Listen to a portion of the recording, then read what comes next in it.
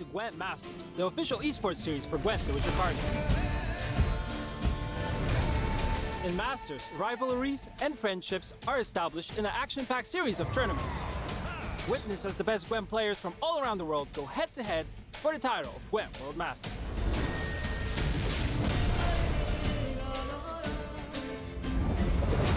GWENT Standard Rank Play is the entry point for all players wishing to join the world of GWENT esports. Each rank season lasts 1 calendar month, and its highest achievable rank is the Pro rank. To remain competitive throughout the seasons, players will need to actively participate in the rank play, reaching Pro rank as well as constantly vary the factions and deck types they use. Every ranked season players will be rewarded with crown points accounting to their achievements during GWENT Masters and its events. Players will receive crown points for placing in the top 200 of the Pro rank at the end of each season, official GWENT Open tournaments organized by CD Projekt Red, licensed GWENT tournaments not organized by CD Projekt Red. You will be able to check how many crown points you have at any time at masters.playgwent.com. There are 3 tiers of official GWENT tournaments. GWENT Online Qualifiers are the entry tier tournaments happening twice a month through the GWENT Masters competitive season. Top 16 and top 64 players in the Pro rank leaderboard of the previous month will compete for spots in the next GWENT Open. The second tournament tier is GWENT Open. There will be a total of 4 open tournaments held throughout the GWENT Masters competitive season. Each of the events taking place every 2 months will feature 8 competitors. Finalists of the 4 online qualifiers from 2 previous ranked seasons. They will battle it out for a share of a prize pool and a spot in World Masters event.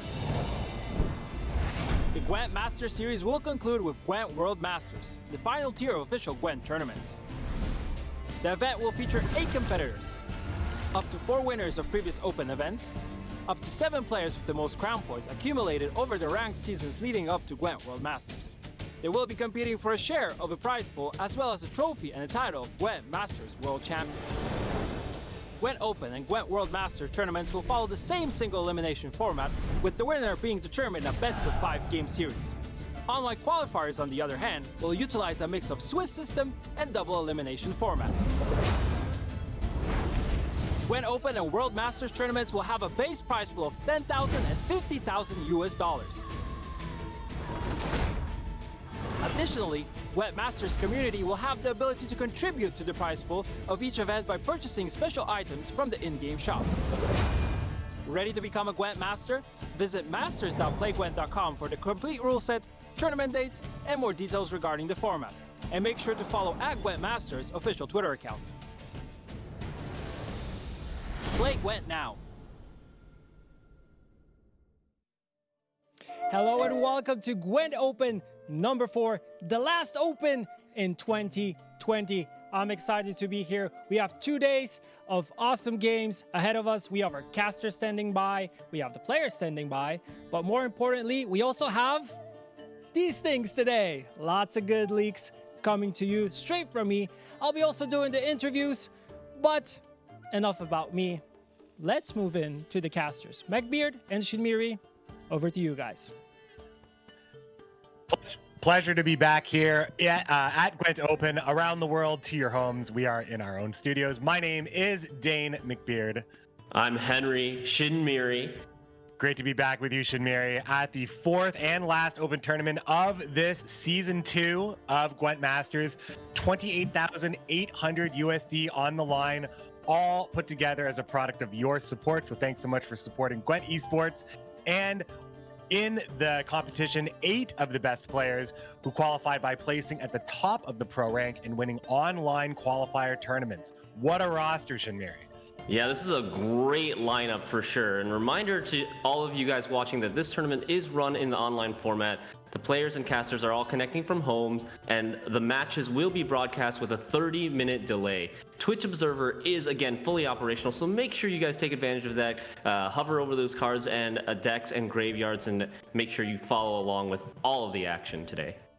Now, before meeting all the players and getting right into the competition, let's remind everybody what's going on in Gwent right now. First of all, Series Journey. It's about to end very soon, and it's high time to make use and make those last push for those big rewards. You can fast travel if you need to, get all the way to level 100 to get all those rewards and beyond. And if you have missed the journey, check it out. This is the journey, the Series Journey that we got to choose today.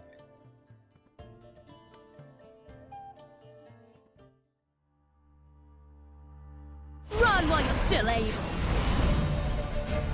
Siri has teleported into the world of Gwent. Over the next few months, by simply playing, players will progress through our journey leveling system.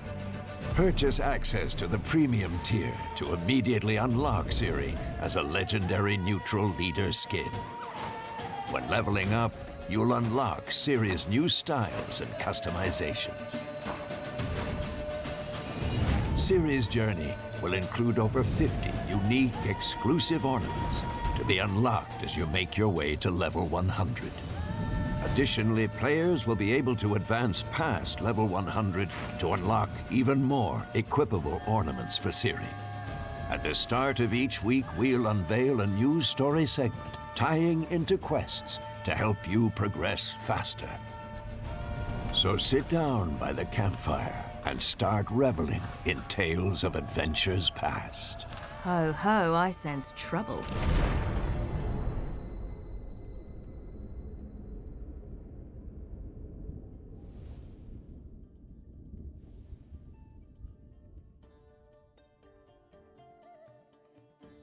And that's the second journey for you guys, Siri. On top of that, don't forget that the autumn sale is currently in progress, so you can take advantage of the offer and get new ultimate kegs or one of the few select ornaments for a discounted price only until October 27th. But that's not all. We have rewards waiting for you on our stream this weekend as well for just watching this Gwent Open number 4 today and tomorrow. If you link your Twitch account with your GOG account, you can get a Carrack Marine unique avatar for watching 4 hours of the tournament, and if you get to 8 hours of total watch time over the 2 days, you'll get 2 ultimate kegs as well. I love that, the Carrack Marine, representing the art director at the moment. Yeah. So following that theme of those who are placed in the cards. Now sure. we have prepared some exciting leaks for you as well that will be scattered along these 2 days. Watch carefully. Something's coming up. Well, I'll let Bridget deal with that. But what we can handle is talking about the 8 players that are going to be part of this competition. And like I said, what a roster. Starting off here is Waslin taking on Demarcation. You know them both, perhaps exactly in this position before. We'll talk about that when we get to the bracket. Laguna and Magpie, some new faces, some old faces. The Challenger 5 winner there, Magpie. Yes, and later on today, we'll have Piable versus Colomon. Piable, one of the new faces of Gwent Open, but he's been around the community for a while. You might already know him. He's been very prolific in Season 2, very consistent ladder player. Colomon, the old veteran from Gwent Beta, back yet again at another Gwent Open. And then Gravesh, also first appearance in Gwent Open. Finally, Wang ID, the veteran as well. He's already gotten 1 Gwent Open title under his belt for Season 2. He's going to be back to see if he can do it a second time. We would love to know what you think about these matchups because they are some interesting ones. There's some narrative. Believe me, we'll talk about the first one. We want to know what you're thinking. Use the hashtag GwentOpen. Reach out to us at GwentMasters or at PlayGwent as well on Twitter. And we want to know who you think's going to win. We want to know what your favorite deck is. And believe me, you will have one. And there will be a lot to pick from. Let's see the brackets. It's going to be quite a day for us. As we usually get to offer to you on a nice Gwent Open weekend. Waslin, Demarcation, Game 1, quarterfinals. Shinmiri, this looks familiar. Yeah, if you guys remember from the previous Gwent Open number 3, these two faced off in the quarterfinals as well, and it was a nail-biting series. Demarcation barely edging out over Waslin 3-2, so we'll see if Waslin can get his revenge this time around. Impetuous Panda and Jagras will be taking the reins as they cast Legudha and Magpie, and it's always a pleasure to cast a good Magpie. So Challenger 5 winner comes back, and his deck lists don't disappoint as well. Payable and Koloman, this is such a cool matchup. Maybe better than quarterfinals deserves. But boy, this is quite a matchup, Shinmiri. Yeah, I think a lot of people will be excited for this one. Payable's first appearance in GWENT Open. This is the TLG versus Team Aretuza yet again. Last Open we saw Cams versus Shaggy. And we're going to see these two represent the two biggest names when it comes to teams in GWENT today. And last but not least, we've got Gravesh versus Wong ID, another first timer at GWENT Open versus the veteran to wrap it up today. And a reminder for you guys how the coin flip works. The first player on the top of the first player will be going first, will be going blue coin 3 out of 5 games, and the second player will be red coin 3 out of 5 games. Get into the conversation and get into the game. If you're just kind of getting involved and you think that this game that involves The Witcher is pretty cool, it is. Check out playgwent.com, download the game, it is free, and of course follow us on social media on Facebook and on Twitter, like I said, at playgwent and at Gwent Masters if you want to follow the competitive scene as well. Let's take a quick look at the prize pools. So GWENT Open starts with a base prize pool of $10,000, and thanks to you guys, to your support for the GWENT esports community in buying the Air Bundle and Jin Pack, we have a total prize pool today of $25,800. So really appreciate all the support you guys give to the community. These players will be coming out with bare minimum $2,475, and then we have quarterfinals match, $500 at stake in each quarterfinal match, and that'll be split determined by how many games each player wins in their series. In the semifinals and finals, we'll have $1,000 at stake for each match, with the winner of the whole tournament taking home a bonus $1,000 and punching their ticket to World Masters Season 2. I mean, I'm loving 2020, right? We got a new qualifier system to get some new faces in. We've got some shakeups that have a really diverse complement of decks as well. Plus, hey, we've got 4 tournaments already, and we got one more coming in Season 2. It's been great for GWENT Esports. These players are making a little bit of extra money thanks to you for supporting GWENT Esports. Speaking of you, we want to know what you think about the matchup right here. We got a little Twitter poll happening. Waslin taking on Demarcation. It's a tough one to call, but it looks like the GWENT Open #2 champion is going to be the one. Now I'm wondering, GWENT Open #1 or #2? Number one. Demarcation number one, yeah. Long ID #2. So they're going to go with that champion pedigree. Waslin also was on the losing side of the same matchup, but I think Waslin's got something to prove. The narrative, there's so much there. The grudge match, the nemesis. I'm all about this, Shinmir. I can't wait to get in there. The rematch. Exactly. There you go. I want to hear what the players have to say about this rematch, or what their mindset is going into this. So we've got some interviews with both Waslin and Demarcation. Take a look, enjoy, and we'll see you on the other side.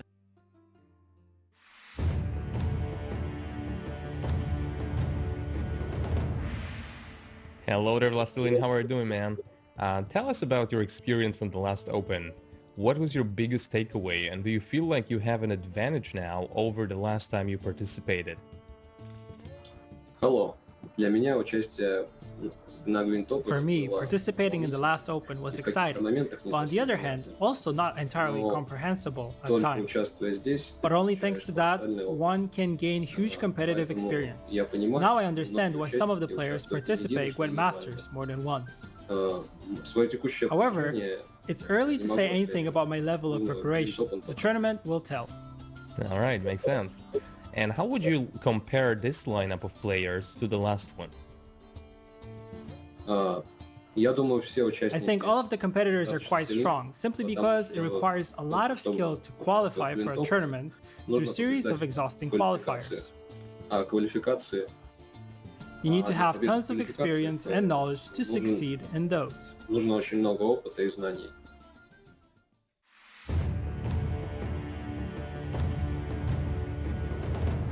Hello and welcome, everyone. Thank you so much, Demarcation, for taking the time for this interview.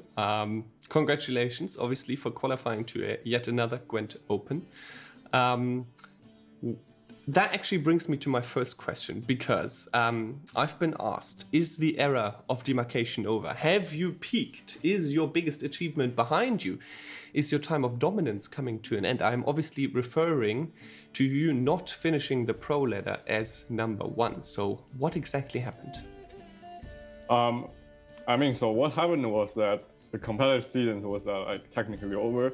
I guess the last season was a competitive season, but for those of the players that doesn't really care about the crown point, so there's no like extra incentive to play.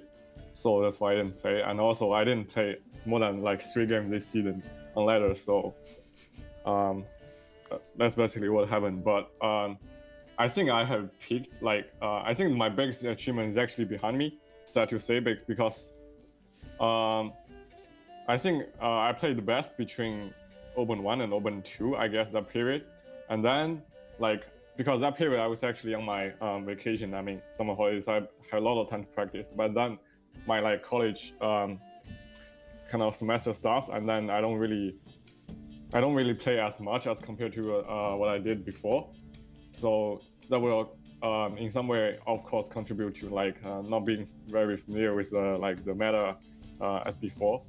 So of course it's really sad thing to say, but I think I have definitely practiced less than I used to before. So yeah. Even before the interview, you told me that you don't think there ever was an era of dominance by demarcation. I think a lot of pros would disagree in that sense. So I think you're a very humble player. So obviously you already got your ticket to the World Masters. So I guess we'll have to see what you can bring to the table. But the next question I've got is actually regarding your name, because it's quite the unusual name, and I would love to hear if there's a story behind that. Yeah, I think I got this question a couple of times in different interviews, and it was just because it's kind of like a vocabulary that I have to remember when I was taking the standardized test. So it doesn't really have anything meaning behind it. I just thought it was a cool name and a cool word to use as a nickname. I didn't really think too much about it, and yeah, so it's just how it's come to be. Yeah, that's cool. Now, outside of Gwent, you said that you had holidays. There was a period where you had more time to play Gwent. Yeah. What other things do you like to do besides Gwent? Do you mean outside of work or Yeah, I guess if work is something you really enjoy, you can also give an insight into what you do. So what I do right now is I'm taking my junior year at college. So because it's a COVID going on, so I mainly just take online courses and stay in my dorm most of the time. But of course, I still have some residential classes where I have to go out. But outside that, I mostly watch Gwent streams. But recently, I also play Gwent, and a couple months before, Gwent almost took the entirety of my casual times, because there's competitive season going on, I need to grind for ladder. But these 2 months there was no competitive season, so I have more time to do other things. So watch some TV shows and then other stuff, and prepare a bit. I usually right now I'm preparing mainly but playing 2 accounts against each other. I don't really play ladder because I think you can find the match you want to practice on ladder, so it's kind of a waste of time. So that's what I usually do right now. And also, of course, I watch some other pro players playing Gwent. Yeah. That's actually quite the interesting insight, because if I remember correctly, I think Coleman was also one of the players, and I think Tailbot, that mainly practice by playing against themselves, practicing specific matchups and having more control over the flow of the game to, I guess, test or train different parts of the game. So yeah, thank you so much for that insight. Good luck in your future games, and hope to speak to you soon.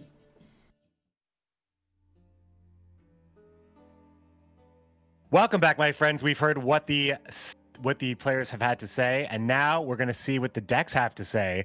Let's take a look at the decks that these players are bringing. And like we said, to Shamiri, we didn't talk too long ago on the Commander's Horn podcast, and you made the prediction that this might be the most diverse Open yet. And we're going to see at least the selection from these first two players, and it's looking pretty diverse. First of all, we're starting off with Mobilization, Cursed Realms, Control Revenants. This is looking really great. Congregate, Swarmin, Fire Swarm. This is going to be also a new addition to the Open scene. Nature's Gift, Symbiosis, proving very strong, a very strong pick for Scoia'tael, and Overwhelming Hunger, aka Overwhelming Points. Here he comes in with Higher Detlaf, Higher Vampire, and some good old Succubus stuff as well. Yeah, I like this lineup from Losslyn. Nice variety of decks.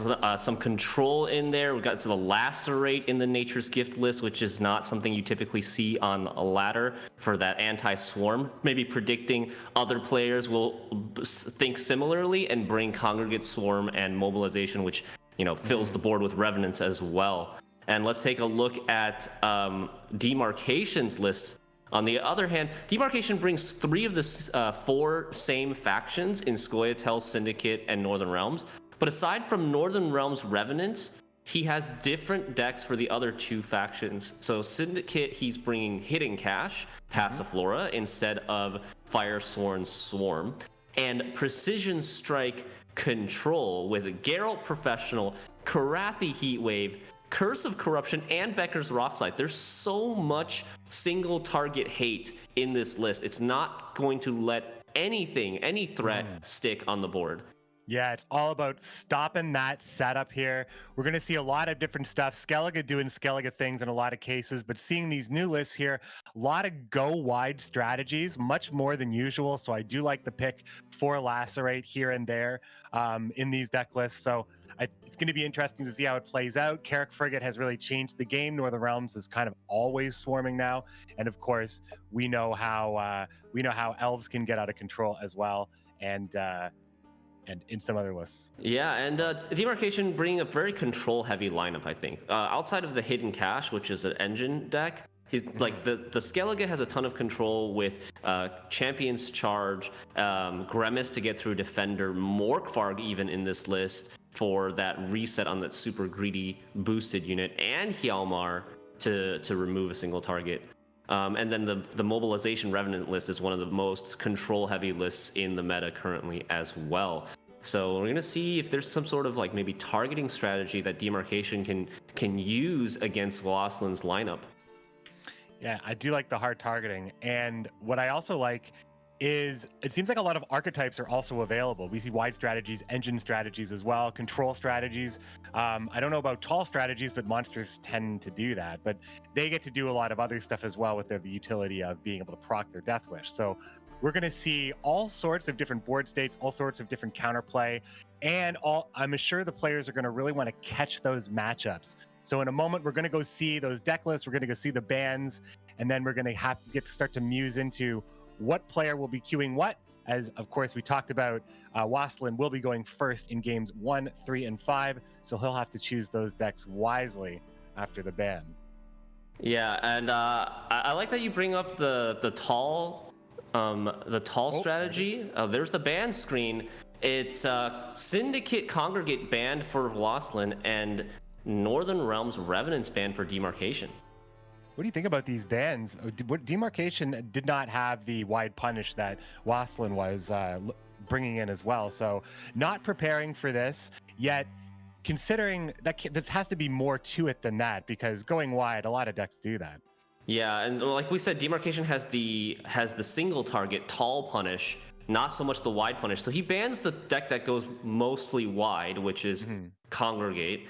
And he's looking to target that Symbiosis Nature's Gift deck that does tend to go tall in its Hamadryads with its Shaping Nature and its Herald Gourd, those sort of things. So yeah, for the last couple months, the meta on ladder has been super greedy and super tall, and we've seen these tournament lists been evolving to kind of punish that. A lot of Heat Waves, a lot of Curse of Corruption, Becker's Rockslide, these sort of cards, and even like Geralt of Rivia's and Geralt Professionals.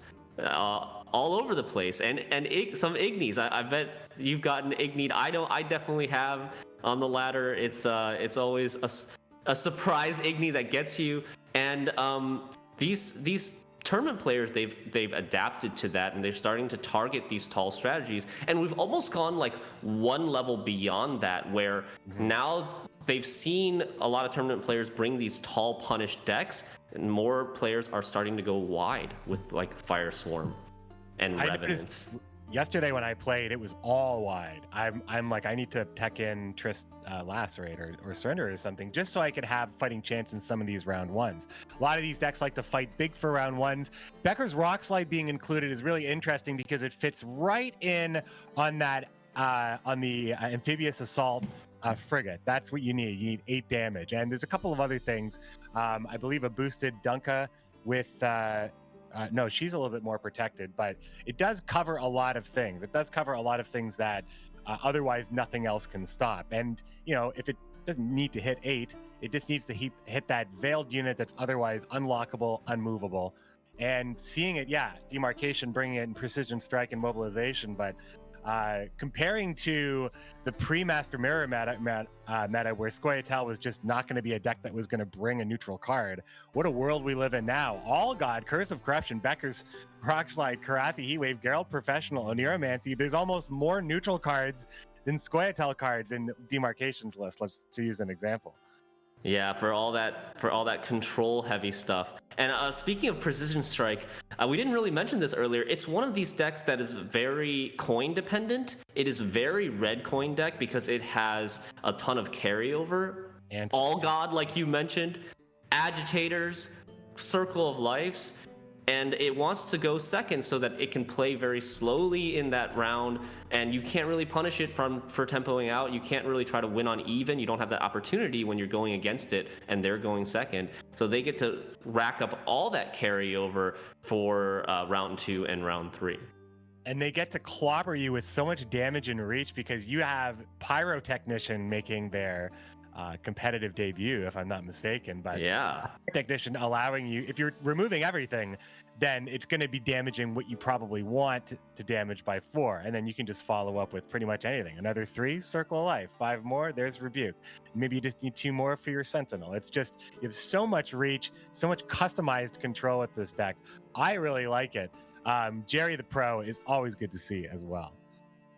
Yeah, one thing that can happen though is with the Precision Strike deck is that the leader charges can get stretched a bit thin through Geralt Professional, and you need the Brocklon Sentinel Death Wish as well. Some versions are even running Shiru.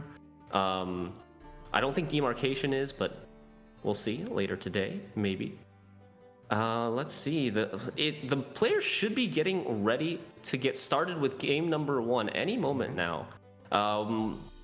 So Losslyn on blue coin and Demarcation on red. Yeah, so I'm trying to think what he's likely to bring on blue coin. Well, let's assume that you were right about Precision Strike saying it was a red deck. Demarcation will have 3 tries with it. He probably wants to use those. So if we can assume that Scoia'tael's coming in, we would want to counter that on Losslyn's side. That's true, and looks like actually game number 1 is getting started right now. Here we go. Here we go. It's going to be Monsters versus Skellige. Not at all what I was going to predict. I am ready for this. This is going to be a great series and a great tournament. These players are going to give us a good show, and they are waiting. Grudge match, like we said. The narrative. Yeah, and we have Overwhelming Hunger Non-Devotion. This deck has points, man. McBeard, you were saying this earlier. It's points, points, points. And a lot of proactive points, a decent amount of control as well with the Maruna, with the Heat Wave, and I believe Geralt of Rivia in this deck as well. Yeah, it's a very, very point-heavy deck, and it has a lot of... in a lot of ways, many of the points are risk-free. You want to play Gurn, you can play it early, still have a high investment of points to deal with it, to deal with the strength, and ultimately helps Azrael. It's a great card to play early. Losslyn does have that play. And then you have things like Maruna. You can play it surgically. You know exactly what you're going to take in some cases. Dettlaff, if you just need points, just add 5, add 7, add 7. It's you know, as a player, probably my least favorite part about the deck, but having a Death Wish supportive leader is fantastic, especially when you can do new things with the Harpies. I don't think he's running Harpies. Watson is not running that, but it is just another it's another little bonus that you have when you just need to, you know, crack an egg for breakfast here. It's early, especially for you and I. It's early here. Yeah, and it Watson... is going to be eager and lead off to be, you know, that 9 points of answer and that carryover in a way.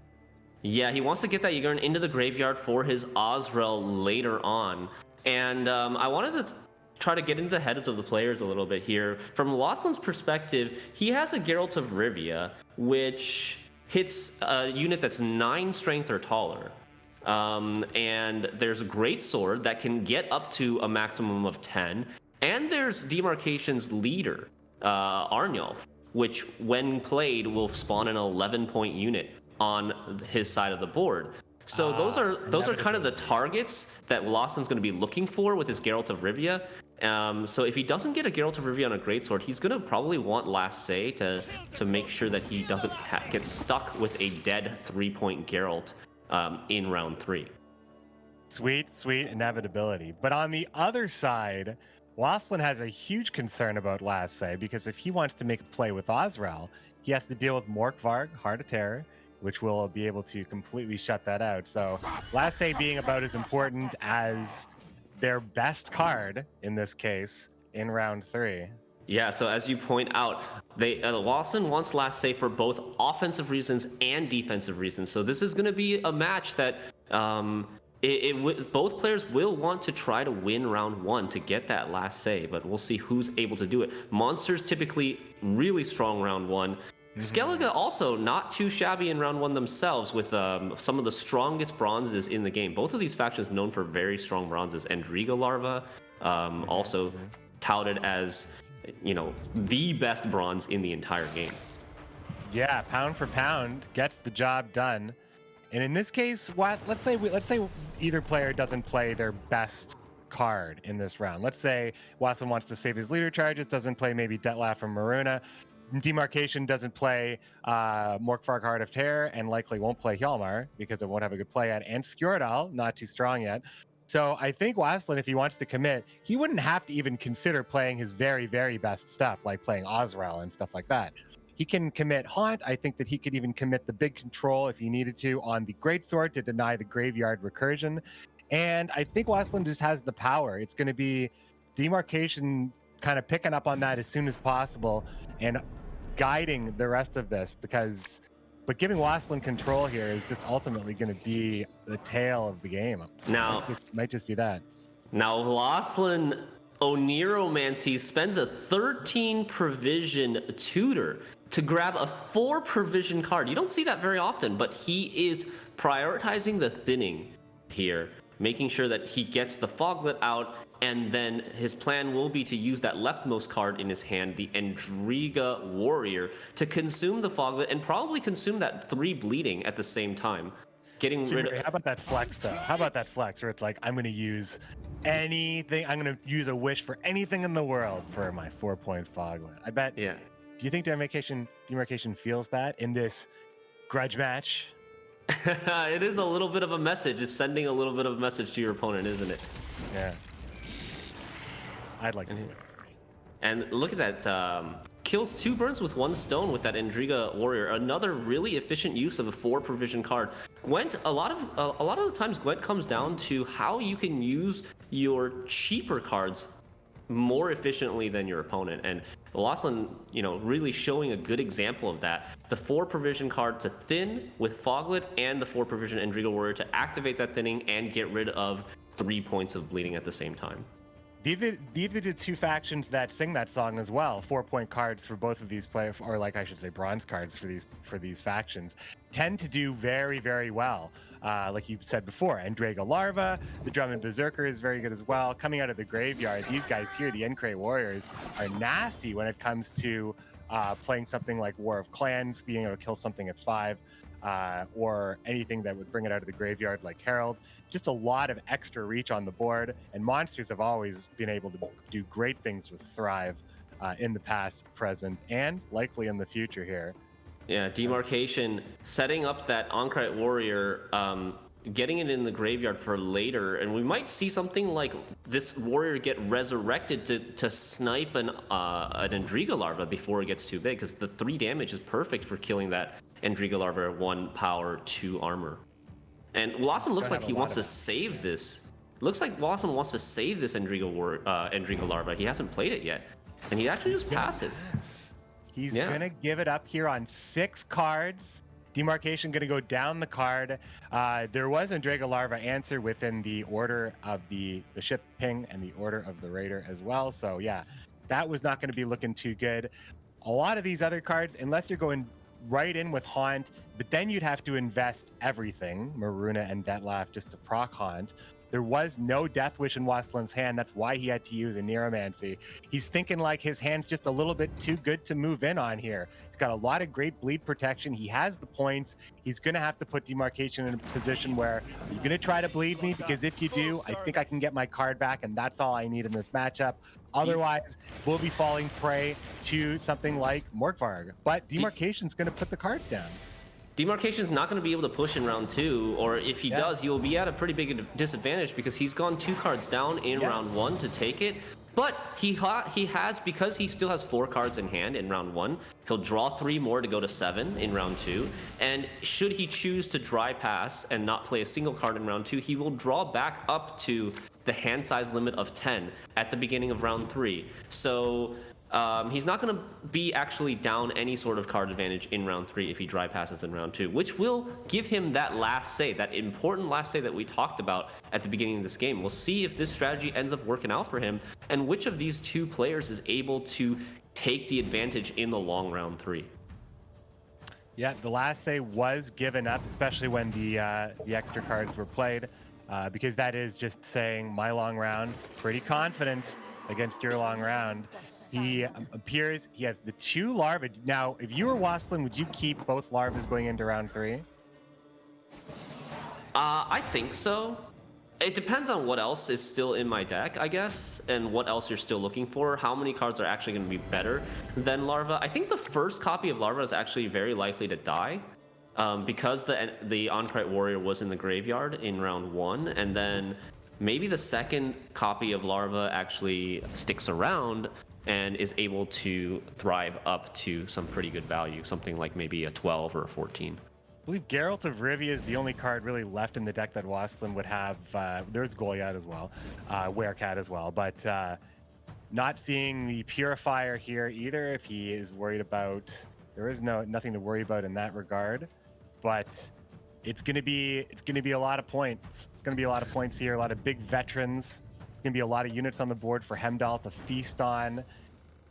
Yeah, well, Wassland does decide to keep both larvas, and we see Demarcation top decking into that War of Clans, which is going to be pretty useful, I imagine, in about a second here. And the Geralt of Rivia, as you mentioned, that gold is in Wassland's deck, and we talked about this, like Geralt of Rivia could be a liability, and this is the best setup Wassland can do. Keep Geralt in the deck, and if Demarcation gives him the opportunity to get a Geralt, like for example by playing his Patricidal Fury leader early before last say, then Wassland has the option but not the obligation to get that Geralt out, and so he can take advantage of it and be a big 14-point play, but he isn't going to be stuck with it if he doesn't get the chance to get a tall target.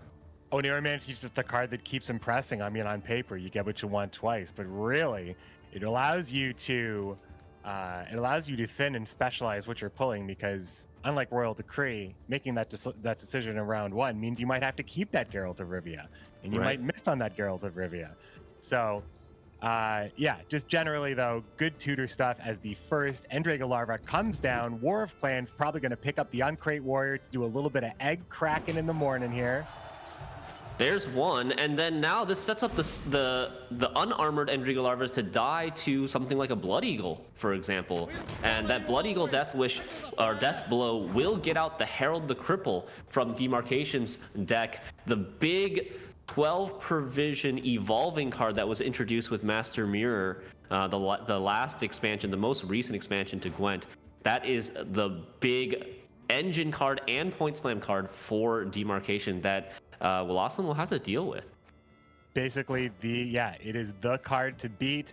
Wallaceland has a big pile of points. He's going to go for the third larva. That is one unprotected larva and two, one's probably going to grow. And then he has Haunt to start picking up the board a bit. Death Wish plays in Maruna and Goliath. Point plays in Detlef, and probably one of the leaders spent on Maruna if necessary. But the board's already starting to get cluttered in that regard. He might have to just take that 3-point and crate. It is random. Units under 4 power. Here comes Herald. And this is why Skellige is so powerful in a long round 3. All their veteran units are 1 or 2 power stronger because it's a later round because of that veteran mechanic. And Herald the Cripple is such a threatening engine in round 3 due to all the warriors that you play in this deck. Raid, pillage, plunder, full service for the Endrigo larva. Now needing to get some points here, but that's just going to be a quick extermination of that raider. That was a heat wave onto a raider. That was indeed what I almost didn't even, because it didn't really show the execution of it. I almost I missed what it was there. That was the heat wave. What do you think about that play? How deadly was that extra reach of damage from the raider there?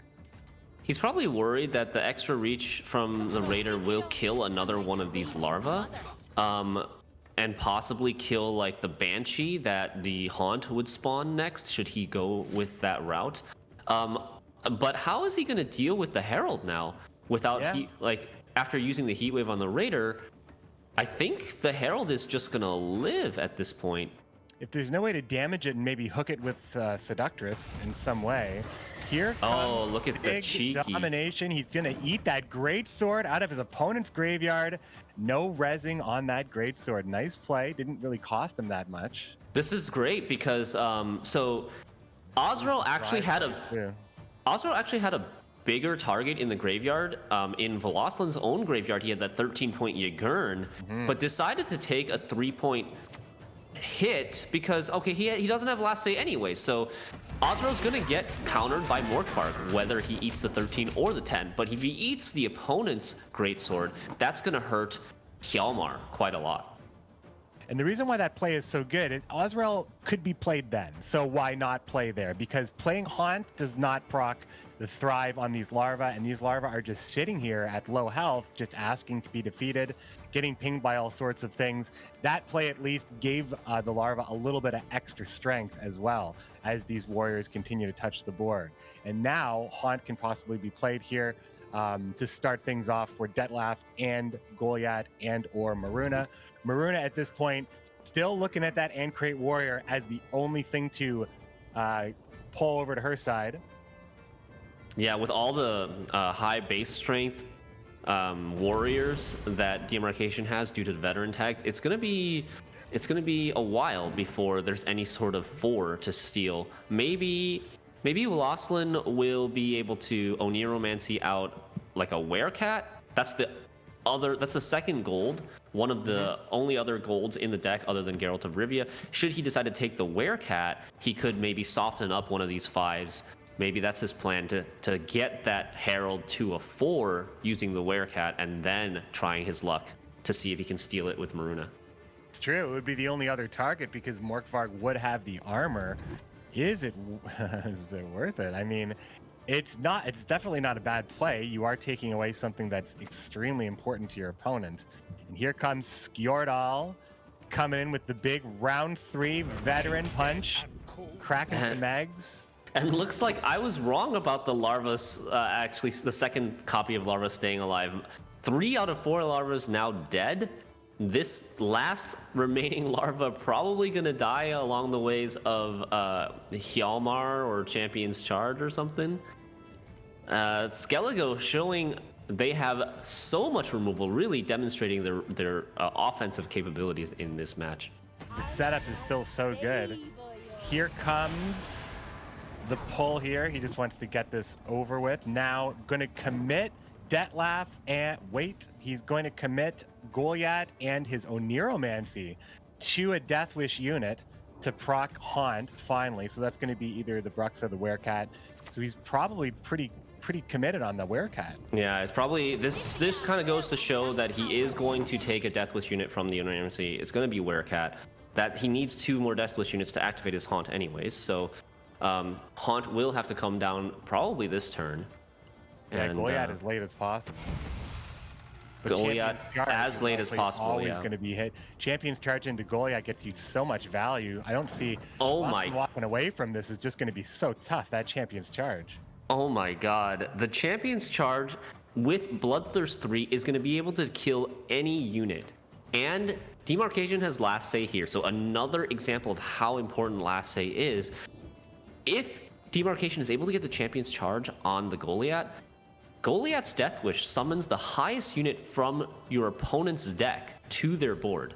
And if we look, you know what that is? If we look in Demarcation's deck, it's a 10 strength greatsword.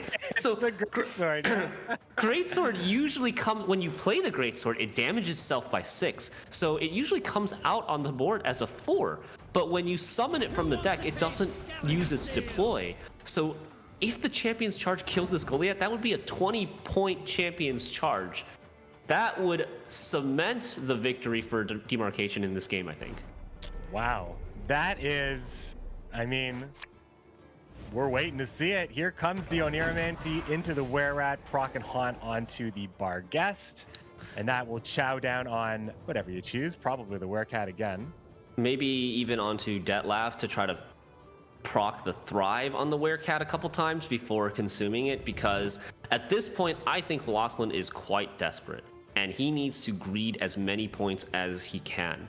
A lot of times, when it gets closer to the end of a game, you need to evaluate how desperate you are.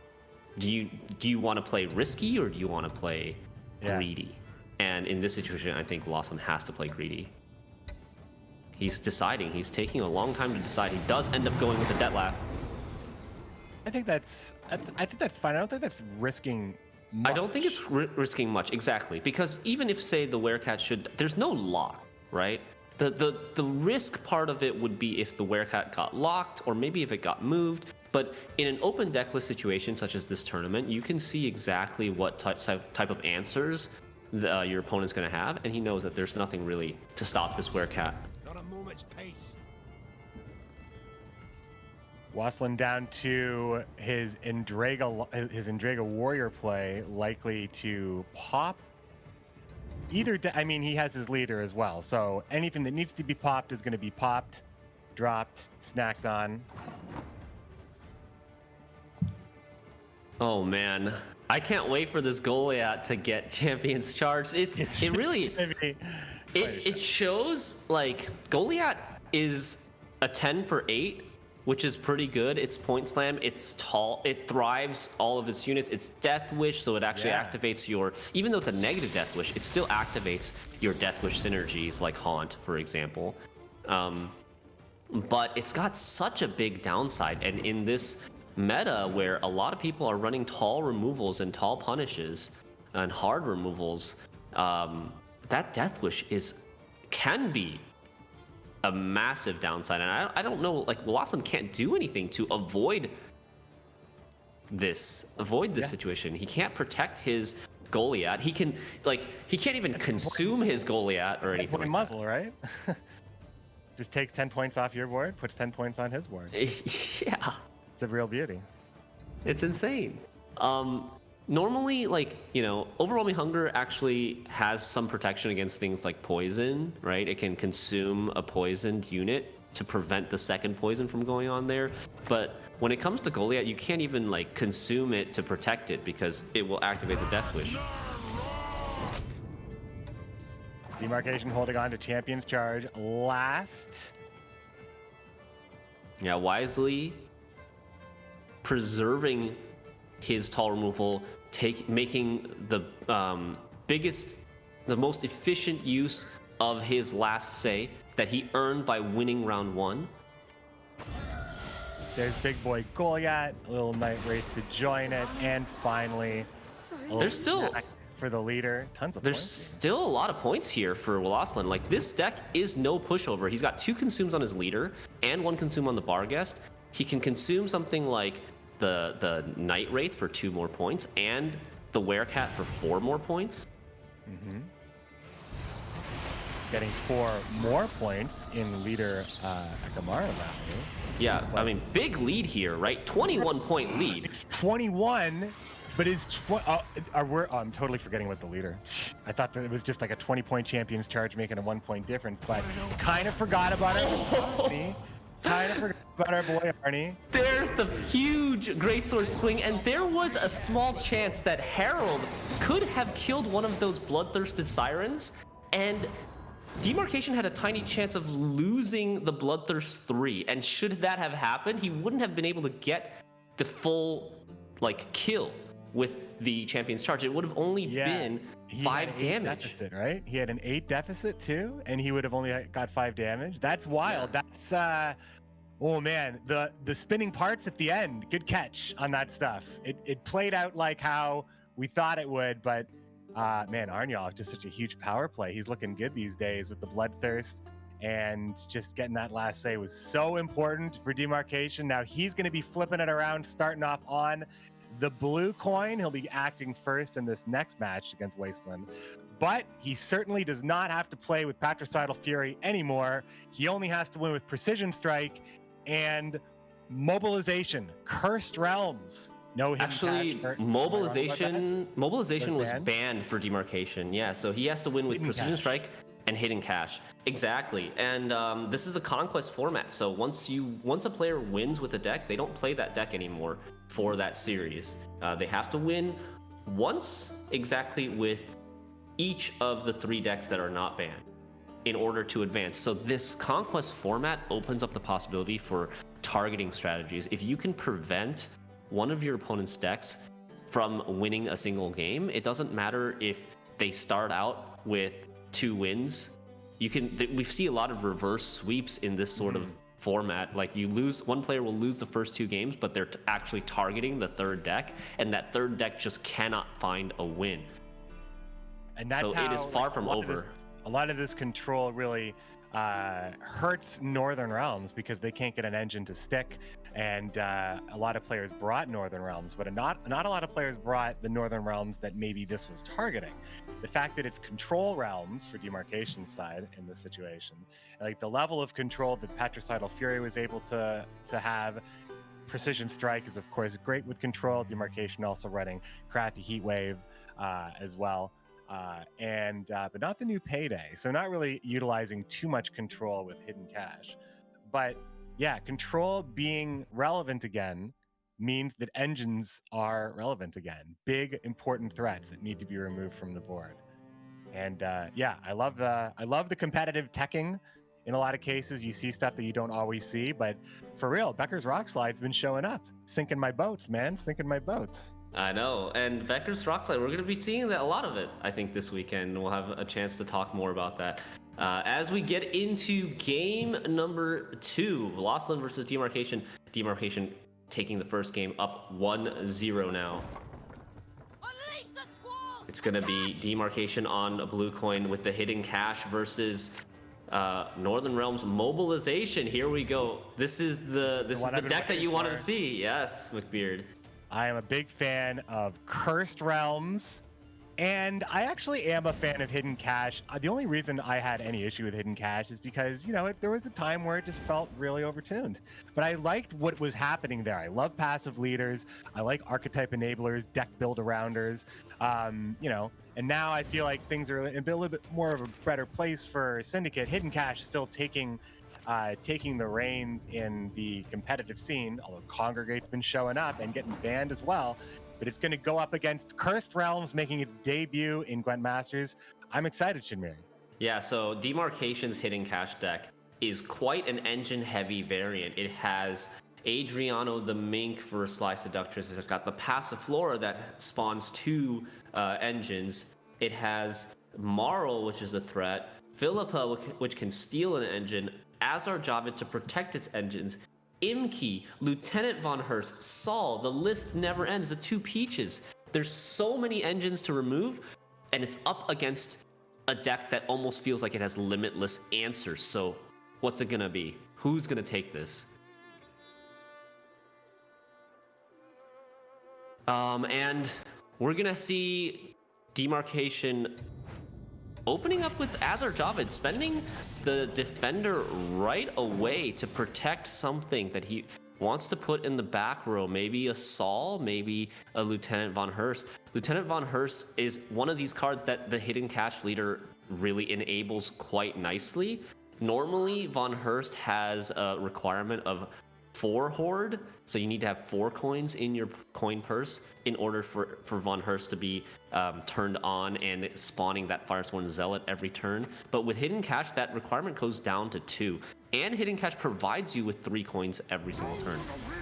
And look at this, Walaslan immediately responds with the Forbidden Magic, getting that Death's Blow 2 on that Scarab, not only answering one of the defenders, but also spawning that Revenant, trying to set up a situation where he can maybe copy this Revenant over and over and over again. But this 6-point defender, 6-point Scarab with 1 armor is going to be pretty problematic and getting in the way of that.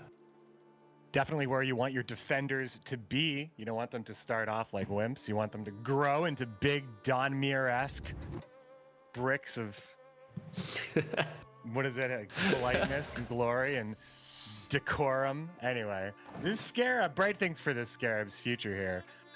But it is going to have to deal with the control that's going to be coming in from Walaslan. Yeah, and the nice thing about this response from Demarcation, using the Poison Fist tech, not really putting another unit that's vulnerable on the board, it means that this Kedweni Revenant isn't going to be able to copy itself this turn, and he'll have a chance to finish the poison. Demarcation will have a chance to finish the poison and use a normally 2-turn combo to kill this Revenant. And normally 2-turn combo to kill a Revenant, it's too slow. They're going to be able to copy themselves. But in this particular situation, you are able to take advantage of that. The Archer coming down, offering what this deck is really great for, a rain of pings to bring everything in range to whatever you need it for. Boiling Oil, Forbidden Magic, and such. But there goes Revenant number 1. We still see some more potential Revenants. You do have to deal with the Scarab. The Scarab is going to help Demarcation a lot. Demarcation looks like he maybe isn't, I don't know, maybe I'm just reading body language here. I tend to do that. He looks concerned with that play, perhaps. I mean, that was just the removal of 1 Revenant. Is it possible that he was thinking it could have been for better, or maybe I'm just overreading? I think he was deciding on whether he wants to leader this turn or not, because using the Hidden Cash leader gives him 3 coins and gets him to Horde 7, which brings out the Flying Redanian. And Syndicate is a very difficult faction to pilot. It's the most difficult faction, in fact, because of all these things like coin considerations, making sure not to over profit, making sure you have a good balance of spenders to use the coins that you're able to accumulate, and a lot of planning ahead required. So I think Demarcation was just kind of in the zone, making sure he's considered everything and thinking about, does he want to continue pushing this round, or does he want to pass? It is his first opportunity to pass at 7 cards. The Archers are ready. Nothing is safe at this point. There's so many things that are going to come in, and there are no defenses left here. The Boiling Oil is going to take care of the defender, and then the Redanian Archers will be able to put anything within Forbidden Fury range, and at that point 2 Revenants can be set up, and more charges each turn. Demarcation is going to believe in Von Hurst. Yeah, Von Hurst here on a very crowded row as well. That's the thing, right? He needs to play the Von Hurst in the range row to keep it protected behind the Scarab, so it doesn't die to a Boiling Oil immediately or die to like these Archer pings. But there's not much space for the zealots to keep spawning. One Here silver comes... Oh, go ahead. One silver lining is that Lawson will be removing units from Demarcation's side. He's going to have to kill the Scarab before he can get to the Von Hurst, so that will be one unit out of the way. Once he gets to that Scarab, which he will get with the Forbidden Magic if he wants to, then it's just one Redanian Archer Arrow, and then you can proc the Revenant. One Archer Arrow, and you can proc the Revenant. And you can do it on all of these Zealots that are coming from Von Hurst. I think this is starting to turn very strongly into Weston's favor. Yeah, the longer this round goes, I think... And here comes Saul. I mean, Demarcation is able to set up a couple engines here. So now Lawson needs to... Is he trying to draw out a heat wave or something? Or have we Could seen be. a wave on... Could be. There is a heat wave in Lawson's deck, but he doesn't have it right now, and he also doesn't have the Oniromancy to get access to it. Nor does he have the Curse of Corruption, which would be a great answer to the Saul. So this is actually, you know, the best time for Demarcation to play Saul, to play his super tall unit in round 1. In case Lawson hasn't drawn any of the answers yet. If he tries to stick the Saul later, it's super likely that Lawson will have an answer. You could make an argument that he also missed Falibor because he's a great answer to Azar. That's true. So Waslin's deck should just be full of gas right now. Great gold cards to be drawn. He did get a Dahlia, but yeah, it was a lot of bronze. But that's what's really awesome about Northern Realms right now. I think you can really build some interesting bronze cores because the bronze can do a lot of work with you. You have a lot of cards that care about bronzes, like Amphibious Assault and a Dahlia, and you can really kind of change around what you choose to do with those cards and how you want to shield them with Shield Wall, zeal them with Inspired Zeal. I just really think that Northern Realms card pool is really cool, especially when we get to see a deck like this from Waslin and Demarcation show up in the Gwent Open. Yeah, Lawson last turn chose to play the Ronvid, investing in future rounds. Ronvid is a card that will come back in round 2 and round 3 from the graveyard. Every time you play a soldier, he comes back in the form of a 1 strength soldier as well. So great cannon fodder for the Revenants. If you don't have anything on your opponent's side of the board to death blow for 1 damage, you can just keep killing Ronvid over and over. He'll take that abuse. He doesn't mind. Well, he'll definitely take the abuse. He might not. But you know, he's such a good worker. You just, if he minds, you don't know. He just, you know, he's just exemplary worker. Boiling oil coming down here. Finally, this row is ready for feasting, and we're seeing these, we're seeing the Firesworn getting plucked off by the archers, turned into ghosts. Demarcation passes here. 10-point lead, and this Saul will continue to grow by another 3. There's no answer to the Saul. But he reads it. He's like, you don't have Heatwave. I feel like Saul wouldn't have even gotten to be this much of a problem if you had Heatwave. But still, he's able to get this within points here? I don't think so.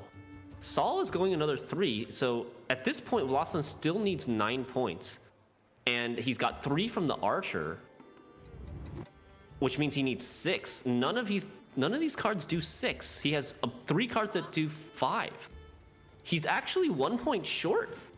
Oh man, this is a tough spot. An amazing pass, an amazing read from Demarcation, really just saying, I really don't think, after you played that Boiling Oil and I played Saul, that you have anything that can do this. Now also, he's also saying you don't have Becker's Rock Slide either, which he also doesn't have.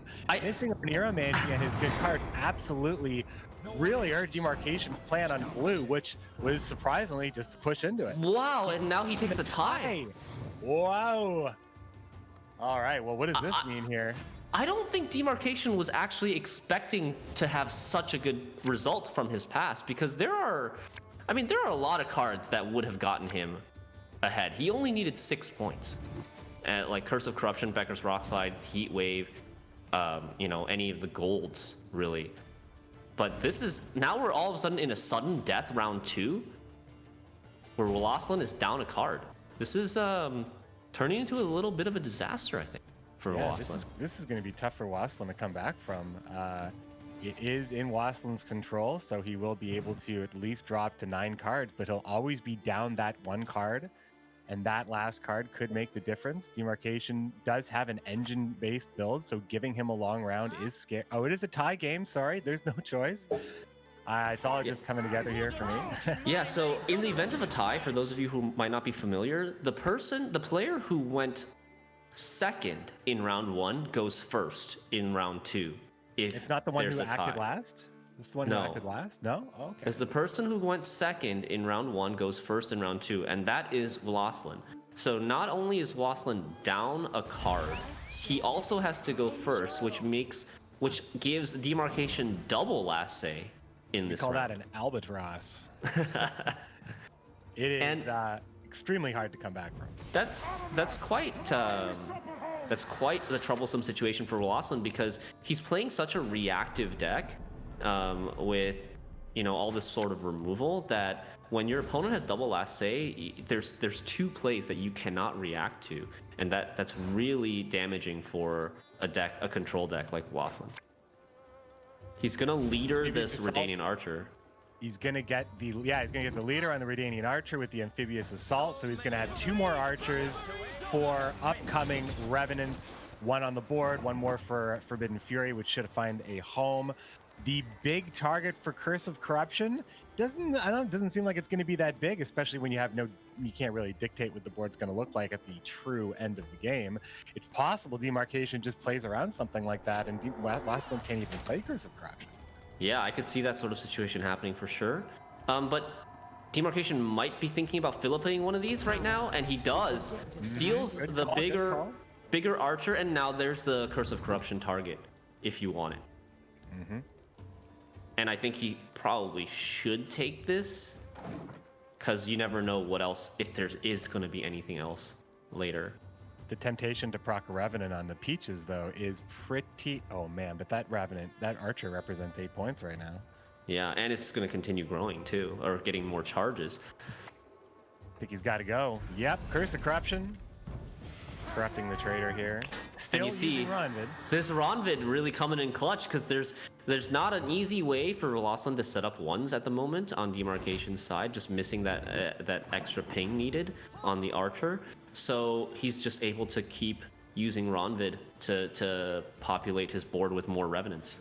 But very, very weak bronze hand for Vlaslin.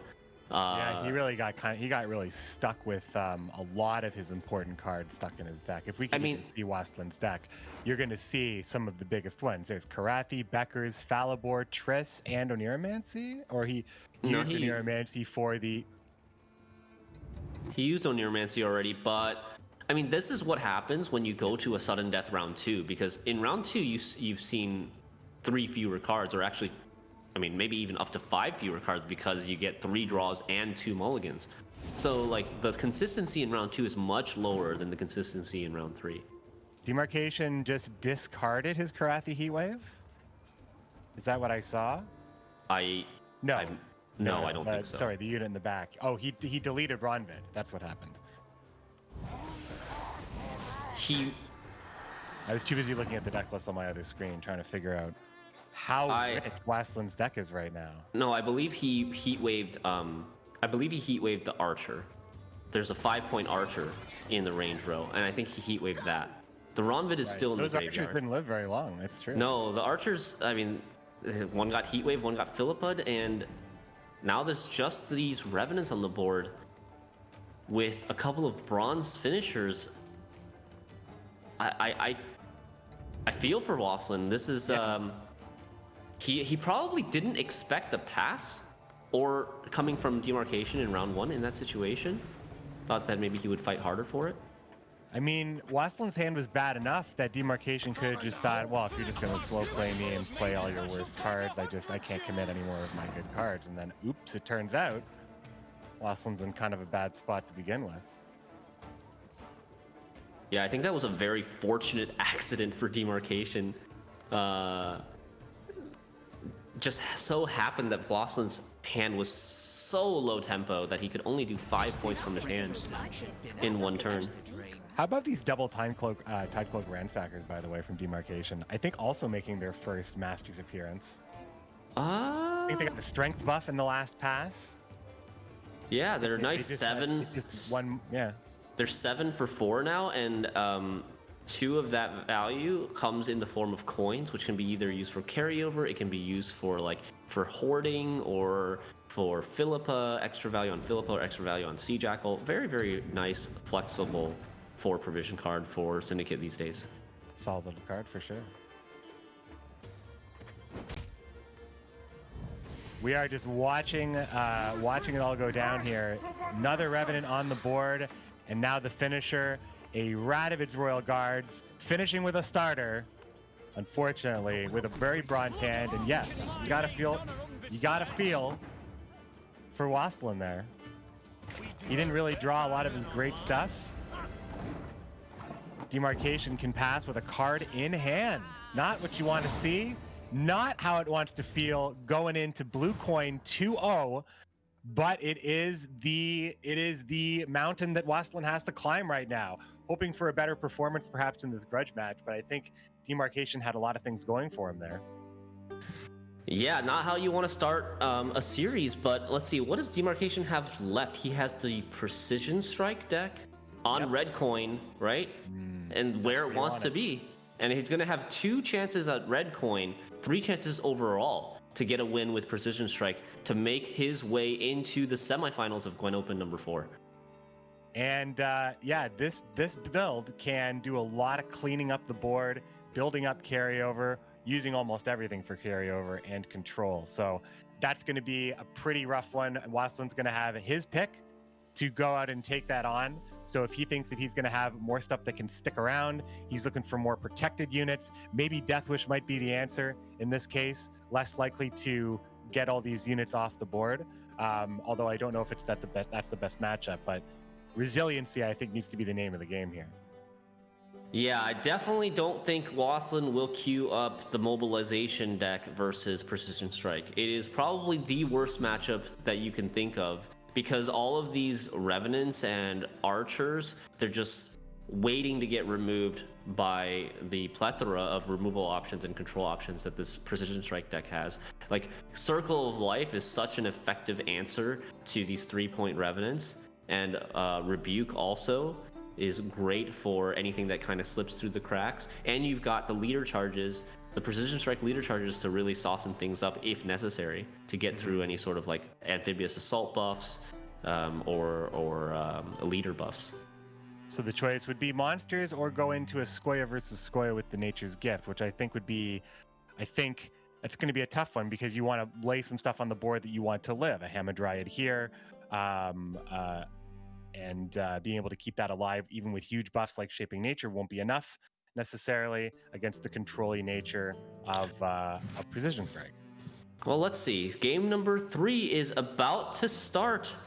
This could be Waslin's last stand. Okay, he does queue up the Overwhelming Hunger list. I think this is the best choice because, outside of like heat waving getting his scenario heat waved, most of his Death Wish units, like if they get killed, they're still activating their Death Wish. They're still getting their Death Wish value. So same with the Plumards. They put the bleed on the opponent's side of the board. Even if they go down, the bleed will tick a little bit.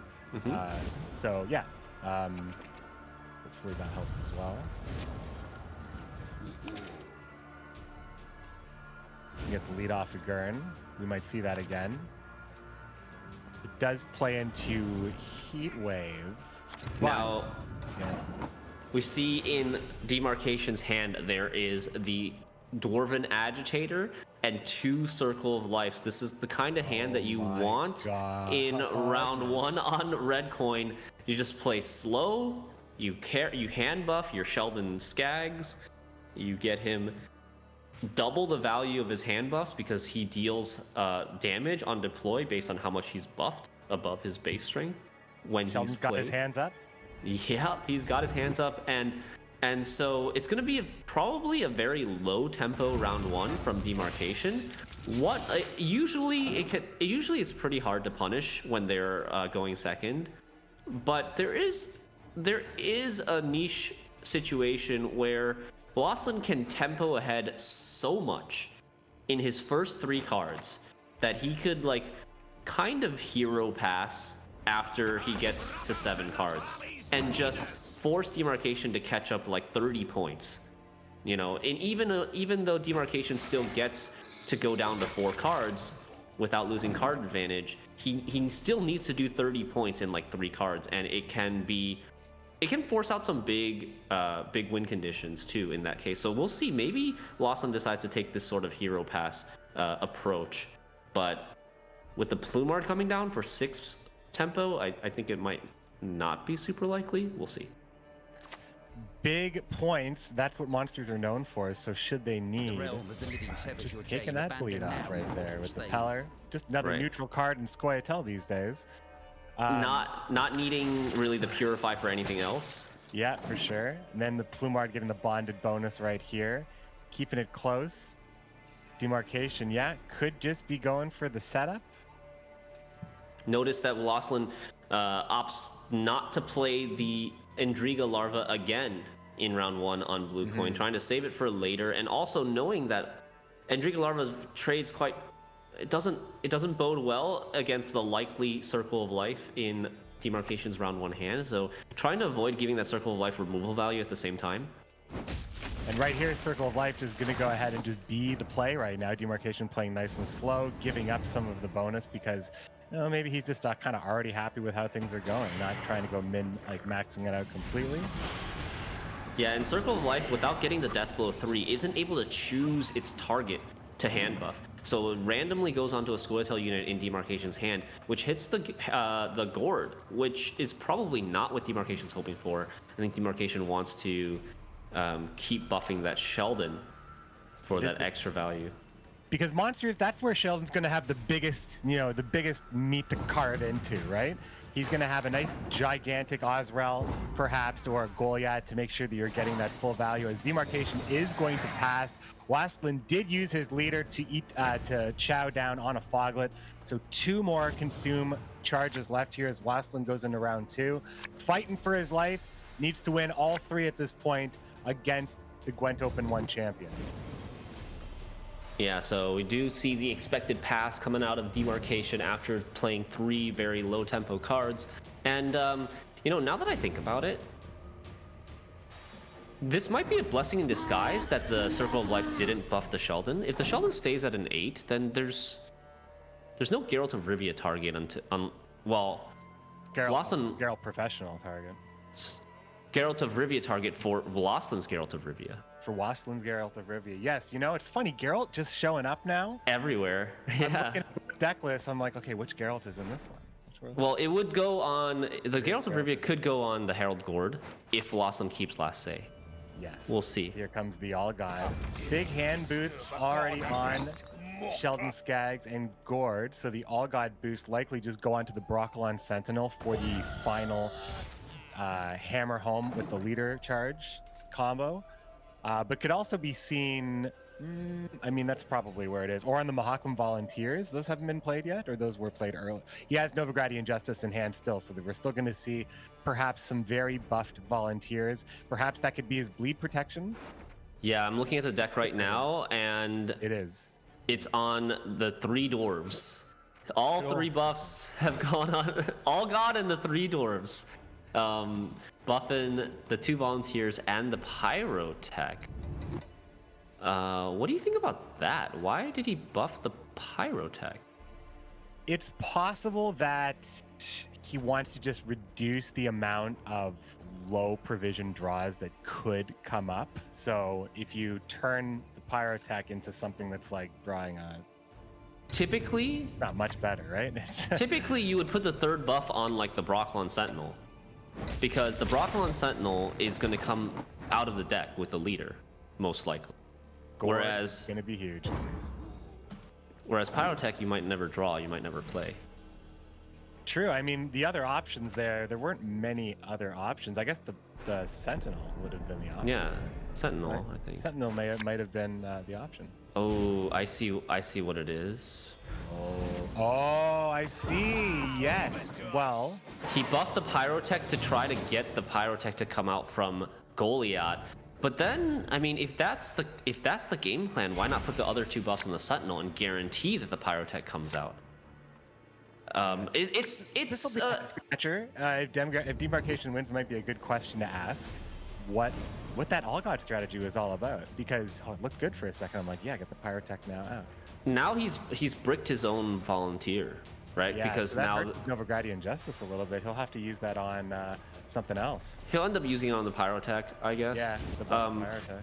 But ooh, and draws into that dead Brocklon Sentinel. Ooh, these are not good. It's a 0-point card. We're drawing that because you're assuming that it should come out from your leader once you use all your leader charges and get that death blow too.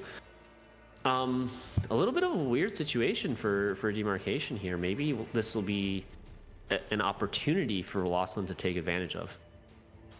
Yeah, And this is going to... So let's think about how can Demarcation make the best use of his leader that doesn't involve the bodies of Broccolon. Like, he can use it... In this case, he can use his pings far more aggressively. He can use it to maybe take out one of the larvas. Now he's got the Pyrotech on board, so a larva will die if a larva is played. But it could end up being a big kill, but I don't see the major target that it would help with necessarily. You got Beckers already, so there's not a lot of stuff that's more dangerous than that. Probably just using the leader charge to either kill a larva to help kill a larva early, or to use it to set up Geralt Professional, because he still has that Oniromancy into either a Professional or a Heat Wave. I mean, 2 plays of larva is a lot to deal with. There's a lot to deal with here. We've seen Demarcation deal with it with finesse before, but having that Sentinel in hand. I mean, if he plays a leader charge and then the Sentinel to kill it, he can use his other 2 leader. I mean, he has a Pyrotech. Another Sentinel to kill it. He'd be able to kill both with the leader and the Sentinel in hand. He can kill both easily here because he has the Pyrotech on the board already. And he can just click the Pyrotech to guarantee 1 dies, and then do something else like this, like Force Protector into Circle of Life. And he still has the ability to save his leader for that second copy of Larva. So the situation that I just mentioned could happen here. Exactly. Could be the cleanup. Yeah, 3 pings on 1 Larva. Brocklon Sentinel, the other one from leader, and then play the Brocklon Sentinel from hand. Just kills both of them pretty cleanly. Overkills one by 1 damage, but then gets the last Brocklon Sentinel out of your deck. Best case and worst case scenario here, and I think that Losslyn or Demarcation's hand is probably in the better state. It's really only missing Geralt Professional, I suppose, to be as good as it can be. Outside of this little bit here. Okay, so Demarcation decides to not commit all of his leader charges quite yet, and just to wait, kill only 1 of the larvae, save the last 2 leader charges, and if he wants to, he can still kill this next turn. And maybe he wants to save it to give himself the flexibility of playing something like Geralt Professional. Yeah, that would be it. You keep those pings, you have Oniromancy. That would be the best use of it for sure. Having all these little units on the board early on here is good because it clogs up Maruna for a high value, but it does make Werecat tastier and tastier by the moment. Werecat's probably going to see a good amount of value here just because, there's not enough shields.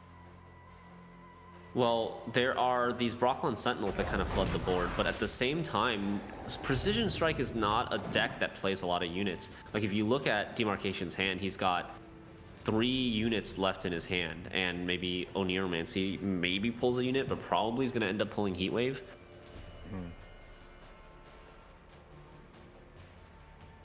I like seeing these decks at this level. Overwhelming Hunger has been around for a bit, but this Precision Strike work with All God, it's good. It seems like you can miss a little bit, right? It is a little draw dependent. It's more draw dependent than most decks I have found. True, it is draw dependent. You really want Sheldon Skaggs in hand early so that you can buff it with all those hand buff cards, and also it's coin dependent. It really wants red coin. Blue coin can it can suffer quite a bit on blue coin against decks that can tempo out against it. Yeah, because it doesn't really make a lot of points while it's trying to make a lot of carryover. Exactly. And here comes the final solution here. It's going to be to kill the larva. So ultimately, it all did come together to break those eggs. Man, these the best bronze in the game is not having a great showing this tournament so far. Against Skellige, I think 3 out of the 4 larvae died, or maybe even the 4th one eventually died. And here, all 4 have died as well. So do you think that the choice to keep, because Westland's been opening up with like Gurn and Riders, do you think that opening up with Larva would have been a better option? I think with one of these games? Against the Skellige game, I would say yes, or maybe. Against this Scoia'tael game, probably not, because of the it just gives a death blow to the Circle of Life right away and allows it to remove one. That would have been, yeah. I think maybe it helps him win round 1 against the Skellige. We saw how important Last Say was in that matchup. Oh, Neuromancy is going to go for the Heat Wave here, which means that Geralt would no longer... Well, now the leader's been spent, so you could say that, you know, you wouldn't want to use Geralt necessarily. Skags is going to clean up whatever Geralt would ultimately kill, so that's probably worthwhile to get that Heat Wave for the Haunt. Yep. Takes a lot of points from Westland, and it's not looking like he has a lot more. Westland is at least going to hit Skags with Geralt, or Gord. Gord, probably. So that's going to be a big swing as well. Let's check the deck here for Westland's Oniromancy. Looks like it's going to be maybe a Consume if he needs an extra Consume. He's just got a lot of bronze cards in there. Yeah, it's going to be Andraga Warrior. Or points. 6 points, maybe. This Maruna is looking really sad. Yeah, Maruna's got a lot of things that... But he's going to try to get the strong guys, but, you know, the weak ones are going to get over there. Lawson can clean up these ones at least by consuming the Werecat first before consuming the Maruna. It'll clean up the ones. It'll give him maybe another 4, or his only 4 now that the Pyrotech has gotten tempering. Yeah, that's right. That's good. Great choice of target by Demarcation, I think, because, you know, he might have activated Geralt of Rivia, but Geralt of Rivia is going to get value. Eventually, anyways. Yeah. No fear there. Yeah, this could just be leader. Yeah, Maruna leader. Or no, I thought it was going to be leader, Werecat, leader, Maruna. You know something interesting here? Demarcation might actually just rebuke the Maruna early, because you can predict that, okay, the Lawson's plan is going to be consuming the Werecat and clean up these ones first, and that's exactly what he does. And look, it pays off. The probability. Yeah, because he wanted to have more control. That's why I was thinking maybe leader. You have more control right there, but Demarcation, yeah, why not? That's a good play. That's a great play. You know, forcing the Maruna to take her Death Wish now rather than later in a situation where Velocilin gets better odds. Waslin looking at the next choice, going to be Osrel probably. He's looking for a nice big Gurn to stack down on 14 big points plus the Thrive. Another reason Waslin maybe didn't want to proc that Werecat, could just still be worth more points. Waslin wants to play greedy, knowing he probably needs to play greedy. He knows he's going to be dealing with at least 2 massive cards, and whatever the last card would be, in this case, Pecker's Rock Slide. So I think all the information is there for Waslin. I think he knows what's coming. He just doesn't know where the buffs are. Yeah, but he has to be able to guess that a lot of them are on Shelton, as you know, Demarcation got to choose quite a few of his hand buff targets. He didn't get to choose 2 of them, actually. Those were the 2 that ended up on Sheldon. The 2 circles that had random. On Gord, yeah. Yeah. And look at the sad Oniromancy. I mean, on the other hand, Velocin drew all of his golds, but now he's drawing. He's tutoring a bronze, using it to.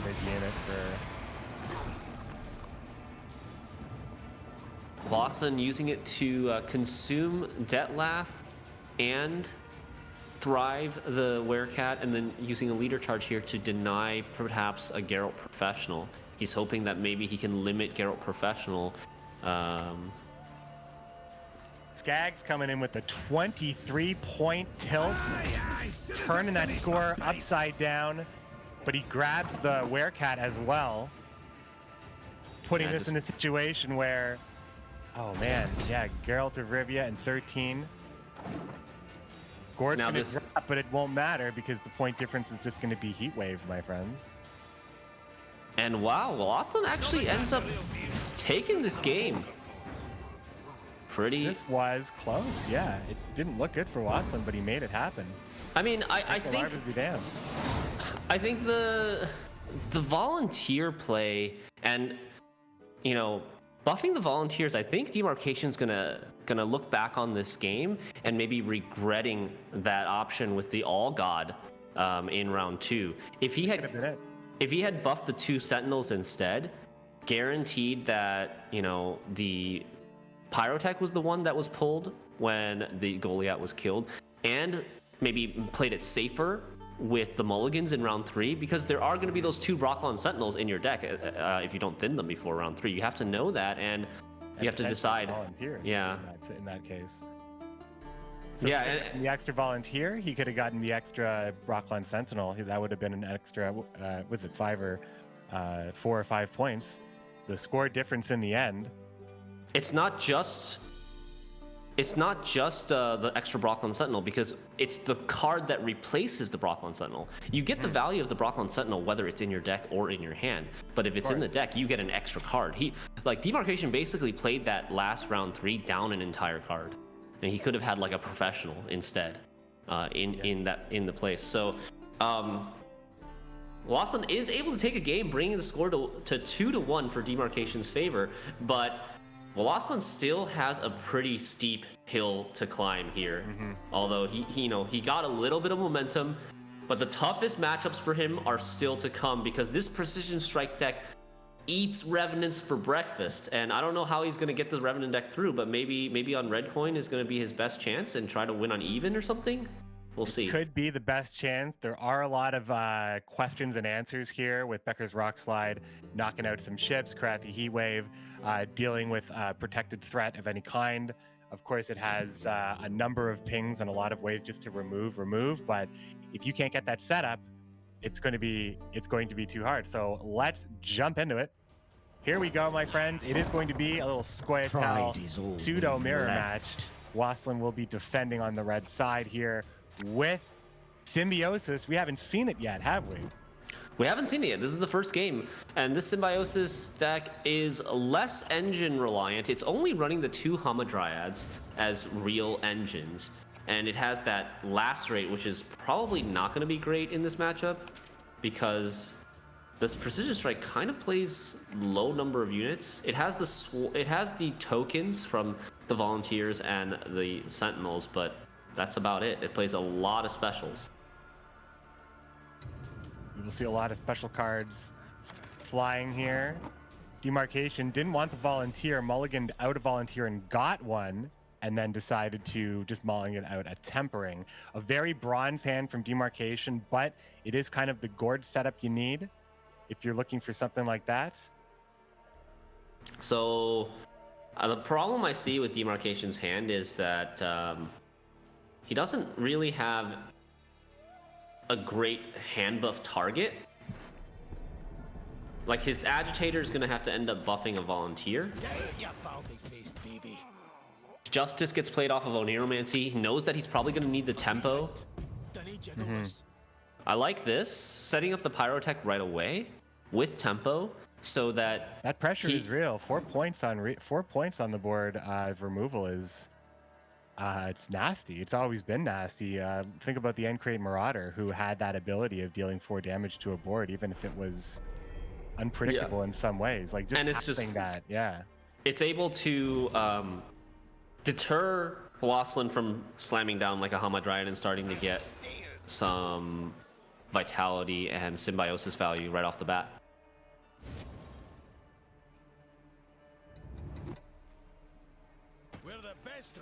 All right, all the Volunteers are out here where they want it to be.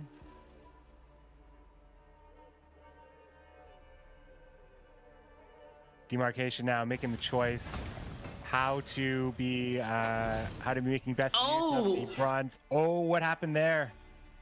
He hits the shield with the pyrotech. So he had a 1 in 3 chance to hit the shield with the pyrotech, and he low rolled that. He had 4 armor with a tempering total on the pyrotech, so he didn't lose any points, but he was obviously hoping to actually gain 4 points on that exchange. I'm not really sure why he rushed it though. I guess he didn't want Velocelyn to start spawning those 1-point treants from Symbiosis before taking the pyrotech, so he thought his odds were the best at this moment. Yeah, I mean, it was just it's also possible Demarcation's like, if I hit it, I hit it. If I don't, I don't. And it's just I have a plan for either side. Right. He does still want to save stuff like his Peller to stop like a massive chunk of Renew on a Hamadryad as well. His plays are a little on the slow side here. 2 Circle of Life and an Agitator isn't what you want to see when you want to be pushing for around. Demarcation at this point going down to 7, dropping All God, perhaps saying, I am not going to be fighting for this round. Yeah, I mean, at this point, I think Demarcation is probably going to live with the fact and accept that he's going to lose this round on even cards, and just play as much carryover as he possibly can, and then pass at 5 cards remaining. Maybe we can take a look into Demarcation's deck to see what he buffed with All God. So we see the one buff on Sheldon, 1 buff on a Volunteer, and then the 3rd buff on a Sentinel. So diversifying. Yeah, I like exactly. Much more. A little bit of everything here. Here comes Demarcation, probably making his last play of the round, and it's probably going to be those Volunteers. And that'll come out as a 12-point play, which isn't bad if you're still making some choices, but you could slow it down and play the Agitator first. You could play the Agitator first, you could play the Circle of Life first. I really think that Demarcation's not going to try to win this round. It's kind of pointless to try to keep pushing for this round because you've played so slow up to this point that even if you try to play like a 12-point Volunteer, it's not going to be enough to get your card back. Oh, sure. I was just talking about the utility of a round 1 of thinning. But it's a non-negligible amount of points. I don't think Demarcation's fighting too much hard. There it is. There's the pass we're talking about. We're going to be going into round 2 here. 2-1 in quarterfinals number 1, the rematch, the grudge match, Velocelyn versus Demarcation. Velocelyn's got a huge hill to climb, but he's halfway through this one. And you can see the difference in the power of the deck the power of the Precision Strike deck when you're going first versus going second. Demarcation does get a lot of carryover, but now he's lost the first round on even cards, and it's really up to Velocelyn to set the pace of this game. He can push all the way and get a short round 3 if he wants. He can try to tempo ahead at the start of round 2 and maybe lock in a double last say advantage for round 3. No one wants to take the scary mulligans. Demarcation ended up with a Curse of Corruption at the end right there, so he's going to have to be sure to have the best possible play with it. However, yeah, with last say, I suppose you do have some way to make it work, but look at the size of the cards on Velocelyn's. Like, they're not going to go very high here. In fact, he's against that. The Hamadryad only. Mm-hmm. And Velocelyn maybe wants to figure out if there's some sort of proactive play that he can make that will make it very difficult for Demarcation to get ahead right away. Because that's what he needs. Once he's ahead, then he can control, but if he can't really get ahead. And look at this. This is the play that he wants. Fove into Council into Elias, the big chain for 16 proactive points. And that's what a card these days. Another recent change. Yeah, 16 proactive points. Like, Demarcation's he's gonna have to commit leader charges if he wants to get ahead with this, and probably all of them if he wants to get ahead. Let's see if he decides to do that or not. Absolutely massive addition to the Scoia'tael mid-range card pool. Elias, Consume Elves. Seriously, such a huge piece for so many archetypes, but boy, gets those points as well as the Agitator comes out. Here comes the Hamadryad. She's going to try to get to the top with her boost, the double boost on all vitality plays. Lawson does use a leader charge on the Hamadryad for that vitality synergy, and up 20 points. In a pretty good spot right now. I wonder how deep Lawson is going to try to push this. I think playing the Hamadryad is fine. Hamadryad is probably going to trade for a piece of removal in round 3 anyways, so it's not going to get a ton of value. Maybe he wants to try to play the Shaping Nature, since it is his first copy of Shaping Nature as well in this round 2, to get that echo value for round 3. And does he have a Nature's Rebuke in the graveyard? Because if not, maybe he wants to put one there. He does not currently have a Rebuke in the graveyard. Oh wait, does? No, that was we were looking at the deck there. And okay, a Neuromancy for Geralt Professional. Jerry the Pro. What happened there? I blinked and I missed it. Demarcation played Neuromancy for Geralt Professional to destroy the 6 strength Hamadryad on Lawson's side. Got it. And I like the play. Geralt Professional, very, very reactive card. And, you know, after losing on even in round 1, your Demarcation is not going to have many chances to play his reactive cards. So, especially in round 3. So he needs to get rid of all of his reactive cards in round 2. Or most of them. Try to save more of his proactive plays for round 3. Waslin giving Demarcation a puzzle to solve right now. How do I survive this bleed? Curse of Corruption now will always represent 10 points. Nature's Rebuke, always looking at 7, probably. Well, can he get out of? I mean, he could be he wants to be playing as low as possible, though. So plays like Pyrotech into Tempering just to get that value. 20 points Demarcation needs. Takes the Curse of Corruption. Yeah, take that curse, yeah. At what point is Demarcation going to commit that leader to try to stay ahead? His leader represents 3 points of damage, 4 points from the Brocklin Sentinel that it spawns, so that's 7. And then 6 more points from pulling the Sentinels out of the deck, because one of them is handbuff. So his full leader is 13 points. So using full leader here can get him ahead and keep his card advantage relatively uneven. He's got he has 14 points now in the Volunteers. So that's like a pretty strong card now in his hand, that bronze. He might want to save that round through. It would be, but he can't even play it right now because he hasn't. His last dwarf just got removed off the board. But if we're looking at the idea that he's just be playing like worse cards like the Rebuke to set up Protector or Tempering or Pyrotech, knowing that he has all that reach with his leader, he may be just happy about also playing Pyrotech and leader and setting up for something better now would allow him to play those Volunteers, and that would just get him out completely. But I think Demarcation needs to play the Pyrotech now to have an opportunity. He may have to commit leader. Pyrotech and leader might have to be the play. We'll see what happens. That, he's safe, right? He needs to get the Volunteers out. It's actually quite problematic if he doesn't thin the Volunteers soon, because oh, it's a pass. The Volunteers is actually going to take it. Yeah, it will be enough. Take it. Boom. I was going to say it would be problematic later on because he's going to, if he draws a dwarf, the dwarf might get removed when he plays it, and then the Volunteers might be stuck in the be kind of a brick, not be able to thin. Wow, look at Wassa now. He's got quite a nice set of cards here up against his nemesis, Demarcation. Yeah, double last save for Waslin. The tables have turned because game number 2, I think Demarcation had double last say in that Syndicate game, right? Yeah, and he clinched that deal right here. We could be going to another game 5. It could be another fringe. What am I looking at here? Fringe victory. Photo finish. That's what I was looking for. A photo finish. This lacerate is not going to be. It's actually going to be okay because of the Sentinels, right? It's going to be okay. At least that good. At least that good. There's Neuromancy for another. We've been seeing so many today. People love the Pyrotech today, and you know what? I like it too.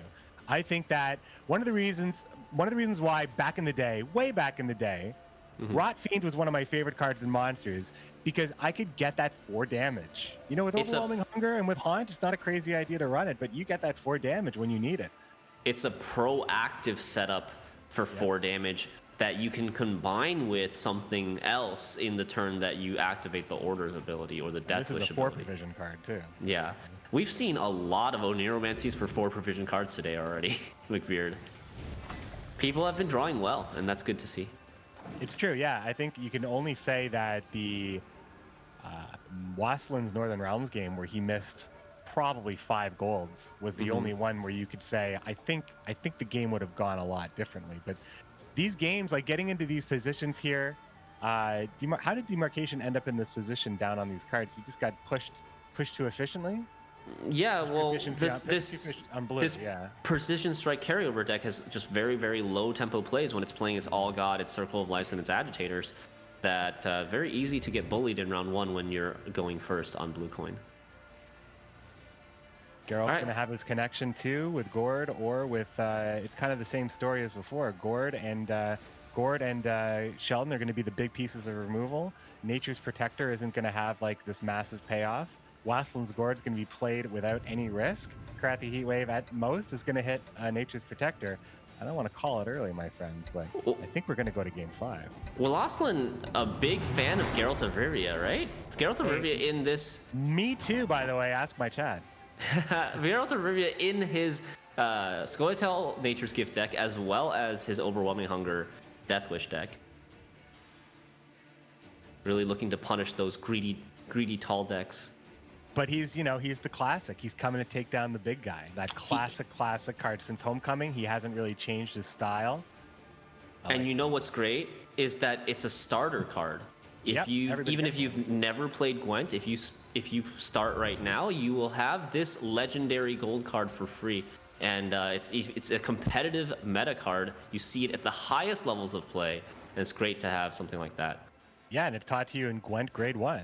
They're like, all right, kids, we're going to get started off with punishments. You will learn at a very, very young Gwent age how good it feels to punish greed. And that's how they get you. And this is a pretty empty looking board. Both players needing to trying to like kind of feel each other out, see if one will commit anything. Is there any maximization it can be done? I mean, you can't really target Nature's Echo on anything that won't be heat waved. I think Waslin wants to keep his board short. With his double last say, he wants to keep his board as short as possible for as long as possible, so that cards like Heatwave and Sheldon don't get that much value. On the other hand, though, if he can also maybe try to deny Demarcation's leader death blow.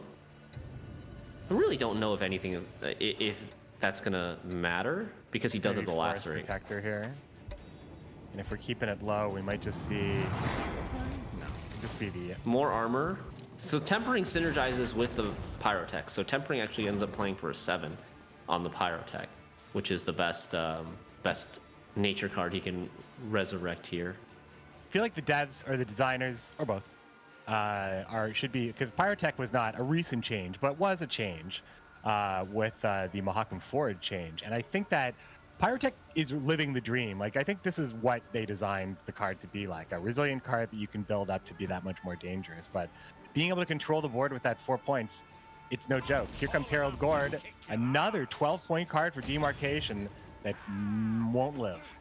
I really like the Pyrotech buff, like that you mentioned. He got 2 armor, and it made him into it put him in the perfect spot. Like, it's a conditional 6 for 4 with additional removal value and also armor synergy. Like, great for a dwarf deck, great for just the cards like tempering as well. He's got me thinking about Rot Fiend now. I'm just thinking about Burn of Shadows and having like this 4 ping whenever I want. There's the Geralt of Rivia. Geralt of Rivia. Damn, I hate portals. I hate Sheldon Skaggs as well. That's a sad-looking lacerate. And that's definitely a valueless Nature's Echo. Yeah, so what do you do here? You either play a lacerate for 2, or you probably Shaping Nature and give Demarcation a slightly better Heat Wave. I think he Which, has lacerate for 2 here. I mean, the lacerate will get better because if he waits long enough, the lacerate will Anything hit else those. he plays gets less. Gord's higher than 9, right? So if Gord's higher than 9, yeah. Well, it was Demarcation's turn first here. Yeah, Demarcation elects to thin out Now the you would- Sentinels while he has a chance Right. to. I forgot that there was 2 cards ahead there. We've been talking about Gwent theory and Gwent design here, because this game has 2 cards ahead in a game like this is kind of tough. Now this lacerate is juicy. And all of a sudden, yeah, this is Here's why it looks so good on red, right? You leave your opponent with nothing. it's 18 points, 2 cards. Hero Gord does get It's gonna be able to do it. 14. Nature's Saves the Shaping Nature for last. And we're going to a game number 5, boys and girls.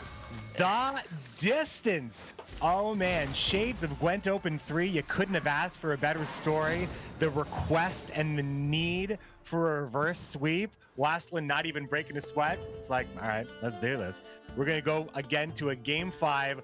Waslin once again on blue coin with mobilization against the Demarcation Precision Strike. Now, Shinmiri, you were calling this maybe one of the worst matchups. This being the final chance for Waslin. How do you got to put it for him?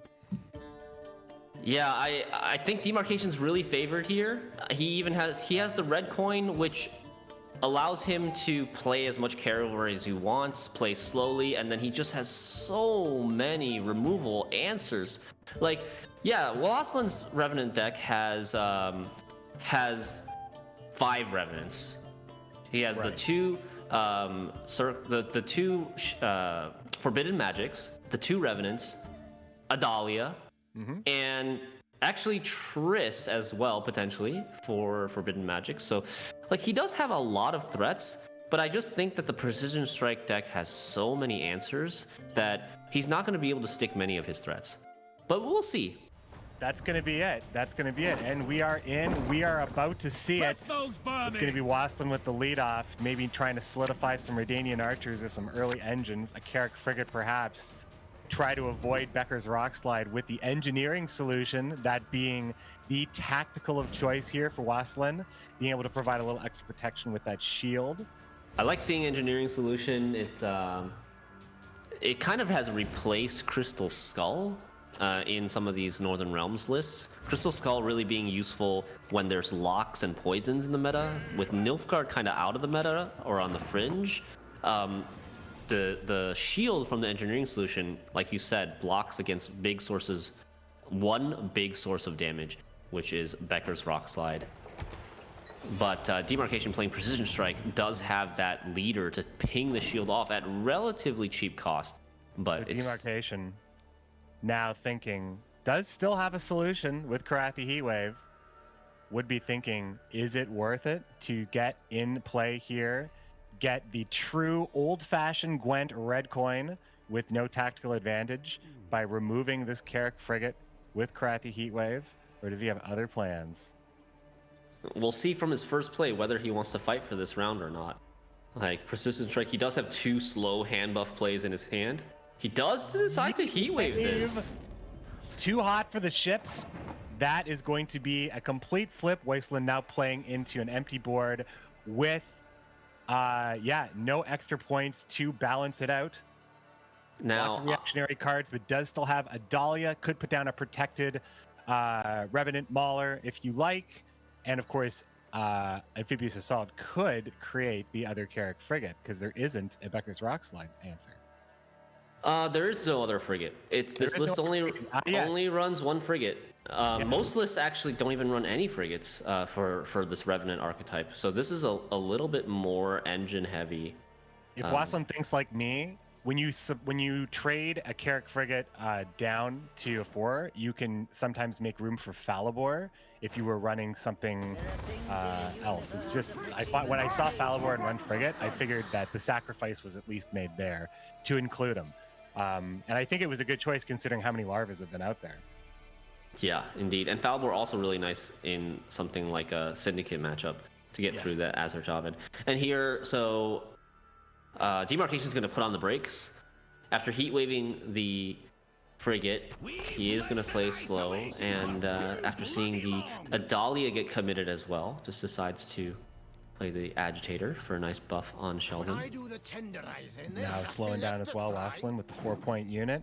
If I had a hammer, but he does have 2 points of reach to make the Revenant more likely proc and will proc on that Agitator. So that Agitator's Revenant food without this tempering gets suited up. Won't be happening to you, my friend. Keep agitating. I mean, he could still set up this Revenant, actually not very easily at all. The Rock Slide would bring it down to 2, and the Mauler can't do 1 damage. So this tempering actually very nice in preventing the Revenant from copying. Could still go for it anyway, but like, what else are you saying? Like, Rock Slide does not have a necessary Squirtle matchup or answer, unless you really wanted to always fit in with an Isengrim, the Elias just for points. But as far as like a must-remove situation, Squirtle is just doing it with the big points right now. It's not like you need to remove a protective engine. This world ever free. Yeah, not against Precision Strike. Against Nature's Gift, there are very good Becker's Rock Slide targets, but against Precision Strike, not really. The Dragons. I'm a little bit interested I'm a little bit curious on what Demarcation's strategy overall for this matchup is. It looks like he's actually trying pretty hard to win this round. He is expending removal, such as Heat Wave and Rebuke. And he actually has rebuked a Mauler, which is unusual or uncharacteristic for the matchup. I feel like you want to be using your removal for archers or for Revenants. I think he's playing like, if I can stay in it, I'm playing. If I can make it in 2 cards, I'll play it and pass it on to get the last say. And I think that as long as he has a card that can take it back, he'll play sweet and low. So in this case, he does have, he has Novigradian Justice, but not the card. He just doesn't have the full Volunteer combo. Sheldon will be able to take anything. You wouldn't necessarily want to take it with Sheldon, but you have Herald Gord as your big last say as well. This has got to be so annoying for Loslin. Yeah. It's 6 cards into this round, and he hasn't been able to copy a single Revenant yet. Yeah. It's kind of crazy the way Demarcation has been playing this. Has really neutered the strategy. Nice safe Volunteers, because he's still well within reach. He's well within reach. You can do it with the leader. You can do it with one of your big cards like Sheldon, who's primed to go. You can even Justice into another Agitator. That would get him ahead too. Now going into 4 cards, if Demarcation wants to make a big play like Skags into Ronvid, like how does Waslin come back from that? He loses on evens. Yeah, this is getting pretty dangerous for Waslin. He does have the Falibor for big tempo play. It also helps sets up a Revenant. We'll see. This play here. These two both respecting the last say, or like valuing the last say quite a lot in this matchup, it seems. This play here, I am dying to know what the decision is here. I'm ready to get hyped for Skags. For the Skags slam the door on this round, you won't ever win. You're going to lose on evens. Because I think Westland played a little bit... Okay, it's going to be the Rebuke. Still keeps him within 2 cards very safely. I think Demarcation thought is, okay, if he does pass here, I can take it with Justice into Agitator, which is still giving me more carryover. I just want the last say. And I'm also probably not thinking about a situation where Waslin can just Heat Wave and play Falibor and win. Because Novigradian Justice is not doing the big things that it normally does. So it actually might not 100% be as slam dunk as I'm saying for Demarcation, but it looks good. yeah, if Waslin gets last say, he does have Heat Wave or Curse of Corruption for that Herald Gord. And that could be enough for him to win, even if he doesn't get that much value out of his Revenant engines. I mean, we see Novigradian Justice here, right? At this point, it seems like we're seeing the plays that will allow him to stay in this round. But the problem is, if Novigradian Justice doesn't get ahead, then he would have to play Sheldon anyways. So he's actually going to go leader Leader to kill the Revenant. The Skags. Look at this. Okay. Wow. And now there are no engines on Wassland's side. Heatwave comes down on the 10-point gourd, trying to preserve the Falibor. I gotta ask you now. I'm not really up at the level of some of these players, but if you wanted to secure the points, why was Ronvid not the play there? To Sheldon the Ronvid, you mean? Yeah. Or what do you mean? Well, Sheldon hits in, takes the 9 out as opposed to taking. Well, Sheldon's only doing 4 damage because he's only buffed by 4, right? So he lost 1 damage by killing a 3, but he's saving the. Am I showing my conflicted memories? You know what? I know exactly what you mean, and I understand my question now. Here is the Agitator from the Justice, and it trades for a Falibor. This is like the trade of the century, I guess. He did have to expend a Justice, so it wasn't pure Agitator for Falibor. But this Falibor is going to lock in the round for Wassland. It's quite expensive. Gord's at 5+. No, it's not. He's not going to do any leaders here. But yeah, what a little push here.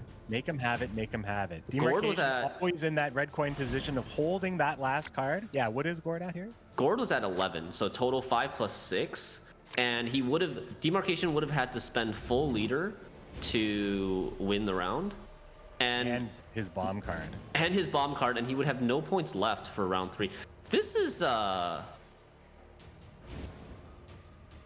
is actually a lot closer than I would have expected. I thought that this matchup would be super favored for Demarcation, but without being able to play his last card, like having Gord in hand in round 1 was pretty disastrous for Demarcation. Even if he had a bronze in his hand, I think he would have just played the bronze full leadered and then won the round on even and had the Gord for proactive points in round 3. But because it was the Gord, he couldn't even have he didn't even really have the option. Yeah. It was just too much money. It just left him. It would have left him broke later.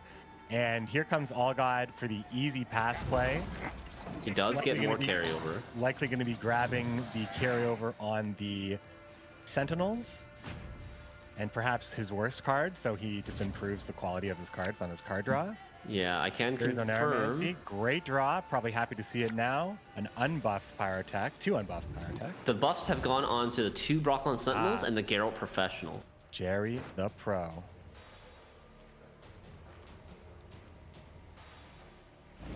So Wassland with Last Say here and has the Oniromancy and the Curse of Corruption. Dema's got to drop a Broccolon, keep a Pyro, draw the Beckers. Okay, so he didn't get hurt with a brick or anything like that there. Yeah, I think both players have good hands. Yeah, slow and high payoff cards. Yeah, Wassland drew all of his golds. I think Demarcation missed Curse of Corruption and Geralt Professional, but he gets one of them with Oniro. This is actually kind of hard to call right now. Okay, let's. We got a game. Game number 5. Shinmiri, did we want anything else from this rematch? Again, if you're just tuning in, this is a rematch basically of Gwent Open quarterfinals 1 of Gwent Open 3. Now we're at game 5 once again, and it could be another slim finish. But is it going to be Wassland or Demarcation? Last time these two players met, Demarcation won a narrow 3-2 victory. Who's it going to go to this time? Okay, we have the Ronvid on the board. It's actually going to make this Pyrotech look very unappealing. But, I mean, if Demarcation's feeling risky, he could go for the 50-50 and try to snipe this Radovid's Royal Guard. Why wouldn't you just... He already played, right? Would he not just use Circle of Life on Ronvid? He could. He could use Circle of Life on Ronvid, but then you're playing a 0-point... You're playing like a 2-point Circle of Life because you're killing the 0 because he's gonna get the Ronvid back. Well, losing 4 points of damage on the Pyrotech is kind of like losing more points, isn't it? Okay, so decides to just rebuke that Radovid's Royal Guard with the Forest Protector first and hold on to this Pyrotech. Because in this case, if he's waiting for Ronvid to get eaten by a Revenant, Ronvid eventually will be off the board. So it would be more likely that there will be a Revenant, which fits more nicely into the Nature's Gift. That Oneiromancy will represent most likely Triss, perhaps? Oh, Sheila's in this deck? And wait, I'm looking at the wrong one. Sorry. Triss is already in the hand. I'm looking at Triss, the wrong Northern Realms list. I was looking at Demarcation's list here. Now we have the same situation again. What does Demarcation do now? Does he take the 50-50 now? No, Does he try to set up? I think this is the circle of the life. The circle of life. This is my side. You take the other side. He won't circle of life Ronvid. I'm sorry, Ronvid. You have to be part of the circle of life. He tries to cheat the circle of life all the time. I think he wants. Going to show him that he needs to be part of it. I think Demarcation wants the circle of life for the Revenant, though. Oh no. Okay. Oh wait. Oh. He doesn't do either of the plays. He uses circle of life and a leader charge to guarantee the kill. Look at that. We just both lost our chips. It's okay. Demarcation, we both went all in and Demarcation took everything from us. Yo. He had the nuts. What can you say? We didn't think. It was, yeah, so having the Pyrotech still available now and no extra damage, Waslin with the plays. These are the big decisions. These are all massive plays as well. Amphibious Assault for an archer perhaps, and then the leader on the archer, or our leader on the Revenant, our Amphibious Assault leader on Revenant as well. Triss is able to use the Forbidden Fury to create another Revenant as well. And of course his Curse of Corruption, which is looking right at Gord 100%. Well, here's the problem. Forbidden Magic on Triss is not going to have a target for a while. He's actually going for Triss right now, but he can't take the Forbidden Magic. Uses a Rebuke instead. Just plays Triss as a 9-point card. That's not what you want to be seeing in this deck, right? Triss is usually supposed to get you a big threat, an engine that's going to copy itself multiple times. Okay, Gord comes down early to save his removal options. Demarcation wants to save his removal options for when there's an actual threat. I mean, this Gord is just going to trade for Curse of Corruption, right? No?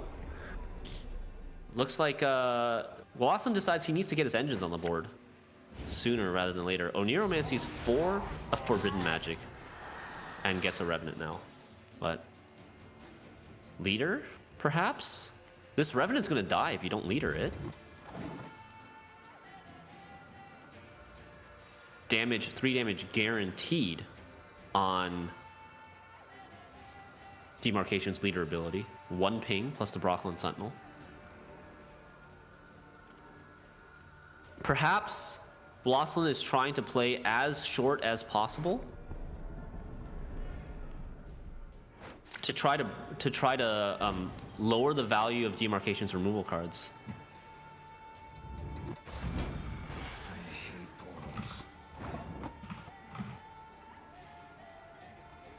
And what is Waslin going to do now? If he wants to play as low as possible, he could Curse of Corruption here. He could Curse of Corruption here, but this is a pretty big point gap to make up. He could Curse of Corruption, leave a 4 as the tallest unit on the board. Is he going to be able to catch up there? He knows that Demarcation's leader ability is... Now he decides to bite the bullet. Waslin takes out the Revenant, the final Revenant from his deck, copies it with leader.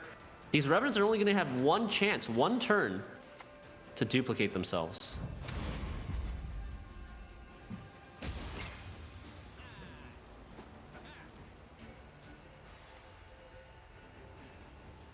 And it is a nail biter. McBeard, I think you are muted. And goodness, was Demarcation. I apologize. I did have a switch on there as I coughed, but that was so close for Demarcation. Truly, it came down to having that last say, and yeah, that was amazing stuff. Right Demarcation takes it 3-2. He before Waslin, boy, he's got something to prove next time. I hope. Demarcation repeats history with that well-played final game. It was tight. It was an 11-point victory, but I wasn't sure. I knew that Precision Strike was gonna be favored, but that was a really tight game. That was, I mean, these are the players at the highest level. I mean, what's favored on ladder? Some players can make some really cool stuff happen. Demarcation goes the distance, gets 3 of the 5 with a great matchup, 6 different decks, no mirror matchups. Can't wait to hear what Demarcation has to say about that. Paul Burge is standing by.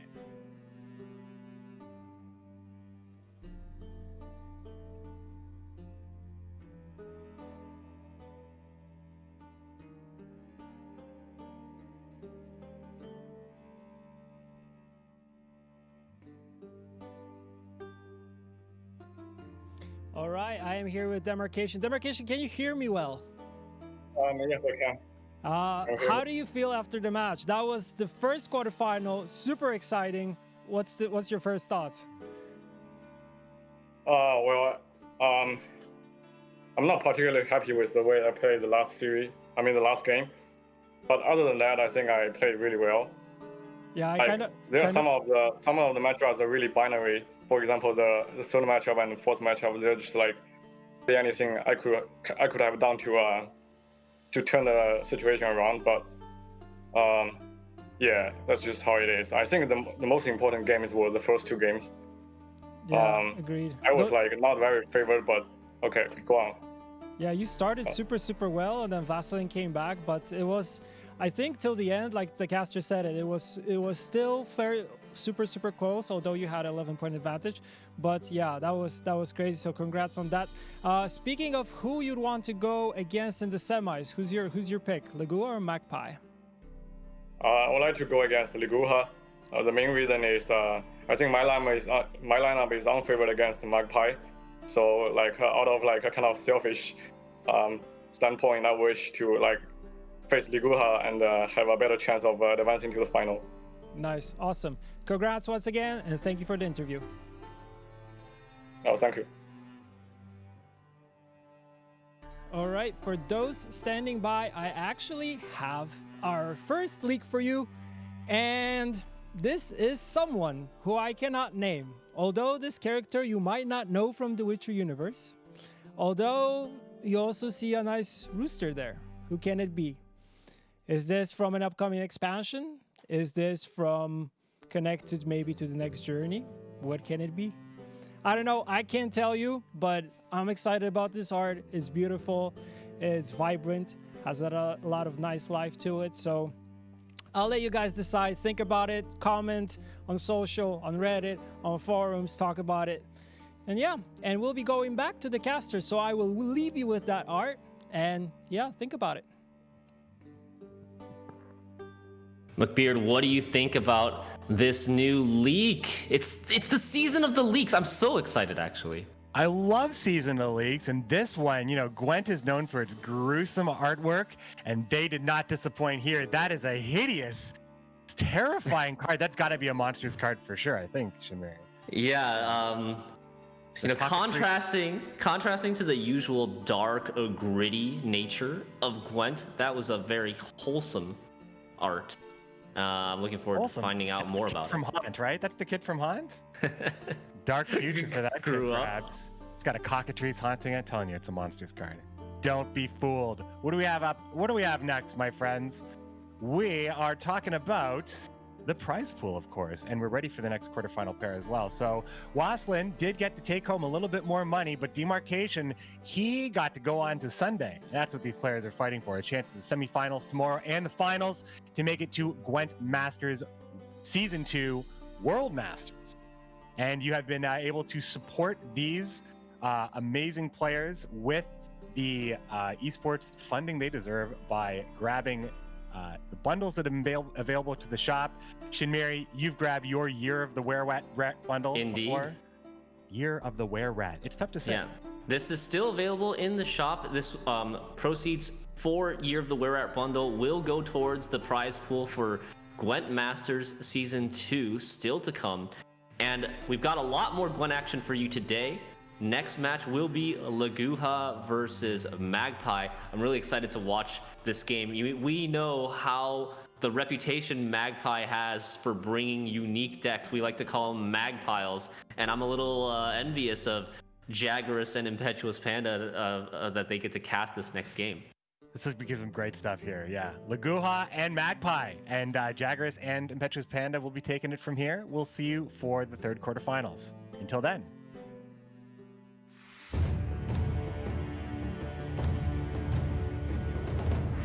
Hello and welcome, Laguha. Very happy to have you here. Congratulations, first of all, to qualifying to this Open.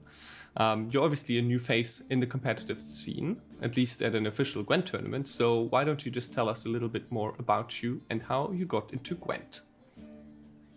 Okay, I live in Odessa and I am 17 years old. So what about GWENT? A few years ago, I was searching some collection card games. I tried Hearthstone, but I didn't like it at all. And eventually I found GWENT. I tried it. I really enjoyed the conceptions of 3 rounds and just winning by points. So I started playing it, and very fortunately that the collection in this game is earned very quickly. So I could start play competitively very early, and I tried to achieve the highest ranks. Oh, nice. When did you start playing, roughly? I started playing in 2017. It was open beta tests, and so my main goal for this time was to achieve 21st rank, and I was really happy when I have done it in winter of 2018. Oh, amazing. So as a really young player, congratulations. Now that you made it to this Open, I wanted to ask you if you have a general goal in mind, or if you would only be satisfied with winning the whole thing.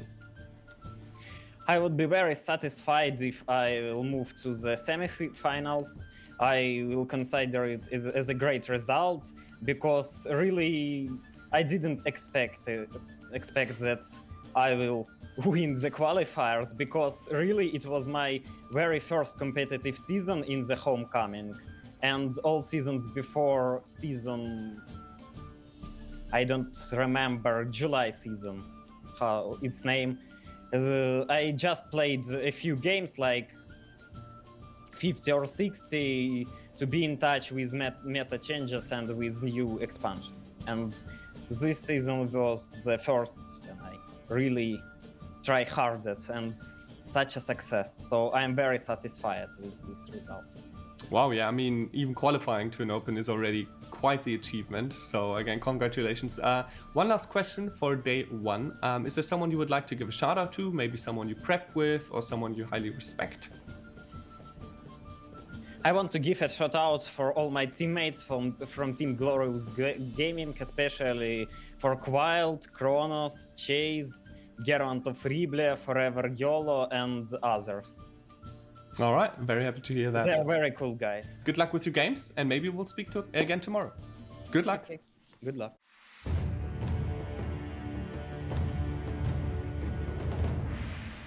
Hello and welcome, Magpie.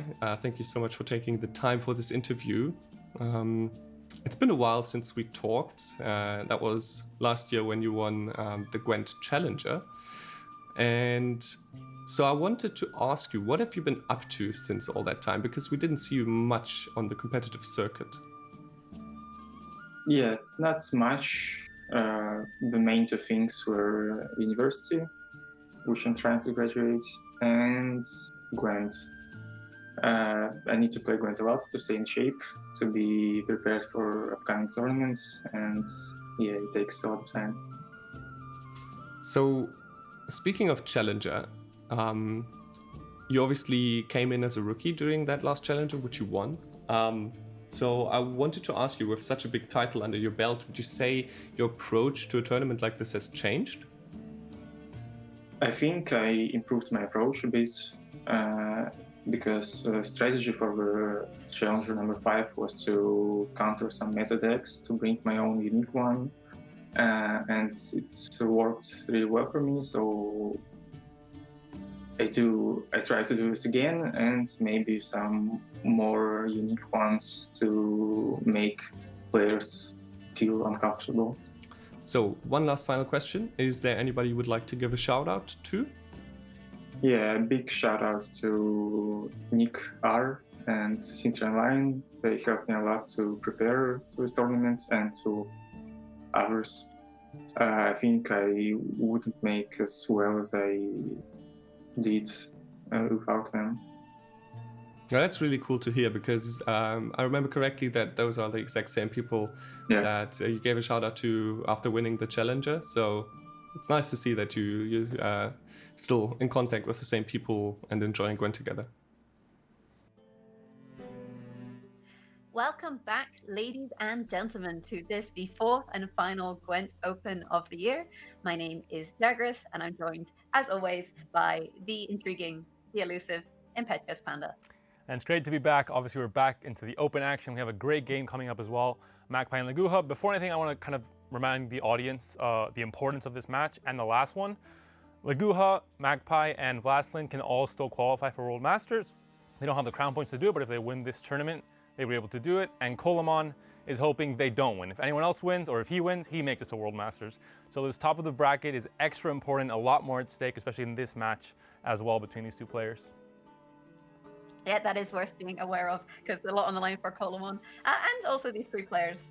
But before we get into the action, just want to give you guys a quick reminder that if you're watching via Twitch, you can link your Twitch account with your GOG account, and you can earn Twitch drops, including the Kerak Marine avatar for use in-game. And we're going to check out the decks and the bans soon from both of these players, especially Magpie's list, always very entertaining. But first, let's check out what you guys think about these players, who's the fan favorite, what the Twitter poll is saying.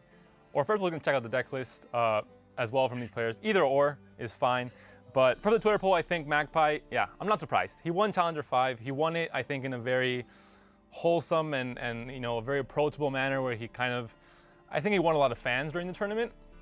So I'm not too surprised. Laguha has a lot to prove still, hasn't made it to the big stage yet. This is his first time in a big tournament.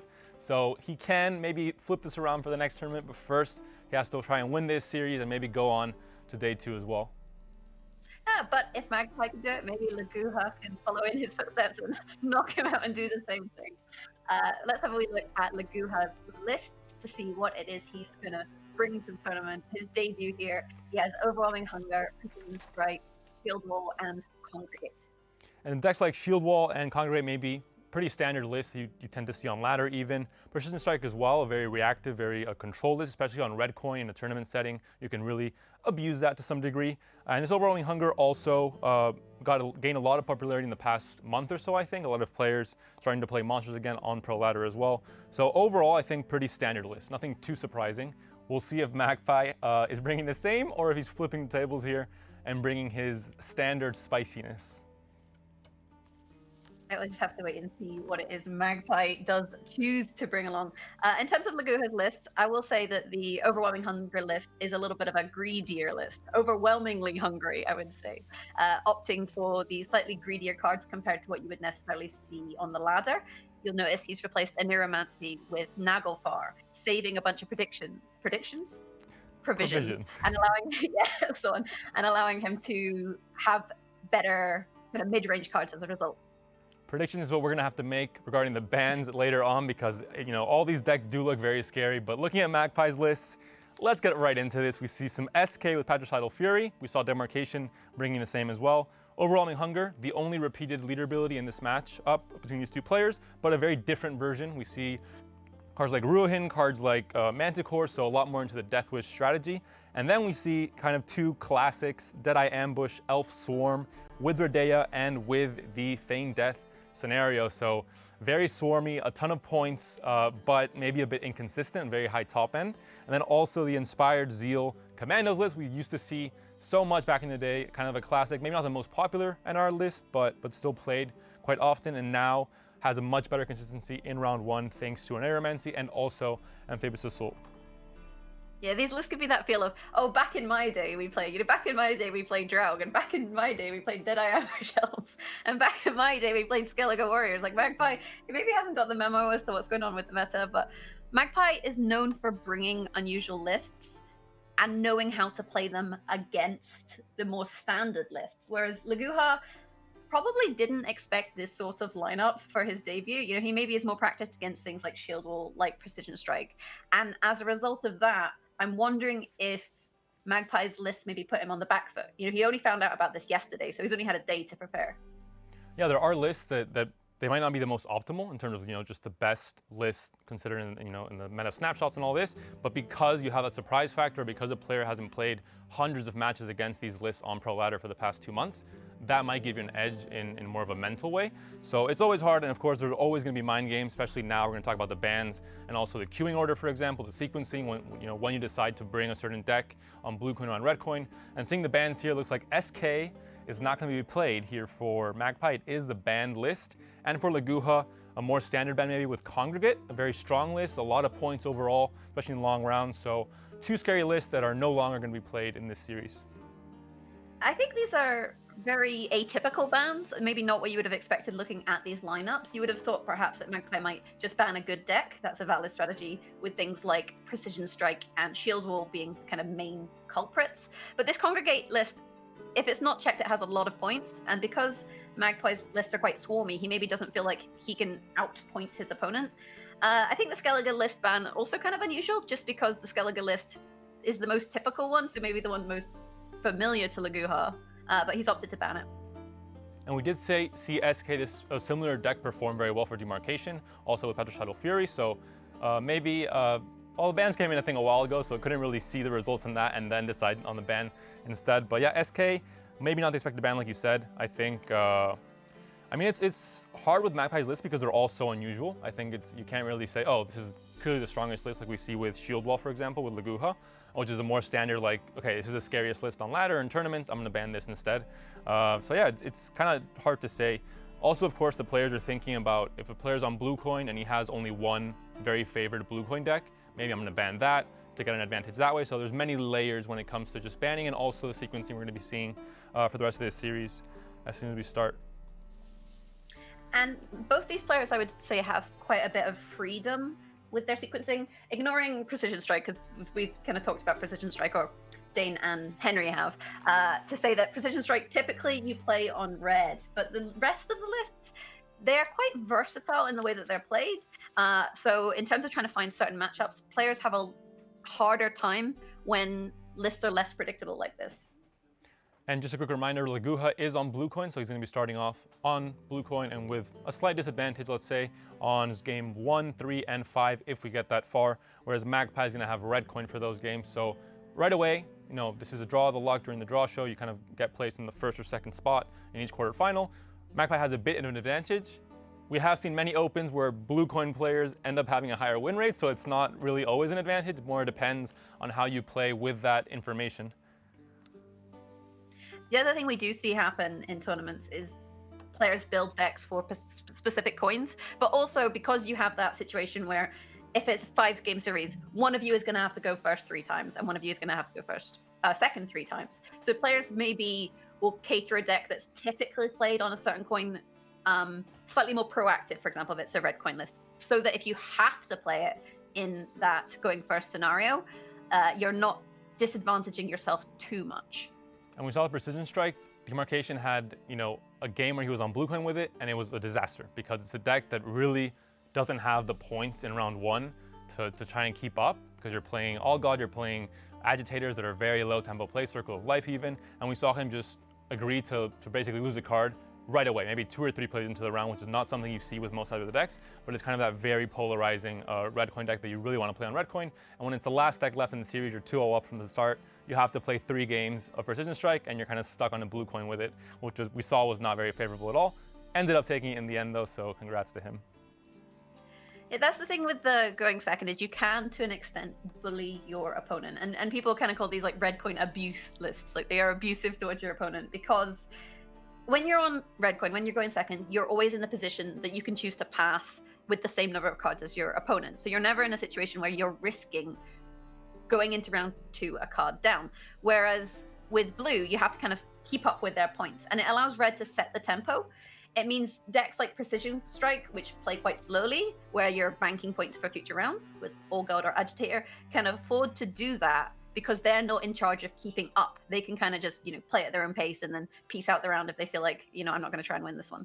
And even if they play too slow, they can always, if the opponent passes, they can catch up to 4 cards and then just straight up pass in round 2 to get back 3 cards, and then 3 cards again in round 3 to not lose card advantage. So a lot more flexibility in how you can play, and you can play a lot slower, basically. And also the opposite. Some decks really rely on blue coins because they have the tactical advantage to help keep their engines alive and be able to create a lot of points in a big, engine point gap in round 1, similar to NR with Shield Wall, maybe, for example. So 2 sides of the coin, literally, blue and red, and 2 strategies as well from different decks and players. And obviously the players, when they decide on a lineup, it's not just the best decks, but also the decks that fit with the strategy and with the way tournaments are played in Gwent.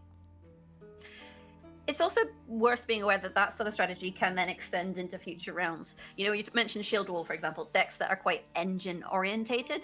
Syndicate tends to also have a lot of engines, and if they can set up their engines first, so go first in, say, round 3 or round 2 or what have you, your opponent is always then trying to play catch up.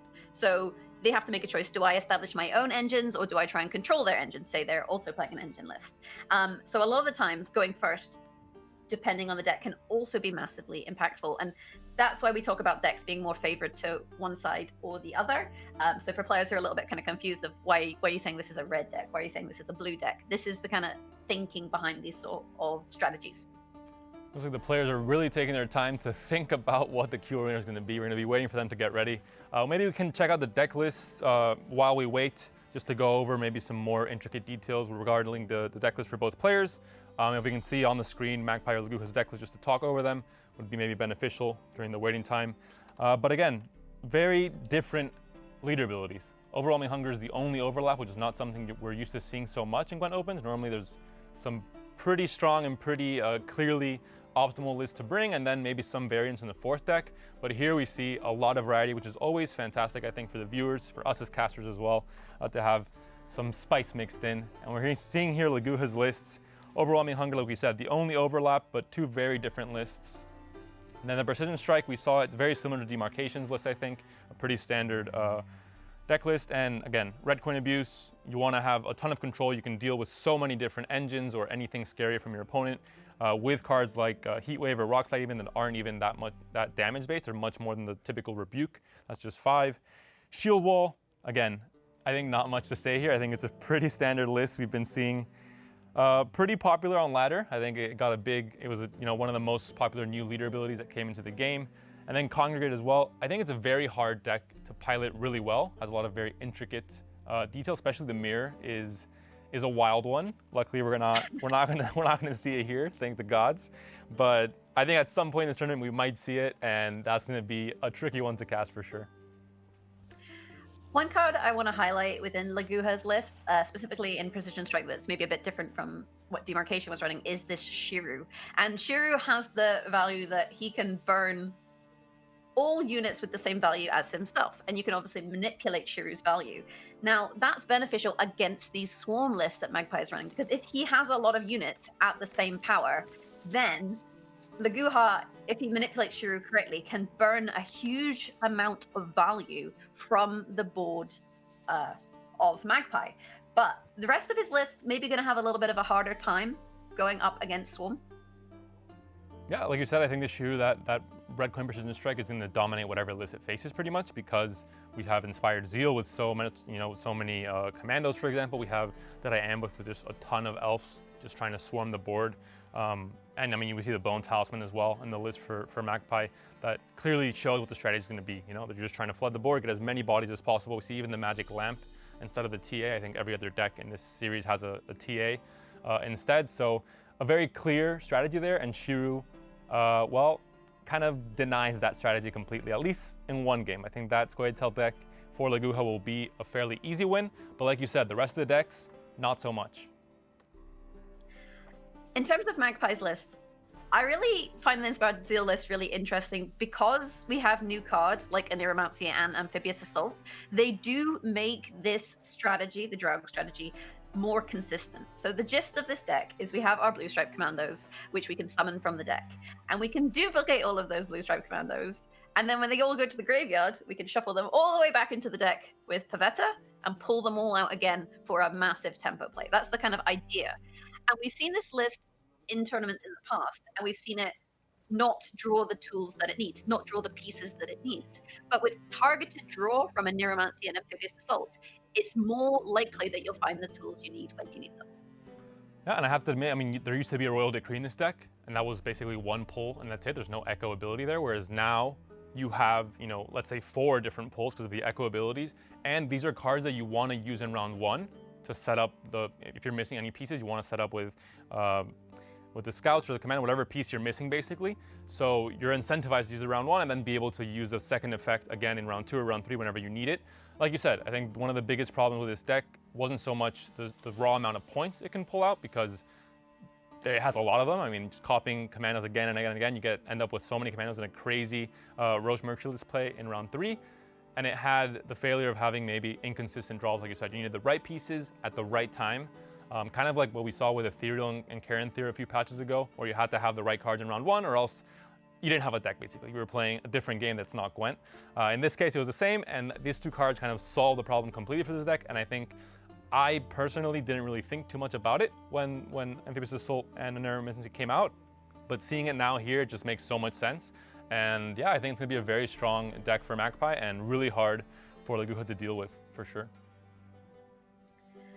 Another thing with Magpie's list that's worth noting is in his Deadeye Ambush list, because he has to run singletons, he has 12 4-provision bronzes, all of which are different. So you can't even, you know, when you're running your 4 provisions, pick the best one and run 2 of them. He's got 12 4-provision cards in order to be able to fit Feign Death at 14 provisions, Neuromancy, Redea, Vernosiel, these high-value cards. And when you run a deck that's that, what we call polarized, where you have a lot of very high cards and a lot of very low cards, you need to find those high-value cards. And if you don't find those high-value cards, it's going to make your day much, much trickier.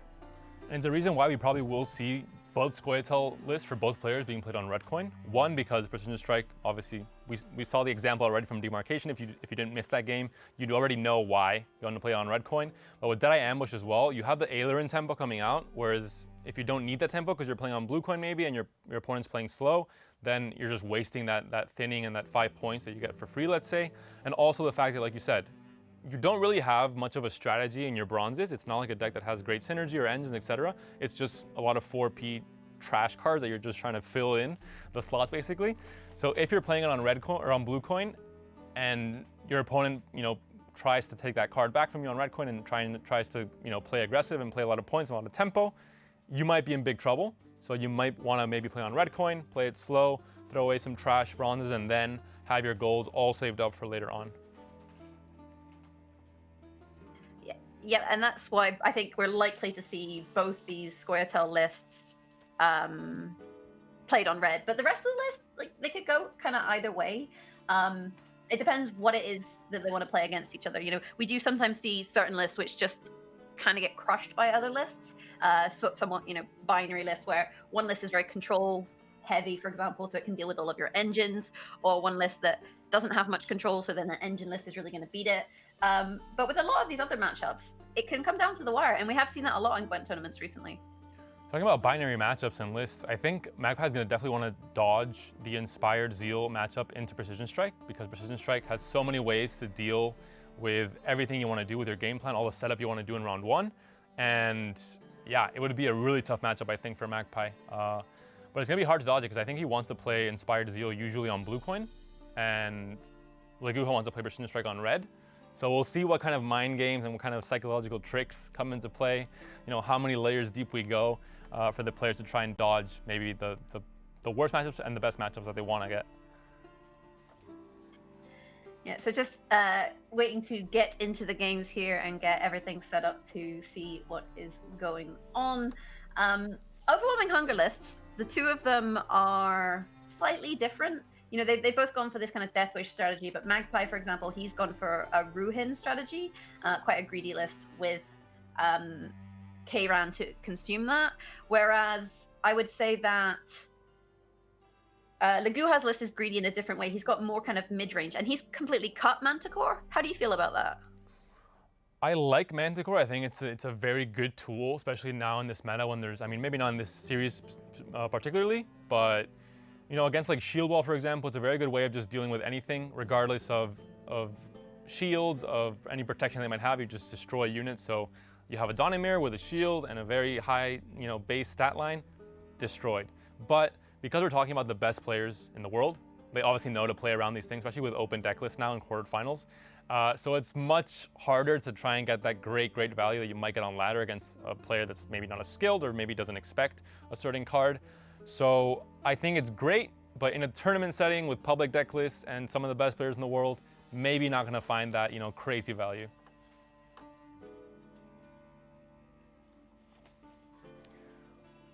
You can take some time now as well during this small break to mention what I mentioned at the beginning of the broadcast with what's at stake for some of these players. Just a quick recap.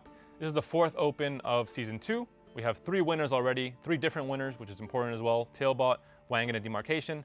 They already have a direct pass to the Gwent Masters. That's going to happen later next month.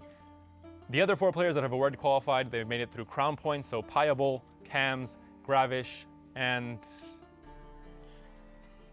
someone else. There's another player. Oh, who's already in? Yes. So there's 7 players already qualified, and Wangit, that might be it. And there's 1 spot that is still open, that we're waiting to see who makes it. If you were to win this Open, and you haven't won one before or made it through crown points, then you make it. So that would be the case for Leguha, for Vlastlin, and for Magpie. So they really want to win this tournament, more than the rest, by a little bit. They really want to win it, because they get an extra reward, not just the prize money for this tournament, but also the chance to make it to the World Masters and get, you know, a lot more success in that tournament as well. Whereas Colomon, if anyone else but them 3, or if he wins it himself, because he is in the crown points leaderboard right after, he's the one that's being cut off right now, he's 7th, he would win no matter what. So if Demarcation puts on another show and wins this tournament too, Colomon will thank him in, you know, behind the scenes, and he makes it to World Masters as well. So, and the worst part is that the top side of the bracket, all 3 of these players are there. You know, Vlastlin, Magpie, and Leguha are all on the top side. So it's Demarcation against the 3 newcomers, let's say, in some sense. And they're gonna all try and make it into the World Masters. It's gonna be really nice to watch who ends up making it. Yeah, you can argue that the bracket is bad for Colomon, and you can argue that the bracket is good for Colomon. On the one side, anyone from the bottom half of the bracket making it to the final, if they win, that gives Colomon his spot. So he doesn't even necessarily need to win his match. You know, he could lose to Payable, or he could go into the semis and lose to Gravesh or Wangid, and they get to the final. As long as they win, he still has his spot.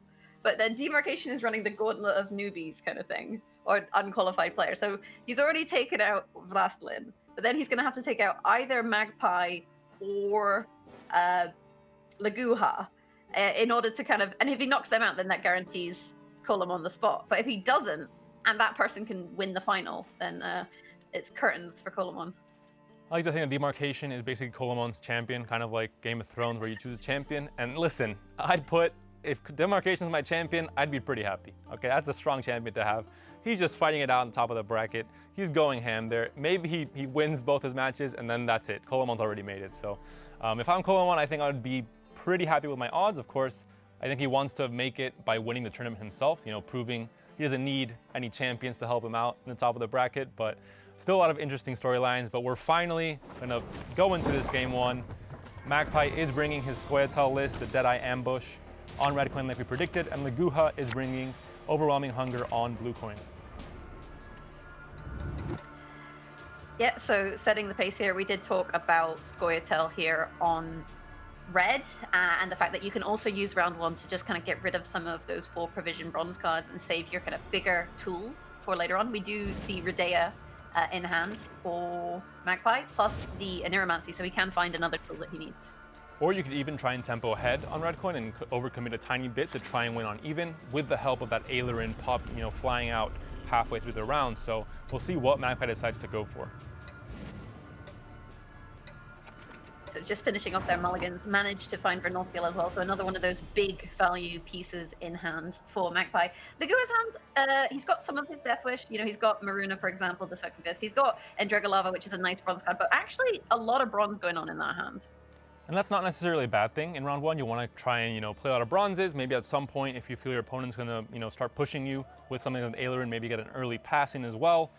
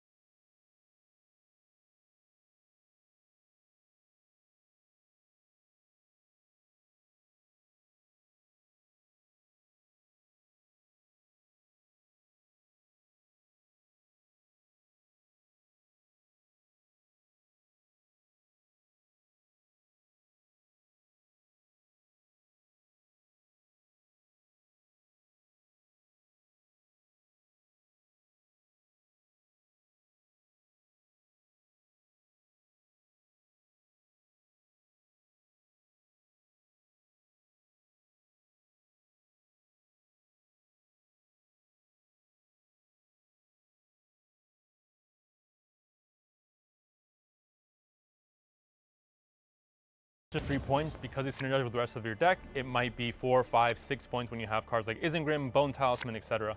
There's the Aileron, has to be mulliganed immediately. Obviously not a card you want in hand.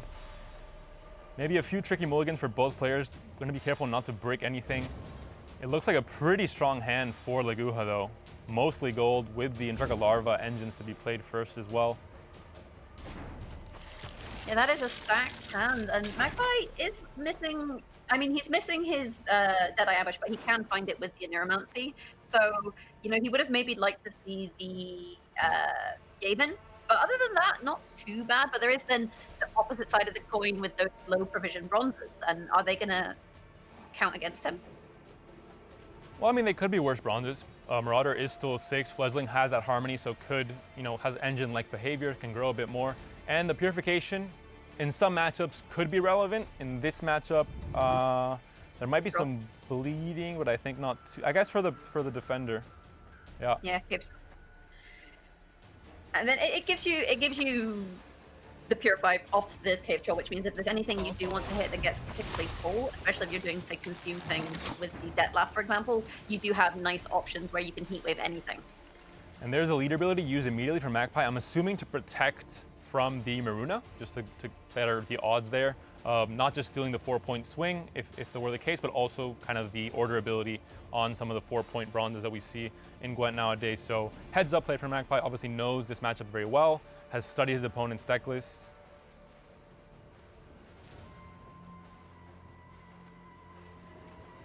Yep, and apologies to anyone who, well, with the stream cutting out there, just some technical issues. So to give you guys a quick recap on what has been going on, we are in the final round, 10-card round, long round for both players. Laguha versus Magpie, first game of the series. Laguha's hand, pretty stacked, lots of gold going on there. Magpie, his hand's pretty decent too. He's running this polarized list, so he does have a bit more bronze in there, but he's got some very high provision golds. And at this point, it's way too early to call what's going on. But that Maruna pinched the right target. We talked about it, him using his leader ability to protect that Pyrotechnician from getting stolen outright. Laguha says, you know, I don't care, I have black magic on my side, and he just takes it anyway, wins the 33% roll there, and gets, you know, that's probably the best Maruna you can get in this matchup, I think. Yeah, and that Pyrotechnician can, well, potentially snipe one of these elves. Killing an elf always useful against an elf swarm list because you lose out on the value that elves provide in terms of, you know, boosting each other, in terms of boosting all your elves, in terms of the kind of plays that trigger around them. But unfortunately for Laguha, the Pyrotechnician, he's not looking where he's keeping his bombs. You can see him crouched there behind a wall and hits Dredea instead. I mean, he can't win them all, right? He won the last roll already. He can't be that greedy and try and win all the rolls here. So a bit unfortunate in that case, but I guess it balances out. Yeah, I think if you see Laguha pinch the Pyrotechnician and then snipe an elf with it, like, that's pretty high rolling. That's pretty sus. I would say blue is sus if that happened, but he knows how to play imposter, so he's just chilling. We mentioned Shiru being a good answer for most of the swarmy list that Magpie is bringing, but we also see a Werecat in this overwhelming hunger list that could be very useful as well. You get to proc it twice once the board is full. You're not playing so much into the Thrive capabilities that it has, but more the Deathwish effect that we see here, of course, damaging all enemy units in a row by 1 point. When that row is completely full, that Werecat could be worth a ton of points once you proc it twice, basically.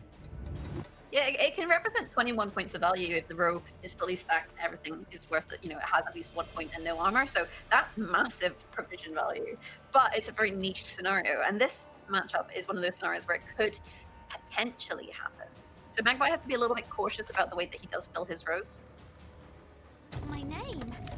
It's a very unexciting Fledgling coming down. Reminds me of the good old days with Harmony reign supreme. Now not so much, but still does a good job of filling up that bronze slot in this, singleton deck list that you have to fill it up with a lot of bronzes that you don't normally see as often, but are still quite good, like the Fledgling here. Looking at Laguha's deck, a lot of, he has the Goliath, the Caranthir, and the Geralt. Talking about the, all are good options, I think. We'll see what he decides. I think it's going to be pretty situational, depending on what the board state looks like. But with Naglfar, has a chance to pull one of those. He has to be a little bit cautious with Caranthir. Caranthir typically you're using for your Dettlaff to get an extra one. It means you need to have a board state that has enough consumes. And because Magpie can Heatwave that Haunt, that basically denies a level of consume. You still have your leader charges, but it might be a little bit tricky. With that said, Geralt, you need a full target. So a couple of those cards are a wee bit situational, and if you got options of both of them, where the situation isn't in his favor, that's not great. Yeah, and Magpie's Overwhelming Hunger list is much more into that consume. It has the K-Run and it has a lot more options to be flexible, but in this case, you have a limited amount, like you said, and once someone messes with your game plan, destroys your Haunt scenario, then you're kind of in big trouble because you're missing a few consumes, so has to be very careful with that for sure. And the thing is with Leguha's list, there's not that many Heatwave targets in terms of tall units. This list doesn't go typically very tall, where sometimes you want to Heatwave something that's big. For example, a Gourd is a lovely Heatwave target if you have Last Say. But with this monsters list, you need to think about the tools that they have and how much value the chapters on the Haunt represent. And this is one of the few forms of artifact removal that do remain in the game. So actually you got the Goliath. We were talking about what you might go for with the Naglfar, and Goliath I think is a nice option. And some interesting sequencing, of course, the Cave Troll Defender not being played yet, maybe because Leguha knows that there is a Sappers in the deck for Magpie, so maybe just not giving that much importance to the Defender tag. He thinks it's going to be dealt with anyway. Both players, of course, have scenarios, and both players, of course, have Heat Waves, so definitely not the sequencing you normally see, but because there's open deck lists and players have full information, they have to play around many other things.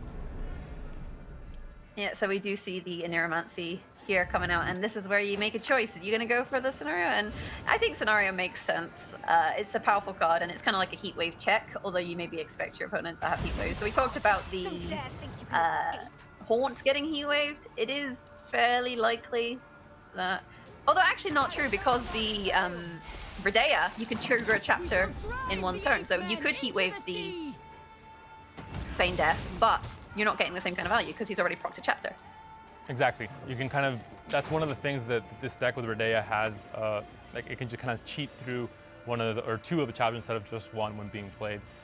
And there's a Sappers check, comes down, purifies the Defender, and we see the Waylay, the final chapter in Feign Death being procced.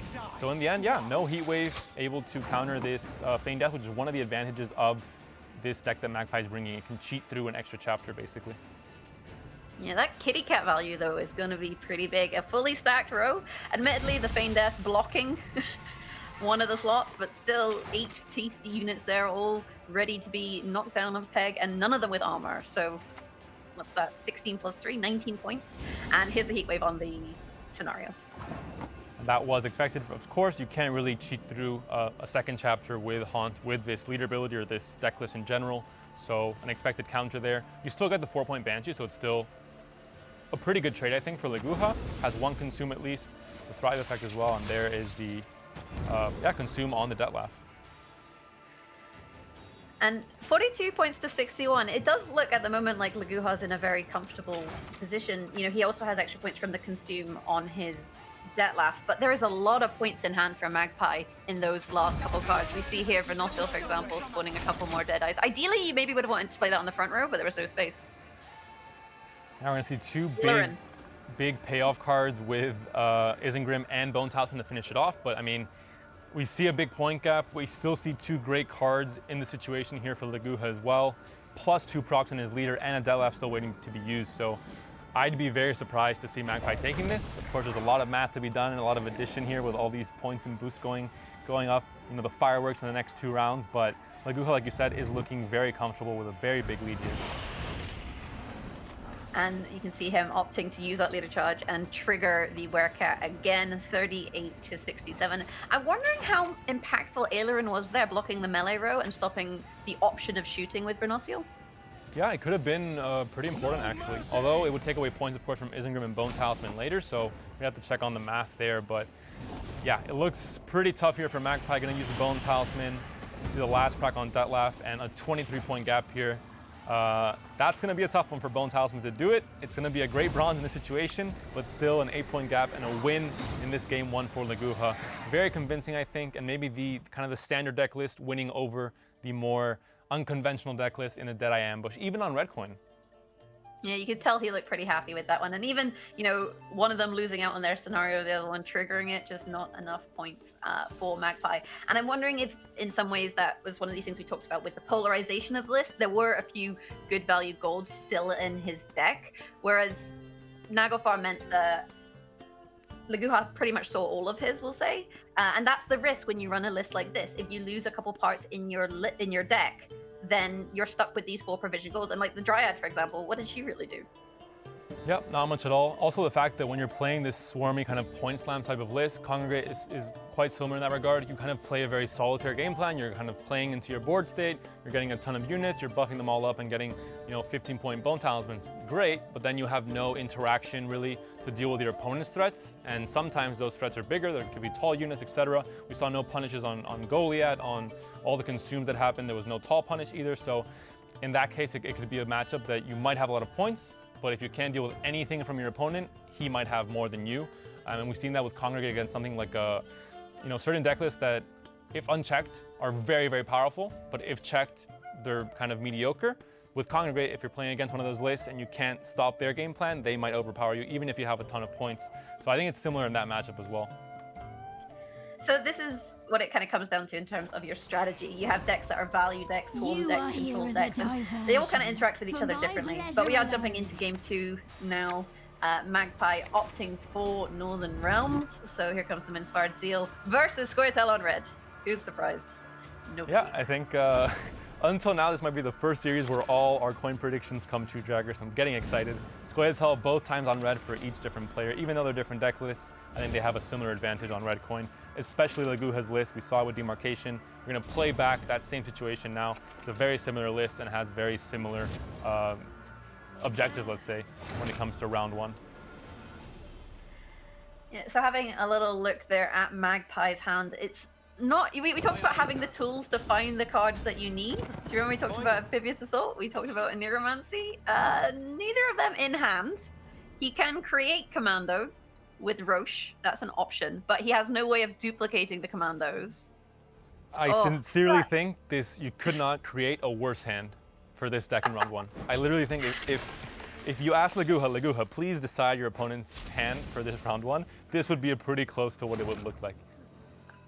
Maybe if you had both commandos and both Dun Banner, that's the other side of the stick, is if you have all of your thinning cards in hand, but it's a bit awkward. You can sort of do a thing where you use the Dun Banner instead of the commandos, so you can always duplicate them because you have that option to thin them from your deck by boosting them rather than by orders. So maybe Magpie's gonna have to kind of squeeze out a technique that way, but oof.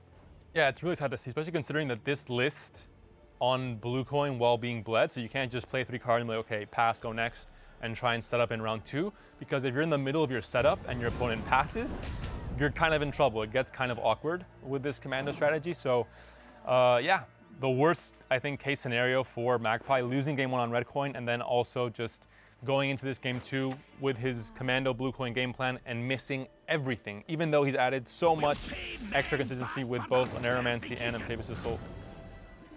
I mean, it's maybe slightly convenient for Magpie in the Laguha's deck, this Precision Strike deck, you often see play quite slowly. In this situation, you see them, use agitators, for example, to boost cards for later on. You maybe see Old God come out, investing points later on. So Magpie, he has enough okay bronzes here that he can kind of stay in the round and then maybe hope to play the commando strategy later. Like, if you only play it once, it's still not bad. This is the case where if Laguha, obviously both players have a lot of information, whereas they know the deck list, but they don't know the hands when you start off a game. If Laguha knew what the hand of Magpie looked like, I think he might have played this round a bit differently. He would have pushed a lot more, knowing that it would be very hard for Magpie to start actually creating points and tempo past the first 4 or 5 cards. He might have an inkling now of what's happening because he's seeing some very strange sequencing coming from a commandos list. So maybe he's, okay, I have to start playing, a bit more serious here to try and win this round because my opponent has nothing. But it is definitely very awkward for Magpie. You hate to see that Voimir. Just depressing. I mean, we just saw a Peller, so, Laguha wasn't really playing tempo. And then, reinforcements onto the Mauler. Let's just create a new strategy. Magpie is just like, all right, we're just gonna have to use these cards and maybe try and conserve some tools. Now, this is the key moment here because there's 4 very important cards in Laguha's hands.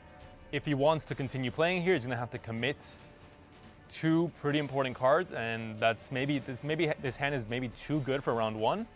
We'll see what he decides to go for here, or if he can take it in 1 card.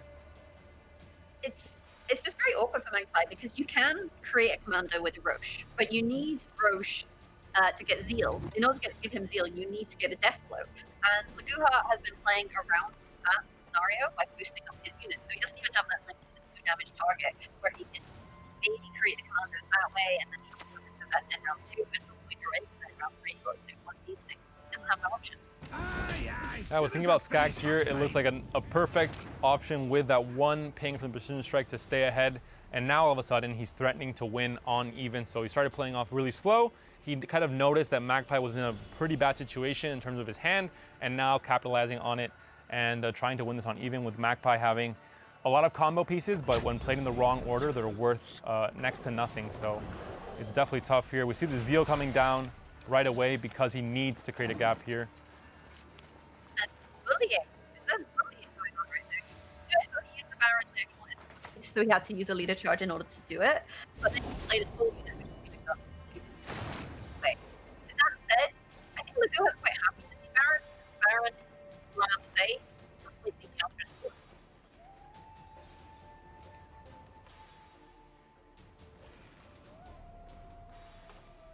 The Peller has 5 bleeding, so a lot of turns here still.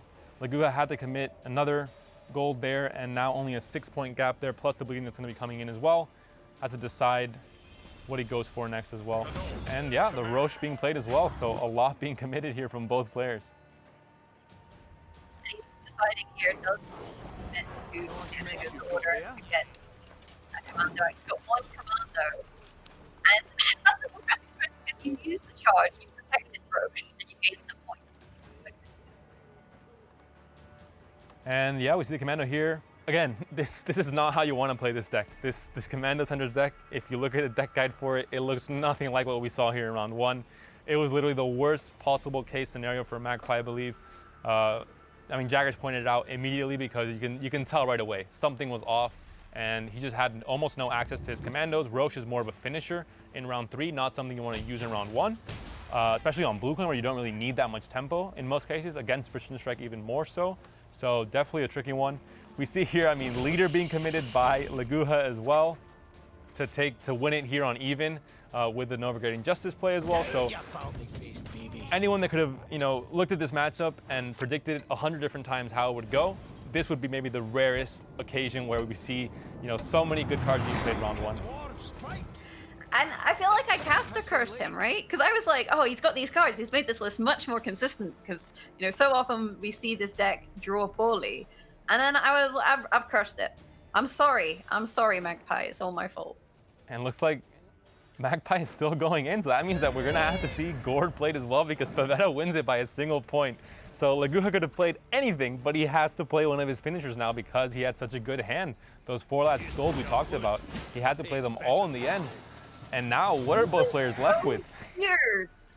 This is so weird because All God is garbage now, right? You've thinned your Brocklon Sentinels. You've thinned, I mean, maybe if he gets it in round 3, but you've thinned so many things that you're not guaranteed to find the targets that he boosts. On the flip side, Shiru, big, really big against a load of commandos. But how do you manipulate his score? Oh my god, this is such a strange game. And I think because Laguha has that Shiru, he's not as scared of a longer round. He decides to just get his card back now, especially being a reactive deck where you don't really have many plays having to play first on round 2 if you're trying to bleed. So it does make a lot more sense. He guarantees he's a card up. That's a pretty big advantage. And he also guarantees he has some kind of long round counter to the Drog, for example, with the Shiru, or against the Commandos even. I like this play by Magpie here. He's basically guaranteeing his draws, right? Because he's got those 3 commandos in list that are obviously going to be a problem. Because of that, by playing the Neuromancy onto the Amphibious Assault, when he hasn't triggered the Echo, the first 2 cards he's going to draw, a Neuromancy and Amphibious Assault. Exactly. You're not losing anything. Basically, you might be thinking, oh no, he's wasting one of his gold cards, but because of the Echo ability and because it's round 2 already and he didn't find them round 1, the silver lining is that he could do something like that, thin out a bad bronze that you don't want, and have a very consistent round 3 at least. I mean, it's something. But like you said, he has 2 thinning options that he can choose anything in his deck that he wants. He has the Drog as well, and he can finally, have his actual strategy, see play now in round 3, but it might just be too late. I think it comes down a lot to this Shiru. Because he doesn't have the ability as easily to manipulate his score because he's used up his leader charges. Sometimes you basically self-wound. You shoot the Shiru to knock him down a peg. So say you want to get him to a 4, you can maybe boost him somehow to a 5 and then knock him down a peg with the leader and burn all of the 4s. Magpie's cards, he's got a lot of 4s, right? But getting Shiru to that sweet spot, going to be quite tricky having burned through your leader charges. And no real buffs either. All God, if he could have used it before and then pinged it down to 4, like you said, from 5. But bringing it up now is much more difficult. Death to the enemy! Yeah, you have the Circle of Life in the deck. You can always find that with the Neuromancy. I'm not 100% sure what else is in the deck for the Neuromancy to try and maybe boost it. But it's a bit tricky. And one of those, obviously one of the commandos becomes a 5. So that also then protects one of them. He's got the Agitator, so he does have that option. There's the Well, All actually, God Agitator coming down. Yeah, that doesn't only work dwarf. either. So Shiru would be a very odd-looking dwarf if he were one, but he is not. I believe he is an elf. And here, finally, for the viewers that have never seen this deck in action because it hasn't been too popular in recent patches, this is how it works, actually. So you get to see it in round 3. The commandos, of course, summon all copies of this unit from your deck to this row, and the scouts create more copies, so it's kind of an endless cycle, or until you run out of scouts, let's say. Yeah, then you've got your Draug to turn them all into what we like to call, I call them little dead things, but the Kizweni Revenants. We've seen them previously with a very different strategy. And those, if they kill a unit with their 1 point of damage that they can deal, then they spawn another Revenant, which can then, deal another 1 point of damage on the next turn. Let's see what the choice is here. Could be, the Force Protector going to be the most points by far. You have a Circle of Life here that you can play to get some But it's not carryover. guaranteed. He doesn't have a 3, right? So Yeah. is RNG here who's gonna get boosted? Is Laguha lucky? Is he sus? Let's find out. He is. Oh, but he can't make it a 4, can he? Well, he can kill one commando. It's going to be a battle to the death. Shiru for a commando. I'm not sure that's a good trade, Laguha. I'm not sure that math checks out. You might be losing this one. And that's the thing. We saw in round 1, he went all in to win on even and to get that card advantage, but maybe that wasn't the right choice because he spent so many of his golds. He spent all his leader ability pings that are so crucial for something like this. If he had the ping here for Shiru and he could delete all the 4s, that'd be game. And it was greedy because he had to spend Herald, and that's massively overkill to win the round. It meant that he doesn't have that nice setup for the Shiru. I mean, Shiru he plays for 5 points, right? He's not a dead card, which people kind of get a bit confused by with Shiru. They're like, but Shiru burns himself. And it's like, yes, but if you look at the score difference before Shiru is played and after Shiru is played, your opponent's score has gone down by 5 and yours has remained the same. So with Shiru, it's not completely dead, but there is a lot of dead things. And they can self-glean as well, right? That Revenant with the 1 strength can be killed by his friend in a horrible, horrible accident and spawn a new friend. Who needs friends? Just kill your friends and spawn new friends. And the tempering there to try and protect against that, to try and get both of these units high enough so that there can't be too much of a mass copy of all of these Revenants. But like you said, yeah, you can use that ping first and then damage that old Revenant to get a new one.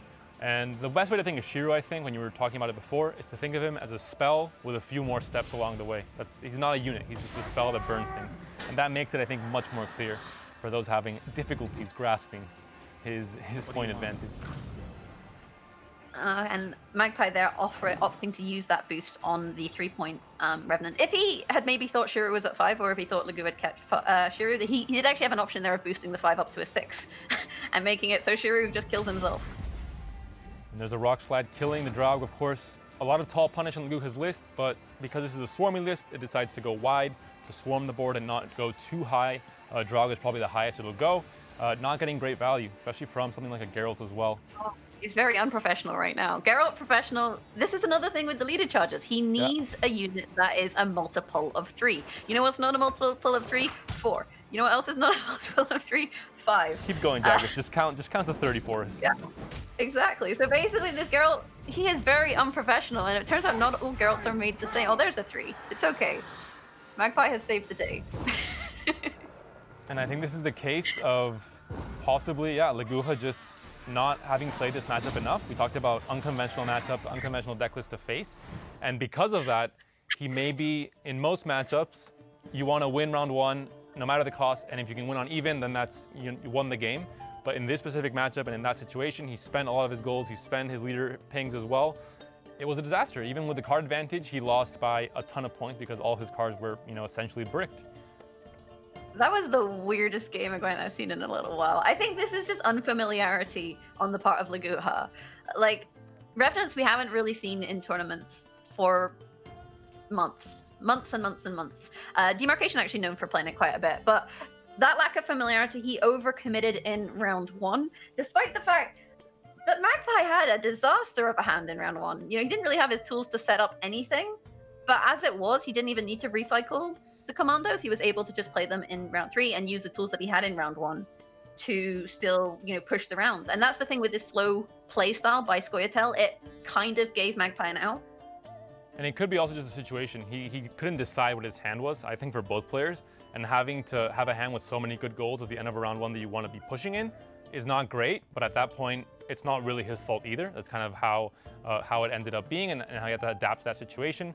But maybe, yeah, the leader pings maybe was him being too greedy in terms of playing a card, playing leader ability to get ahead and say, okay, I'm going to secure my card, the card advantage if I do this, but not really thinking through of the consequences of not having any leader pings when a lot of your cards, like you mentioned, Geralt Professional, like you mentioned, Shiru, need them so desperately. And you do see that happen on ladder as well in tournaments. Sometimes players just get kind of tunnel vision a little bit on, oh, I'm on red and I can win on even, therefore I will win on even. And that's a misplay that you do see happen on pro level, on multiple levels of Gwent, where people get so focused on, oh, I can do this. They don't think about what they're spending in order to do it. And that brings the series to 1-1. It looks Scoia'tael on red. I don't want to jinx anything, Jagras, but we're seeing Shield Wall on blue and Scoia'tael back on red, as we predicted. We just need one more game after this one, and maybe we'll make it finally predicting the right coins for a full series. But again, some of these predictions are pretty standard and pretty obvious, I think. Once you move past the mind games and different tricks different players might try and use to get the psychological advantage when it comes to sequencing, but Shield Wall on blue and both of these Scoia'tael decks on red just do make sense overall. I don't know, I think we look pretty sus. It's almost as if this is a scripted tournament or something. With our highly accurate predictions. I'm wondering how Magpie is going to deal with the engines of the Shield Wall list in this matchup. If you let them happen, do you think his strategy is going to outpoint Shield Wall? Well, we mentioned there is the sappers to deal with the Donamir. That's always, I think, step one. You have to get past that wall, and then you can start thinking about the other engine you have to deal with. And he has the Heat Wave as well. There are a few more removal options. Obviously, we have Yavin. Once that board is full, you can really take advantage of that and get a really nice removal, almost unlimited if you have enough elves. You can deal with almost anything, even if it's buffed, like this Frigate, for example. But no elves on the board yet, so not the case. You always have the option of creating an elf, does Magpie with his leader ability, so the Purify on your opponent always kind of guaranteed with the Vreehead. I think with round one, though, we've seen him do this previously. You just kind of want to play some bronzes, right? He's kind of looking to get rid of some of the 4-point bronzes rather than mulliganing them. If you play them, then you can't draw into them later on. And just kind of wait to see what Leguha commits. Yeah, it's a similar game plan on Red Coin, I think, to the NR lists quite a few months back that were very inconsistent, had a very high top end with Falibor, with Bloody Baron, with a lot of very strong cards that cost a lot of provisions, and then a lot of pretty bad bronzes before the patch with Amphibious Assault and Frigate, etc. I think pretty similar playstyle with this Swarmy board. And yeah, Leguha knows how it's done. You see a boat, you click a boat. I'm a simple Fran. I see a boat, I click a boat, and he knows exactly how it's done. You just keep spawning those volunteers, and no real row punish for Magpie to do anything about this. I don't think he's really interested in winning this round, though. It feels like to me he's just playing some, mediocre cards and seeing what Leguha does, and then he can just peace out. He's not trying to win on even, that's for sure. Especially because he knows both players usually are going to have a pretty similar strategy when it comes to a long round 3. So he doesn't need to have that decision making to be the one in control of that, let's say. He can give up round 1, and I think he's not too scared of being bled in round 2, although Leguha might think it's a viable strategy to bleed this very swarmy list and disrupt the combos that Isengrim, etc. have. Lagua is in a tricky spot here, though, with playing, because if he plays, he's committing value. Carrack Marine, although it is a bronze, it is a value bronze because of the exclusively Northern Realms cards. I forget what that is called. Devotion. Devotion, that's the word I'm looking for. It does boost by 4, right? So it's a 7-point bronze card. So it's a decent amount of points. And with a 14-point lead here, yeah, I'm not surprised Lagua has passed, because there's not much I would want to commit from that hand. And I think this goes into the same thing that we were saying for Magpie, not caring about who decides how long round 3 is. I think it's the same for Lagua. I think at this point he's like, okay, I have a pretty big gap. I don't want to commit more than this. If you want to be the one in charge of how this game goes, sure, spend 2 great cards, go down to 4 cards, and then pass to a long round 3. I don't mind that at all. It's quite a big gap, though. I mean, Magpie can go 2 cards down, but which 2 cards would you go down in his? He's in a similar situation where there's not too much you want to necessarily spend. Although in Neuromancer you can kind of find anything. And you have Aileron as well coming out, right? So that's a big. I think you don't want Aileron though. That's the thing about it. You want to keep. You've only got elves as well, so I don't think there's enough elves. You need 5 of them. What's he gonna do? Just jam leader charges? Like, no, this is not what you do in round 1. We learned that last game. You don't just jam your leader charges. I like it. So Magpie didn't want to be in control. Now he's in control anyway. So the tables have turned, but I think the outcome will be pretty similar. I think Magpie is also not incentivized to bleed round 2. So we're going to probably see a long round 3. And both players have pretty strong hands. We'll see what the draw is here. Oh my god, Magpie drawing like red is sus. Red is sus. He drew. I got Neuromancer, which we knew, but then Yavin and Redea. For an inconsistent deck, it is a nice looking hand. Let's see if that trend continues. We see there the instant pass from Magpie, as we talked about. Both players have a pretty strong round 3. The Carrack Marine you were mentioning, good, but not quite a gold card yet, so he gets thrown out into this round 2. You need some points on the board to pass. And both players, I mean, this is no complaints here. There's no, oh no, my hand was terrible, that's why I lost that match. Both of these hands are looking really good. Lagua's hand was stacked that round with his draws as well, but here comes the bronzes. We've got Pact and Dread, Fledgling. Bone Talisman, I think definitely worth keeping because you're swarming, but the other 2... The thing is, are you scared of drawing something specific? Aileron, that's what you're scared of. So Do you risk it? Support ends up coming out from Lagua. Maybe not exactly what he wanted. He was maybe looking for Ansace. Pretty important card, but you do have the Amphibious Assault. If you actually no, it's a 10 provision card actually. So you can't get it. We are distinctly unsatisfied. Ansace is not going to be showing up to the party. And Magpie, he does have a lovely Purify for Donimir of Troy, provided he has an elf on the board. So let's just make sure he does remember that. As Bree heads up, it only purifies allies unless you have an elf. And look, an elf just appeared out of nowhere. Magic. Wow, amazing. We were talking about none of these players having a chance to complain. Little disclaimer, little asterisk there. Lagua is missing a pretty important card in Shield Wall and Ansace. So maybe if he loses this one, he has a tiny excuse for this game at least. Does Magpie have a good reason to complain? I think he does. I mean, he's missing Isengrim. Does he have a chance to thin it? He can thin it out with... Yeah, he's fine. No complaints there. And Anna unfortunately died during the heat wave of 2020. I think that's such a valuable heat wave there because it kind of ignores the shield, right? Shield wall, you're like, the shield's not really annoying if there's a drought. She's still gonna die of dehydration. And with that many cards left, she was representing a huge amount of value. And now the scariest card might be Selkirk just because of Varaxis' only like really good target. So we'll see what Magpie can do to deal with that. Could be something to do with the scenario proccing in the same turn that he does damage, so he can take down the shield, and then maybe with Waylay or something. I mean, we'll have to see how he does it exactly, but there's maybe a possibility to deal with that, even if it's shielded. Yeah, the shield is a little bit annoying, but we don't have Anna, but we do have Anna Light, also known as Reynard. He boosts every card that you play by 1. He also boosts the friends on left and right by 1, so not a bad engine on the board. And like you said, Magpie's running out of answers, and if he wants to save his answers for the Varaxis target, then he's just going to have to accept Reynard. Look at all those elves. And this is a great example of Magpie having a ton of points. This point slam swarmy version of this elf deck is great for points, but you can't interact. He had the 1 heat wave for the Anna, which we mentioned, and the Purify on Donimir. Okay, that's 2 engines done, and then what? Now you have 2 drummers ticking every turn, a Reynard Odo ticking every turn. Selkirk, that's going to get with the last shield ping from the leader, is probably not going to have any problem surviving. And Varaxis to just, yeah, it's a mess. I think Magpie has a lot of points and has a lot of potential for a ton more points by swarming the board, with this scenario being untouched as well. But we'll see if these engines from NR are enough to deal with it.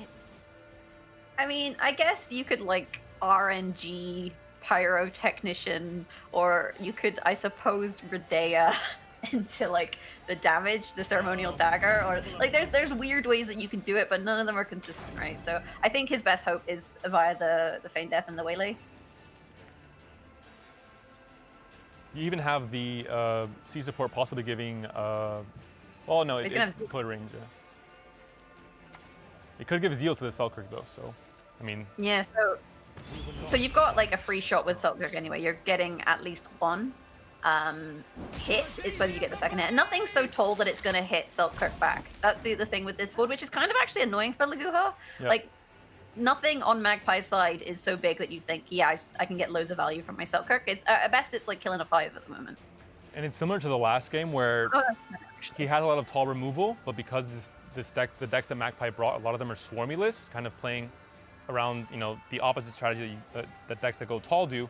He doesn't have the right answer, maybe like a wrong read from Laguha in terms of the meta, or just an unlucky matchup in quarterfinals against Magpie, because a lot of his decks have, you know, you would get a ton of points with a shielded Selkirk in this round 3, but he can't really kill anything because there's only a 7-point elf there.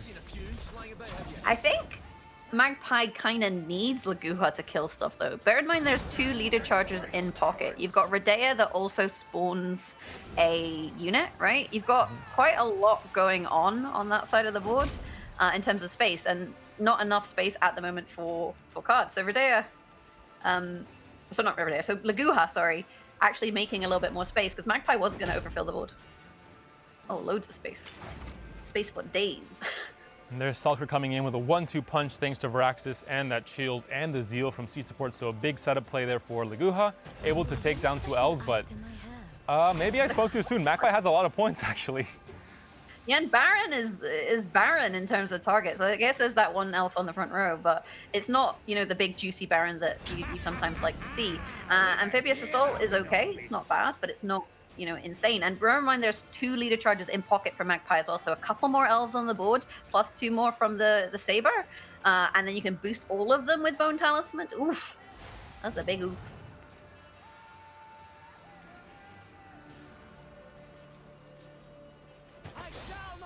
I think we need more elves. More elves. Oh, look at all this. Oh my god, that's insane.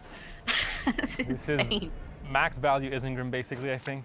You can't get much better than this. Of course, there is a scenario on the feign death on the board, but pretty hard to get more value than this. That entire board is filled.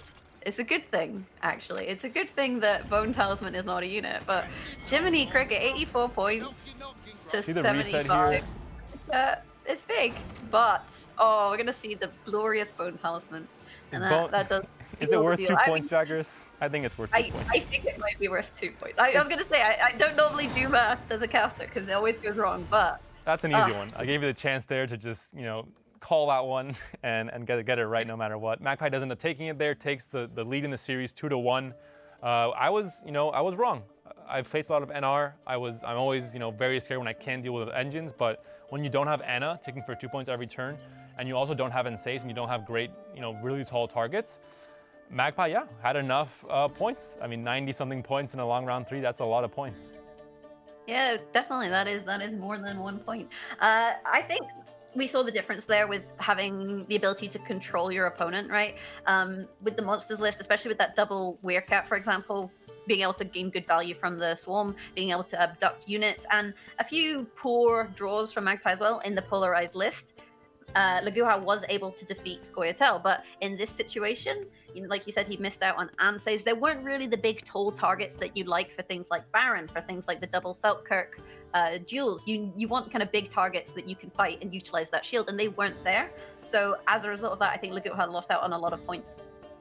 I think the biggest case there is the decklist difference with this shield wall version, not running something like a Visigoda, which is something that you can answer one of Visigoda or Anna in the situation, because they're the 2 scariest engines, I think, in NR when it comes to golds. And in this exact matchup against these lists that Magpie has that are a bit more solitaire-centric, they focus on their own game plans roaming the board, but don't have that much interaction past like a Purify and a Heatwave. If one of those two engines is left unchecked in a very long round 3, I think Leguha probably wins it, but because there's no Visigoda, it's more of a mid-rangey, a bit of a safer and less risky NR list, NR shield wall list. He just couldn't take it. There just weren't enough points. So we talked about monsters versus Scoia'tael. This time around, a different Scoia'tael, a slightly different monsters, and this is match point for Magpie. So if he wins this one, that's him through to face off against Demarcation. And Demarcation, he's hoping for Leguha to win because he feels his decks do better against Leguha's lists than Magpie's. Yeah, Magpie, of course, the way this works with Conquest, he's won with his 2 other decks. One of his decks is banned, so he only has 1 deck remaining, which is the one we're seeing here, the Overwhelming Hunger list, and he has to win with it. So if he loses this game, the next game he still has to queue for that game 5 with this same deck. Yeah, so it does kind of come down to monsters at the moment for Magpie. Leguha, Scoia'tael on red. Who would have seen it coming, Panda? I'm so Don't jinx surprised. it, Daggers, don't jinx it. We've talked about it too much. You're going to jinx it for the game 5. But yes, red coin. Again, Scoia'tael on red coin. We saw mention, I think Shamiri mentioned it in the last series, Circle of Life answering one of the larvas is a great play. And already, Skag to 10 points, 2 turns into this game. That is scary if you're Magpie. Yeah, Circle of Life, it moves us all. So Magpie, he has a pretty bronze-heavy hand again, but he's in a situation like he was with Northern Realms, where Leguha's not playing very quick, right? This deck invests in the future. He's like playing the stock market. He's like, I think stock in Sheldon Skaggs is a good investment. Playing those agitators boosted him up for maybe round 2, round 3, and investing in those points. So as a result of that, Magpie, he's quite happy just chilling and playing bronzes. And he's not getting into a position where his opponent is playing really slowly and he has to play tempo because that's all he's got in hand. Yeah, not just playing bronzes, but also playing bronzes that add some utility to the deck, some consistency, like the Foglet that's thinning out the second Foglet, for example. So, like you said, I think Magpie knows he's probably going to win this round, although we saw in game 2 that Leguha was able to push, maybe push too far, but he was able to push after starting really slow with agitators, etc., and then still take it because you have kind of that carryover on Skaggs if you decide to commit him. He has that point, that reach, he can get really easily, and also with cards like Geralt, for example. Yeah, it is greedy though. At least he's not in a situation where he can accidentally commit Gord in round 1, because he doesn't have Gord, so he can't do that this time around. Geralt, there are some nice targets on the board. You've already got a 9 just kind of sitting there, and Geralt's a kind of tricky one, professional, because you can set up the damage, but you have to decide, you know, is my opponent going to have big toll units later on, or not? I think with Magpie, with this list, I believe it runs Kiran, so you're guaranteed to have something pretty big, so as long as you can manipulate it to the points where you want, you would probably hold off on that. And because of the way that Magpie's list was constructed, you know, kind of this overwhelming hunger with a bit of a greedier approach, it's a bit more relevant for Leguha to maybe care about having last say in round 3 because he can punish, you know, a K-Ren eating up everything around it and growing to a very high point total or, you know, Detlef, etc. So we'll see how much he values it here. The 20-point gap already with 2 cards able to be played from Leguha before he ends up losing card advantage. So this is where it gets really tricky. This is the deciding moment, I think, in this round 1. Yeah, I think with this Precision Strike list, last say is quite big because, like you said, you have the option to remove your opponent's unit. But just in general, last playing Ward, for example, where your opponent can't heat wave it or react to it is nice. But when you're playing 2 agitators in round 1, you just don't have the tempo. And so Leguha giving up round 1. But able to take 12-point Skaggs as carryover into round 3, so he has that advantage going for him, although it will end up, you know, being answered probably by something like a heat wave later on in round 3. And Leguha, he's got the mulligan. Oof, I was gonna say he's got the mulligan check of, you know, you gotta try and mulligan those sentinels because you're gonna thin them with the leader. You also want them in the deck for All God, which we do see in hand there. You want to be able to boost units in your deck, but he's drawn it into one of the dwarves, and ideally you want to be thinning them with Justice, Novigradian Justice, although Leguha doesn't currently have Novigradian Justice. Yeah, it's a Circle of Life. That's an interesting Circle of Life. The Heat Wave not being used to answer that haunt. Instead, Circle of Life comes down. Magpie bleeding here in round 2, trying to punish Leguha a bit. He does have the brick in the Volunteers, for example, unless he plays Skaggs first, because it's the only other dwarf in the hand. Yeah, Magpie opting for the bleed against Laguha here and just really slamming points. And Laguha, he kept the heat wave and now using it to banish the Ruhin instead. I actually quite like that because Ruhin, he just keeps coming back and coming back every time you eat him. Yeah. So by denying it like that, you know, you've allowed him to get one consume off, and you know he does get full value from the haunt. But in a long round bleed, Ruhin, he could have been Ruhin this. And you're suddenly 23 points down. That's a bit scary for Laguha. I think this Skags might have to come down this turn. We could see something like Gyro Professional with something else, but all of a sudden, playing a 4-point All God is not looking very possible. And Magpie, I mean, he might have known this. He said, you want to try and, you know, play your carryover round 2 as well? I don't think so. I'm going to push. I'm going to go pretty far into this one. And yeah, it looks a bit dangerous now for Laguha. Yeah, he's also aware that Laguha hasn't done any thinning. You know, the dwarves still in the list. Admittedly, the Broccolons you do want to leave, but a lot of the time you actually want to thin the dwarves if you can, just because you are in a risk of bricking them. And in this situation, with nothing being thinned, he's maybe thinking, oh, you know, my opponent's not in a great situation. Maruna comes out, all God is now all good for Magpie, and 33 points to 0. If you were scared of 23 points, Magpie said, don't you worry, you're going to be 33 points down next turn. And I think he's just trying to, Laguha has to commit something, but it's so awkward for Laguha, because if you look at the hand, you don't have the dwarves on board yet in order to thin, right? And if he plays Sheldon Skags, that's a big tempo play, but Heatwave can then remove the Skags, and you're still in a situation where you then have a bricked dwarf. I think this is Magpie showing why he was able to win challenge number 5, coming in as a pretty unknown player, and able to take, you know, it was a crazy lineup and take it as a, you know, a newcomer to a tournament. It was pretty huge, and this maybe shows why. He's just a very good player, knows exactly when to push and when to pass, and putting up a masterclass here on how to bleed this Persistent Strike list on round 2. And I think Magpie's in a position here where he's still got a few more bronze cards he can pop down. You know, he's not in a situation where he has to bow out yet. Laguha did finally commit. He spent a leader charge to set up the professional. It's 23 points to 3, but it's still a 20-point gap. So you can afford to play something a little bit slow here and still feel fairly comfortable, especially with Heatwave in hand. You know your opponent's big plays are Skags and Gord, and you have an answer for them. I mean, you can't play too slow though, because this Skags is a 20-point swing just by himself, and you have the leader ability Sentinel play if you want to as well. So you have to be a bit careful. He plays into the workout. It's tricky for Laguha. I think a Skags onto this Noonwraith now would be the moment to catch up on these points, to just close the gap pretty much immediately, and go in on this. Use his leader ability as well, I think.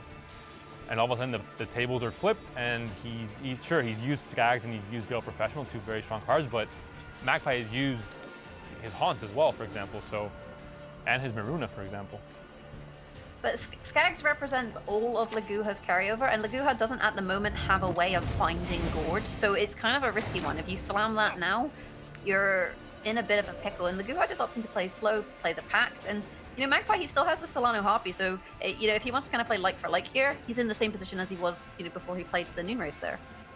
I think Laguha's trying to find this pass before he commits to Skags, because if not, Heatwave would counter a 14-point body, and that's maybe, he would just get 2-0'd possibly if Magpie goes all the way. And his hand isn't great with the Volunteers, so I think that makes sense. Yeah, perfect. Takes it by 1 point there, so the math checks out. And I think Laguha definitely knew this. He did the math before playing that pack there. And able to survive this, having to spend 2 really big cards, and now that is not what he wants to draw there. 2 Volunteers in hand. The Justice is a bit better. I guess he has some pretty easy and direct mulligans, both Volunteers going out. Sentinel! The Sentinels, hey, there's MV Peller, most valuable Peller. He's not so valuable here, but, you know, he's a top user. And, oh, it's risky? Never punished. Look at that, look. He is a talented individual. Well, a bit punished. He didn't find the Gord. The Gord is stuck in the... Right? Yeah. He does. Give you gold? I think it does. Actually, no, maybe it only gives you bronzes. It's just bronzes, yeah. Yeah, dang. You know what I'm thinking of? I'm thinking of our good friend Isengrim, who does give you gold. And, oh, not so talented, but not completely untalented. But then, Kayran, Detlaf Finisher? Oof. This is an oof. There's a Manticore left in deck. That's the only gold card left for Magpie, and he does have the Neuromancy, so he has a way to thin that out as well. And Lagoo has to be very careful what he plays here. I think the volunteers will help. No, because one is in hand, and that's no. his last off. Oh, it's so sad. Laguha, I'm so sorry, my friend. Magpie's just like, oh, I see. But Laguha, he wasn't able to thin anything. Oh, I think he might have just not noticed the Pyrotechnician was drawn after the mulligan, or with the draws for round 3. And because he mulliganed the Peller instead of the second volunteer. All around, yeah, a bit awkward for Laguha. Basically just lost a card there, having to play this dwarf from hand, because it would have come out anyway. So that definitely, I think, makes it so that Magpie is much more favored in this round 3. He does have a pretty good hand overall, has a K-Ran. There's no answers from Laguha. He has a Rock Slide, but at 11, that's it. Yeah, so Magpie's in a comfortable position to just consume. He's seen Geralt Professional come out. So, he is a professional Monster Slayer, but for some reason he decided to kill a Barghast rather than Kieran, so maybe not contract out on his head. And Magpie is just he's free to consume as and how he pleases and just wait out the round. Yep. He's going to hold on to the Heat Wave. He's going to think, oh, Gourd, I've got that in pocket. And he can just slowly but surely play out the round. There's a Manticore as well. Not going to find any crazy targets, but a decent 9-point play there. Does take away some points from the Werecat though, so maybe not fantastic. Would have loved to hit the Pyrotechnician there, but obviously no guarantees. With Manticore, it is fairly random. Yeah, Pyrotechnician I think was the dream there because it denies the order ability and it also doesn't disrupt the Werecat. But I think with Magpie, the state of the hand, I think it doesn't matter. And that's such a shame. It's such a shame. But I mean, there are Brockle on Sentinels, and Sentinels are an okay amount of points. And we saw All God, right? So they should be boosted up. So it's down but not out is Laguha. Yeah, they're both at 4, and the Shiru is at 5 as well. But of course, no way to bring out the Shiru either. So those 2 cards left in the deck for Laguha, unfortunately. But again, the Werecat in this short round 3 with not many units played, not looking too great. Gonna probably wait for the Sentinels to come out before he plays that. Yep. And here come the Sentinels, and he's got the Consume ready. He's actually got kind of dead leader charges though, if you look at the situation here. I mean, we were saying that Laguha's not in a great position, but with those dead leaders, this is closer than I thought. It's gonna be 4 points from the leader ability, so he's gonna be up. Yeah, No, don't do the math. It's close though. I think Laguha takes it though. I mean, Force Protector, because the Heat Wave is so bad, it's only 5 points.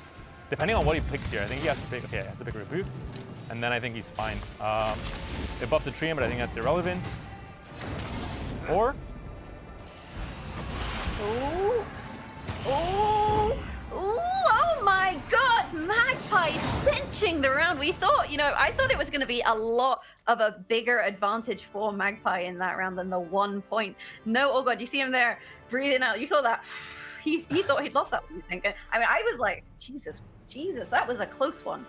The Heat Wave was so bad that I thought Laguha would surely win it with Force Protector to finish, but it was enough by 1 point. Like you said, it was very, very close. Magpie does end up taking it there. We see he wins that 3-1 and moves on to the semifinal tomorrow. So already, Laguha and Vlastlin out of the tournament and cannot qualify for World Masters. Magpie still has a chance. It's now Magpie and Coleman fighting for that last spot. And Demarcation has maybe something to say about that tomorrow as well, if he's able to win that semifinal number 1. But today we still have Payable and Coleman coming up after that, Gravish and Wangit as well. And also an interview very soon with the winner of this last match, Magpie, and with Berja.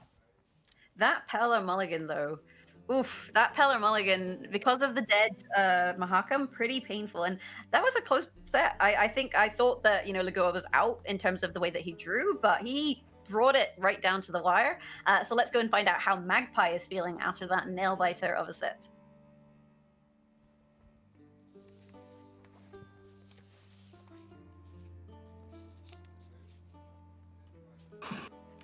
All right, Magpie, how are you? That was crazy, man. Yeah, it was very intense, I would say. Flake was asking at the beginning of the tournament, can we expect a new Magpie dance at the end of the tournament? Maybe tomorrow if I Maybe win. tomorrow.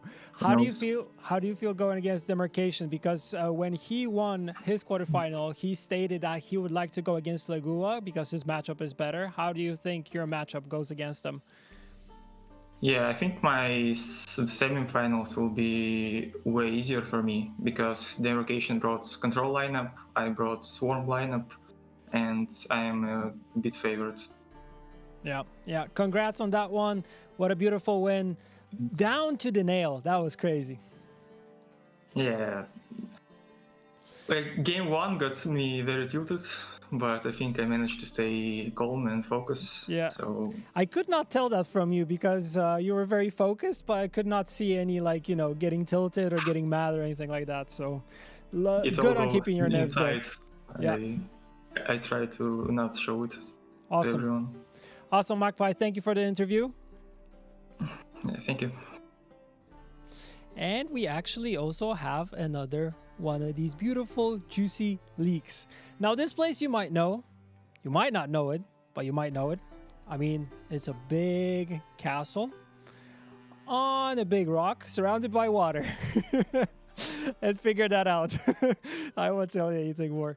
But yeah, it's all I can tell you. But what is it?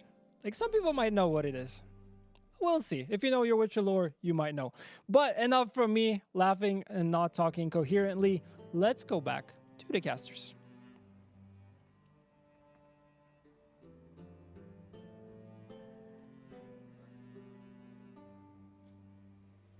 And I have to say, a leak is a leak, but how excited can you get about a castle? I mean, I'm sorry, but it's literally a castle, and that is it. There's no action happening. There's no swords. There's no magic. We can do better There is than that, someone I out think. there, a global expert on Witcher universe castles, who's seen that, and that has like made their weekend. They're just like, oh my god, it's the castle from fill in the gaps for yourself. Someone out there will actually know who that is, and it'll be on Reddit and all that. I'll just be like, yes, it's a castle. I've seen a few of them. Maybe in the right context, that is important. Also in the right context, we're going to look at the prize pools for the event up until now. Of course, there's a split in quarterfinals between the players. The more matches you win, if it's 3-2, you split it pretty evenly. If it's 3-0, you get most of the stake there. So we see up until now pretty even splits. Magpie, now the leader, moving on to semifinals and also winning 3-1 instead of 3-2 that we saw in the first series. And of course, all of these prize pools are pretty inflated thanks to you guys at home that were able to contribute with the crowdfunding, with the different bundles, and to support GWENT Esports overall. So in the end, a $25,000 plus prize pool for this GWENT Open number 4, which is fantastic to see, to be honest. Yeah, and it's really good also because it's so evenly spread across the bracket. It does actually support these players to pursue GWENT as a career, because you know that if you qualify, you are making a decent chunk of change. So although everyone seems to be earning regardless, I think it's better for the health of esports. And we got to say a big thank you to the community for contributing via this crowdsourcing. So halfway through the day, coming up, we still have Piebol versus Colamon, and we have Wangid versus Gravesh. So we'll be moving on to Piebol versus Colamon, cast by McBeard and Shinmiri. That's it from us till the final set of the day. Thank you so much.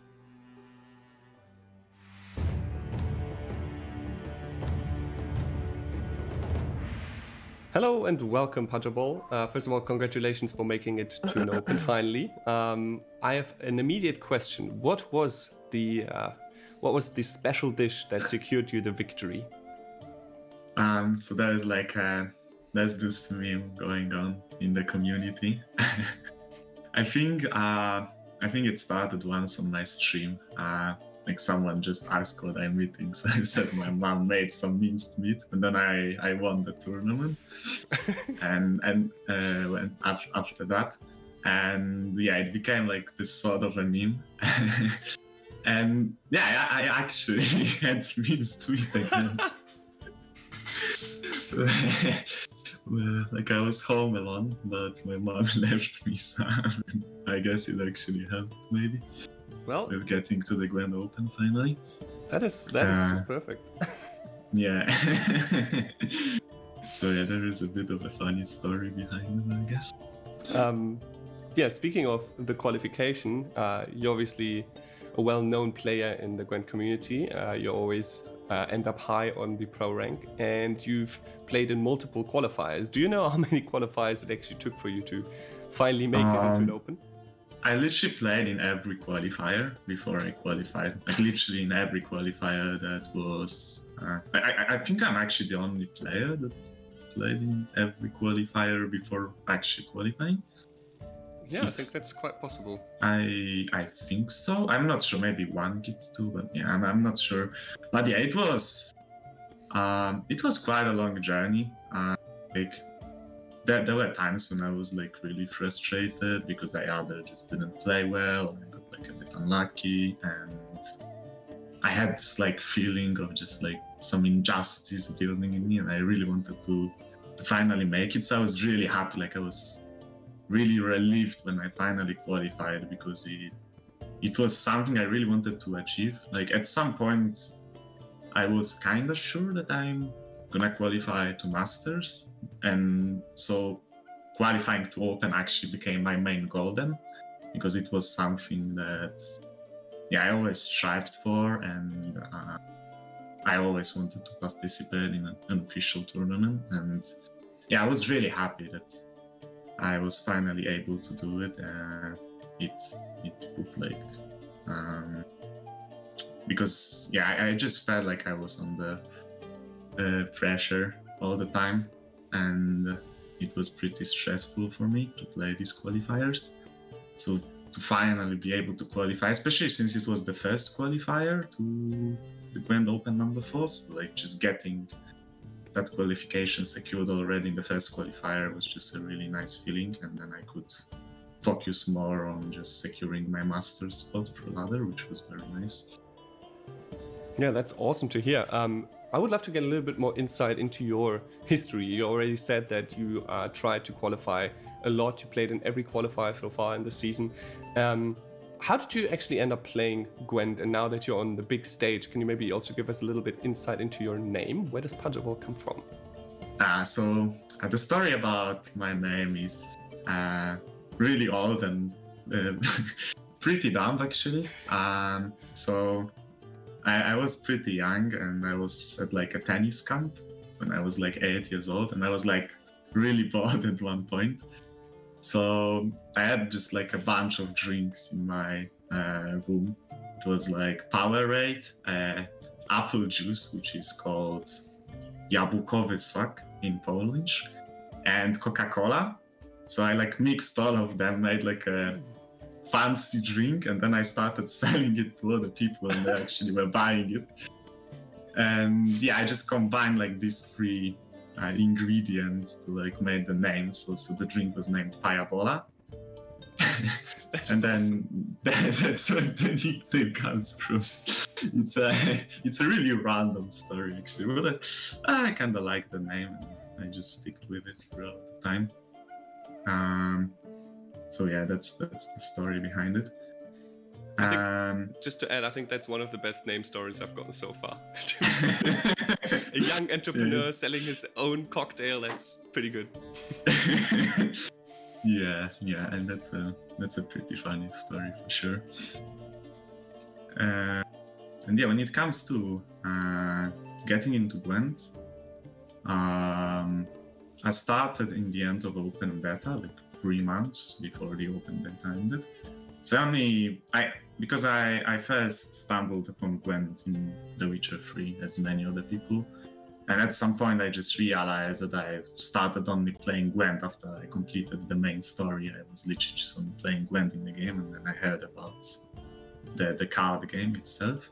So I decided to give it a shot. And at first I was playing really, really casually. Just playing some memes, and I never really got into like any competitive environment in the beta. And I mean, there weren't really any tournaments at that point. It was the period when the game was transitioning into Homecoming. And then in Homecoming I made a new account on PC because I was playing console at first. And after getting to Pro Ladder, I think in January, in the first year of Homecoming, I started trying out some tournaments. At first, I wasn't doing really well, but then I started actually winning some smaller tournaments. I started to get like high positions on ladder, and that's where I got picked up by my team, Team Leviathan Gaming. It was like 1.5 years ago, so quite a long time actually.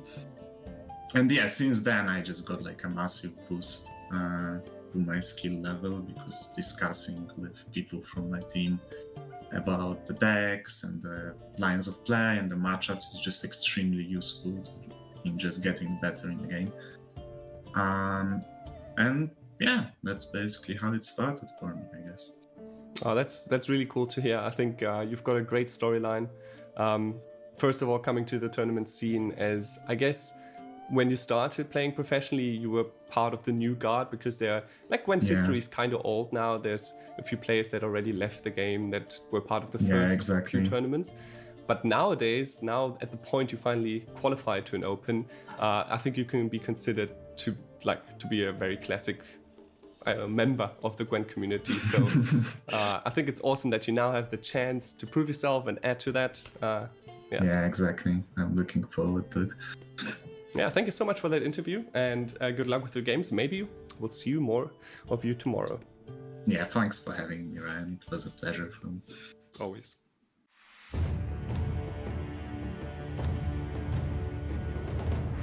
Hello and welcome, Colemon. Good to see you back at an official GWENT tournament. You're a very familiar face. We've had the pleasure of hosting you quite a few times already, but the last tournament is actually a while back now. So how did you perceive the last few months of GWENT development? So the last few months, basically there was an expansion that launched in summer, and I think it was a pretty good expansion overall. Maybe there were some balance issues at the start, but mostly got resolved at this point. I think what I liked the most about it was the new symbiosis leader feels really fun to me. And yeah, but other than that, I think it was overall pretty good developments that happened. Yeah, and jumping straight into this tournament. So looking into the future, there's the GWENT World Masters season finale, at least for season 2. And you are in a very peculiar position, because right now there are 3 other players in this tournament that could take the spot if they win this tournament. But if they don't win, and you either win or you don't even have to win in this case, you will take that last spot. So do you feel a different kind of pressure to perform, or do you feel like you have a high chance of reaching that anyways? I mean, in theory, it's less pressure on me, I guess, because it's not entirely up to me whether I qualify or not, right? Like I could lose in the first round and still make it. So I know I don't. Of course, I will try to do as well as I can, but I don't feel particularly like more pressure than I would in a different tournament. Yeah, makes sense. I mean, you already have a lot of experience with tournament pressure, so I would assume it doesn't change much for you. One final question for day one. Is there anyone you would like to give a shout out to, or maybe perhaps just your team? Yeah, I mean, of course, I'm in a great team, Team Aretusa. They're always helpful to prepare. Especially Santu and JMJ Wilson helped me prepare for my lineup a bit. So shout out to them. All right, thank you very much. Thanks for having the time for this interview, and obviously good luck in your games, and maybe we'll see you tomorrow. Thank you. Welcome back to the second half of the GWENT Open 4 quarterfinals. We are going to go into match 3, and what a match it is. Payable versus Colemon. And we want to know what you think on the Twitter poll as well. Let's see the way you have this one split for this quarterfinals 3 game. McBeard, this is wow, 49 to 51%. This is the closest Twitter poll I think I've ever seen in the history of GWENT Masters. This is showing that both of these, there's a fan base there. I know they run in the same groups. A lot of people were rooting for Payable when he got into the Open, and he's had a growing fan base ever since. He's been streaming lately, and the return of Coleman, of course, as well. This is a great storyline. Coleman being the old veteran of Gwent from all the way back in the beta days. I think he played in like Gwent Challenger number 2, way back in 2017. And then Payable, first appearance at a Gwent Masters event, although he has been very, very consistent on the pro rank ladder in the past year. One of the top Crown Points performers, and he already has secured his ticket to Gwent World Masters. So this is a nice showdown. Also, as we mentioned previously, the showdown between Team Leviathan Gaming and Team Aretuza again. So got a lot of people on behind both of these guys, supporting them, cheering for them. I'll be excited to see how this one turns out. Yeah, it all really feels like a nice season ender. Well, it's not the season ender, of course, but it is the last Open of the year before we go into World Masters, and all these quarterfinals look spicy. So let's take a look at the decks these players brought. Again, I don't think we're disappointing. Payable coming in with that cursed Northern Realm, so we get to see that one more time, at least, if it's not banned.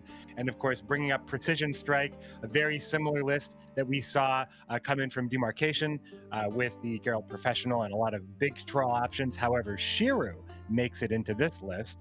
Patricidal Fury, Arnulf coming in with the usual warrior suspects. I do like the Svalbard Totem here as well, but a lot of good stuff coming in from Skellige, and Hidden Cash making a pretty steady appearance so far in this tournament. This one represented with Passiflora.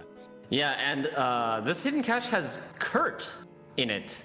I don't know if you can. I don't know if you even remember what Kurt does, but he's like a purify / lock. You play him on the front row, he locks. You play him on the back row, he purifies. He's like a replacement for Kalkstein. Kalkstein usually in these Passiflora lists because he has the blind eye tag and he can purify multiple times.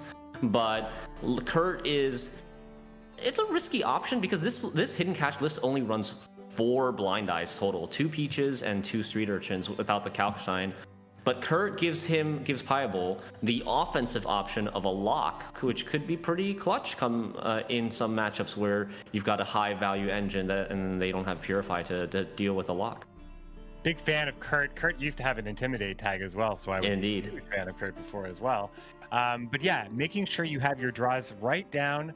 Vivaldi Bank, of course, can help you if you're absolutely desperate maybe to find that blind eye, but you don't want to get caught without the right gangs. Let's talk about one of the best players, winner of Gwent Open of Season 1 as well. This is Coleman, and he's bringing in Shield Wall, Carapace, Nature's Gift, and Hidden Cash. What do you want to talk about when looking at Coleman's deck lists here, Shinmeri? I want to talk about Carapace. That's isn't that the? It's the one. That's the right? first. That's the first Carapace we've seen. The dragon in the room in Gwent Open, I believe. This is a list that was actually popularized by Magpie, and I would have expected Magpie to bring this list, but now Coleman's the one bringing it. Interesting. And this did really well in one of the qualifiers, the one that Magpie won, I think 2 months ago. And it's a control list. It has Keltullus to burn your units on the other side of the board every turn. It has Siri Dash to draw you an extra card, get you card advantage, maybe flip the coin in round 1, or get you extra card, like double last say if you're on red coin. And it has Cave Troll to protect those things, Carapace leader ability to boost and protect. It gives Veil, Carapace recently buffed, giving Veil and 3 boosts with 3 charges, so you can't lock those targets, you can't like poison those targets. Very, very nice. A lot of removal with Heat Wave and Imler's Wrath, and a Frenzied Dow. This is a new card making a first time appearance, and in its new form at least. It's true, a movement card as well, which I'm not sure what would be the main use for it, but I will say that the decisions, all the other stuff in the bronze the Bronze Corps here are working with the fact that you have like one unit and you need to make that unit great. So Thaw, make sure it keeps it unlocked, make sure that you're able to keep it in dominance fashion as well. So it's all building around putting those layers and layers of protection over those big cards. No Siri in this version, but Cave Troll, honestly, draws just as much danger, of course. Nature's Gift and a Hidden Cache, they're looking like the decks have looked so far, I would say, with no huge standouts, except for the we're jumping right into game number 1. Did we get a chance to talk about the bans? I just wanted to make sure the viewers know. I think both players have banned Scoia'tael? Both players have banned Scoia'tael. That is the fact right now. So we will not see Precision Strike nor Nature's Gift. It's going to be Mobilization, Patricidal Fury, and Hidden Cache for Payaball. Shield Wall, Carapace, and Hidden Cache for Colamon. Big game right here. Heavy hitters, fan favorites. And game number 1 underway between two titans of the Gwent community. And Payaball electing to start blue coin with Hidden Cache versus Carapace on red. Some nice options here. Just loading up on the Horde ability and dropping something like Passiflora. Now let's take a look at Colamon's list though on monsters. There is a Karathi Heatwave that Payaball wants to play around, of course. So sometimes you just want to make your opponent have it. You want to see it. You want to make sure that it's not being saved for a more crucial round. And of course, if they don't have Karathi Heatwave, which Colamon doesn't, you might have a chance to push and win the round. And look at this powerful opener by Payaball. It looks unintimidating. Just put a 3 on the board, you know, just a 4 provision 3-point card. But the combination of the 3 coins from leader and the 4 coins from the stratagem gives him immediately the boat. The Flying Redanian comes out of the deck ready to be consumed or eaten up by this Kikimori warrior for the rest of this round for 3 points a turn if this isn't stopped, as long as Payaball is able to maintain 7 or more coins. Really, really fun mechanic, I think, with the Horde mechanic and this Redanian.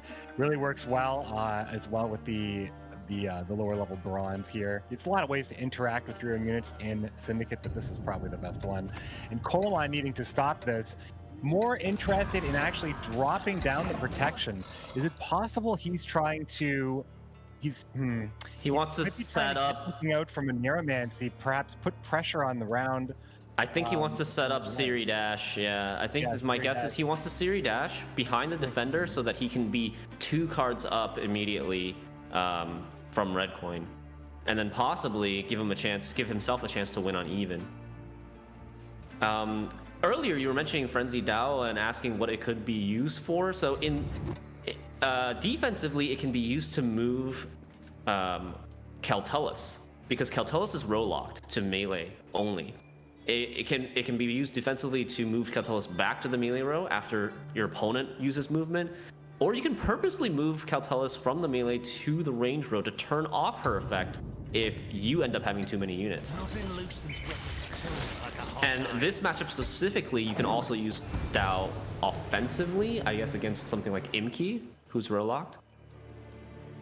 That's true. Yeah, there's a lot. I mean, I always thought Briar Dragoon, especially the better priced it gets over time, was just a really great card. Strays of Spala made its way into some of my Northern Realms list, and now it's just movement with the world of defenders. Not as much Rolock, but with defenders as well. It makes a huge difference. It makes a huge difference here as Colamon is now dealing with an all-you-can-eat ship buffet at this point, and the Neuromancy decision, if it's Siri Dash, the decision would be made sooner rather than later. Well, now the Payaball has answered the defender with the Purify on Kurt. The Siri Dash doesn't look like it's going to stick. Doesn't seem very likely to stick at all, even if he does. I mean, if he leaders it, poisoned. If he leaders it, it can't be poisoned. But Colamon doesn't know that Payaball hasn't drawn his Heatwave. So, oh, look at this. Putting a ton of points onto the defender. 15 points on one unit. Maybe trying to bait out some poison or bait out a Heatwave. Because if Heatwave is one of the only answers, for Piable to answer something that's both tall and has Veil. And I think Coleman may be trying to bait it out here, giving him such a juicy 15-point removal. Playing a spender here, keeping it sweet and low with the 4 provision units, still getting value from that flying Redanian. Colemine is just putting points on the board. It almost makes it look like he's fine with making these points risky because he will be passing out anyway. But if he does have the solutions, right? He does have solutions to poison. The best solutions, really, leader solutions. And he can still decide how and when he wants to protect his points and make the reads that certain stuff just isn't available, because isn't that a good Heatwave target? What do you save Heatwave for? Colemine's now putting the best targets on there. Heatwave, there's so many targets. Huge, right? That's already a good target. Banishing Yagurn is a good target, but I would say it's another bait. I think the most important Heatwave targets are Siri Dash and Kaltullus in this deck. There's so many good Heatwave targets for this in this Carapace deck that you do not want to be giving up that opportunities too early. We're seeing Colemine do exactly that. Kaya still getting a lot of his value from his bronze core and just generating the money early on from the stratagem. And here he's just probably looking to make a little bit more money. He might just be playing the Street Urchin, or he's committing to the round or passing out completely. It would be hard to do that, of course, on even cards. And there's the big poison. Now this will draw the attention of the leader or a pass from Colemine. Yeah, this is actually a really nicely timed Morale. Because if Colemine cannot just answer this simply by leadering the defender, because there's still a second really tall unit. If he leaders only the defender and leaves the Marl on the board, Kayabol can use the order on the Marl on the Yagurn and then finish the poison on the Yagurn on the same turn. So Colemine would need to veil his defender and remove this Marl at the same time, and removal is pretty premium. Oh, instead he uses the Frenzied Dow to remove the Marl. The row removal, the save here, does solve both problems at the same time. One of the reasons why Morale's so hard to deal with, you got to do that. Colemine, he did that. Yeah, and Morale didn't always used to be row locked, but he is now. Row locked to the melee row. So this is an interaction that I missed earlier when I was talking about Frenzied Dow. But a couple of good targets for Frenzied Dow in this matchup. These poison options still aren't wide open, as we do see the consume possibilities with the Endurega Warrior. Pagaball does have a decent amount of poison still, given that Vivaldi Bank might find one. And here comes the safety. Look at all these answers to poison that Colemine has. Yeah, Veil really from leader. Veil from leader, consumes from the Endriga Warriors. Normally, Endriga Warrior would be trying to consume a Foglet for thinning, but Colemine hasn't been able to get the Foglet yet. I don't know if we're going to see another Oniromancy into Foglet this game. I want to say I doubt it, because there's going to be more high value targets. Like Colemine really needs that Oniromancy for stuff like Kaltullus, Heatwave, and Siri Dash. Mm-hmm. The big power piece cards that you're building around. But that's why this deck is looking so good, is because those things aren't coming together and the deck can still hang right now. And I think that Colemine's using my two favorite answers to poison, Defender and Consume. Those things are fantastic ways to solve it, or not Veil or Purify or anything else like that. Sometimes I remember when I was running Skellige in like the most poisoniest of matchups, I would be running the Defender there just to block poison in round one. You know, somehow, despite getting almost 3 points a turn every turn with these Kikimori Warriors, Payable's still struggling to not lose on even in this round.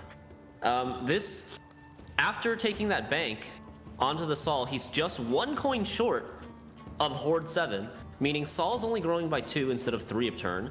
And more importantly, the Flying Redanian doesn't come out of the graveyard. So even if he is able to get the Flying Redanian out later, he misses a turn for the Consume on the Kikimori Warrior.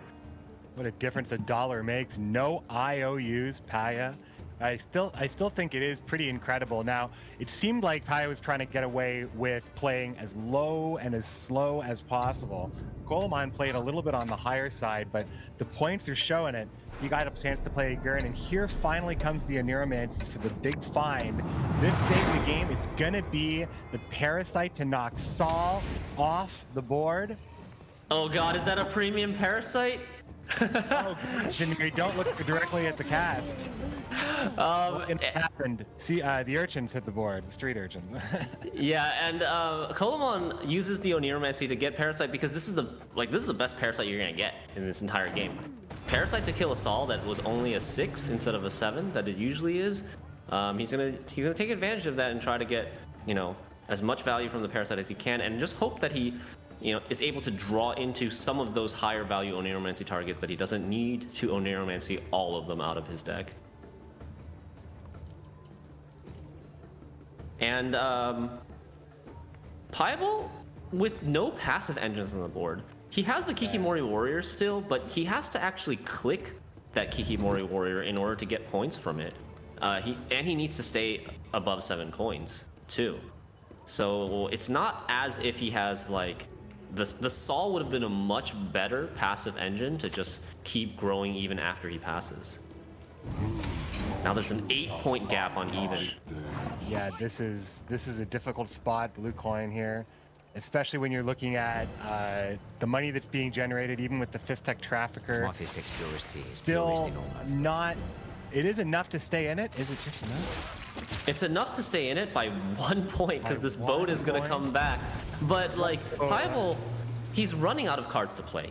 He has Passiflora, which you don't want to play in round 1 when you've got no blind eyes left and the round is so short. And he's got Jacques, which could play as a 10 in round 1, but you're very sad to see that.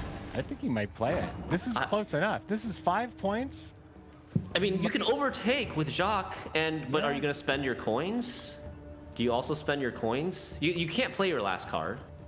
No, you don't play Passiflora. No, definitely don't play Passiflora. I think Jacques is a pretty reasonable. We see that Coleman, obviously he has a play with Azrael.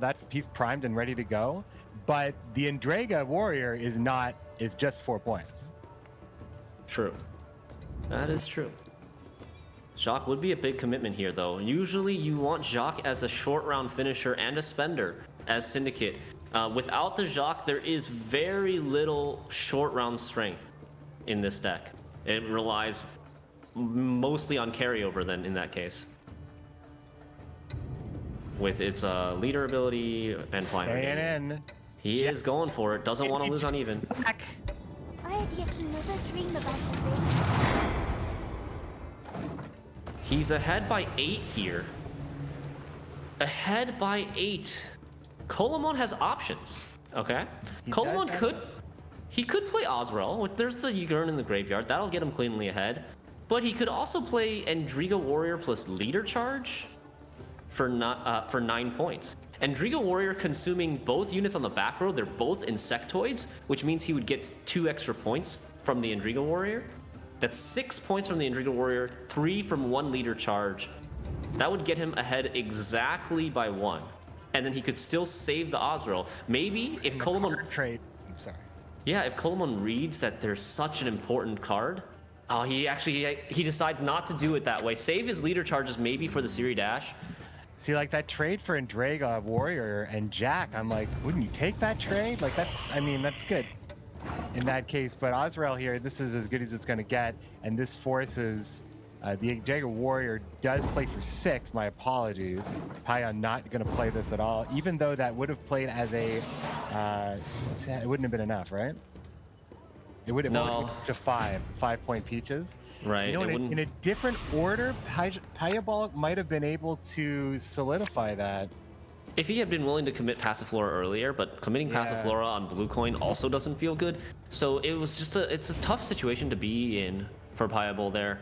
So ends up losing round 1 on even, which you never want to see, but it's not over yet because Passiflora going into Mulligan. Because we saw in the last series Laguha versus Magpie, Magpie ended up losing on even in his commando game in round 1, but came back and took it. And it all comes down to like what was committed in round 1.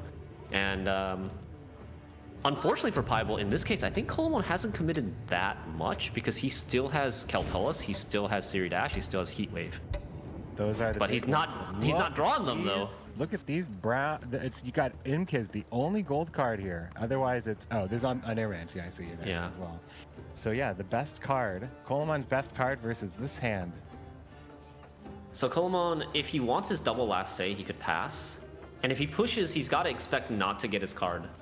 He's got to expect to go into even cards in round 3 if he does decide to push here, because Piebol has 3 coins of carryover, 3 coins from his leader, and Flying Redanian potentially coming back. Because he could have pushed Siri Dash, but he would be playing into the Heatwave that still has not made any appearance, right?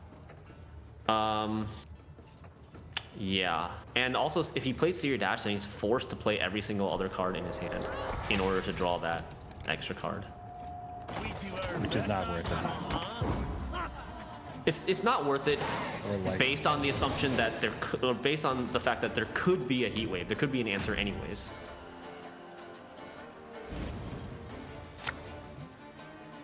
He also wants to save his own Neuromancy and try to naturally draw into some of his golds. Now he gets one of them. That's a hand for Piebol. Piebol. Paulus up top there for Colomon and an Neuromancy to bring Siri home, potentially. That's a Purify. An offensive Purify for Colomon, drawing to that Naglfar Taskmaster. We got one more mulligan for risky mulligan. Drop it. Gonna pick up the Heat Wave when there is a Foglet waiting in the woods. Gotta make those chances. Yeah, that mulligan pays off. Like Colomon evaluates his hand maybe a little bit, one too many bronze for his liking, and takes the risky mulligan, pays off, gets a gold, and now maybe he can Oniromancy for Siri Dash or Beast or Phantom, whatever he likes. This does seem to be an ultimate hand at this point. We saw a lot of other huge plays earlier. We saw the Beast in round 1, or did we miss that? No. Because that's also still available in the deck there. It's still available in the deck. I don't know if he's gonna. I'm not sure what he's gonna go for with his Oniromancy, Colomon, that is. He knows that there's one Heat Wave. He also knows that there could be a Philippa. There could be a Philippa from Colomon's perspective, but Piebol doesn't have access to it. All right, opening up. Is gone too, as well. So he would have to assume that it was in his hand. That makes a difference. Opening up round 3 with the Passiflora scenario. This scenario has been changed up a little bit since in the last patch, where the ordering of the prologue and the chapters have been switched around. Peach is spawning initially now, and then gaining 6 coins, and the Sly Seductress comes last. And Piebol only has 1 Blind Eye in his hand for the Passiflora. I was talking about this earlier. This list is really, really greedy. Cuts it really close with the number of Blind Eyes for Passiflora, and you can see it already in game number 1, kind of being punished for running fewer. Well, guess not, because it gets Heat Waved anyways. Yeah, you know what? You can't open your stuff up in the middle of a pandemic. You got to shut that. You got to shut that down. Passiflora, mind your distance. And it looks like the Passiflora Peaches are working outside. They're working outside here. Okay. So I mean, as far as spenders, it's all going into the Sea Jackal now. Yeah, all of his coins are going to go into the Sea Jackal, but I think once that Heat Wave's gone, there's not really a tall punish anymore. So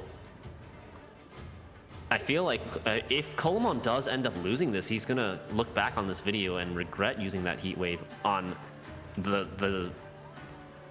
regret using his Heat Wave on the scenario that ends up only having 1 Blind Eye. It would have only gotten coins going forward, and those coins would have gone into the tallest target. I think Colomon couldn't have known that. You don't know that, but couldn't have known that. With Jacques gone, it's also a little bit higher chance that there's only going to be 1 spender. Yeah. This is the deeper deck reading stuff that Coleman could have put him on. All right, got a couple engines down. Coleman playing this slowly. Piebol developing his engines, and next turn. Keltalis is just like looking from the cliffs here. Well, the Flying Redanian is actually kind of a blocker for Keltalis. If he can keep the Flying Redanian as the lowest unit on his board, then Keltalis burns the Redanian every turn, and then if he stays above 7 coins, the Redanian will just come back, and then just get burned again. And then Azar would be the last things that could burn, which would just be 1 and 1. If you even want to spawn 1 and 1, but I guess you could keep more money for the Jackal, I suppose.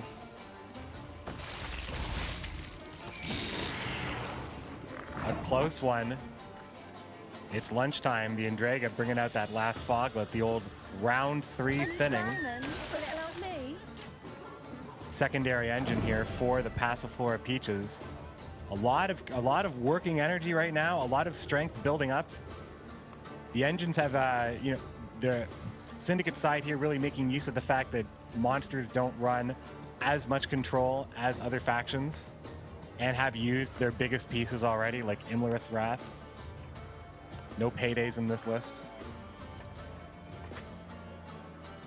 Yeah, I think this is actually looking kind of tough for Coleman. His Heatwave was really his trump card here, because Keltalis, normally this deck is named after Keltalis, and normally she's the big win condition, but I don't feel like this Keltalis is going to be that impactful. Maybe it will be better due to the double last say, since Piebol will spend all of his coins and not get back up to 7.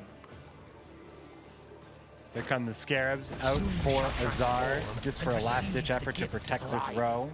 Only spending for 1, wanting to keep all this money together and hold it for the last big expenditure of the game. So, like, if Coleman plays Keltalis here, she gets Heatwave. But if he doesn't play Keltalis here, there's not enough turns for him to catch back up either. It's like he's kind of stuck in between a rock and a hard place.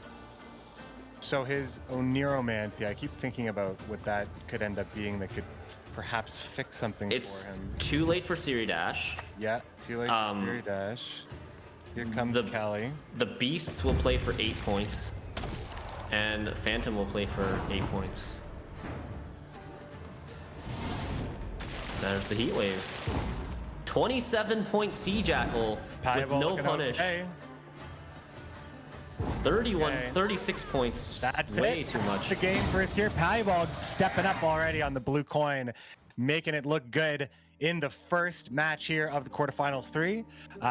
Yeah, that was really something. Seeing Keltalis, Carapace, and a little Siri Dash in some of the more recent changes. Coleman bringing that as a favorite list. You said that this list, where did this list come from originally? The Carapace deck came from Magpie. Yeah, is one of the Magpiles. He used to win his qualifier to get entry into this exact tournament, where he's already made it to the semifinals, ready to face off Demarcation in the semifinals tomorrow. But we still have more games to go in this series, Piebol versus Coleman. At the beginning of that game, I was saying that Coleman was maybe trying to bait out Piebol's Heatwave, and in the end, Piebol was the one that baited out Coleman's Heatwave with that passive Flora. And yeah, behind that story. Yeah, if Coleman had saved his Heatwave, he would have been Heatwaving like a 34-point Sea Jackal at the end of the game. That might have been enough to swing the game back into his favor, because that was roughly what the score difference was. Syndicate picking up a win here at in Series 3. Hidden Cache can be closed for now, and we're going to see what Coleman decides to bring in on Blue Coin. His choices being Shield Wall, Carapace once again, Keltalis, and a Hidden Cache of his own. Seems like Shield Wall would be the safest pick, but also Hidden Cache as well, I would think. Well, let's see. What would Piebol bring on red? Probably, I would say Patricidal Fury. Yeah, Skellige, most likely. Skellige Warriors, and against Skellige Warriors, Probably Carapace is the best. Carapace again on blue is my guess. That could be it. The answer, of course, is Shield Wall versus Skellige. Shield Wall does like to be blue coin, but so does Carapace. I think Carapace can actually be either coin. It's pretty flexible of a deck. On red coin, it can try to win on even. On blue coin, it can try to flip the coin and win on even as well. But here we go. This is gonna be Shield Wall. Shield Wall. I think this matchup is.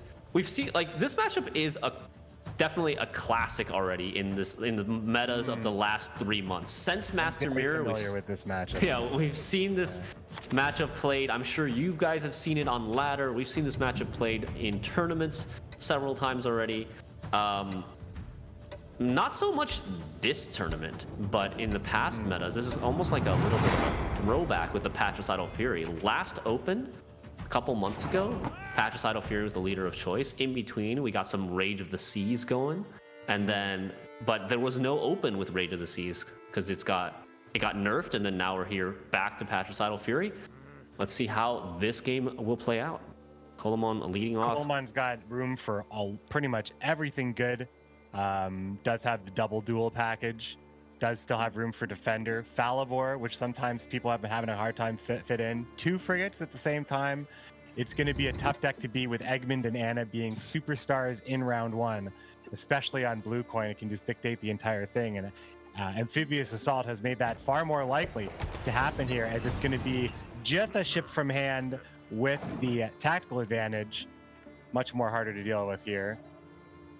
Yeah, there's not going to be a way for Piable to really deal with this unless he gets a Greatsword in the graveyard, I think. Piable, okay, running an interesting bronze package in his Skellige deck. Not what you typically see in these warrior decks. Normally you're seeing like Onkrite warriors with maybe a War of Clans to resurrect it for damage. Sometimes you're seeing Savage Bear, sometimes you're seeing even discard package. Piable going with a self-wound package in his warrior deck with light longships, Heimei protectors to boost themselves off of those light longships, as well as great swords and Drummond Berserker to make those protectors get extra value from those self-wounds. I think, and I think that the game is in a really cool state right now when it comes to deck building. Some of these decks just have really fair rotatable cores, and in some case rotatable mid-range pieces, like let's say you wanted to run the discard package here, as Piable drops one of those aforementioned greatswords here, using that dim and light longship to not just for the self-wound package you were talking about, but of course making that greatsword a bit more survivable. Now it's got a quote-unquote base strength of 4, knocks off the inspiration on the Radovid's Royal Guard, and pretty much sets up for a bunch of a big nuisance later on. I would say that Piable has a very gold hand. It's possible he may not want to push this hard because he might not want to spend these kinds of resources early, except for Blood Eagle maybe. Yeah, indeed. I think you could be right, but at the same time, I feel like if Northern Realms wins round 1, they're in a better spot because they'll get to push round 2, and round 2 is kind of Skellige's more weaker round. In round 2, you don't have to worry about answering Herald because he's not an engine. His veteran cards are not quite as big, so the raiders are a little bit easier to kill. The raiders can get boiling oiled. And in round 2, Piable also is maybe a little bit hesitant to commit stuff like leader in order to activate the champion's charge. Here comes the Blood Eagle, probably gonna grab. I guess it'll be the other greatsword. No, it'll be the protector probably. It ends up being the raider here. Getting a raider in the graveyard is quite important because it is going to be your best Herald resurrection target for the future. And it just represents additional reach in terms of damage, in terms of shutting down engines. Risk-free thinning always improves your upcoming draw. As Coleman is now playing with 4P cards of his own, set up with the drummer. Gutting Slash is going to have to take care of that threat immediately. Not the main threat, though. We have another drummer in hand. and Egmont as well, if you really want to. And if you want to go for the Amphibious Assault grab, which was not done here, that would be available for Anna as well. That would put Colemon in an extremely strong position while still pumping out these volunteers. That Gutting Slash getting so much value. It's acting as a 6 damage removal for 4 provisions because of the Bloodthirst too. And Pliable does give up on the round now. Deem his hand too strong to continue, and is going to save those golds for round 2. Colemon, do you think it's going to be a pass on 7? He's going to want the longest round possible, I imagine. Or is that even true? Skellige... Colemon, I don't think he's going to pass. My guess is he will push. Colemon's version of Shield Wall is not the super greedy version. It doesn't have like a Visigoda. It doesn't have, for example, like a War Elephant. Yeah, So I never liked the Visigoda inclusion, personally. There's so many more interesting things at 8 these days. yeah, and provisions got tighter for the deck now that Amphibious Assault got a provision nerf and Viraxis also got a provision nerf. And Shield Wall, I believe, as well. Oh yeah, triple Ties nerf it all together. Indeed. But you know what? The realms, they feel pretty good. It's good to see this kind of diversity. Shield Wall still very competitive, and I look at this hand. This hand can be just an avalanche of points. They can really snowball out of control. You have Anna, you have Egmond. If they're able to set up safely behind Donmir, at that point Colemon can control from there, let the engines grow, and pass whenever he feels like he has enough of a gap, and then Payable would have to be playing against that ongoing present point generation. Honestly, both players have an amazing hand here. Mostly golds. Payable even has the Purify. Found the Grimace at the last moment to purify the defender. This is going to be... I think this is going to be a situation where Colemon might lose his card if he pushes here. Here comes Amphibious Assault on the first call. Chooses to go with the Drummer instead of the Frigate, because Frigate at this point is not going to be as good since it's going to give Hemdall a lot more value by going wide. Yeah. And Frigate is a really interesting engine. It requires your constant service. You can't just leave it like the Drummer. Right. And for that reason, it is strong. But I do really like its design as an engine. But the Drummer just doing old school things. Boosty boys. Here comes the Raiders trying to stop the party. But it seems like it might be a little slow. Colemon could really surge ahead. I think if he played something like a Shielded Anna, a Shielded Anna, I think would put a lot of pressure on the board. But then you have to commit that. But when you're holding Egmont and Anna, one of those can be expendable, right? It just, if you want to run Donmir first or not. But I think that Anna here could be devastating. It would involve Payable to have to spend all of these answers, and the shield would make it difficult.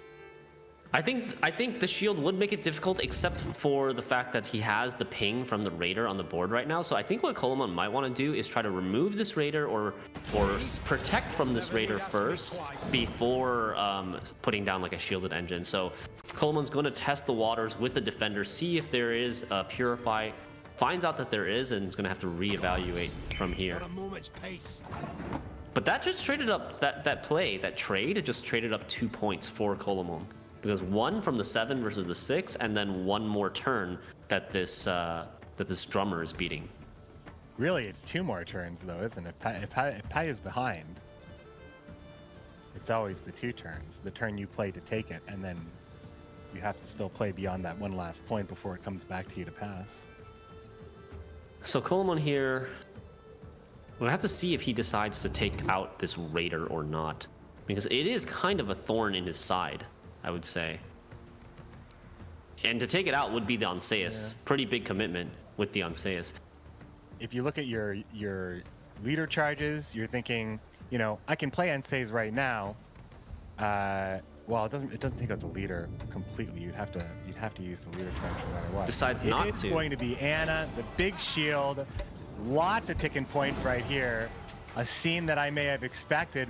Did Payable expect it? Can he handle this? I don't like the positioning of this Anna. Because she didn't get buffed by the drummer, and now Decoction with the ping with the Decoction now kills it. Whereas before, if he had buffed the Ana to a 7 plus a shield, then Decoction won't kill it after the ping. He would have to commit Hjalmar. It was a bigger commitment. Mary. He wanted to protect Donmir for a different reason. Donmir already got purified, so there's nothing to protect him for at this point. Like you did for access. Drop an Eggman and a Light. Well, I mean, honestly, Ana but different. Big fan of this card as well, added in the Master Mirror expansion. Pachelbel got a great connect with that Giga Scorpion Decoction. Yeah, indeed. But question for him. Still two engines on the board right now versus Payable's 0. So and a pretty big lead, 16-point lead at the moment. And with 2 engines ticking, eventually when Colomon does decide to use the order ability on Eggman, that will be a nice little tempo boost as well. It seems to me the final play would be one of the duels and the final order on Eggman to be just to put the point gap as far as possible. Payable has all the answers here in this round 2. Hjalmar onto the big amphibious assaulted drummer, catching up now, getting the score back within single digits, and Colomon might be a little bit worried. I wonder if Colomon will commit Falibor in this round, because Falibor isn't that great against Skellige. They don't actually give you that many 3s, especially with Hjalmar. Yeah, especially with Hjalmar on. Here comes Selkirk, probably in the same vein. Like the idea, I like the idea that he commits a dueler here because, like considering that this could have been Ansays at the same time, it allows you to duel and then proc Eggman at the same time. It's an extreme, and then of course play something like Carrick Marine. It's such a huge swing that demands that Pachelbel makes a play that is not fast enough. Colomon will just pass anyway, and then he'll get his 2 extra points on the pass. So it's just not a great spot here for Pachelbel. I'm not sure if there's a play big enough that makes him feel comfortable about the rest of this. I'm trying to look at what Vabjorn can get. Vabjorn can get a gutting slash, which with no bloodthirst only does 4 damage, not 6. He is gonna leader here. Big commitment coming out. Leader plus Champion's Charge, or no, actually not Champion's Charge. Leader for that bloodthirst so that he can gutting slash for 6 damage. And will this get him ahead? I think so. This will get him ahead now, and at this point, Payable is aiming to lock in the card advantage after committing his leader. Yeah, this looks like Payable was able to give it a good turnaround. Once again, perhaps Colomon could have spent. You don't want to be risky with the leader, but I feel like 1 charge is gravy in a lot of cases if you're going for a short round in Northern Realms, and especially now seeing Payable play the leader. It looks like Colomon is just playing cards now. At this point, he probably isn't looking to make a big push. There's the Marine. The problem with using the Ansaeus now, because he's got an option to Ansaeus duel the Arnyal, which is like a really tall target, so the shield duel gets a ton of value. The problem with doing that is that you lose out on your best Viraxis reset for round 3. And you'll have to really rely on drawing Carrick Marine and sticking the Carrick Marine, which can be a tough ask against Patricidal Fury. On the other hand, Falibor is a pretty decent 13-point play here. And here's a pseudo 12-point play here from the Svalblood Totem. Seems hard to play into this as Colomon. You could make the board Falibor. You could play it, yeah. Eggman's ping. You can Falibor. Ping's a little bit better. You can Falibor Gramist into Vabjorn into whatever, I suppose. Yeah, you could do that. But he might also want to keep Arnyal, his. I suppose. we're gonna get a glimpse into the mind of Colomon here, whether he intends on playing both cards or not. You can tell maybe by whether he activates this Eggman or not. I cannot fail. If he does activate the Eggman, it would signal that he wants out of the round. If he doesn't activate the Eggman, there's a chance that this Unseus might come down. Oh man. Colomon doesn't want Piebol to think for a second this is over. Big Hemdall. Gonna drop a bunch of zaps here. All over the board. None of them hitting Eggman. So, okay. How much tempo is this? Unseus with a shield goes to 6, kills an 11. Oh, it's an 11? Where's the 11? Oh, Arnya. Kills the 11 on the board, so that's 17 points, plus another 3 from Eggman, that's 20 points. So Colomon could go to 52, which would be up 11. And Champion's Charge definitely isn't going to do it, but Blood Eagle has a death blow right now. Oh, look. Okay, here we go. We're going to see it. Is he going to shield wall the 2? Colomon knows that there's a Blood Eagle in Piebol's hand. This Blood Eagle was played in round 1. So Colomon knows it's Blood Eagle plus another card. Will he shield the 2 to prevent the death blow from the Blood Eagle? This is the big question now, because it puts him even further ahead. It makes it so that the Blood Eagle has to get a bronze, and then maybe this ends up being a 2-0. Oh my god, this is getting so close. He does at the very last second. He shield walls it. Amazing. Amazing. Okay, so 14 points. 14 points is the magic number here. He's got 5 from Champion's Charge. So he needs a 9 from Blood Eagle. So the card that he pulls from Blood Eagle needs to be a 7. I think he can get it with Drummond Berserker. I think that's the card that does the trick. Blood Eagle into Drummond Berserker this turn. Champion's Charge on the last turn, because he needs to get the Drummond Berserker out now to get the 2 turns to transform it. Oh, purifies the shield first. Smart. Yeah. Gets some value. Drummond Berserker would have to hit. Drummond Berserker needs to have the Blood Eagle as well, right? Drummond Berserker would have to. The only way Drummond Berserker doesn't make it if it hits armor 2 turns in a row, I think. And that's not going to happen here.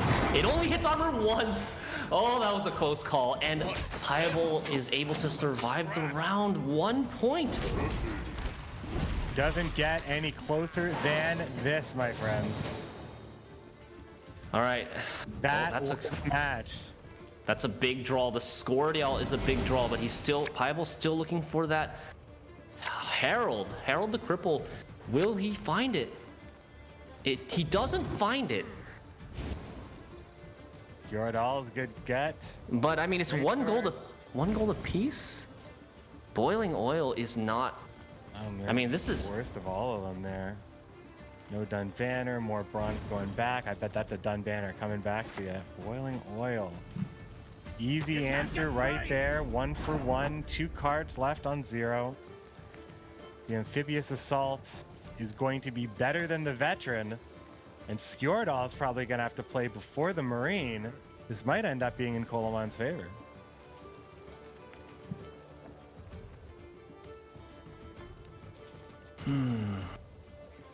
Wow, this is tight. So Colomon probably plays the Boiling Oil here. Yep, he does. Plays unit list for another turn. Forces Piebol to find a proactive play. Did you die already? Or need I kill you again? This will be the it's the frigate. No, it's frigate isn't the most points. Marine is in hand. Skjordal will be able to hit that. Skjordal will hit that for 10. He'll be up 8. I think Colomon is gonna pull a dirty and win by 1 here if my math is right. No. 7. 1 with the tank. With the inspired Royal Guard. We got ourselves a game right here, my friends. Oh my god. Round 2 by 1 point. Piebol stays alive, doesn't get 2-0'd, and then round 3, Colomon takes it back by 1. It really does not get closer than this. What a close game. Now it's tied up. Wow. I'm spent after that one already. They're giving us some entertainment. I am definitely entertained. And who knows what's going to be coming up now, since both players have got a W. And this means that the hidden cash and mobilization are available for Nope, I'm wrong again. I apologize. It is Coleman who has now got Carapace and hidden cash left. Correct. That and is- Piebald has Skellige, the Patricidal Fury that he just lost with, and he has Mobilization, the Revenant's deck, coming up. Piebald's Always back happy to on see blue that. coin. Back on blue coin for Piebald. I think he's probably going to queue up with Mobilization. Mobilization likes going first in some cases, because even though it is a reactive deck, it also needs to set up its engines. Like, it needs the Mauler on the board or the Archer on the board to really soften up the targets to get those death blows with the Forbidden Magic and Revenants. So it kind of likes both first say and last say. Northern Realms has always had, not the worst relationship with Blue Coin over the years, even before Tactical Advantage. It's about setting up, having too much for your opponent to deal with, or just being faster than them. And I think that's still what's going on with Northern Realms and all of its incarnations. Would you say that you're surprised at Uprising? Well, maybe we'll talk about this later, Shinari, because we're in the game. We got Piebald on blue coin on the bottom of the screen, Coleman on top. Both players putting together a pretty solid win going into game 3 right now.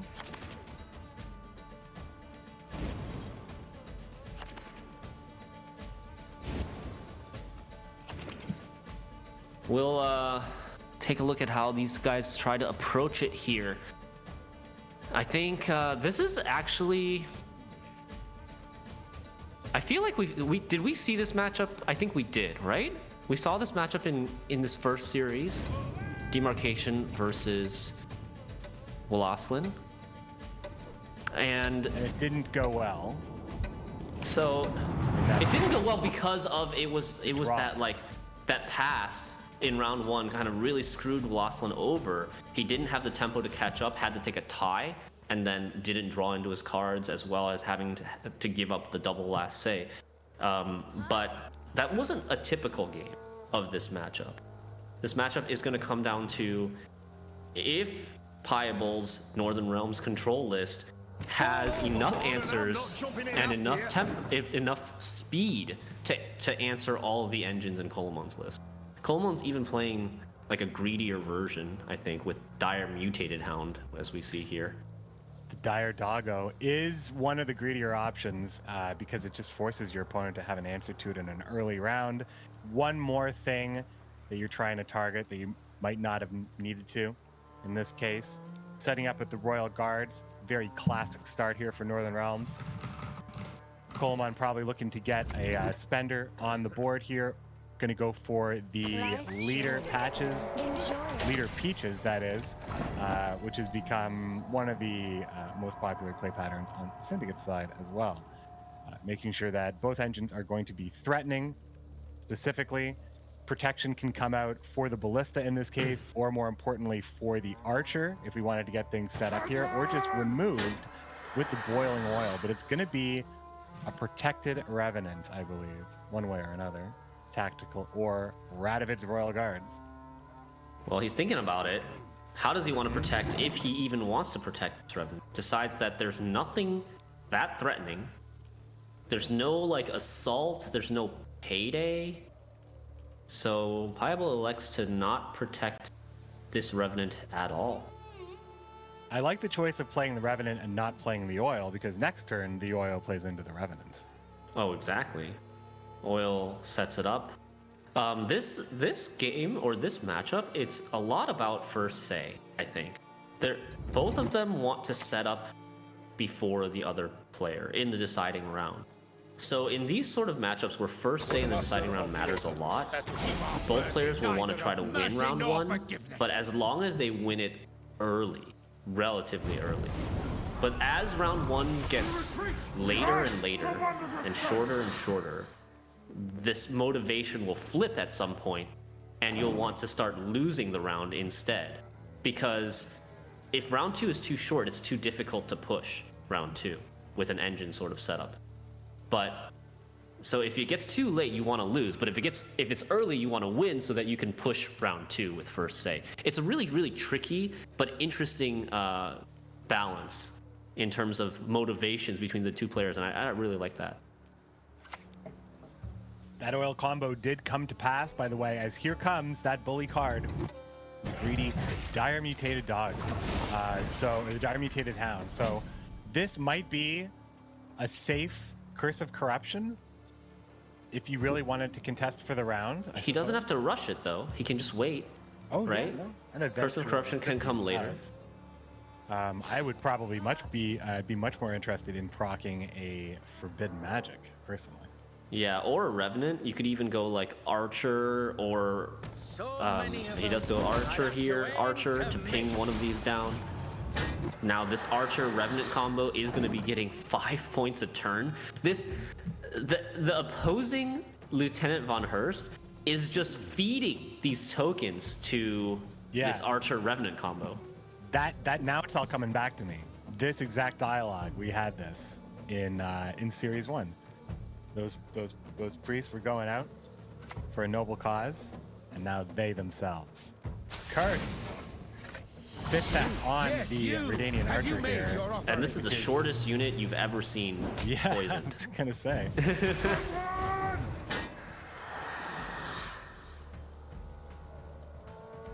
Piable continues. There's so many jokes I wanted to make there. I felt like I should probably not make any of them. It was the fact that the Revenants are able to set up like this is looking pretty good for Kaya. This round seems pretty in control. Yeah, but like I mentioned earlier, Coleman wants to drag this out if he can. Really doesn't want to pass too early. Can finish off the poison on the Redanian Archer, making it a little bit more difficult to activate these Revenants, but there's 2 of them on the board now with orders still, so one can help support the other, and Piable still has like Ballista.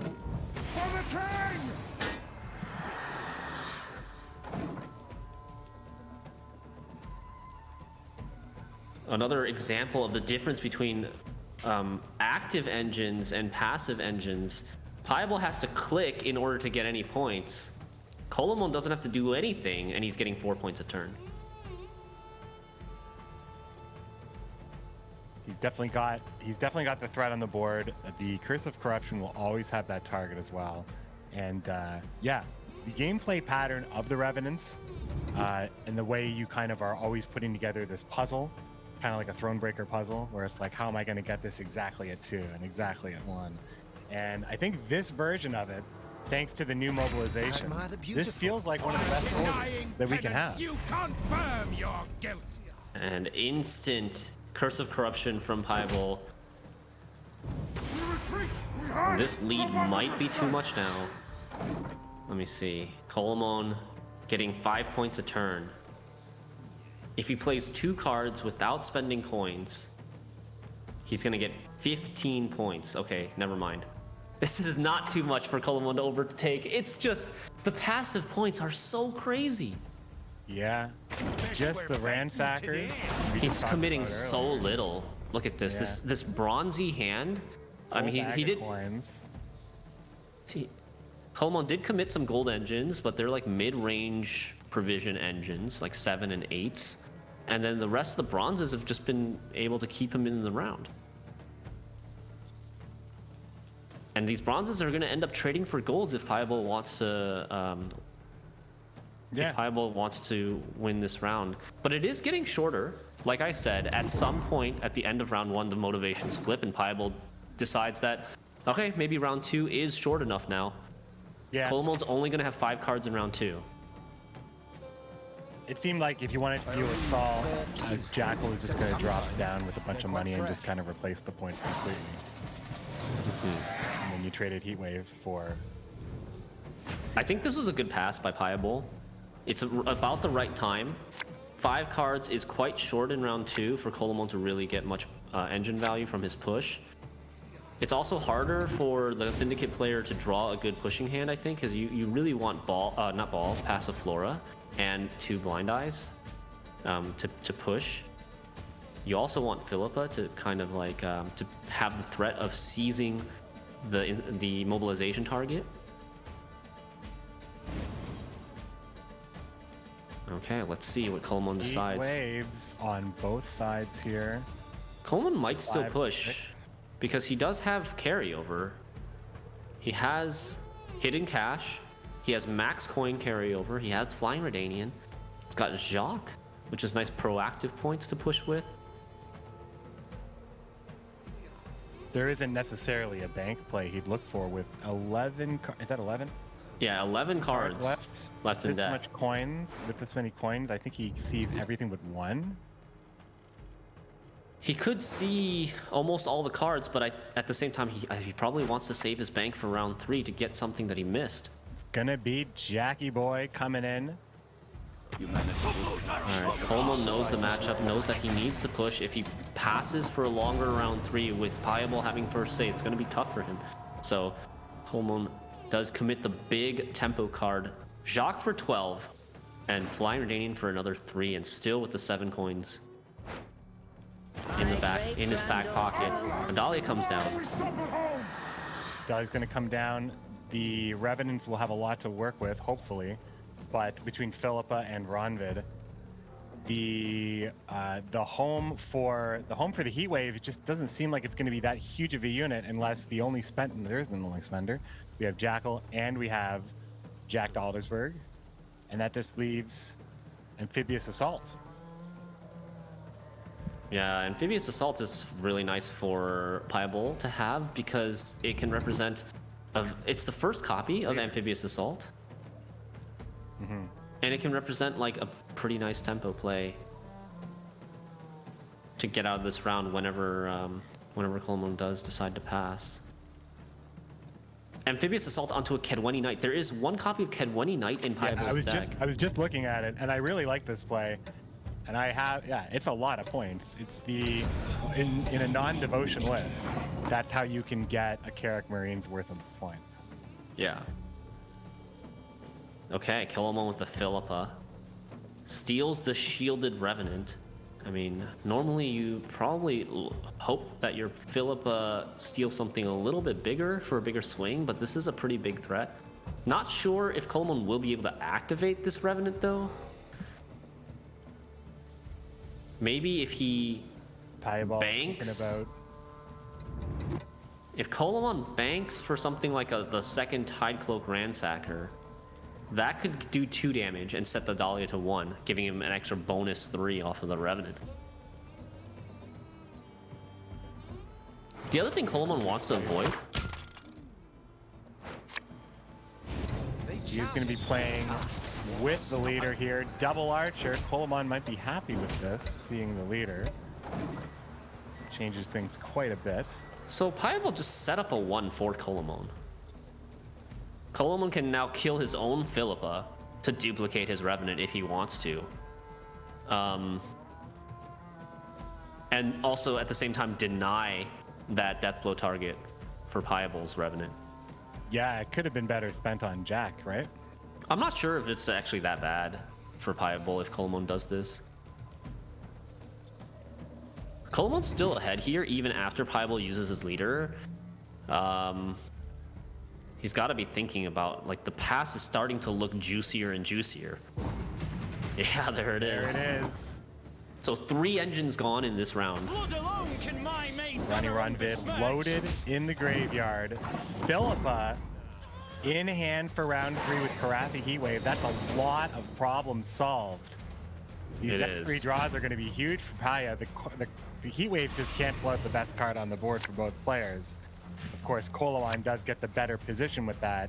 AA, Egmond, and Ya Horatio, which is going to go right back in the deck. Up on Koloman's side, he got an Urchins. Coleman got a couple of bronzes. And the thinner, ooh, but Pieball, look at that. He got himself Egmond, AA, and Falibor. I think he got a great deal going into this round. Yeah, Pieball has an amazing hand. Coleman, not so much, I think. Finds the Imki, which will help a little bit, I guess, but I think this is... pressure here. I think this is going to be tough for Colomon. He does have more carryover. That's his saving grace, but Piebol with a very good looking hand.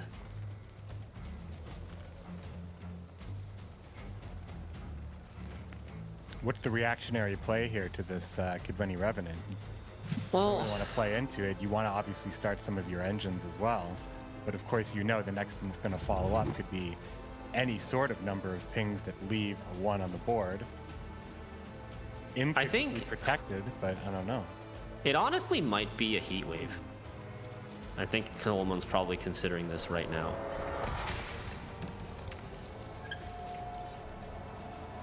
Because I think this is Piebol's last Revenant. There are no more Revenants after this. Colomon's grabbing the Passiflora. He does have the Blind Eyes. This changes things a little bit. That cost him a lot of coins, though. Yeah, he had to dig deep. That cost him a lot of coins, and it's going to trade for this heat wave here. Last time he tried to build this place, a bunch of kids with bombs blew it down. We just don't. You gotta be a shared risk for us, Colomon. Damn kids, get off my driveway. You're paying money. You're paying the big money. There's the heat wave. Yeah, the Revenants are coming to town. And this is what I mean with the Revenants, like not heat waving. This Ronvid is just gonna keep coming back over and over. These Revenants are gonna fill up the row. I don't know what else. Like the next best heat wave target would be an amphibious assault into a 12-point Kedwani Knight, but Piebol's not even forced to take that route. He could go for like Ballista instead, try to and I don't know, or even go for a Zealed Radovid's Royal Guard. Ooh, and this is it's a good Philippa, isn't it? This is such a good Philippa because you also have the right up, and then you have the yeah you say it, finish it. You have the Revenant charge, like that's the big clincher. If you didn't have the Revenant charge, this Philippa could miss and not kill both of these. Actually, if well, it always has Philippa itself, I suppose. No, but he got the lucky high roll too. You can see Piebol laughing there. He's trying hard not to crack up, but he got the super high roll on the Philippa. Yeah. Perfectly 4-3-2-1, killing both fives with no overkill, and gets to copy his Revenant too. Oh man, the Eggman 3, Revenant 1. But I guess what's the hurry? Well, the hurry Eggman, that's going to be 6 next turn. Eggman gets a soldier back out, or it's a soldier tag, gets the Ronvid back out, and he just kills his own Ronvid. Yeah, but I'm saying that Eggman's ability could have brought the Peaches to 1, and then the Revenant would have killed it. Wouldn't that have been worth more? I think the Peaches is 5, right? Because it grows right away on 1 turn. So it wouldn't have been enough. But Sewer Raiders, you hate to see the thinning bronze in round 3. You know, Sewer Raiders are supposed to be a round 1 card. In this case, Colomon still has to play them in round 3, and now Piebol decides he can get greedy with gets a big horse. 12 points on the Kidwini Revenant, or the Kidwini Knight coming out of the amphibious assault. One of the best plays at the moment. Just if you need to put a 1-of in, quickly heat waved. He didn't get to live long. Yeah, and this game is not close at all. It turns out the player who went first in round 3 in the deciding round ends up winning it. Gets to set up his engines first. Yeah, Piebol also had the better draws, but I don't think a better draw on Colomon's side would have done it for him. He needed to have first say in the deciding round. He needed to have like Passiflora in round 2 with Blind Eyes to push in round 2, which he didn't have that either. And so I think it came down to the round 1 pass timing. Piebol found a very good spot to pass round 1 to lose the round, have round 2 be short enough, and save his strong reactive plays as a threat to get to round 3 and have first say in round 3. Couldn't have said it better. Lots of really high-level pushing and passing, as we would hope from these players right here. And that leaves Payable needing to seal the deal here with Patricidal Fury, if I'm not mistaken. That's correct. Now, good old Skellige. Yeah, Skellige has some power, so having 2 chances with it is pretty good. He has to take on Colemon's hidden catch, and Carapace, isn't it? Shield Wall. Carapace did not win. That's correct. Shield Wall already got through the Skellige, so Colemon basically has to beat Skellige 2 more times. He's already beaten Skellige once, and this is gonna be his big test. Can he shut down the Skellige deck? Man, it would be a big fall from their throne if Skellige was like undisputed top tier last open, and now it almost looks like the weakest deck of the potential lineup. And the thing that it's going to be coming up against Carapace, like you couldn't have written a story like that last open. Like dominant deck now has threatening matchup with Monsters Carapace, but it's the truth we're living in right here. And here comes the game. It's going to be Control the docks, Hidden Cash control the city, and Patricidal Fury. All right, so Colemon decides to take Hidden Cash on blue coin, save his Carapace deck for red coin. So Carapace, I think Carapace is probably favored against Patricidal Fury because Patricidal Fury doesn't have much hard removal. The only hard removal they really have is Champion's Charge with Bloodthirst, maybe a Hjalmar if you don't get tall enough. So if Colemon wins this is the matchup that he wants to have first say. Maybe he thinks that it'll be easier to win round 1 with the blue coin, with the tactical advantage, giving him extra points. He's got a hand set up, pass the floor with no counter. He might just see if he can lay the foundation on that business plan right away. That would be a lot of commitment to play that scenario on blue coin. But if your opponent has Heatwave, well, Payable's running the Devotion SK deck, so there is no scenario counter in this deck, meaning that it's probably going to be saved for round 3, I think. Colemon really trying to plan out his round here, maybe even trying to plan out his whole game. I love, like, this is really the most crucial part of a game. The first turn, planning out what you're going to do this round. Do you want to win it or do you want to lose it? Do you want a long round 3? Do you need last say? All these sorts of things are going through these competitive players' heads right now. I'm not sure if I misheard you, but both of these decks, to my knowledge, are running Heatwave. So it is an option for both sides. Payable's Skellige deck? I don't think so. No, I apologize. I was talking about the 2 Syndicate decks.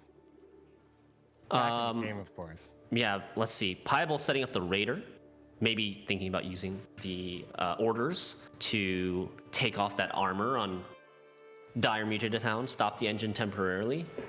But Colemon would always have the option to reactivate it at the cost of 4 coins.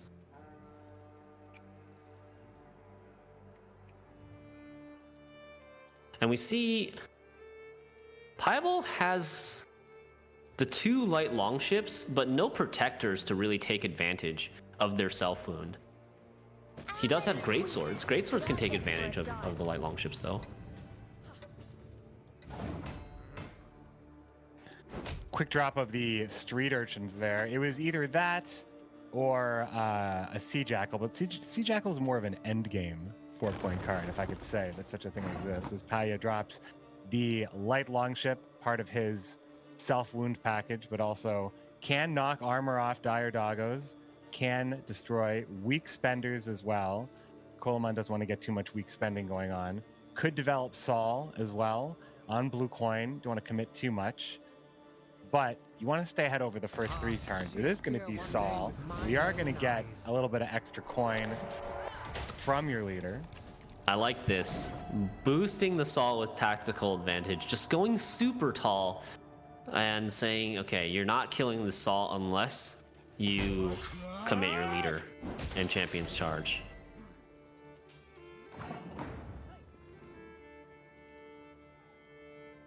Big Greatsword on the board. Yeah, Greatsword. These guys are going to end up playing for 10, but we do see a couple poisons in Colomon's hand. Going to be able to get rid of these. Save. Grimace for the save. Yeah, Grimace could come down here and try to save, but there's 2 more after that, which Pieball doesn't necessarily know, so he might decide to take the Grimace tier anyways. There is no Azar Javid, no defender in Colomon's syndicate list, so doesn't really need to save the Grimace for anything else. I wouldn't be too shocked if the Grimace did come down here and Pia just hopes that there's only 2 poisons or total and only 1 poison left. It's not a sure thing, but oh, you might as well say, okay, I got another one of these. Decides not to save it. Yeah.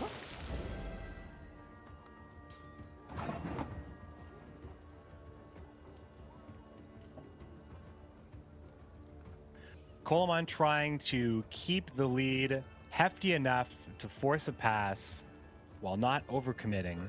He's got 2 poisons here. He'll connect one. That's for sure. Yeah, unfortunately with the light longship on the board, there's no real option to turn this Hound back on. Because it'll just get pinged off by the light longship again immediately the turn after. So you'd be spending 4 coins for 3 points. Which isn't terrible when you don't have any other spenders, but he does have another spender in the Street Urchins right now.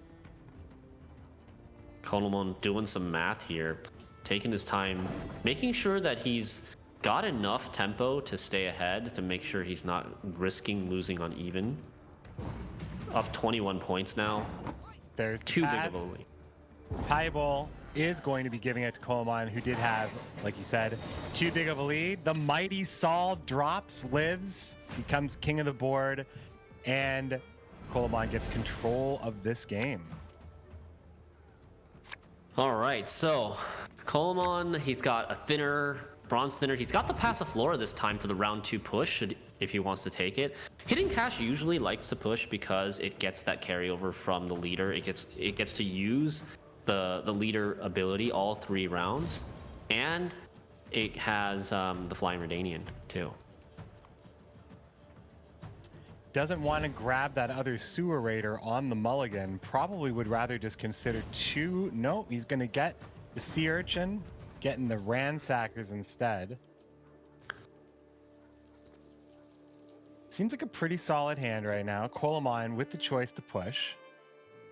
Pieball also got to be pretty happy with his hand, I think. He's got Totem, he's got Herald, he has access to Blood Eagle, and he has the Thinning card from Raiding Fleet. What more can you ask for here? Yeah, there's sure not much left. You have Herald, yeah, he's there. You're good. The only thing that Colomon might be missing is Jack. We're not seeing much of Jack, but he does have the bank. Colomon's missing Imki, Von Hurst, and Philippa still, actually. So I think I would say Paya's got the better hand here, and he's probably a little bit happier. But Passiflora does come down. Yeah, Passiflora. Round 2. Everybody rest for round 2. Hop onto the Passiflora. Usually, we don't do this here, but going the full distance here. It's going to bring a lot of people to the board. Might bond up the Slice Seductresses. We won't, though. No, we will on the Passiflora Resolution. Next turn. 2 Horde engines, 2 Slice Seductress engines potentially. That's pretty scary. Yeah, but I imagine this Seductress is going to die here. Well, what's it going to kill? It's going to kill the Peaches first, because the Peaches is an engine every turn. The Seductress is only an engine if you play a unit. You didn't think it was worth shielding the Seductress? Ultimately, it doesn't matter, I suppose. It's probably not worth it because of the Light Longship again. Because, yeah, the Light Longship is just going to ping the shield off for the cost of 3 coins. Probably not worth it. Now the Seductresses are are bonded, but there is another Gutting Slash in Pieble's hand. Now these Gutting Slashes, they kill engines just fine, but they're low tempo. And when I say tempo, I mean like the point swing that it gets you, it's only 4. Whereas, you know, Coleman plays a Adriano the Mink, that's 10 points. And Adriano the Mink getting answered by a Gutting Slash is still trading up 6 tempo, 6 points. And you see Coleman developing like a 20-point lead now all of a sudden. And still with 7 coins in the bank. Pieble's gonna have to commit something pretty big soon to catch up here. Well, instead of playing Gutting Slash, it can play Skewer, which comes with a built-in Gutting Slash and leaves behind the 4-point body, and boom, Shinmiri's tempo explained. Yeah, and also pushes you ahead, although in this case, Pieball does need a few more points to be ahead. Right, but it's much better than playing the slower Gutting Slash. So, great choice by Pieball here.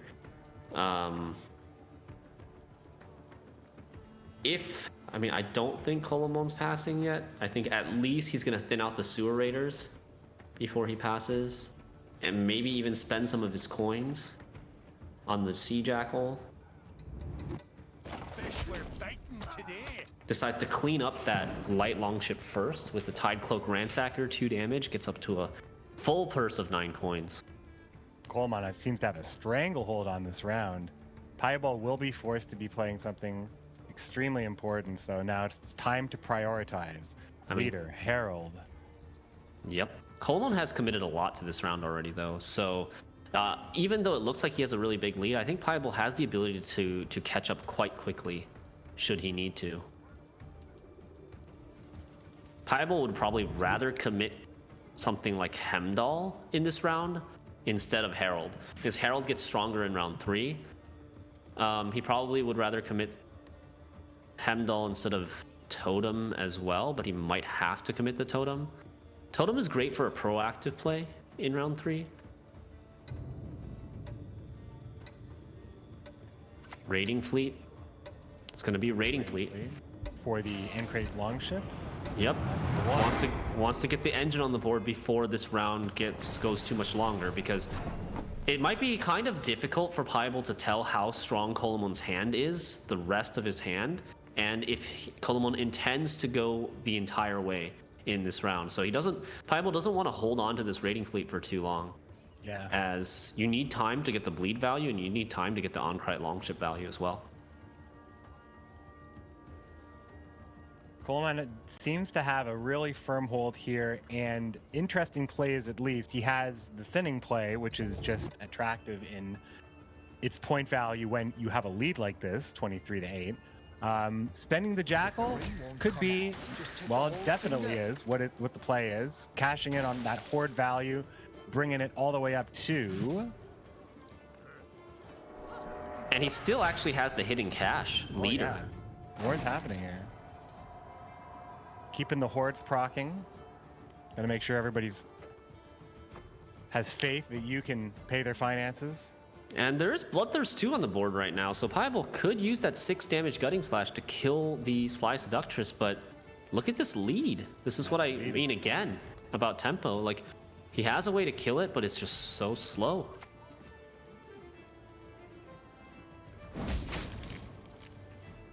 That is the kill, and this could be the pass, but I still think the lead is good enough for the Sewer Raiders. Yeah, I mean, it feels really bad to keep Sewer Raiders for round 3, as we saw in the last game. Sewer Raiders not much of a good card in round 3, and it also forces you to be safer with your mulligans. You're less likely to draw the cards that you want to draw. I think Coleman will lean towards thinning them out in this round, and because Pieball just played a 6, so Sewer Raiders at least playing for 7. It's playing for 8 here, but gets hit by the Ancrite Longship. Like, it's not going to be worse or slower tempo than that Gutting Slash. But Coleman disagrees. He says, this is too big of a lead for you to take this. Let's see. Too big of a lead. Let's see. Pieball's got 12 points straight up in the totem, so he'd be playing from 16 perhaps. Pieball's going gonna with take Arnie. Arnie to set up the Bloodthirst, and then getting Champion's Charge or Blood Eagle.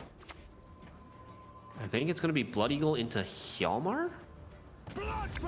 That looks like it. Oh, no. Champion's Charge into the Jackal. As by 1 point. The math. Okay. NA math over here. A Piebald. 1-pointer. Another 1-pointer.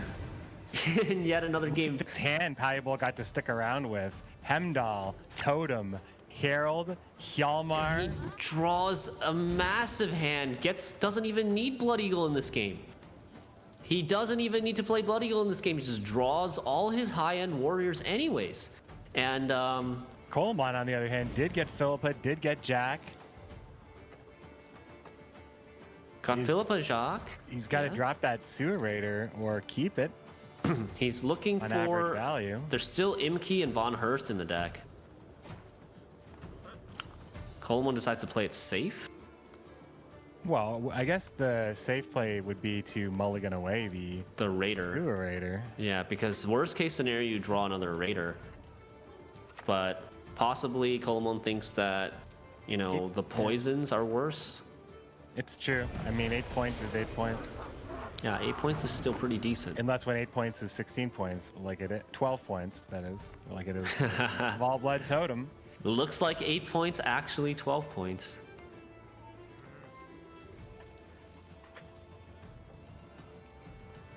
So the Urchin, so Jack is also a spender, if I'm not mistaken. So Urchins doesn't have to stay on the board. Could just be some quick profit, forget about it. Let Tideball make another turn. As opposed to going to the bank, perhaps, try to find Hurst, but didn't find Imke. Yeah, Imke actually the bottom card of the entire deck. Has to be. Not good. Imke would have been nice, but has to go with Hurst instead. And trying to get that 2 points going early on. Have you made your offering? Hurst is like, it's safe out. There's no revenants this time. That's what you said last time. There's no revenants, but there is a Hemdall, so... There is a Hemdall. Going wide in a row isn't exactly what you want to be doing, but at least Coleman can stack all of his other units on the front row. Here comes our favorite warmonger. To arms, all of yous! No great swords necessary. Just go for reliability. And look at this. This is small details here. Notice Piebald put both of his units on the back row as well. And so it's not really to avoid anything. It's a really small detail, but if Coleman decides to Philippa one of these units, it will go to the back row, giving him 1 extra point on his Hemdall again, because likely that range row on Coleman's side is going to have the most units. That is a nice pickup. Every little detail can count. And we've seen so many of these. Yeah, we've seen so many of these rounds determined by 1 point. So these players are thinking every little thing that they can do to squeeze out value.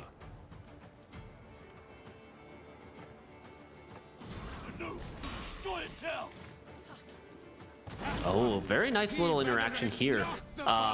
Lieutenant Von Hurst, not only an engine, but also a spender. And look at these Herald Pings. These Herald Pings keep going on these Firesworn Zealots, and Von Hurst is able to transform them for a 2-point boost instead of a 1-point boost. And Von Hurst is able to get the armor. It's 2 points plus 1 armor, which is going to help a lot versus the Hemdall later on. Value Von Hurst. Keep dishing it up. You need to make a little bit more points for Philippa, and here it comes. There's Leader. Philippa looking to grab Hemdall, likely. Yeah. If possible. But, of course, we're going to be turning around. Going to turn your life around, little guy. Let's get Flying you Radiant. armor. New set of boots.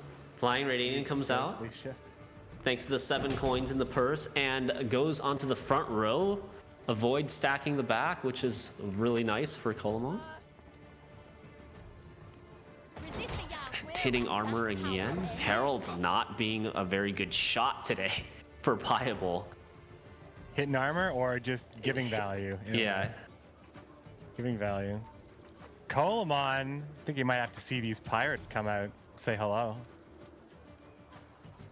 I think it's still a pretty uphill battle for Colemon. Down 15 points right now, and some big finishers coming in from Piebol. Although Hjalmar might not end up getting anything too juicy. Colemon's board looking quite short for the time being. Philippa is 19 no matter what. Philippa is 19. If it steals Hemdall and the coins are used for nothing else, that's the best way for the coin? That's the best use for the coins at the moment. Well, Philippa only has we only have 7 coins in. At the moment, we do. At the moment, and we can't really get more because if we get more, we would have to not take the tribute on Jacques. Maybe that's worth it. I haven't considered that line, but I was thinking that he would Philippa first and then Jacques last. If you take the tribute on Jacques, isn't it just a 1-for-1 on the coins? No, it's a 6-for-4. You get 2 3s for 4 tribute. Right. So it's a 6-for-4, which, like, you might be right. We'll have to see. It's gonna come down to, it's a pretty close game right now, 4-point game. I think he takes the profit and he goes for the Philippa swipe. Well, with the Hjalmar answering the Von Hurst, Colemon can no longer spend on the board. So if he goes Jacques here, he would overprofit by 1. And then he would be able to play Philippa for 19, right? Yep. You do not deserve to Oh my god. Philippa being pushed here. Philippa here gets means 41. I think this is gonna be a Jacques takes it, right? No, I think Colemon takes it. Colemon's ahead right now, and Jacques plays for a 12. Hemdall is gonna be very hard pressed to play for more than a 12. Max Hemdall can get us a 13. So Colemon's gonna be able to preserve his lead and squeeze this out by a couple points, I believe. It's gonna be a close one. Yeah, 3-point win for Colemon. Pointer. Damn. So Colemon knew best. He knew at the beginning of round 3, you know, when I was questioning. I should have never questioned Colemon, man. McBeard, how could you let me do that? I was questioning him not mulliganing the sewer raiders, right? But he just knew that the sewer raiders are probably going to be good enough. He felt like good enough, yeah. Yeah, and the Von Hurst actually came in super clutch. Von Hurst transforming those damaged zealots into sturdy footmen with 3 strength and 1 armor. That was only 3 points. It was only 3 points. It was such a close game. I think some of those pings, maybe if they go differently, if Piebol elects to Hjalmar the Von Hurst early in the round, I think Piebol might have won that one. But he might have also been saving his Hjalmar for a potential Imki, which never showed up. So you know, that's it's really gonna be hard one to talk about. I think when it gets down to Buja, I think Game 4 will be one to talk about. But hey, we get to do another 5-gamer. Piebol, Colemon, both are gonna have to prove themselves. Wow, yeah, another series going to 5 games for us. It's gonna be Keltullus versus Skellige, and yeah, I have to say, I think when Keltullus first came onto the scene, it was seen as a Skellige slayer, but this was back. I think this was a different leader. I don't think it was Patricidal Fury back then. The old second wind, perhaps. Well, we'll see. Let's see how this plays out, because we've been wrong before, but I think Colemon should be feeling good about his chances here.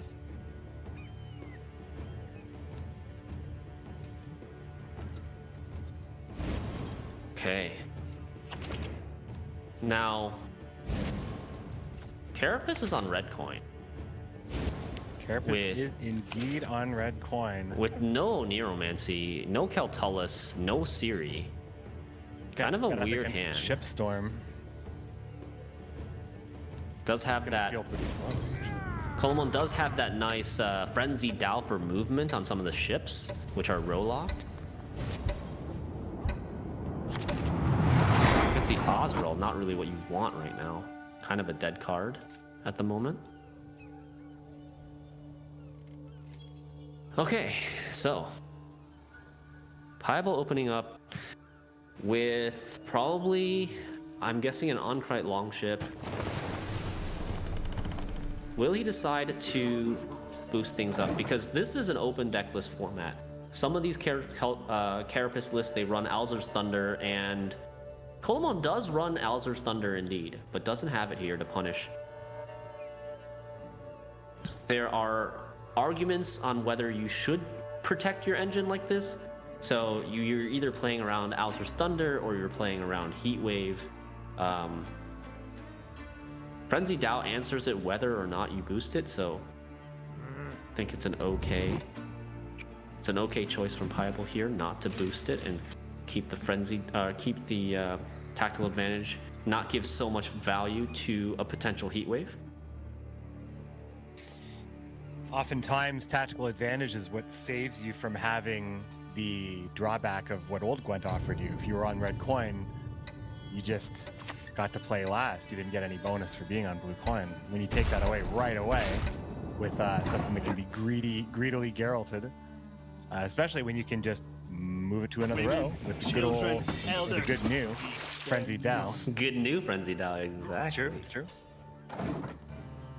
Now, I think Colemon's got to be pretty unhappy with his hand because he doesn't have the Keltullus to threaten a win on even.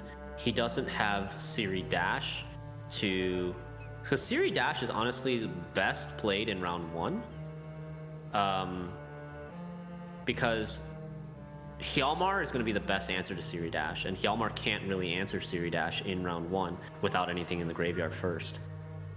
Sometimes passing is the best answer, and that's what you want.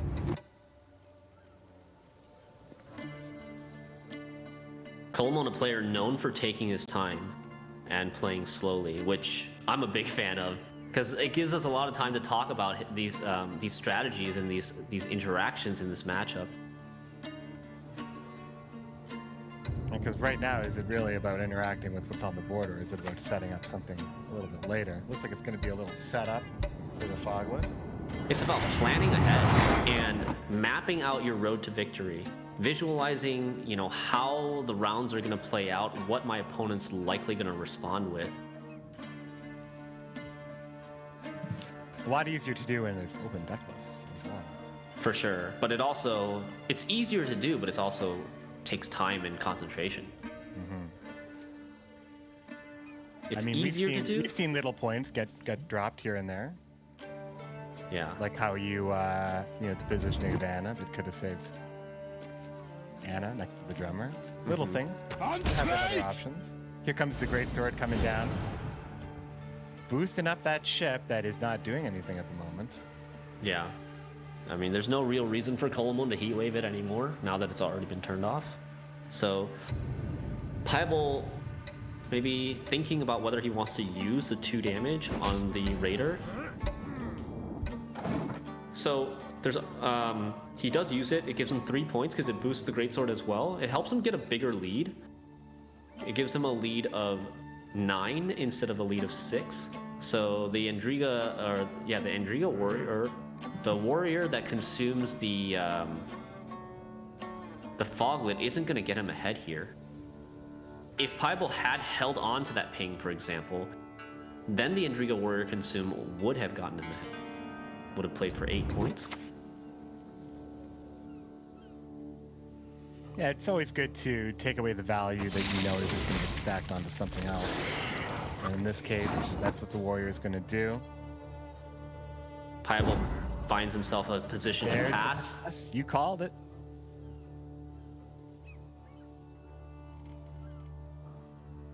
Now, you might say, Piebald just played a 5-point Greatsword. That's not very good for a 6 provision card. But part of the reason he plays it here is because he needs that tall unit in the graveyard. Without the Greatsword in the graveyard, the Hjalmar isn't strong enough to kill something like Siri Dash with a Carapace charge. So this is going to be important here. It's more of a setup play than really a points play in round 1. Piable is running 2 great swords, so a play of Osrel offensively doesn't jam up the plans too much in this case. You're right. We did see the offensive Osrel play in the first earlier. series. I think we could see it again here to deny that Hjalmar target. We could, yeah, it's possible. Yeah, I mean, getting another one in the graveyard is not as easy with Patrick Seidel here. Coleman really taking his time there. Just a simple play like that to get 2 points to take the round. It gives it. I don't think he's actually thinking about which card to play, although he could between choosing that and the pact. But I think he's trying to plan out his attack in round 2. He's trying to plan out maybe if I draw Ciri, how can I proc Ciri? Or protect her. If I draw Keltullus, do I push? Okay. We may still yet find out. Ooh, Oniromancy. That is the best card you can see in that situation. You want to make the best use of that. You get to use it twice now instead of just once. Having found it in round 2. This hand is looking pretty good for Colemon, I have to say. Not bad for Piable. Again, Piable finding those key cards in Totem, Herald, and Hemdall. Saw a Swordial, Blood Eagle this time as well. Both players drawing really well. Lots of removal, lots and lots of proactive points. Gremist, should there be a defender? Because Colemon might go for Oniromancy Defender here. I could see it. Parian Phantom or Beast could be just an open up here.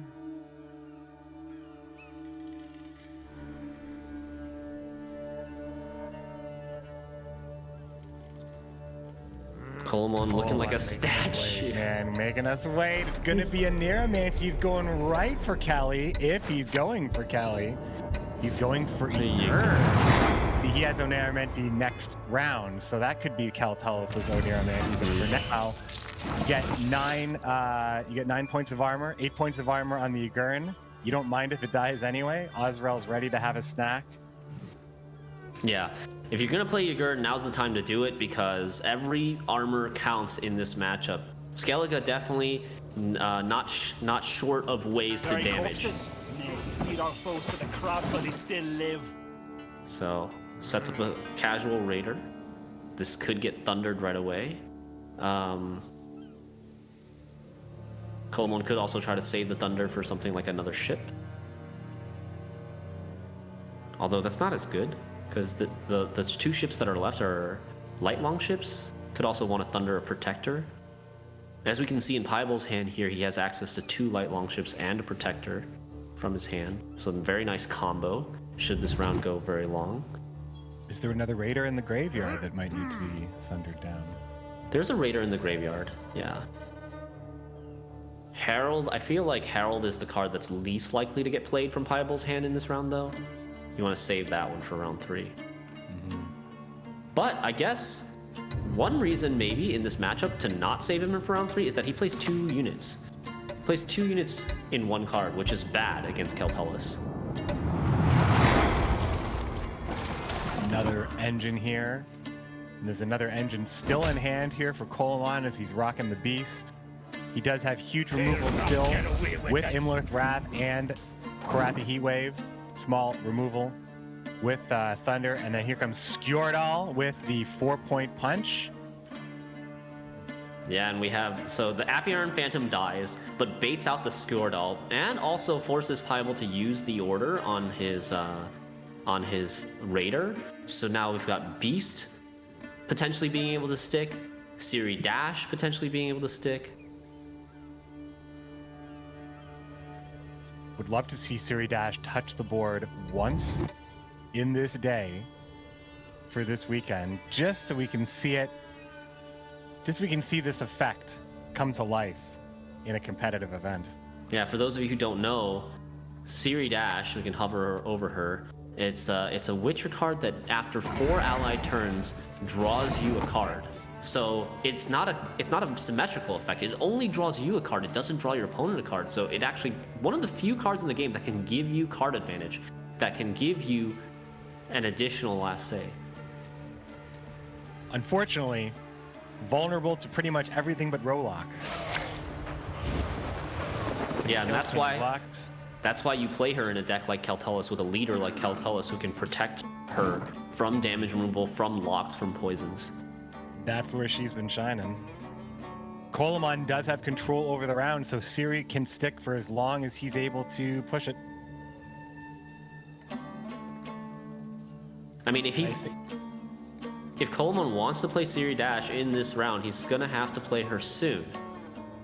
But he's got kind of he's got Thunder, he's got Pact, maybe Imler's Wrath. These are cards that he can maybe toss away while waiting for Siri Dash to proc and actually put Palya in a tough spot at the same time. So what Coleman's going to be considering is how many different ways does my opponent have to answer the Siri Dash? And there's a couple of ways. There's a Hjalmar, potentially, but Coleman can deny that with the Ozrel. There's also Leader into Champion's Charge. And Piebald doesn't have either of these cards at the moment. He does have a Blood Eagle, but Blood Eagle can't get the Vabjorn to source the Champion's Charge unless there's Bloodthirst 3 or Deathblow 2. He's just going to use the Light Longship to kind of soften up the Siri Dash. And Siri ticks. Yes, the countdown. The clock is ticking. The clock is ticking, exactly. There's also the potential for a Giga Scorpion Decoction still remaining. Coleman might have to respect that and spend another leader charge on Siri Dash at some point. The pack could just be enough. The pack could be enough, yeah. There's no Morkvar in this list, right? The pack could be enough. It also takes it out of Hjalmar range. Yeah. Interesting decision to Thunder the Light Longship and not the Protector. Protector's the more threatening engine, but Coleman maybe thinking without the Light Longship, the Decoction can't kill the Siri Dash. Exactly, yeah. Don't let it get to 6. Yeah. But I think this decision is going to end up giving Piebald a little bit more extra value on the Protector. But Protector might end up dying. There's a couple of tall removals in Coleman's hand, the Heat Wave and the Imler's Wrath, just waiting. And the bleed, I forgot to mention this earlier, the bleed on the Beast, not the target that you want to be bleeding. Not really, yeah, just kind of make sure that he keeps going. Here comes Arnulf. This is the big play. This is Arnulf into the Champion's Charge, yep. Get rid of the Siri Dash before it's too late. Does get his card now for the time being, but Leader being gone is also a pretty big commitment. And Leader is also a really nice counter to Keltullus, right? Because Arnulf puts... It's like a -2 unit swing for the Skellige player. It can make Keltullus end up not being great for the Monsters player. So it is a big tool to use in this round. Not having this for the Keltullus round could end up coming back to bite Piebald. I think right now, Coleman's looking for... he does have the dominance. He is going to get Arnulf. That is... Big value. That is that the Imler's answer to the Wrath. question, right? And the Karathi Heat Wave is just going to end up being... Well, yeah, you just take out the tallest unit here, probably, or just wait for something better. Coleman's got big points on Pact, I suppose. And we see Ozrel. Well, Gurn's still pretty alive, but there are 10 strength units in the graveyard. Yeah, there's a 10 strength unit in the graveyard should he want to consume that. This totem, really nice timing on the totem. It stays exactly 1 point ahead. Beast is going to grow by 2, but then bleed 1. So Piebald still ahead by 1 if Coleman wants to pass. And after he gets the totem down on the board, next turn it represents another additional 4 points. Actually 5 points, because the Protector is also going to grow. Whenever an adjacent unit takes damage there, which would be the Fanatic next to it. This is another close one. Here comes the 11-point Ozrel. A great sword snack. Oh, that is a lot of units in the melee row now for Colomon. The Hemdall looking juicy, but it might come down to... Good. It looks good, but... Light launch ship down too. Maybe he wants to get that down next to the Protector soon so he can get a few more extra pings. Yeah, but it's not going to be enough tempo here because the Beast is still growing. The Beast was damaged so much by that bleeding. So none of that bleeding ended up doing anything because Beast would have stopped growing soon. The time has come. Only hits armor once, not too bad. Not too bad of an outcome for Pliable. But it does get rid of a lot of Bloodthirst. I guess he doesn't need the Bloodthirst anymore though. So all in all, pretty good heal, pretty good Hemdall. Herald, it looks like the points are all kind of set at this point. The light longship's just going to be playing for what it plays for. Gremist isn't going to be purifying anything of value. Gremist won't purify anything, but the light longship is kind of like a mini engine with the Protector. It will start at... He needs to get down there though. Yeah. It will start at 6 points. But Colomon doesn't have great tempo plays himself. He has a Heat Wave for 8 and a Pact for 6.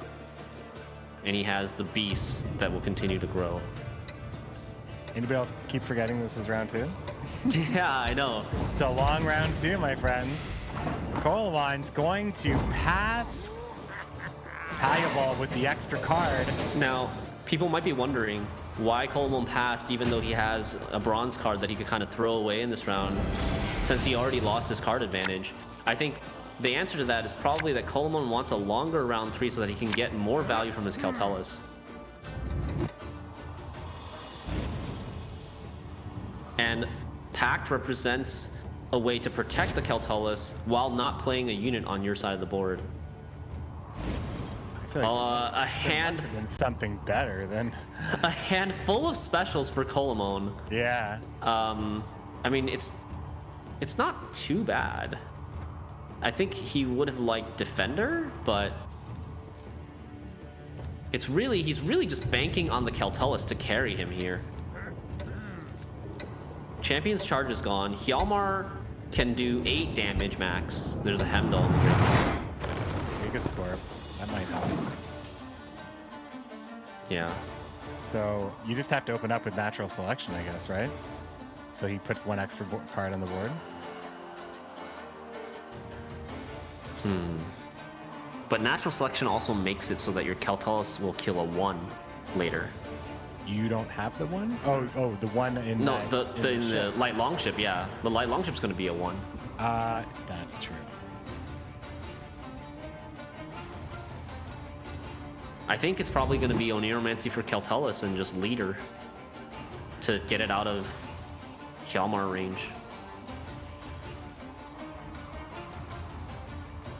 And then once you set up the Caltellus, you can start buffing it and trying to keep it alive. There's so much weight that this Caltellus has to carry. I don't know if she can do it all by herself. She's trying. Boom. And Payable, 1, 2, very protected. So look at this. Payable also has a bunch of specials in hand. So he can just wait and not play units. So for the next 2 turns, Payable doesn't have to play units. So nothing's going to die on his side of the board. The Caltellus isn't really getting value yet until later. Yeah, just Gutting Slash here, and if you want. Yeah, you could Gutting Slash. Gutting Slash, then they would respond with the Pact, I guess. And every turn you stall, the Caltellus is getting less value because your boat is hurting itself and becoming a smaller and smaller target for the Caltellus to burn eventually. And it's not like Colomon's gonna use his Parasite to kill anything because, or not Parasite, the natural selection, because killing units is not really an option for him right now. Payable hovering over that Gutting Slash. Whoa! Wait a minute here. What a genius play! I knew he had a self-wound core, but this is another level. Did he just gutting slash his own unit? He gutting slashed his own unit, and now Colomon has no option but for his Keltalis to kill herself. That is insane! What a way to end the series between Piable and Colomon. Wow, that is a 1,000 IQ play if I've ever seen. Oh my goodness, that did it. I mean, we gotta hear the I think that's supposed to be Piable. You're gonna see at the bottom here as he got in there, and that was really something. Yeah, just to clear up any confusion, Piable is the game winner. There he is. If anybody didn't understand what happened in that last game, Piable used the gutting slash, which is allowed to hit your own units, which you normally wouldn't want to do, but used his gutting slash to kill his own unit, making it 1 unit on Colomon's side, 0 units on Piable's side. And Keltalis has a drawback where if the monster's player has more units than his opponent, then Keltalis will burn the lowest unit on his own side. And Colomon had no way of making a smaller unit on his side, so the Keltalis just burned herself, and that was all she wrote. Without the Keltalis, there's 0 chance Colomon can win that game. I mean, we've seen some games end in some wild ways, but that was a series that went to 5 that ended with an exploding dragon and a classic Colomon concede. Boy, oh boy. We got some sets, and there's still a lot to watch still.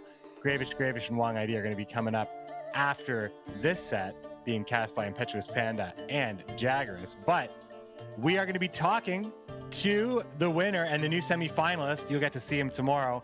This is Piable. Take it away, Berja, and I'll see you guys after on the other side.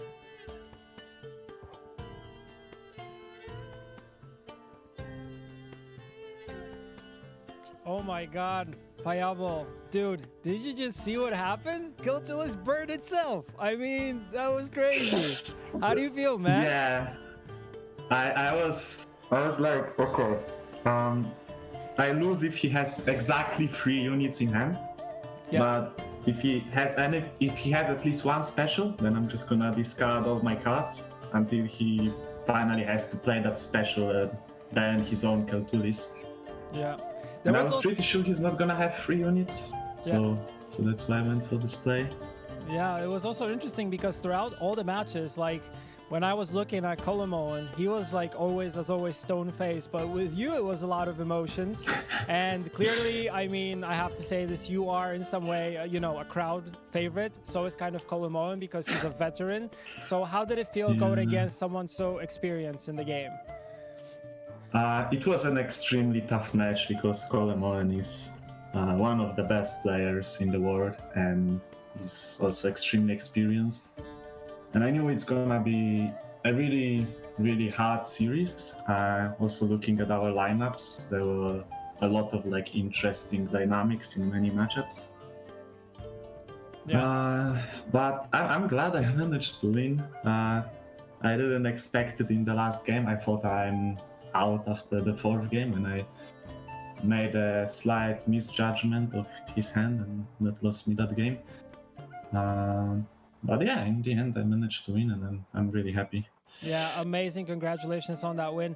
I mean, you've been super, super consistent, and I know that also a lot of teammates of yours have been saying that you've been a great help to them and been supporting them. I also know that you've been, going to all tournaments. You're always present, and yeah, congratulations on actually making it. Now you're going to the semifinals, which is amazing. Who would you like to play against? That's my final question. In the semi. Well, I would like my teammate Gravish to win his game, so I would like to play against him, even though obviously it would be nice to match him in the final, but that's impossible. But yeah, I'm wishing him good luck for his next game. I hope he can manage to win versus OneGit, which is gonna be hard because OneGit is obviously a great player. So it's gonna be an interesting game to watch, I think. Yeah, it'll be an interesting one for sure. Okay, once again, congratulations. Thank you for their interview. Thank you. And we have another leak. And it's a card back this time, it's not an art. Because last time Panda said a castle was not good enough, then we have something different now. Maybe you'll like this one. Question is, where does this card back come from? I have no idea, but I love the colors on it. I mean, it might tell you something if you look into the corners. It tells the story. But I cannot spoil more. It is a leak it's a leak. I cannot say more. So I'm going to stick to that, and I will throw it back to the casters. Wow, McBeard, look at that card bag. Yeah, let's get the investors on the case. There's clues in the corners, they said. I know. I wish I was more. That snap. I wish I was more knowledgeable about Witcher lore, because it would be a fun little puzzle to kind of decode to try to figure out what that's all about. But that looks amazing. I have to say, they are really doing a great job with the card backs. The ones in the Siri Journey most recently were awesome. I've been really enjoying sporting those. Yeah. Yeah, but what a series between Paibo and Colomon. It was going to be tough. It came down to the last game again. Brilliant play in that last game there. Paibo winning, which I believe is an unfavored matchup in a very creative fashion as well. It was just both the series that we got to cast today had everything as far as I'm concerned. And it will not stop here right now. Let's just take a quick peek at the prize pool, see how everybody's doing now as we get through this. Waslin and Demarcation, 5 games and a big prize pool when you're splitting the stake. 1-3 for Magpie, getting 75% of that stake. And again, 3-2, splitting at 60-40, with Payable going on to the semifinals. His opponent will be determined from our next 2 players, Grevesh and Wang ID.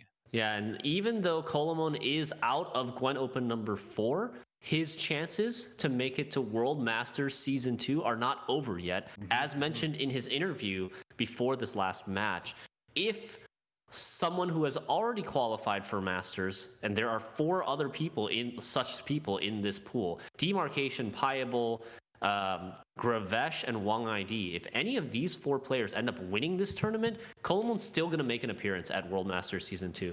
So hopefully maybe a chance to rematch Payable there. It all hangs in the balance, but we want to hear what the players have to say. You are familiar with Wang ID, and you're going to get to know Gravesh as these players clash for the first time in Gwent Open number 4 for our final set of the day. Jagras and Impetuous Panda will be taking it from here, and we will see you tomorrow for the semifinals. Take care, my friends.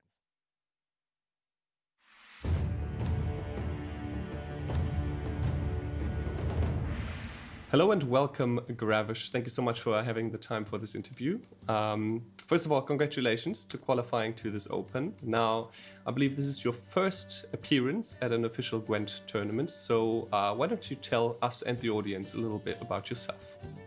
Hi, my name is Colin, or Gravesh. I'm 27, and I've been playing Gwent basically since some point in open beta. Was an avid Hearthstone player before that, and then got a bit bored of Hearthstone at the time, and it was around when Life Coach made the switch from Hearthstone to Gwent, and that's how I actually got to know the game. And since then it's basically been my go-to game.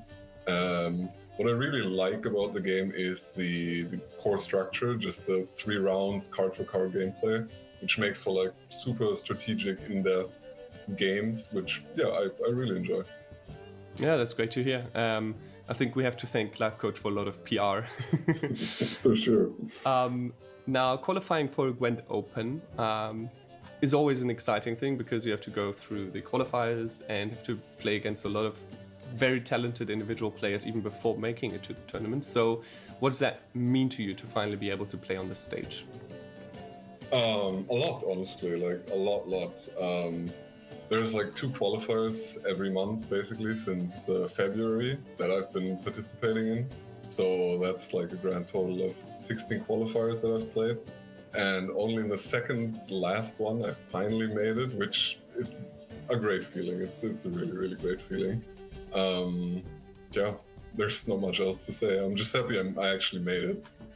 Yeah, and now finally making it to the Open it is now an Open that is held online, as the rest of this second series, obviously. Are you a little bit sad that the first time you make it to an Open, it's an online Open, or do you maybe also see some benefits in that? I'm a bit sad. Like, it would have been super cool to go to Warsaw and meet all the people. Like, I've never been to an official tournament before. Like, not like there were like watch parties or so before for Masters, and I've never been able to meet like all the people that you get to know online in real life. So that's really sad. But I do like that playing from home is just kind of comfy. Like, it alleviates a lot of the pressure that normally would be there if you like travel to a different country and meet a lot of new people and then try to perform in front of like a big online crowd. So it's okay that it's online. It's sad. It can't be helped during these times, but there's some benefits to it.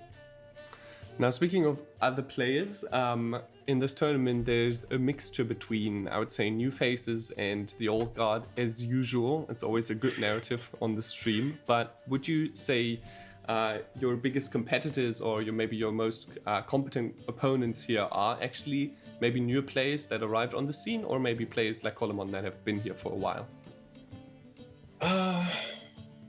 I mean, I think at this stage, like, everyone is a big competitor. I think everybody could win the tournament realistically.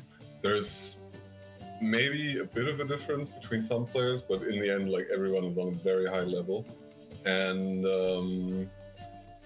yeah, I think generally I don't really mind playing anyone. Like, I obviously would like to avoid my teammate Payable, at least in the first round. That would be nice. But other than that, I'm actually pretty open to face anyone, I think. All right. Yeah, sounds good. Thank you so much for your insight, and then good luck in your games and also in your draws, not to get Pajaball. Thank you.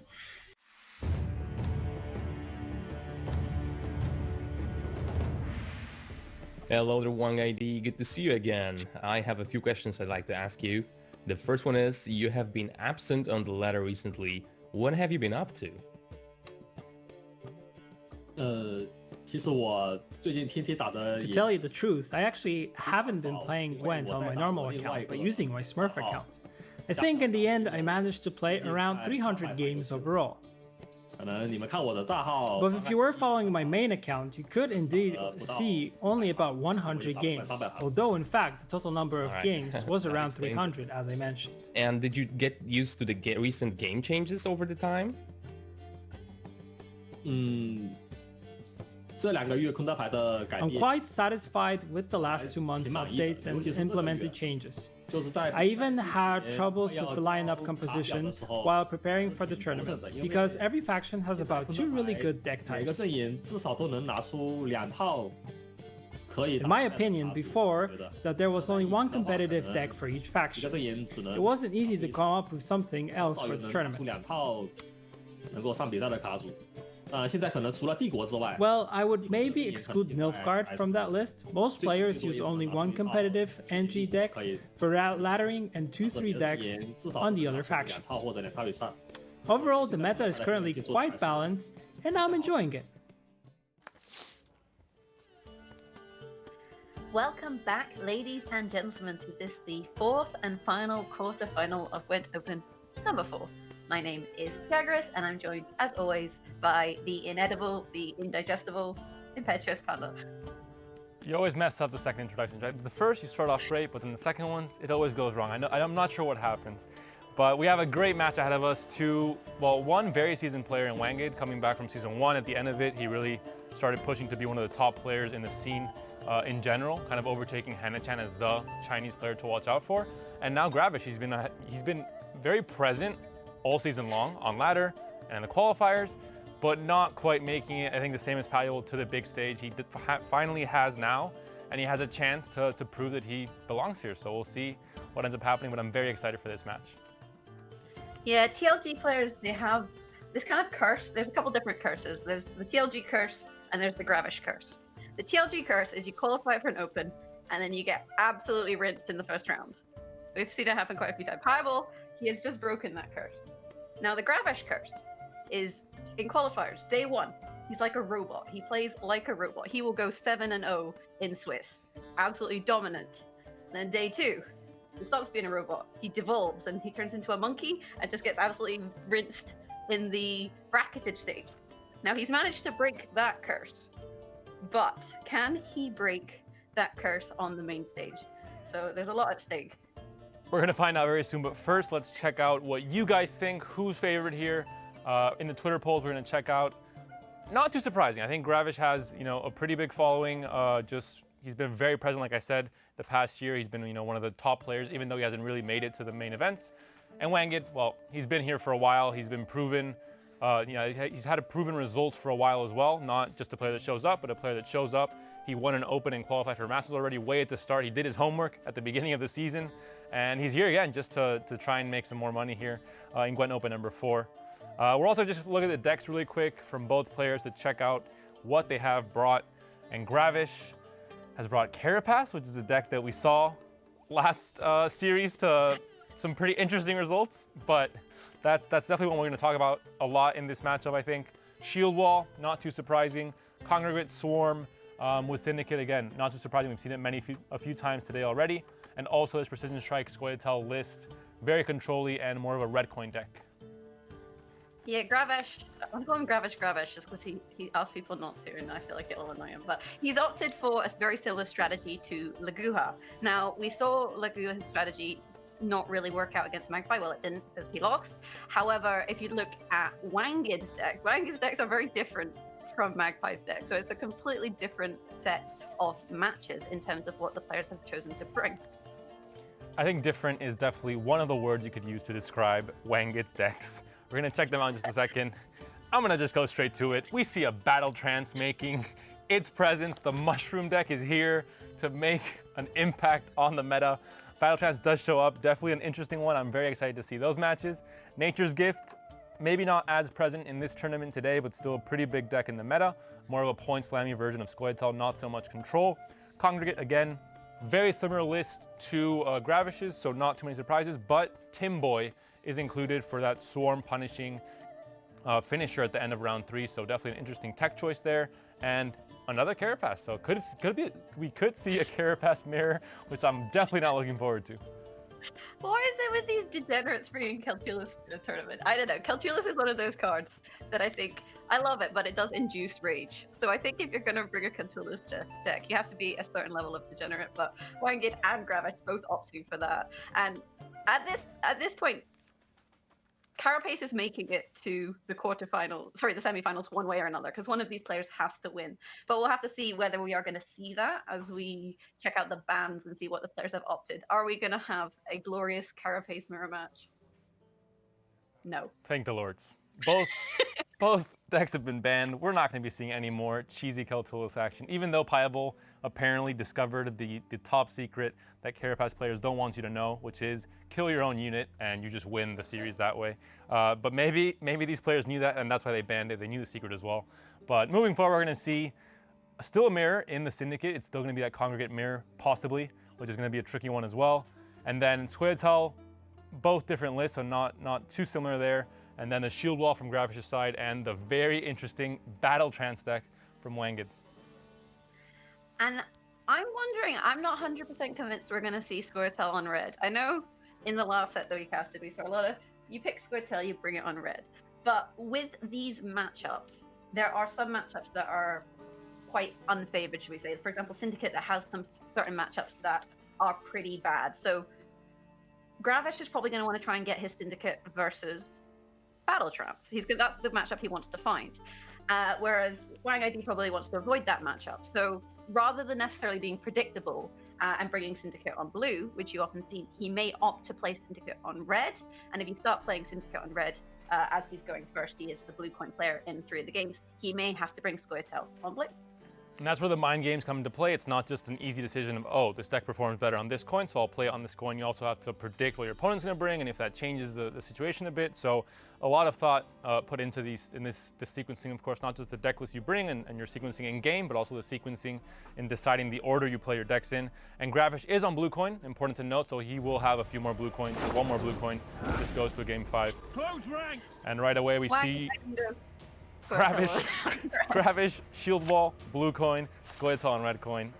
It's it's easy. Forget about mind games. Just go back to the optimal. Oh, apparently Colamon and Pieball are playing this time around. I'm sure we'll get that sorted out in just a second with the overlays. But there we go. Gravesh bringing blue Shield Wall. Fair enough. I never said that Gravesh was gonna bring. I never said that Wang ID wasn't gonna bring Scoia'tael on red. I said that Gravesh might not. How do you feel about this matchup? Well, I mean, Shield Wall is an engine-heavy deck. It has a lot of units that can provide a lot of points if they manage to stick on the board for a long amount of time. Looking at this list specifically, it's not the super greedy version that has that Visigoda, for example, which is kind of the ultimate greed and can get you a ton of points. It does have the Anna. It does have, I mean, most of the typical usual suspects in Shield Wall, plus this Falibor as well, which is, I think, there's still 2 frigates. I'm not sure what was removed for it, but it looks like the Donimir was actually removed. Yeah, Defender. So you took out the Defender and you've got this Baron Falibor version instead. And Gravesh said that the reason he's done this is just so that you have a bit more flexibility with the list in terms of how you play it. And I guess you're less susceptible to targeting. And we have seen players kind of soft target, shall we say, Northern Realms and Syndicate and these engine-heavy decks. And I think that's part of the reason why players such as Wang ID haven't even brought Northern Realms. Yeah, and I mean, the perfect idea here, I mean, you're looking at this Nature's Gift list for Wanged. He has a Peller, so it would have been a perfect target to something like the Donimir, for example. So yeah, I think players knowing that if there's a counter for Donimir, all of a sudden he loses pretty much all of his value. So maybe it's the better idea not to bring him altogether. That might be the case for Gravish here. But right away we see a leader charge being used on the Hammond-Dryad, and very important engine for this Nature's Gift list, getting that second Symbiosis proc ready to go, and the 2-point little Treant boys coming out later on. Yeah, you see that with these lists that have these charges where you're actually okay spending some of them in earlier rounds, for example here, utilizing Vitality to trigger the Hamadryad's ability. Similarly, Shield Wall, you might see charges used in round 1 just to protect key engines and make your opponent's life a little bit more difficult. It's not like certain decks like Precision Strike, for example, where you don't really want to be thinning your Broccolon Sentinels in round 1. Especially in this matchup where I think Wang is going to put a pretty big importance on having last say in round 3 and having control over that round 3, because in a long round 3, Wanged isn't really too favored. There's not much engine power. He does have the Pavko, which is a card that not every single player playing Nature's Gift has included in the deck. But in this case, there is the Pavko, of course, but not too much else. It's more of a big point slam finisher with things like the Herald Gord, for example. On the flip side, Gravesh would love to have last say because it means he can guarantee, provided he can get through figures, he can guarantee the Baron onto the Gord and negate all of the value that the Gord finisher represents. So last say, I think a big deal for both of these players, which is going to make this round 1 hard fought. Exactly. Sometimes in Gwent, you see round 1 being, both players trying to play a game of who can give up the least while still winning the round. In this case, I think we might see a bit more commitment from both players. And both players have pretty good hands, I think, from what I'm seeing. A lot of bronzes, which are fine, obviously playing in round 1, and not too many big finisher golds that you want to save for round 3. Yeah, it depends on your deck and your bronzes. With Magpie's polarized list, for example, he runs such diverse bronzes that they don't really synergize. Whereas Wang ID, for example, he has this synergy on the board. For example, he has his Sage, and every time he plays a special card, so those bronzes like Tempering or Dryad's Caress and stuff, that guy's going to boost. So he has synergy in his bronze package, which means that playing them in round 1 to try and win is a really viable strategy. And this Anna is looking very scary, 2 points per turn. The only real efficient answer for this would be the Heat Wave, but committing a Heat Wave in round 1 might be a big problem against Shield Wall, where you want to be able to just play around those shields entirely in round 3 for something like an Ensace or a Selkirk, for example. So it's a tricky one. And of course, Bloody Baron could be used here to reset that 15, but that's exactly what Wanged wants, I think. Yeah, if you can see the Bloody Baron out the door, then it makes you a bit more comfortable with the way that you play round 3. You don't have to save the Gord, right? If you can play the Gord because you're not scared of repercussions, it means that you can use your reactive card, say Nature's Rebuke, for example, more flexibly. So that's why I don't think he'd be unhappy if he saw Baron now. It's kind of baiting in a way where if your opponent commits Bloody Baron, then it was worth it. You're still fine with losing round 1 at that point, I think, because he doesn't have that Bloody Baron later on to answer that Gourd with last say. The point difference, though, is minimal. Like, there's no real need for Gravish to commit something that impactful at this stage. He's got his own engines on the board. He's got his boat that he can click. He's got Anna on the board. He's got a couple drummers as well, so he's got the setup that he can actually thin the Dun Bananas, the Dun Banner Cavalry. When that card gets boosted, it will call his buddy, the other banana, out the deck and thin. Unless it gets killed, then there's a kind of a brick waiting in ambush in Gravish's deck. But it's totally a bait, because, you know, if you got limited removal, you maybe make them so they have 1 brick in their deck, but that removal can also be used for a drummer. That removal can be used for other engines. Well, Daggers, let me tell you, I might be a bit of a pro player myself. He does end up going for that kill there, which maybe is correct, maybe it isn't. Just the line of thought that I thought he might consider. I think at this point, whatever engine's played from now on isn't going to be too impactful because the round's been shortened, and the engines that are currently on the board are, you know, Gravish did a good job of keeping them out of range, the Anna and the Frigate, so they can be removed by a Rebuke anyway. So you might as well just try and ruin your opponent's consistency later on. If he draws that bricked card, it might be game losing for Gravish in a short round 3. I'll have to wait and see. That's one of these situations where you look back and you're like, oh, it was the right decision, or oh, it was the wrong decision, depending on how the round kind of goes from here. Gravish, though, 29 points to 37, and he is on blue, which means that if he passes at this stage, he is, well, actually, he's given up card advantage. Oh. And the Bloody Baron does come down. That pretty much, you know, like we mentioned before, Wang it, if he gets that Bloody Baron out, I think he's happy because he doesn't have to deal with it in round 3, but he also pretty much gives up this round 1. I mean, maybe not, but there is a pretty big point gap here, and we still have the Anna taking for 2 every turn by itself, and the Frigate, if clicked, also 2 more points. I think it's going to be hard for Wang ID to win this round. Although, you know, the Dryad's Crest cleansing that bleed and reboosting the Hammer Dryad. Not just cleansing that bleed, cleansing 10 points of bleed. That was the MVP Dryad's Caress. I think no one has ever gotten more value out of the bronze card until now, in an official tournament at least. I wasn't going to bleed for 10 points. There's not enough turns left. Jaggers, don't ruin it. I'm ruining it, Panda. That's what I'm here to do, is ruin things.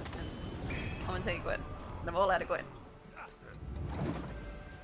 See, both engines still ticking for both players. The Sage, of course, also was able to stick outside of that boiling oil range when it initially came down. It came down at 6. And both players pretty much, yeah, the took boiling away oil purify that you never see happen was utilized. Boiling oil purifies the adjacent targets to the one that you kill or hit. So Gravesh actually utilizing the purify effect, and Hammer Dryad not looking so hot. Of course, this hand looking pretty awkward for Gravish if Wanga decides to continue pushing, because these drummers not too great at the end of a round, and no extra synergies on the board like you mentioned before with a Dun Banner, for example. They're also prime amphibious assault targets. Like, you want to have one in your deck that you can thin and boost and protect and make them like a nice safe engine. Playing them at 3 points is very risky. There's your Neuromancy coming down very late into the round. Could have been on a Dunka early on, but Justice is tempo, plus you get the thinning, I would have thought. There they go. And suddenly, look at these points. And also that Sage, man. He is at home, you know, he kept social distancing, working from home, just doing his thing. 16 points. And one gets ahead on even. yeah, and Gravish cannot pass here. He'll get 2 points from the Anna, but the Frigate you have to click yourself. It can't just, it isn't automatic. The technology isn't quite there yet. So he can't really just pass and get a card that way. And I thought it was looking really good for him when that Anna was able to stick on the board, but at this point, because of both of the hands are so bronze heavy, they're both able to play so far into this round that Wangit is, threatening to win on even. Even, yeah. It's a bit risky though. Like Gravish, he still has cards he can play.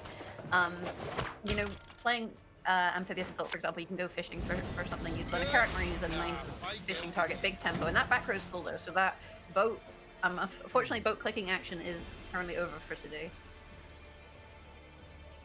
61 to 48. It's like seesawing this match. You think, oh, that player's really far ahead, and then, you know, Wang ID plays Justice, and then you think, oh, he's caught up, and then Gravash is like, no, no, no, Amphibious Assault. Well, everything is fine until you have to play a drummer when there's only three rounds left in a round, or the minor finisher. You know, I think both players are bluffing until this point. Like, yeah, I have so many gold cards to win this round. Don't worry about it. But they both really have terrible cards, except for that one Heat Wave in Wang's hand, of course. Yeah, Heat Wave, it doesn't really represent that many points. You know, you can hit the boat and it's 9, but 9's not giant in Gwent, considering how a Turret Marine is, what, 7-4? Like, that's not really the Heat Wave target you want. Wang ID, though, getting a lot of value out of these nature cards because of the synergy with Symbiosis and because of the Sage. And the Heat Wave, of course, you want to save for round 3. I mean, regardless of it being more or less points right now in the situation, it's something that you need to have in round 3 to answer some of the scarier engines or just cards in general from Gravish's Shield Wall. And I don't know if you guys know this, but it is officially a fact that closer your face is to the screen when you're playing Gwent, the better you do. And Gravish is making a decision here because he's got an out in this round. At this point, he does have the option to pass, and he has to make a decision: do I commit, you know, something from my hand, or do I take the out while I have it? And he's opted to, you know, piece out of the round. Oof, 1 point. Just enough to take it there. The Sage really putting in the work, same as the Frigate there. But once that row was filled, then Gravish saw he couldn't really keep up with the engine points that Wang Yi was slowly catching up to him every single turn that was passing, and ends up opting out of that one instead. And in the end, even with Anna sticking from very early on, Wang Yi kept fighting for that round and was able to win it. But the round length is a little bit awkward for a bleed. Like, you like to bleed NR engines so that they don't get a long final round. But when round 1 goes that deep, it can actually make it very awkward for the player who wins, especially, you know, being a card down, that they don't have that much time for a bleed, so they can't really shorten the round very successfully, especially if they have a synergistic deck like Symbiosis. There is a pretty proactive play though in the Figus, and because the Bloody Baron's gone, there really isn't any more Tall Punish in this deck list for Gravish as far as I'm seeing. So I mean, Wang ID has last say anyway, so Harold is, you know, safe if he plays Figus, safe if he doesn't play Figus. Gravish has got a very bronze hand. if he's scarier of some more engine play from Gravish, he could try and shorten this out and then just have a, you know, very short round 3 with something like a Gord and something like a bricked Mulligan Dun Banner coming into hand for Gravish. Who knows? These draws though for Gravish, if you have a little look in his deck, he's missing so many core pieces. He doesn't have a Dahlia, he doesn't have Natalia, he doesn't have Anses, there is no Anses, there is no Selkirk, there is no Falapor. There are so many pieces that Gravish needs, and he's got yet another handful of bronze. Which means he has to mulligan aggressively in round 3, which means I'm not going to say anything. I'm not going to, no caster curse. If I don't say anything, I just hover over it, then there's no curse that occurs. I can't be blamed, but it's something to keep in mind if you're Gravish. So here's the pass. He's got a long round 3, which I would imagine he's happy with. However, this hand is not the hand, right? So you gotta do some glorious top decking. You know, I said Gravish either plays like a robot or he plays like a monkey, and we'll find out based on these top decks who is in the driver's seat today. The Drummer and the Frigate are pretty high value bronzes, so there is that at least, but that is not what we want to see. 2 infantries and another Drummer. The whole marching band is here, but this is not what you want to see. You need the gold card, like you mentioned. There are so many golds left in the deck. The banana is coming, right? They It's missed not a the brick, it's a memo. banana. That's heartbreaking. Like, Shield Wall is a solid list, and this is just the Bronze Brigade. Oh, These man. are the problems you used to have with NR quite a few patches ago before Master Mirror, but with the addition of Amphibious Assault, it generally added a lot more consistency to NR. There's these mid-range NR versions, but in this case, and there's the Dun Banner. He can mulligan it at least, but Dahlia is great, but still not, I mean, more of a bronze-centric gold as well, so adding insult to injury, and so many golds. Falabor, Selkirk, Ansace, and John Natal is still in the deck. Oh, that's painful. Like, between Falapor, Anstays, and Selkirk, that's like, what, 30-odd provisions of cards? Just chilling. I mean, the silver lining is that he does have very good synergies between his bronzes. The The infantries pair, fantastically with the drummers, and you have a Dahlia as well to make 3 different drummers, but there are going to be answers from Wanged's side. He still has the Force Protector and the Heatwave as well for one of the golds. Yeah, and the Amphibious Assault will be able to find you a Viraxis target, so that's not currently dead. Well, But- he could find the Selkirk, but the Selkirk might be Heatwave if it's played late enough. That's And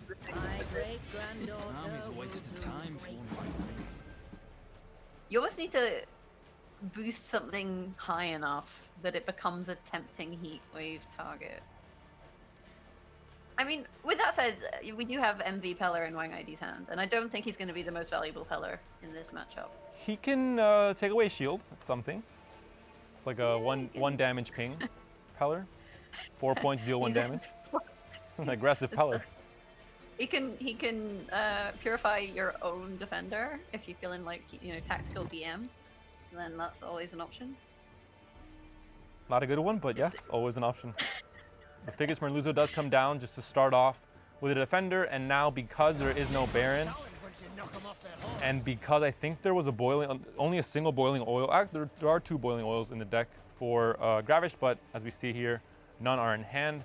But either way, he can continue buffing this defender or this Figus because there is no punishment really for tall units anymore.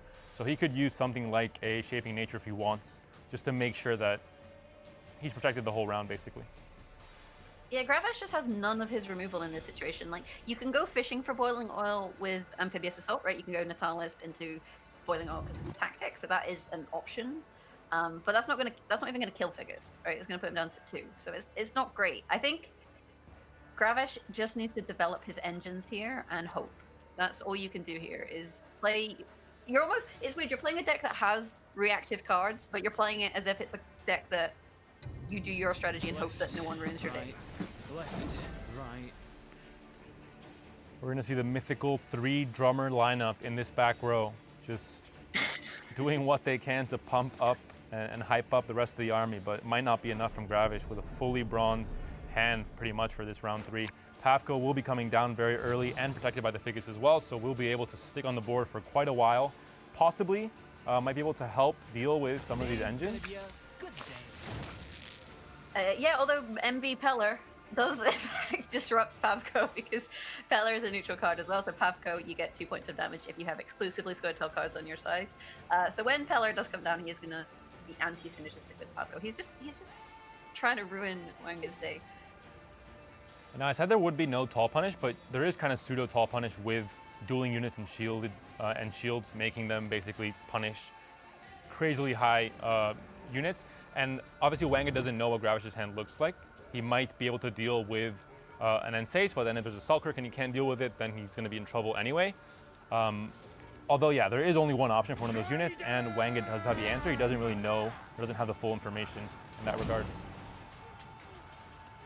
Yeah, Wang ID, you have to play as if Gravish has, Ensace and Selkirk and he's just waiting on them. He might be thinking twice doing that, but he has to play pretending that that's the case because you have to, assume that your opponent has a good hand, right? You don't assume that Gravish has this hand in this situation. We were joking, but 3 drummers and 2 infantrymen is kind of scary. I mean, it's going to be a lot of points, and they might snipe the Pavko. There's already 1 hit, only 4. I mean, maybe you can just use a Shaping Nature to keep him alive, but you gotta watch out for those snipes. It's going to be just taking pot shots at each other. The drummers, though, I gotta say, do have questionable physics going on. We talked about, whether Gravish is a robot. I'm pretty sure the drummers are actually robots based on their anatomy and the way that their joints move. Dunko being opted down into the melee row because if you play her on the melee row, then you can use her order ability. And I think Wang Adi's maybe saying, you haven't dealt with my Figus, you haven't dealt with my Pavko. I don't think you have answers. The odd thing for Gravish as well is he has so many engines. Every turn that passes, one of them is losing value because he can't play them all at the same time. So he would love to have these engines on the board as soon as possible. Because there's so many of them, there's a huge queue for the engines to come onto the board, and he's losing value. This frigate is thinking, I want to be the superstar, but that's only round 1, buddy. Here it's going to be the drummers and the infantry having, much more preference, I think. Yeah, and the frigate is really awkward because you want to put it in its little soldier pocket, right, for crew, but you don't want to play it on the back row because the back row is pretty full in terms of flicking the boat. So you got to play it on the front row. But if you play it on the front row, you got to then play soldiers on the front row, which means you got to play a drummer next to it. And then it's a bit awkward with your tridam. Like, ugh, there's too many engines.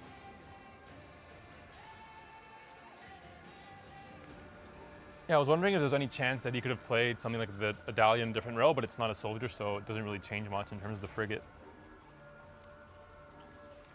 Yeah, that's true. I mean, but that said, you know, Gravash is currently sitting on, well, he was 24 points to 15, so he had a cozy little lead. And with no Hammer Dryad for Wang ID, these leader chargers aren't as impactful as they can be.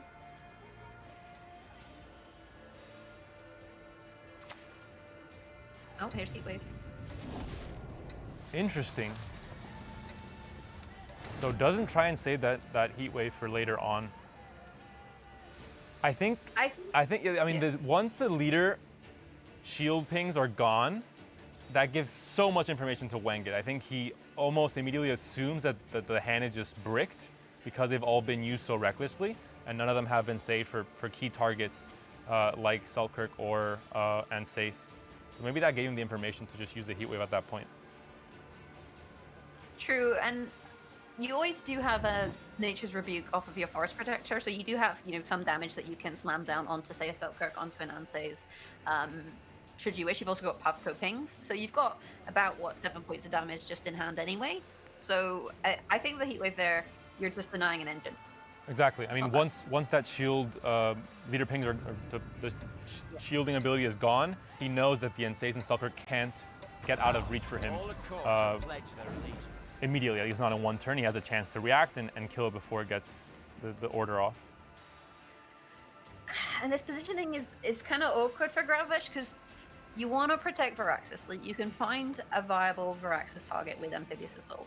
But by positioning it next to the drummer, you're no longer boosting our good boosty boy, the Tridem Infantry. So you're no longer getting those damage pings and the extra points from your boost. And he's got, 3 cards left? And one of them's a drummer, one of them's a Tridem. You don't want to be playing a drummer or a Tridem with 3 cards left.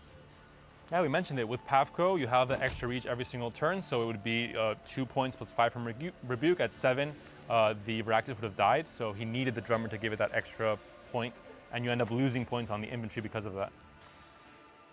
Yeah, it made sense to protect it because the ability is worth quite a bit. You can still go for, say, a Karak Marine or a Selkirk and do things that way. So it is worth it, but you're also kind of shooting yourself in the foot a wee bit. And Gravish's entire hand has been like that for this round.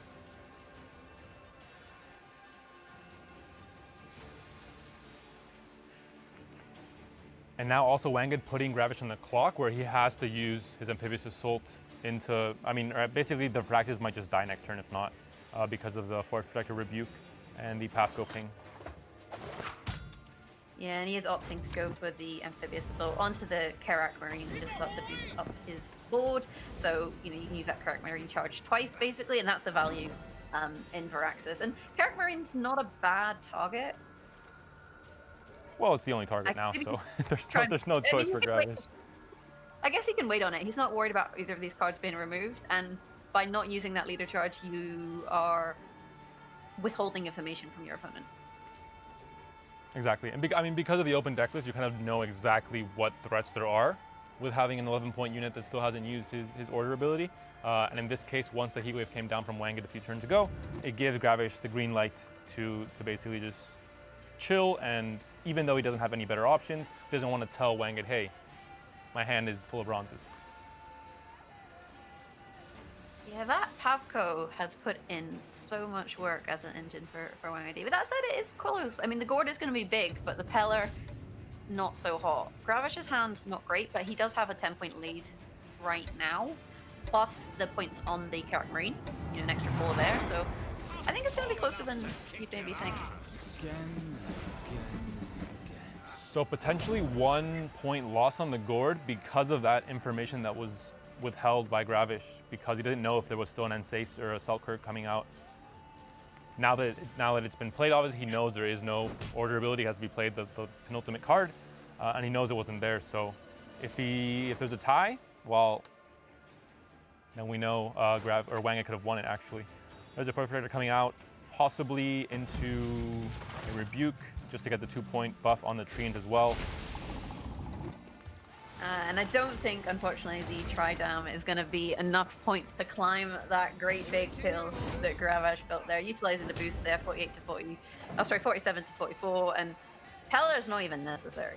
He is the most least valuable Pellar. We said it, the Pellar finisher does come true. Papco Gil really did carry this round for Wanged, and again, just looking at the hand from Gravish, you could kind of already tell at the beginning that obviously he was missing a lot of very, very important cards, especially in this Shield Wall deck that has that very key synergy with Veraxis and something like an Ensei, something like a Selkirk. When you miss both of them, it's obviously a big, big issue for just your game plan in general. So unfortunate for Gravish, but that's how it is sometimes in card games. Yeah, Wang ID opting for the BM cleanse on the Dunkavale. I'm sad, he should have BM cleansed the Figus. It would have made me look better saying that that's what he should do, and there it is. I think with Gravish, like, the writing was on the wall with the draws, and that does happen sometimes in Gwent. You know, it's a card game, so this does happen. His Shield Wall list isn't running an Iromancy. Some lists they opt to go in Iromancy and Amphibious Assault. And if you go down that route, you have a bit more consistency because you can then find those valuable cards, even though you have fewer of them. And this is the kind of situation where, or the reason why people do opt for that strategy. Yeah, maybe Gravish had an extra Falibor in the deck, but if you don't draw it, then it's not really doing much for you in the end. So kind of a risk versus reward kind of situation, and in the end, more risk than reward there for Gravish. We'll see when he plays this deck, of course, later on, if the series goes up to that point, if that changes. But for now, we know for sure that Wanged's Nature's Gift deck is through. He cannot play anymore. He does have that one win already in this Conquest format, and that was a win on red coin for Wanged, so maybe predictable. Gravish lost, but he lost on blue coin, maybe not as bad. It's still not great to start off, you know, such an important series, already 1-0 down against such a player like Wanged. You're kind of the rookie, kind of the newcomer in the big tournament scene, playing against a veteran that's been proven to be a very, very good player just every time he's played in the big tournament. So it must be scary for Gravish. Hopefully he can get the mental fortitude to continue, and we'll be seeing what he brings for game 2 as well. Yep, so Wang ID, he does still have a Battle Trance left, along with his Congregate list. So one of those coming out here, and Gravish got to decide, you know, what it is he wants to queue into that. The Scoia'tael win, I think with Gravish's strategy, you do kind of just take your chances against Scoia'tael. You typically, I think the strategy for him with this deck was he was gonna ban NR, which obviously Wang ID didn't bring, and then take your chances versus Scoia'tael. And Scoia'tael, I think, is still a very strong list. Similarly with Shield Wall, I think Wang ID here, he's taken his chances against Shield Wall, and so far it's working out for him. And we'll see if Gravish continues with the Scoia'tael red coin procedure and brings this precision strike for this game 2. Could be. I mean, it's a very similar list to what we've seen already with both Leguha and Demarcation, I believe. Not any differences, to be honest. It has the Adrenaline Rush, is the one card that's maybe a bit different from other lists, but... Hey, look. Well, Scoia'tael. It looks like we're going to have a 100% coin prediction rate today, because everyone always plays Scoia'tael on red. It's the new meta, and it makes sense as well. It's pretty optimal, I think. Yeah, it's a totally viable strategy. Wang ID's list, this Battle Trance list, for those of you guys who aren't familiar with this Skellige style, this is more or less a pure value list. You effectively just slam points. You don't do too much interaction. I believe it has a Heat Wave and a Gigascorpion Decoction as your kind of interactive cards. And then beyond that, you've got Gedini, and you've got the whole what's it called? Scenario package. You've got these priests, they're gonna ping armor. You've got a Draco Turtle, which has armor to be pinged. You've got druids, you just kind of slam points down with them, and try and win. This is the advantage of having the magic lamp over the tactical advantage in this deck. You can play the priest right away. This Jhin came out of a lamp after 1,000 years. First thing he knows, boom, gets a blow in the head by a pretty wild looking priest. Not sure that's what he expected. Really it's a cultist as well. That's like, it's not a religion I would follow. I'm pretty sure that is a questionable religion at best.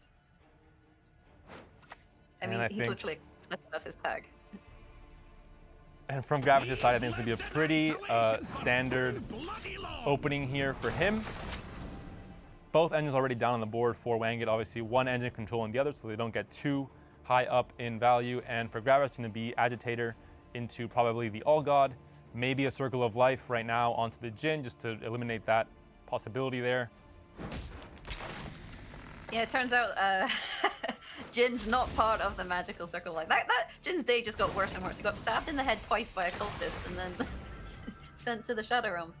Gravish's hand, though, for this deck is actually, I would say, a pretty comfortable opening hand. You've got an Agitator, you've got All God, you can get that set up.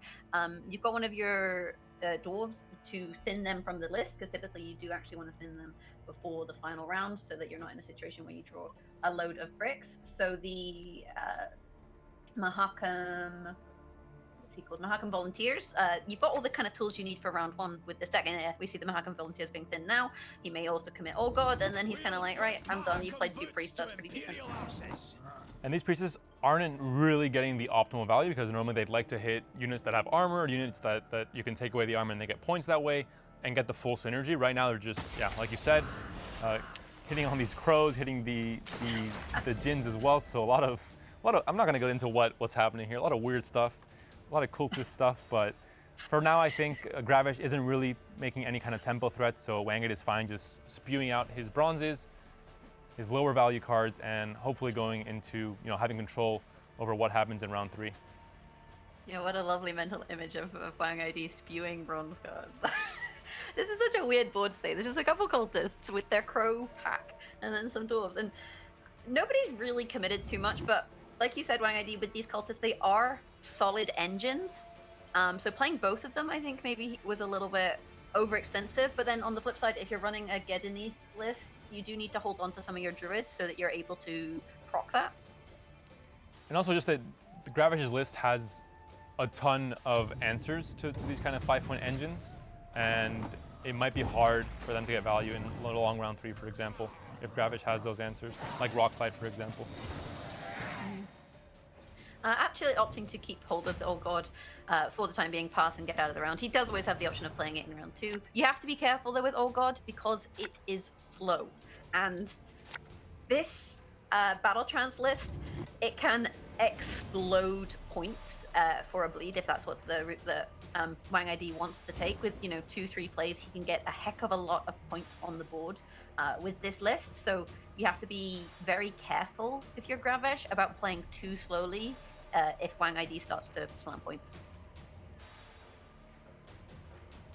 Looking at this defender as well, there aren't any clear answers for it in the list for Gravish aside from the Heatwave, as far as I'm seeing. I think Heatwave's an alright answer though. You also have Professional if you can get it to a multiple of 3 kind of amount of points. One thing that Gravish is missing though is the Shiru.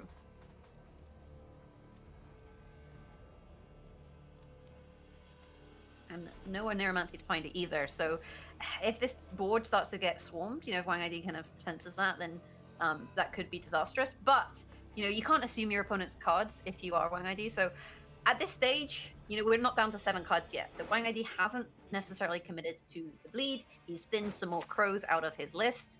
All God is being used in response because Gravish doesn't know if he has to play tempo or not. So he's kind of taking this opportunity to play a little bit slow.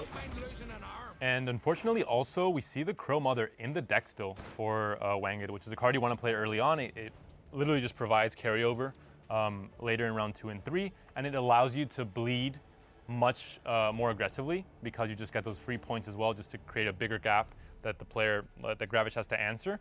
In this case, just misses it completely, so unfortunate for Wangit as well. Yeah, the other big problem, if you look in Wangit's list, is he's missed his discard package. And that is something we haven't mentioned about this list yet, but you have your Twirsec Skirmishers, you have your Heme Skald, you have your Burner Bran. And typically you want to do the discarding in round 1 or potentially round 2. Those are cards you want to get out of your deck. It's the way that the deck becomes more consistent. And sometimes with Skellige, you see people run the discard package in tournaments and then not draw into it in round 3. We've seen this happen previously. That might be what's happening right now. And then, like what you said, just makes perfect sense because you can see in the deck list there isn't any kind of spinning tool, like on Aeromancy, for example, to guarantee you have those strong finishers like Gedinith. So it's going to be tricky, like you said. Misses out on the consistency, can still draw into everything if he's a fantastic player in round 3, but he might also just break into skirmishers without a way to discard them, etc. So it gets a bit tricky. And it's also tricky because sometimes you can, maybe you play your discard and you discard one skirmisher and you just draw into another one, and it's not really what you want to be doing. Wang ID, though, opting not to go for the bleed and to take the long round 3. I think, lacking things like the discard package, which do actually play for decent tempo. Burner, if you can play that with the skirmishers, for example, gets a decent chunk of points on the board. He's actually opted to just kind of piece out of the round and hold on to these good cards, which I think is fair when you've got scary draws coming. There we see the buffs from the All God were Shiru and both of the Sentinels. So not too surprising, once the volunteers are gone, then those 3 units make the most sense, I think. Have you seen a tune flying about, have you? Having to use a ping there from his leader ability. The rest of his hand being actually quite awkward because you either overcommit something or you just don't have just enough points, with the Pyrotechnician being 4 because of the order ability having to be procced later on, and the Agitator being 3 points. So a bit unfortunate, 1 less ping going into round 3. What are these Gravesh draws, though? Oh my god, he's kind of cursed. He's drawn 3 bronze cards. You can see him shaking his head. He's mulliganed 1 into an AR. He doesn't have Gord. He doesn't have Shiru. He doesn't have the tools that he needs. And with the mulligan, he risks pulling out a Broccolon Sentinel. Meanwhile, Wang ID, he has managed to dodge the entire discard package, which in this situation, I think is a good thing. Well, he mulliganed 1 skirmisher, but wasn't able to find the Gedinith, which is pretty important, I think. True. And he doesn't really have any way. I see what you're saying. I think that is a big miss for Wang ID, but I think it's better than drawing a brick. Gravesh, on the other hand, he's managed to find Justice, so he doesn't have access to Gord. He doesn't have access to Shiru. Does he have a dwarf in the deck for Justice, a bronze one? Pyrotechnician. Yeah. Ready for action. Pyrotechnician. I mean, I don't think his pyrotechnics are quite as impressive as Shiru's, but we're not going to see them, so who knows. Not only that, he also has just 2 cards that you don't want to have in round 3, in the Agitator and the Circle of Life, because they represent carryover, but once you're already in the final round, then the low tempo doesn't compensate for that. What does Agitator boost? Oh no, he's got Sheldon's Skag. Okay. I had a brief moment of panic where I was like, does he have a dwarf? Does he have a dwarf? No, he does have a dwarf. Okay. So Pyrotechnician, he didn't even get to do his pyrotechnics. This was a very disappointing bonfire night. Like, the fireworks display has been cancelled by a Gigascorpion decoction. There were pyrotechnics, all right, but from the wrong side of the board. And Wang ID, I like that he's playing slow here. He isn't really giving Gravesh reactive options, hoping, I guess, that Gravesh doesn't have enough proactivity in the list. As it is, he does have the Adrenaline Rush, and that's something I think that he's put in so that the deck is a little bit more proactive. It's not a card you always or typically see in the strike style. He's also got the Agitator still in the hand, so that's given him, options where he's not reacting. There's Crow Mother. Crow Mama. But where's the Crow Father, Panda? That's what I want to know. Also a topic I will not get into in a live broadcast, Jaggers, but thanks for asking. Looking at the Freya's Blessing, maybe that, has great targets into the Priests. Of course, these are engines you want to set up earlier rather than later, especially with the Draco Turtle.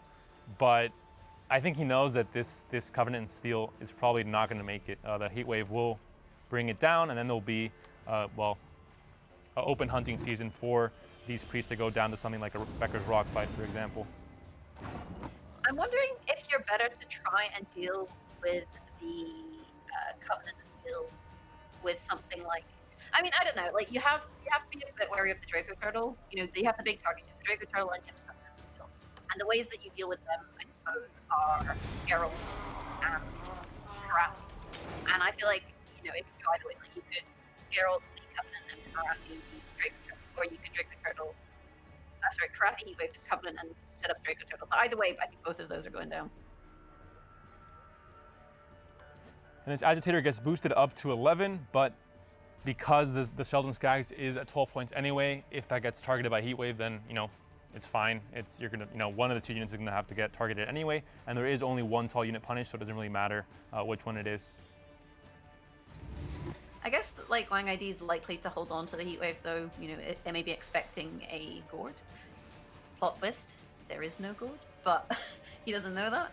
Gravash though, he's got the tempering, and he doesn't have to play it onto the agitator, right? He's got the other dwarf on the front row that he can utilize the full value of the boost by targeting a dwarf, but not stacking something too tall and playing into the Heatwave. So you might see him play that because there's nothing he really wants to react with on Wang ID's board. This is the Force Director coming down. Could deal with a Fanatic. It would be basically a 6-point Nature Rebuke because you get rid of one of those anyway. You get the Trent, you get the Death Blow effect as a result. Of course, there's Tree Folk. So I like it. And it also, like you said, it makes this totem slightly more difficult. There's the Protector. Covenant comes down. Let's see if it really is made out of steel. We'll find out very soon. The Heatwave can come down and melt those steel beams really quickly. The Becker's Rock Slide is an answer, of course. There is a possibility with a leader ping to deal with that. Also viable.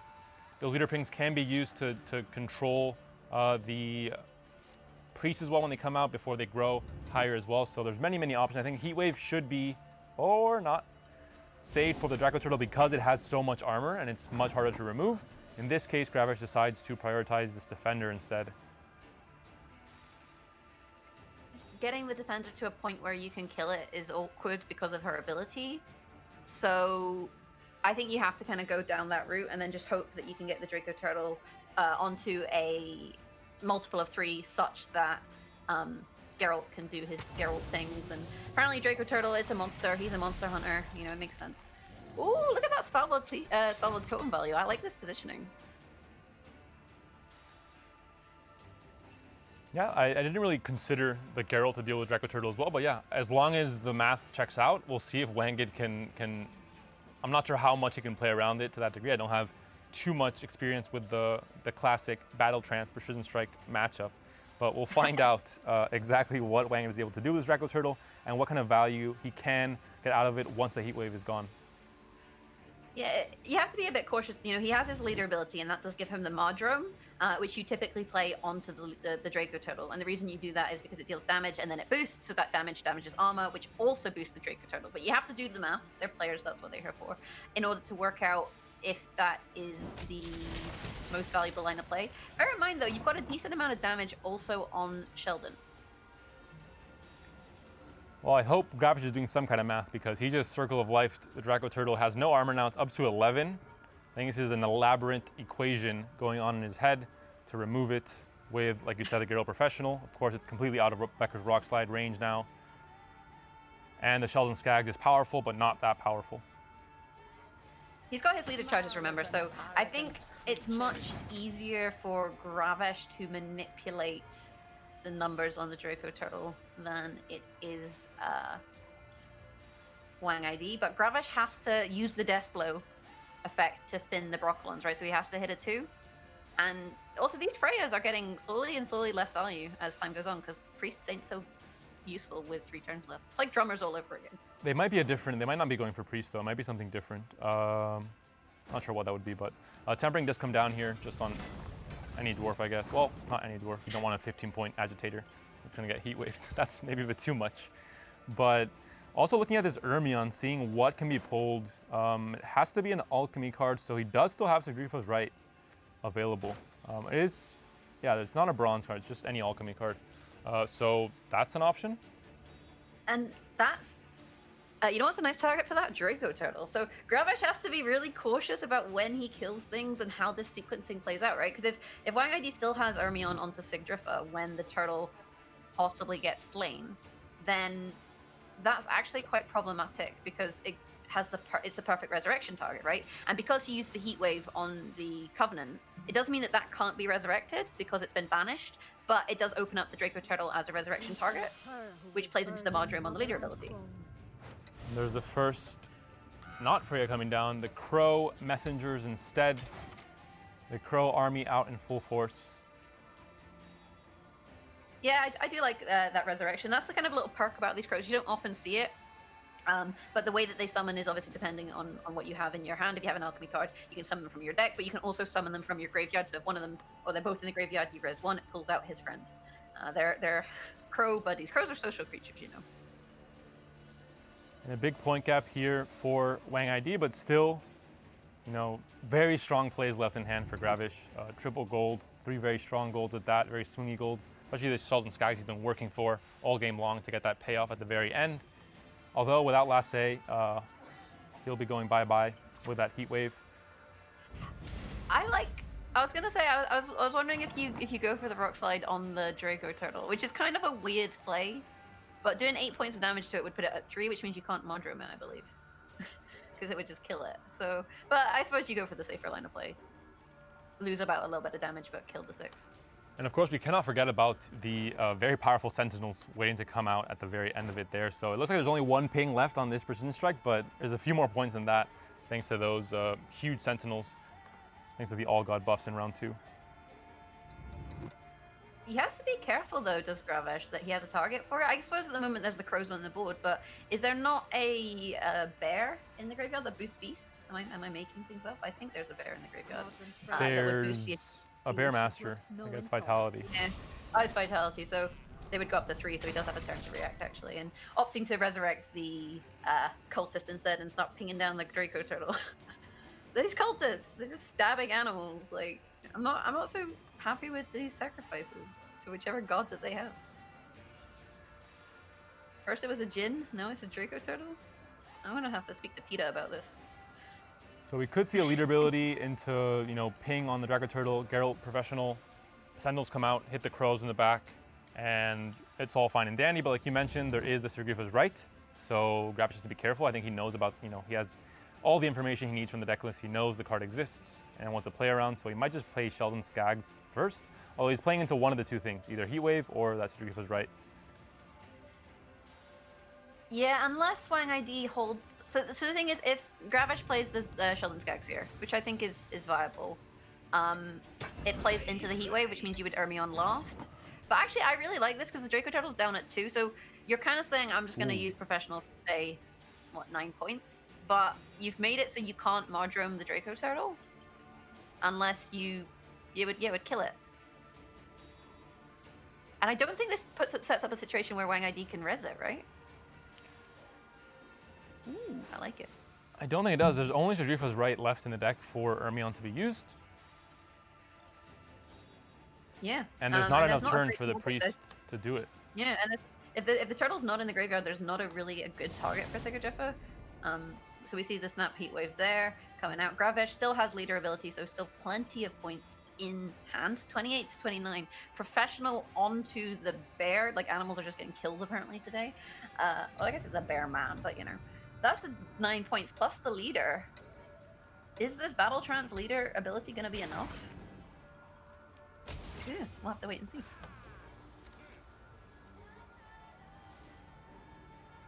There's the ping from the leader. There's the Sentinels. The whole squad comes out. Extra big. Girl Professional comes out. Could kill the priest here. Yeah, I like the priest kill here because you've kind of set up the Draco Turtle out of 1, so you don't even, you know, you're removing an engine, and here comes Sigurjeffa. That's a 20-point gap. Will it be enough? It's not a great selection. Ooh, here comes the Battle Trance Mondrome. It's not enough. Wang ID defeated by Gravesh, despite, you know, some bad draws on both sides, I would say. And that was a very hard fought game, and you could see the kind of thinking going on. And I absolutely love the way that Gravesh played around with the Draco Turtle. You know, we saw him Circle of Life it, you know, damaging it to remove the armor so it didn't keep boosting. And you might think that seemed quite counterintuitive, but it worked out where he perfectly had it set up with just 1 point. He didn't put it in the graveyard, he left it at 1 point. And you have to commend him for that play. Yeah, we mentioned you see the first part of his equation that he had in his head, and maybe it doesn't make sense, but I think he had thought through a few turns, through a few different sequencing possibilities, and I think he played it perfectly. I mean, it's almost as if he had the same amount of information we had. Obviously, he has a deck list, so he knows what cards to watch out for, and knows what to play around regarding the Sigrifa's Right, regarding the Draco Turtle being revived if it's killed immediately. Overall, yeah, I think that was, you know, very clean play from him, and maybe Wang had missed, you know, the game didn't go as he was expecting it to go. He didn't find Chrome Mother round 1. He didn't have his discard package round 1 to get more consistency. He missed the Getty Nith as well, so he definitely did miss a few key cards, although Gravish also did, with the Gord and the Shiru not being there. But overall, very clean play from Gravish. I was very impressed, and we're back to a 1-1 in this series, and Wangit is back on red coin.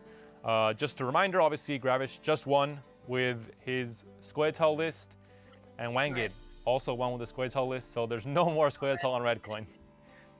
Yeah, they got that. They were like, right, we know the drill. Play Squirtle on red, get that out of the way. So now we have Battle Trance and Congregate versus Congregate and Shield Wall. And, you know, when looking at that on paper, Shield Wall is a meta deck. So, you know, I don't know if Battle Trance and Shield Wall are necessarily equal, but the Congregates are. And if we see a mirror, that's going to be an absolute clown fiesta. Yeah, I think both players missed some cards. So, you know, I wouldn't say like in the first game, for example, where Gravish missed nearly all of his golds, you would definitely say that Wang ID drew better. I think in that case, they both missed some things. And the discard package is something I talked about. Like, if you can access it, it gives you that consistency for a list like the Get Beneath list, where you're not running cards like a Neuromancy for those targeted draws. But sometimes you just dodge it. Not often, but sometimes. And when it happens at a tournament, it's a shame. When you mentioned the 2 decks remaining for each player, and you said that they both had Congregate left, my heart sank, because a Congregate mirror, unfortunately, is not very interactive because there aren't many removal cards, and it does end up coming down mostly to if you have the better hand in a long round 3, you just slam more points. The biggest difference for both of these decks is the Tin Boy from Wangit's side and the Horsun Senior and the Excommunication as well on Gravish's side. It could seem like the Tin Boy would be kind of the winner and kind of the difference maker in a long round 3, but the Horsun Senior, if left unanswered, could also rack up a lot of points in a longer round. Yeah, getting those lackeys on the board, having that crime synergy. If you look at the numbers, they kind of sort of even each other out to an extent, actually, although Timboy is the obvious kind of swarm counter. With that said, Gravish, he has decided not to queue Congregate, so we're not getting a Congregate mirror at the moment. We are getting Congregate versus Shield Wall. Gravish on blue, Wang ID on red. And the fact about the non-interactivity still stands here. Wangit has a list that has a lot of points. It can really get, you know, out of hand, maybe one of the stronger point slam lists in the game right now if left completely untouched. But he has very, very few answers to answer any of the strong engine threats from Gravish's side. He has 2 Paydays and a Bloody Good Fun, or 2 Bloody Good Funds actually in this list, but that's about it. Normally you expect to see, you know, Philippa and Syndicate that can really swing things around. You expect to see a Heat Wave in a lot of decks nowadays in this meta, but none of that really in hand or in the deck at all for Wangit. Gravish, though, you know how we said he drew badly in the first game? I see Vraxis, I see Anses, I see like all the cards he missed except for Felipor, just chilling in Gravish's hand this time around. So he somehow managed to concentrate all of his draw luck into this game. Wang ID playing the Safecracker there, boosting for each crime in hand. So Gravish gained a little bit of information there, finding out that there's only 3 crimes in hand. That's the kind of thing as players with deck lists note that you would note these things down, and then you can kind of try and work out a little bit what they have in hand, especially if it goes into a long round. Hey, look, a boat. Let's click it. And the usual, I think, play here from Wangit, I'm going to expect, obviously, if you can remove an engine, you're going to go for that with a Payday there. But overall, probably use a few of the Fallen Knights in this round, because the biggest punish for those Fallen Knights is going to be something like a Bloody Baron or like a, you know, dueling unit. And those are usually played in round 3. If you're able to bait out, say, an Ansace or a Selkirk this round 1 to punish your taller units like the Fallen Knights, fantastic. And if not, you just get a lot of value from them, and you can stay in this round 1 and battle it out with his Frigate that gets 2 points per turn. I think the changes to this list, with the inclusion of Selkirk and stuff, previously you would see Viraxis lists where they kind of could get a bit shoehorned, where they were really relying on Anses as their Viraxis target, but now you have this Selkirk, it does give you a little bit more flexibility. And the Payday there for Wang ID. Wang ID doesn't have very many interactive cards. The Paydays in these lists is, you know, well, one of them, 2 of them, because there's 2 copies. And using it on a Radovid's Royal Guard like that is kind of awkward. Like, yes, you've denied the Royal Guard, but the Royal Guard is in the engine. The problem is it boosts an engine, so you kind of have to deal with it to an extent.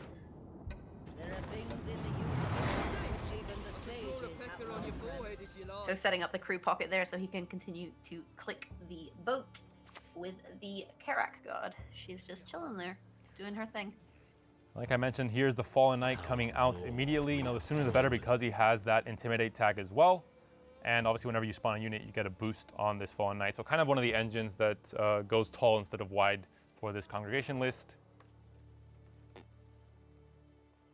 And Gravesh has to kind of decide how he feels about that.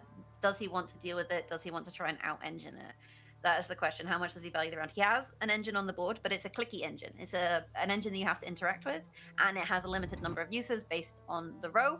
You're also playing into a tin boy by clicking it, so it's a little bit risky. But with John Natalis and boiling oil or boiling oil, I feel like the choice might be boiling oil. Unfortunately, Fallen Knights falling in boiling oil, not so good for him. And the gap is quite big right now. I mean, already 25-7. 2 engines on the board for Gravish. Wanged could develop another Fallen Knight, but it might be a bit too slow. It's looking pretty tricky, and it's great for Gravish that the situation has gone the way it has because his hand is almost too good this time around. Kind of the tables have turned from the game where he had no golds, now he has too many golds. So if he goes too far into this round 1, he's having to expend cards like Anna, cards like Selker, cards like Anstace that you want to have for round 3. I think he still has base though to play with Amphibious Assault, for example, and with the City Guard. He has a couple more plays before he has to really start committing. And if you do play those cards, you're just getting more engines and putting Wang ID, further and further behind. You just have to decide when do I feel like I'm made such a big gap that I can pass on blue, because that is a risk. Sometimes with these lists, you play too many engines in round 1, just trying to secure the round, and actually Wang ID passing, so he doesn't have to make that decision at all. And now the question is here, if you are, the shield wall player, you're Gravish, do you decide for a round 2 bleed, knowing that a long round 3 is exactly what Wanged wants? Or do you think you have enough engine power with something like an Anna? Because there is no Visigoda in this list, it's not the ultra greedy in our list. And you have more removal options, but maybe you don't have that kind of incredible engine power to just take over a round 3 if you're playing against a non-interactive deck, which Congregate is. I think you have decent short round cards, right? You've got Falibor is a good play, for example, and Says Veraxis. Those 3 cards are pretty explosive. So I think, you can kind of, especially with this round where you're starting above 7 cards, you can kind of start, play a couple engines. You've got that many in the deck and see what your opponent does. Kind of have a feel of, what are they committing, and then take it from there. I definitely think if you're Gravish, you want to thin those bananas out your list, though. Yeah, not doing very well for him overall in this series. Game 1 almost ended up in it being a big problem. Was luckily able to mulligan that last one that was in the deck and not have to deal with that. But ideally, you want to have it both of them in your deck. You could pull them out with Amphibious Assault for a big tempo play in a short round 3, for example. And Gravish is making a decision here. If you're going for a bleed, then you probably want to play an engine here, right? Because the more earlier you play your engines, the more value you get out of them. I don't think that playing a boat, for example, is a bad option. It kind of sets up some flexibility, and it plays into Tin Boy anyway, so getting it out of the way round 2, not necessarily the worst thing ever. On the other hand, you have the Dunbana, but last time we saw him just slam that, it died. So yeah, opt in for the boat, which I like as an opener. Well, although you might like it, it's going to be gone very quick because the payday is going to come down exactly 5 points there, so no coins gained, but the boat is dealt with. Obviously, Gravish decided that shielding it was not really worth it. Maybe still undecided if he's going to continue bleeding into this round or not. I think he will be, looking at that. I mean, we'll see. Ends up setting up, basically protecting the next engine that comes down, like you mentioned before, and obviously at 9 points, this is outside of the range of what Wanged can do. We mentioned it before, he has 2 paydays and 2 bloody good funds, and that's it. So 9 points, way up out of his league. He cannot deal with this at all. It also, you've pulled a card out of your deck. Amphibious Assault has that Echo, so you're going to have that option in round 2 or round 3 anyway. And this gives you the option to boost, which means you can play the Dun Banner and boost it in the same turn, which means you don't have the risk of bricking. You've thinned your deck, and it means that you're more likely to then draw into cards that you want, such as Fallible and Baron.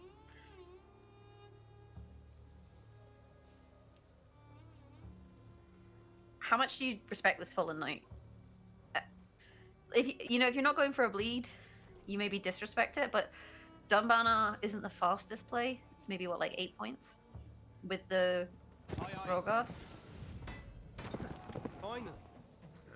So this is a big tell, I think. Not playing another engine right there potentially indicates that Gravish isn't going to go too far into this round.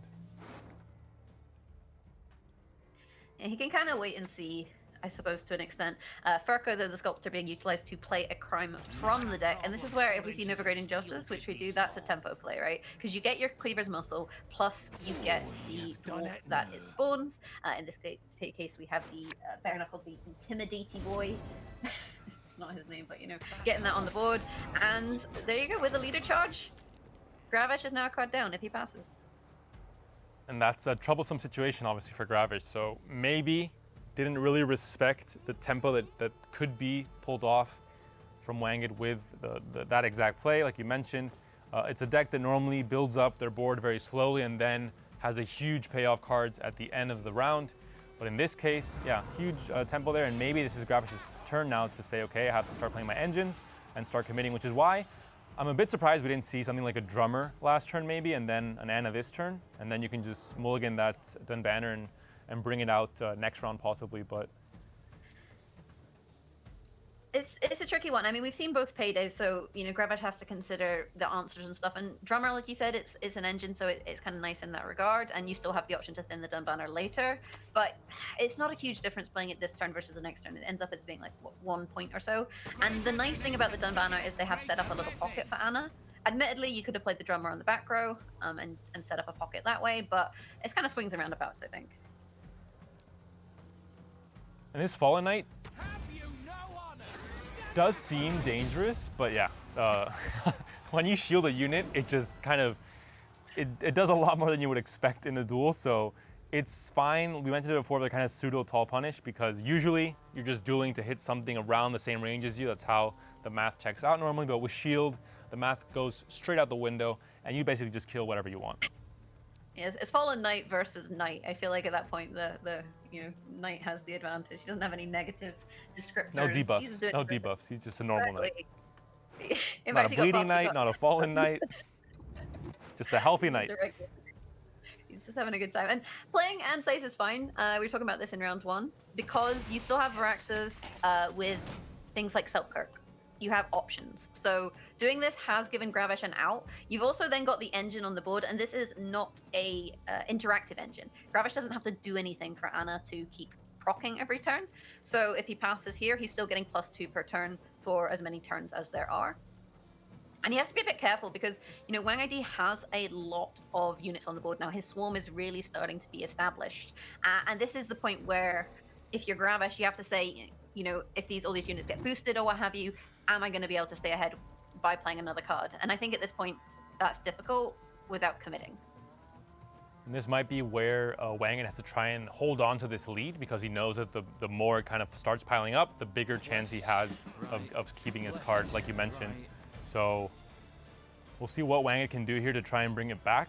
But already we see the Drummer coming down, we see the Enna, we probably will see the Infantry, because it's hard to just give up on just 2 free points every single turn with the Anna and Drummer pocket there. And he's got a little pocket he can just get all cozy in and get boosted every turn. And Gravish, like, you know, he's got a nice lead, and that's given him room, I think, to play these bronze cards. Wang ID's going to have to start threatening tempo at this stage, because Gravish is getting, like you said, 2 points from the Anna plus 1 point from the Drummer. If he adds that Tridam infantry into the mix, it's another 2 points per turn. That's, what, 5 points per turn that you don't have to do anything with? That's scary. Oh no, he died. He's dead. There's a bloody good fun coming down. So some of the few options that Wanged has for removal, we have seen them come down to pretty good effect in this turn. Both the Frigate and the Drummer were eliminated. So overall, I think Wanged can't complain. He has very little interactivity, but what he does have, he was able to utilize to great effect in this round 2 to try and stop some of these engines a little bit, but still the Anna with the shield obviously is still there, and there is no more removal left for Wanged. That was not bloody good fun for that Drummer. Like, if I was that Drummer, I'd be like, that was not fun. You know, being brutally murdered. I don't know if that's my definition of fun anyway. But like you said, Gravish, he's still comfortable playing this Tridam. Even though the pocket, not quite so cozy, he feels like he has enough of a lead here that he can, you know, take that play, get those points per turn. But I think at this stage, Selkirk and Varaxas in hand, I don't know. Are you going all in? I think. I don't you're think safer so. to pass. I think No, at I this think- point it's so exponential the amount of points that Wanged will be getting that it's hard to imagine you can 2-0 a Congregate Swarm list once it's already got the Swarm step out of the way, just the point step left. That's the step you want to miss kind of. So I think a pass here would probably be nice. It'll be a 5-point round or 5-card round 3, which isn't too crazy for Swarm, and I think it stops most of the points. You know, there's octuplets on the board at the moment in terms of the Fire Zone. You've actually got 2. I don't know if dectuplets is a thing. I don't think any woman has ever had 10 identical twins. You'd be surprised. Well, you can find out when you're Googling, Jaggers. Yeah, I don't know what the word would be. I guess, like, I'm going to say dectuplets, but yeah. Gravish is like, I've had enough. That'll do. He's got his 3 points per turn, and Wang ID does have to factor that in, right? Gravish isn't on 43. Well, I mean, I guess the Tridam could hit the shield. So Gravish is either on 45 or 46. Remove his cowl, then his ear. Let's do some maths. Wang ID can do some maths. I'm just gonna wait and see what he does. Looks like a leader charge was necessary there from Wanged, it seems like. So a very good pass from Gravish, able to take it there, even with the Anna and the infantry ping after that by 2 points. And we're going to a much shorter round 3, so I think Gravish was able to take control of this round 2, bleed out most of the Swarm strategy, and now just have it down to a 5-card round 3 where you can't swarm the board as much and you can't get as many points from the payoff. Yeah, and this is kind of what I was talking about with like long round, short round kind of thing. With this shield wall list, I think you're okay with the short round. With that said, no Fallible. Fallible's still not showing up. No Baron either. So a couple key cards at the moment missing in Gravish's hand. What do you think about Wang ID's hand? We'll find out after he's done with his... Now, ask me now, Jaggers. I think it's a lot better. He just traded a bronze for the best card in his deck. Yes, yeah, the highest provision card in the deck, I really like Jacques. He is miraculous. He was a miracle child. Not a dectuplet though, I don't think. He's just a regular child. And Jacques Grandmaster by turn 3 as the opening play. You got your tribute, you can get your footman on the board. It's a swarm, right? This is what we're doing. We're just playing fire. I'm imagining a Selkirk shield comes down immediately. There isn't really any punish left in the deck for this, and you probably want to get rid of one of Jacques or the Grand Inquisitor Helvid with or this. Both. I mean, Firaxis, right? Or So both. Why not both? both is good. Yeah, that's true. If Gravash, is aware that there's not really answers to Selkirk, you have that option. But you have an engine. But the drummer, the wee drummer boy, he does require a friend in order to play his jaunty tune too. He inspires them with drumming and they get better. That's how that card works. So Selkirk here is quite a comfortable play. Put the shield on him, and he's all set up to ruin some Syndicate days. And like I mentioned, with the shield, there's basically no mountain tall enough or too tall for Selkirk to deal with. And he can still buff it even more because there's no interaction here basically from Wanged, so he can put the drummer next to the Selkirk to get him going even more. He can get the Karak Marine out. I mean, there's no limit here for the Selkirk. I do think there's probably a mountain that may in fact be too tall for Selkirk, but I don't think Wang ID is going to reach that mountain. At some point with this dueling unit, there is going to be a point where he does succumb. He's not like invincible, but Jacques, the miraculous child, is no more. If only he was a dectuplet and there were 9 more of him, then Selkirk would maybe have a hard time. And Gravish is quite comfortable now. He doesn't have to play Viraxis yet. He can kind of sit in that and wait until there's a target for it. So quite happy just setting up the little drummer, playing his jaunty tune to inspire Selkirk to climb a greater mountain. I'm looking at the deck for Gravish to see what the options are for the Amphibious Assault. A few bronzes, obviously the Baron and the Falibor are both disqualified from being drawn out by the Amphibious Assault due to being above 9 provisions. I think the Tridam's okay, right? If you've got the drummer on the board, Tridam, you get boosted.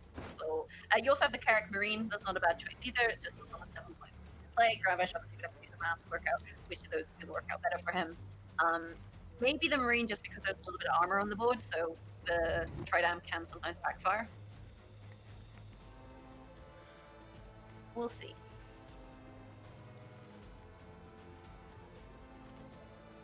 Traditionally done. I Viraxis does come down. Firstly, I think it's pretty telling that the infantry is not going to be coming down later because you'd be missing out on points not playing that first. So I imagine it will be the Carrick Marine, just straight up 7 points. And it could also buff, of course, the Selkirk, but again, I don't think it needs to be that big.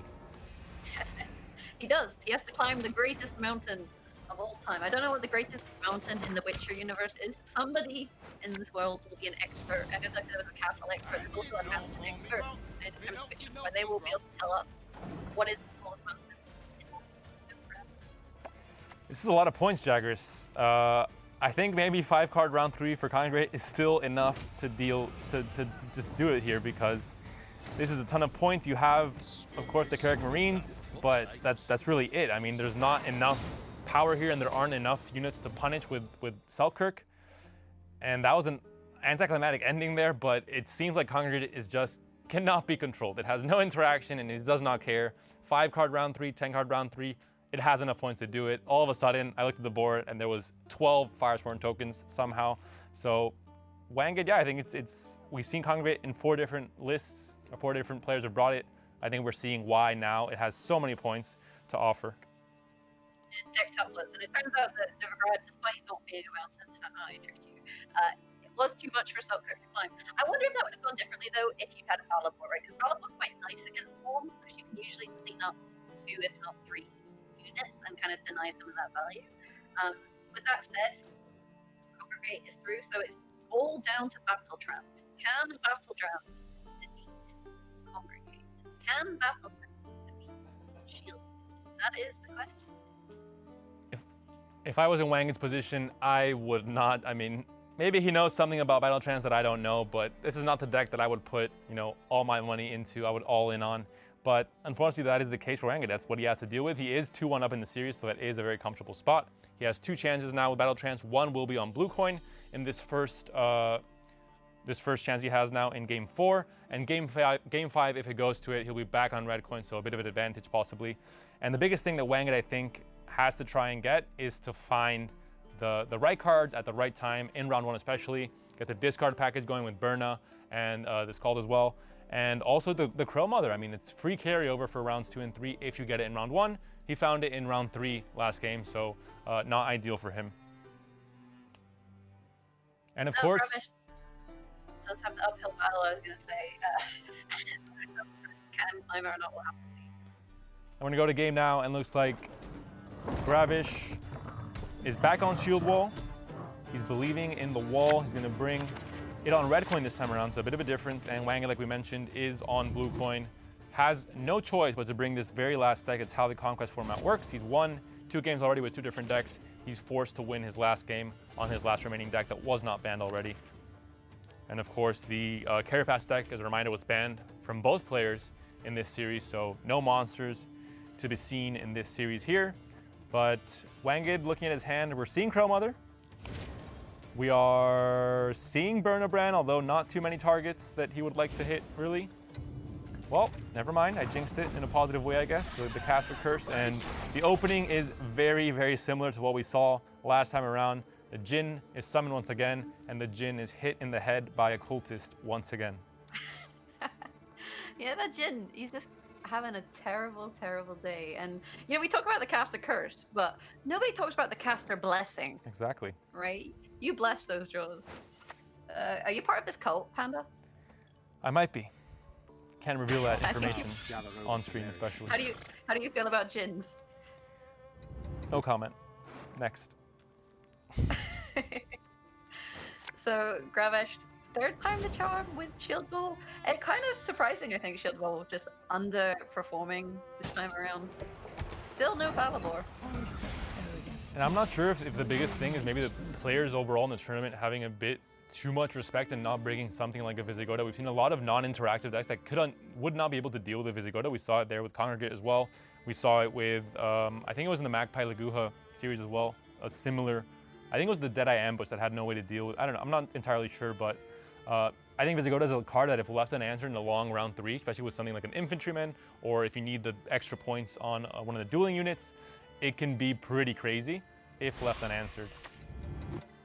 He is quite a greedy card, though. You have to make a decision. And I think if you're worried about targeting, then maybe this is a safer strategy. Although currently, not working out so well for Gravish. We'll have to wait and see as he kind of starts to establish his board. He's got a boat to click. He's got a rogue guard. Meanwhile, Wang ID, one cultist, Crow Mama, like you said, which is nice in round one. Especially And, with the moment, priest. things quite even. With the priest being on the board, if the Crow Mother ends up dying, then you just get the free 4 points in every single round. So it's just free points for everyone. 3 points for everyone. Except for Gravish. More importantly, he doesn't get free points. He has to click. He has to click on the boat. Almost free. I mean, he's got a drummer, so he gets 3 points. 3 points for everyone. Burner Brand, though, a little bit risky, right? You've got one discard target in hand. You got to hope to draw into another discard target, because otherwise, I guess you can discard your bear or something, but it's not really what you want to be doing. Although Burner Brand, the wording does say draw 2 cards, then discard 2 cards, so I believe you can discard the cards you draw. So Yes, there's a chance to find another skirmisher still. If you're a good player, no problem. Wangit is a pretty good player, so I think he can do it. You blessing him again. I'm pretty sure you're part of this cult. I'm very suspicious here. I mean, I am a panda, and he is playing crows and beasts, so you might be onto something, Jaggers. I mean, he drew a Scald. And so yeah, he did discard the bear. And the Scald, you do have an option to discard, but do you draw first with the Scald? I believe you do. Yep. So he's got another attempt to try and be a talented individual and draw the cards he needs. Finally. There's done banner coming out, just easy thinning. I think, once we saw the changes to the thinning cards recently in the latest patch, a lot of these cards were being added to decks just to increase consistency even more. And they were just good tempo as well. And we see the pass here from Wangid. Maybe a bit scared, although he could have utilized that Crow Mother dying there. I guess he would have to use Decoction though. Yeah, I think paying the Decoction is a little bit too expensive, and you have to kind of respect the engine power of Northern Realms. So the pass here, I'm okay with it. He did what he wanted to do, right? He played Crow Mother, he set up his graveyard, he played Burner to do some discarding, so he's pretty happy. Do you have PTSD, by the way, when you hear alert to arms? A little bit, a tiny bit. Those are some dark times. We don't talk about that. There are some dark times, yeah. But looking at the hand, go on. Looking at the hand for Gravish, because he didn't win the first round, he doesn't have control. I think he would love to bleed in this round too, possibly, especially against something like NR, especially with a Crow Mother already in the graveyard. But in this case, not up to him. It's completely in Gravish's control. And are you really scared of too many things? I mean, we mentioned it before. These dueling units can basically take down a mountain, and they can definitely take down a Draco Turtle. Yeah, and they can do it a couple times, right? You've got Baron as well, so you can reset the Draco Turtle right back down. You've got Selkirk to cut through you've got Viraxis as well, cut through the Defender, and you can do that twice with Viraxis. And you've got Ansize as well, so you have the key tools you need to kind of answer the Covenant and the Draco Turtle. So I'll have to see. And the Grem is pretty much a bricked card in this matchup because there isn't a Donimir from Gravish, so getting some extra value there just straight from the deck builder. And we see it here, the Grem is being thrown out because it's literally a 6-point card. There's little else it can do in round 3. There's no vitality either in Gravish's side of the board. There's no bleeding being inflicted on Wangit's side of the board. So all in all, just a 6-point body. Yeah, I'm pretty sure he's just Peller with a beard. So he's infiltrated Skelligan. Yeah, in this situation, not a very useful card. So just getting kind of thrown in the bin. And both players, I think, happy with their hand states. Well, you can tell because they've opted for the extra mulligans rather than playing some cards that you maybe don't want to play in round 3. Yeah, the Gednith is in hand for Wangit, so it's a card he did not have last time he played Battle Trance and did end up losing the game. He did play with it, so maybe things will change at this point now. Heatwave, a very, very important draw as well against NR, against Shieldwell especially. So huge last mulligan there from Wangid. Can definitely be very happy. Looking at the rest of his deck, yeah, didn't miss too much, the Totem, but not the core of your deck, not the most important card in this deck for Wangid. Yeah, and he dodged the Skirmisher. And does Falibor even exist at this point? I'm gonna stop talking about it. I'm just cursing Gravish. He exists, Jaggers. Can't confirm. He is in the deck. He's just in the deck. That's where he likes to be. Covenant opener here by Wang ID. So getting the defender on the board and just saying, you know, Gravesh, what are you going to do about this? Well, you can use a dueling unit, not immediately, but at some point you can start setting it up. There isn't a direct removal in terms of a heat wave, but these dueling units will be able to take care of most of these big units like the Covenant of Steel and the Dragon. Those are the two scariest units, really. And Sage does come down. There is a heat wave though, so there's going to be one answer at least for this Sage right away, unless it's played, you know, immediately, which is what we see there. So with the Inspired, it can duel right away. It doesn't have to wait the extra turn.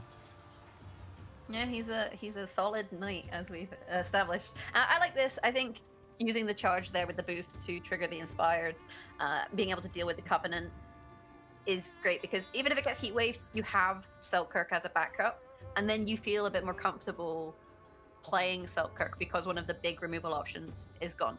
Right, Wang ID, he has Decoction and he has Heat Wave. So once you've seen Heat Wave, you're only worrying about Decoction. And I think it has to come down now because Antasis is still a threat in terms of Viraxis. Even if Selkirk's played and it can be answered immediately with Heat Wave, that's fine. But then Viraxis can be played and the Antasis isn't answered before that. If it gets boosted up to 7, for example, then the Decoction can't deal with it.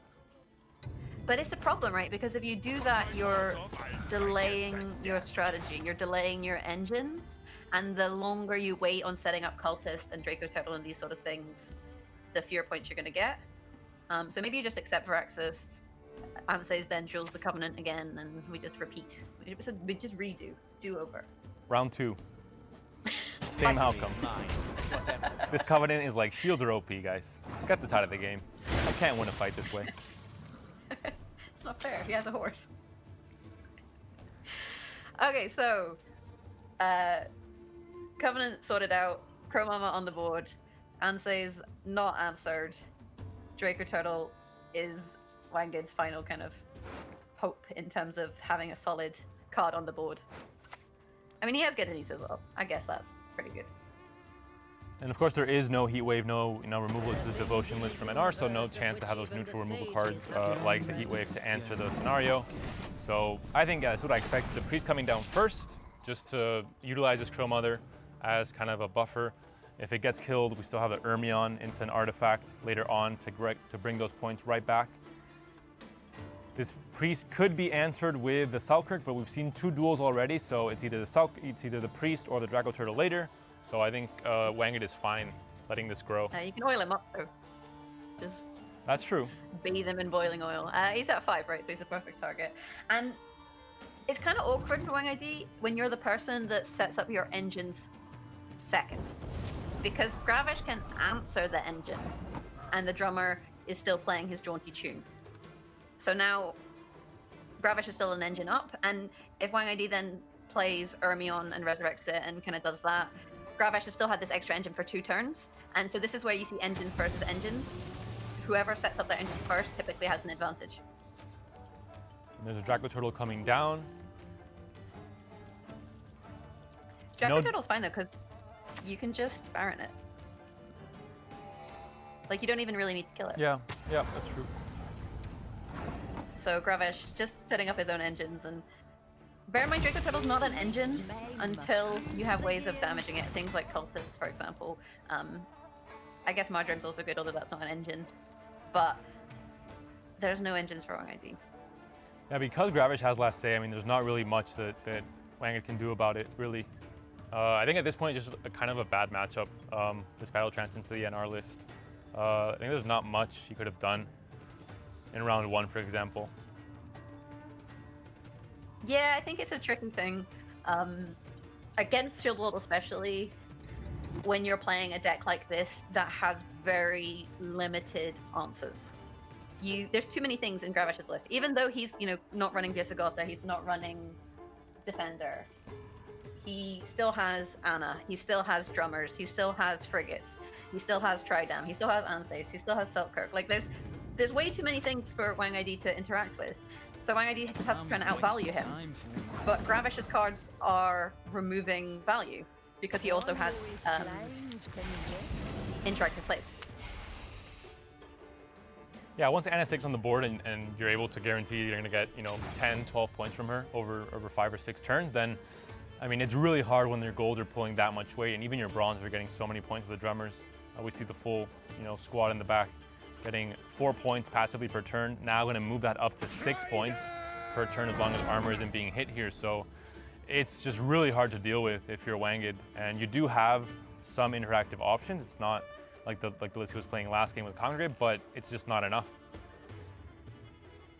Yeah, that Tridam is sitting in a cozy pocket, and odds are he's unlikely to hit too much armor because there's that many crows on the board because of this swarming effect with getting Ethan stuff and getting the crows. It actually plays into the Tridam as well, which is not good for Wang ID. Reach beyond what the eyes see.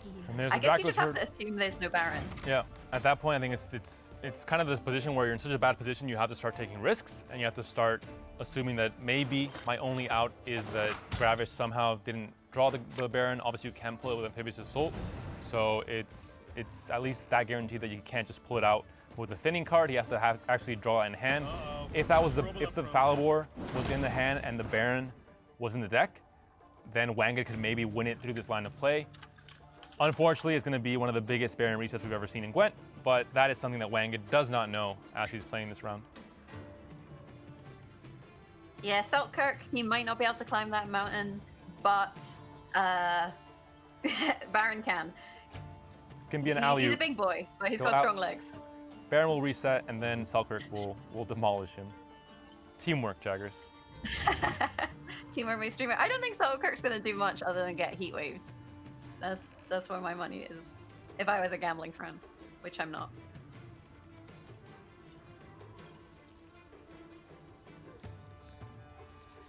Obviously, the score is equal. If you're looking at this game right now, you're thinking it's going to be a pretty close match, but a lot of the points on Wanged's side of the board are not real. We will see why at the end of this game.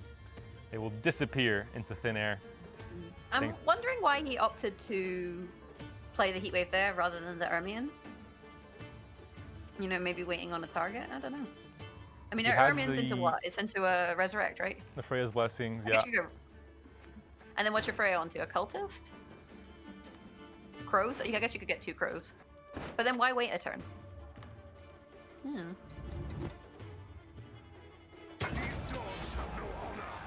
The Selkirk comes down with a shield as well. Once that healer comes down, he knows there's no answer to the Selkirk, so might as well shield it. I guess you're gonna get your dream of Selkirk slaying the turtle. Baron, Selkirk, dream team. Falibor who? I like crows. Yeah. So 63 to 50. But we do have Battle Trance. The Mardrome's gonna come down on the Draco Turtle because this is the line of play you have to go for if you're Wanged. Unfortunately, Gravish is going to swing things around very quickly on his turn. The seat this is support what happens if also has his order turtle ability. A bit of radioactive waste, a couple of Mardromes, and suddenly you got a Teenage Mutant Ninja Draco Turtle. But unfortunately, Bloody Baron taking that down a peg or 2. Bloody Baron comes down. He can do what he wants. He drilled a crow. 25 points of bleeding for the Draco Turtle. I think he's not going to recover for that. He's not going to make it for the next game. I think he's still going to be bleeding by the time we load up game 5. But I think we could have the entirety of game 5, and there aren't 25 turns.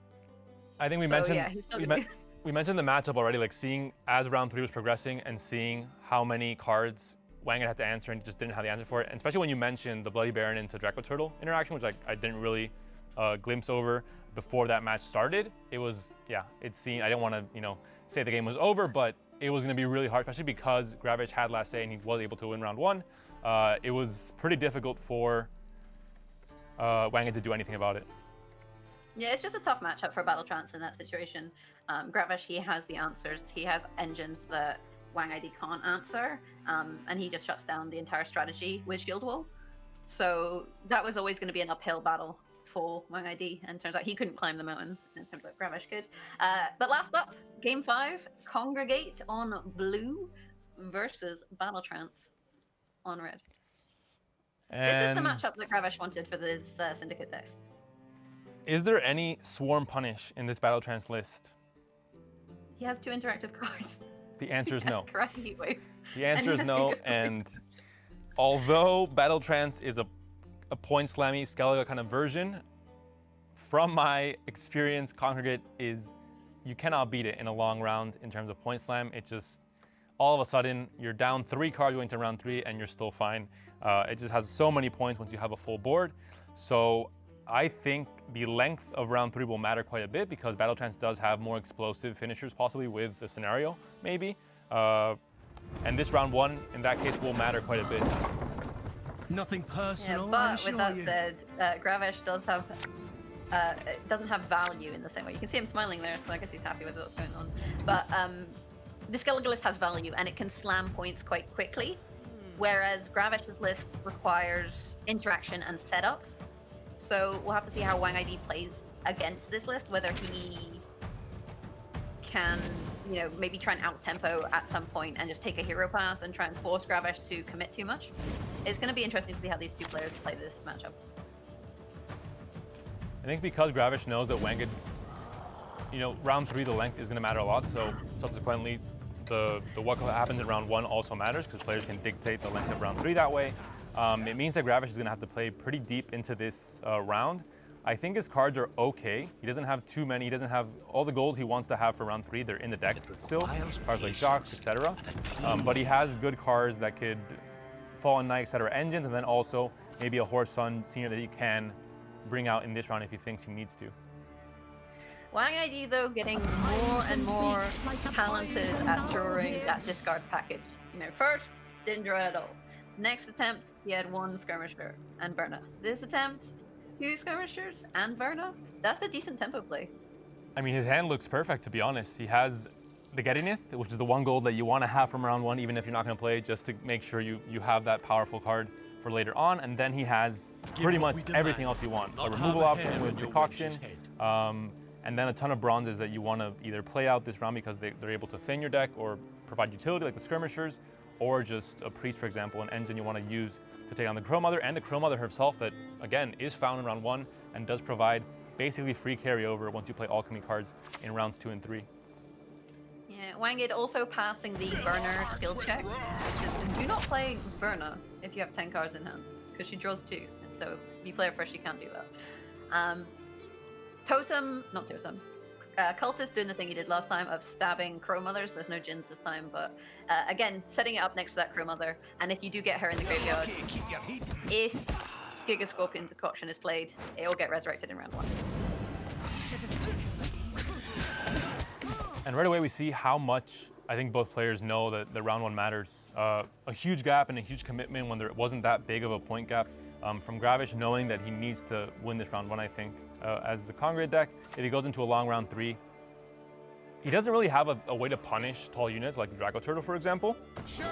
But overall, I think he just has so many points in his strategy that there's not much that Wang can do about it, and he might still win that way.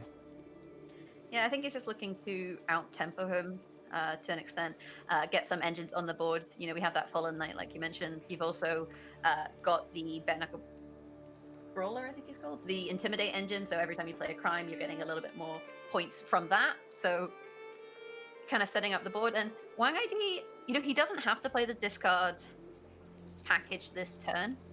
He's drawn into all the components, so he can always opt to maybe hold it and then play it as a tempo play at some point.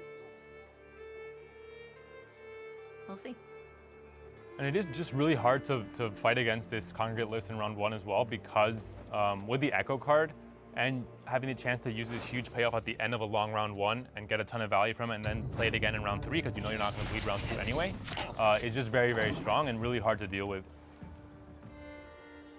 And I think Gravish's entire deck is hard to deal with, and Wang ID doesn't have many options. But then Gravish doesn't have a lot of interactive cards in his deck either. You know, he has the Bloody Good Fun, he has Payday, for example, but you have to kind of pick and choose your targets. And there's a Burner Brand coming down, so obviously using up a lot of tempo because that is what these skirmishers provide as well, but maybe just trying to keep fighting into this round 1 to see what he can do here. Although, like I mentioned before, I mean, dealing with the Visarai, you know, after a long round 1, it's going to be really hard to take, you know, deal with all that tempo. Especially when you have cards like Smuggle still in hand, you have Helvete if you want to play him in round 1 as well, if you really care that much, and still 2 engines on the board with the Brawler and the Fallen Knight. Yeah, with that said, the Burner Brand quite cleanly closed the gap there, managed to catch up, but Gravish opening that gap right back up. And what do you do with your Wang ID? I mean, you didn't draw the bestest cards.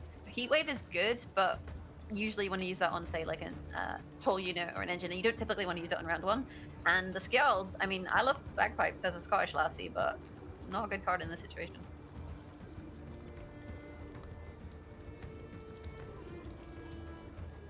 And there's the Von Hertz as well that wasn't, or the Cleric of Flaming Rose as well that wasn't answered immediately. So a lot of engines here on the board for Gravish, and not enough answers from Wanged, I think. The Crow Mother's going to be reset soon.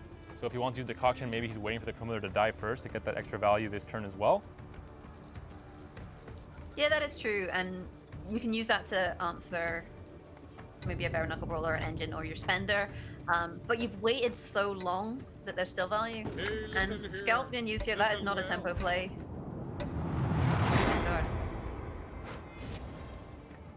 Looks like the bronze that was left. You could use the Freya's Blessing as well now instead of the Decoction to just not overcommit too much. Although they're both pretty similar. It depends on what you want to save. If you want to save removal, or if you want to save a resurrection card for round 3. You've also got to be a little bit careful with a Get Underneath list about how you play your druids, because you need the druids in order to trigger Get Underneath. So being able to resurrect one is nice. You also have Ermion, which is nice, but if you spend that resurrect now, you're not guaranteed to find a way of accessing a druid later on. This is Kravish. I think he was hovering over the Helvete. Obviously, the Fallen Knight could still be played and would put him ahead, but maybe a bit late. Maybe he should have played that later on. Maybe he didn't expect Wanged to push as far as he has until now in this round 1. But knowing the Crow Mother is dead and knowing it's probably going to be coming out, I think he's okay with overcommitting a bit, knowing that the next play from Wanged is probably going to be a pretty big tempo play, and if he only plays a Fallen Knight, he might get punished for it. And he is, of course, still the blue coin player. We have gone all the way to game 5. It was a slight disadvantage that Gravish had in this best of 5. And that is enough. So Helvete does spook Wanged, and Gravish is able to take this round 1. He's spooky, man. It's not what I want to go as for Halloween, but... That is a very spooky man. I have not opened that card in my life. Don't ever do it very, again. very spooky. I'm not going to.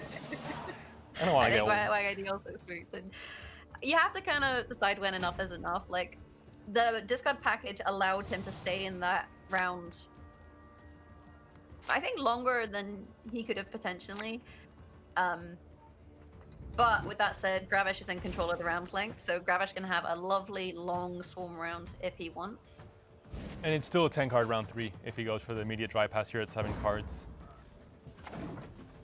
Which he did. That was a snap pass. Wang ID opting for the Crow Messenger, thin the deck a little bit. It's a fine dry pass card, and you know, let's see how this goes. This is it. 10 more cards will decide who qualifies. Well, who progresses to the semifinals. It's late. And of course, both players already qualified to World Masters, so that isn't at stake. But for Gravish, his first ever tournament, I think he would love for it to be a good one and for him to make it as far as possible. Maybe Wanged, already a seasoned player, has already proven a lot, doesn't have as much at stake from a personal level. But obviously, both players want to win this game and advance to the semifinals tomorrow. That's true. Plus, he's got pride, right? You know, I said he played like a robot or a monkey, so he's gotta kind of combat that, and also break the TLG curse. So you know, that's his thing. Also, fun fact about Gravish: the reason he is called Gravish is because when he was making his GOG account, Gravish was taken, and instead of putting numbers, which he explicitly said to me, I figured I would forget the numbers. I thought, I know, I'll just write Gravish again, not realizing it was going to be his account name in CDPR games, and that's how Gravish was born. I think it's much cleaner than having random numbers, so I Really? commend. I do. I mean, no one's gonna forget your name if they're saying it twice every time. You know, there's a higher chance you're remembered. You think it should be in history? Wang ID? Perfect, and I would never forget Wang ID. He would be the #1 player in my mind.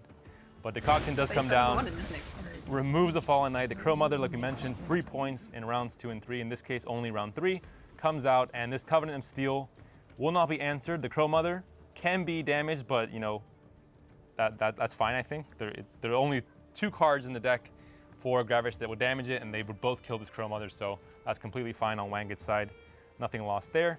We could see the Horson Senior Cut Up Lackey cards potentially hitting Crow Mother, because they are random, and then that could give more free points to Wang ID, so we'll see if that ends up happening further down the line. But for now, just important to know that there is no answer to this Covenant of Steel. Yeah, we're going to be able to see the true value of this value list, this Battle Trance list, by Wang ID here, because there's nothing kind of interactive going on either side, really.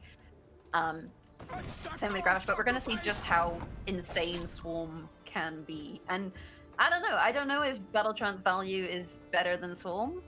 It's hard to call.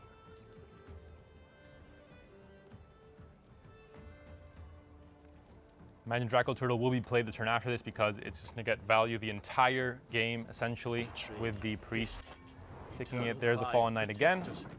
There is still a Heat Wave in hand for Wang ID. He has to decide what he wants to do here, but I think first he wants to set up his engines, like you said, get that passive value from his engines going, and then he can retroactively kill off at any point in time this Fallen Knight or the Jocks with the Heat Wave. Yeah, with Heatwave and no Defender, you can just wait, right?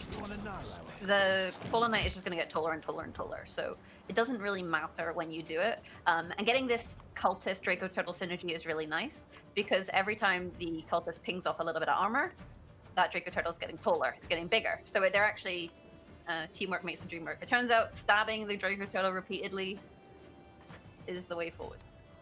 So this is a visual glitch. I believe it's also being seen in the stream. It is a Cut Up Lackey who decides to maybe dress up for Halloween a bit too early, but it is a Cut Up Lackey. So 2 Cut Up Lackeys on the board, and whatever crime cards are played now on Gravish's side of the board, he gets a lot of free damage pings, which could hit the Crow Mother, could hit the Draco Turtle, so maybe not the best matchup for this, but it's a less spooky costume than Grand Inquisitor Helvide, that's for sure. That's what I'm going to be for Halloween, Jaggers. Oh, Helvide. I'm not posting anything on social media. It. I'm ready for the Twitter post. I'll retweet you and everything. Already we see a pretty big board on the back row for Gravish. It's only going to get bigger. Still a few cards left. We see the Smoggle, of course. The bank can, we're going to see what's missing here for Gravish. Not much at all, really. The excommunication is also more of a thinning tool, so not really the gold you care if you miss it, basically. Has maybe a few removal options, but not sure they can do much because the Covenant of Steel is still there, of course. I wonder if Gravish is going to run out of space. Also, Panda, if you want to have like a Scooby-Doo moment, if you right-click our Cut Up Lackey, the one in costume, right-click him, and then go back. Oh, it didn't help. I thought if you right-clicked it, you would like pull off the mask Scooby-Doo style. No. No, I just look silly. The Crow's Eye Rasm comes out. The Crows come out in full force. The Draco Turtle's still gaining more and more points thanks to that Priest synergy. It's kind of the bread and butter of this deck. And obviously, of course, the Mardrome effects later on. But this Congregate list is just getting more and more units on the board, and the payoff is going to be there with both a Sacred Flame. Nothing can answer this. There's no risk of playing this earlier or later. You have the order ability for later on. You're going to have the Procession of Penance obviously coming out at full point because you have all the tokens already on the board, and there's just no way for Wang to deal with it. They're 2 solitaire decks, but one deck is going to be the ultimate solitaire deck, and I think that will be this Congregate list from Gravish.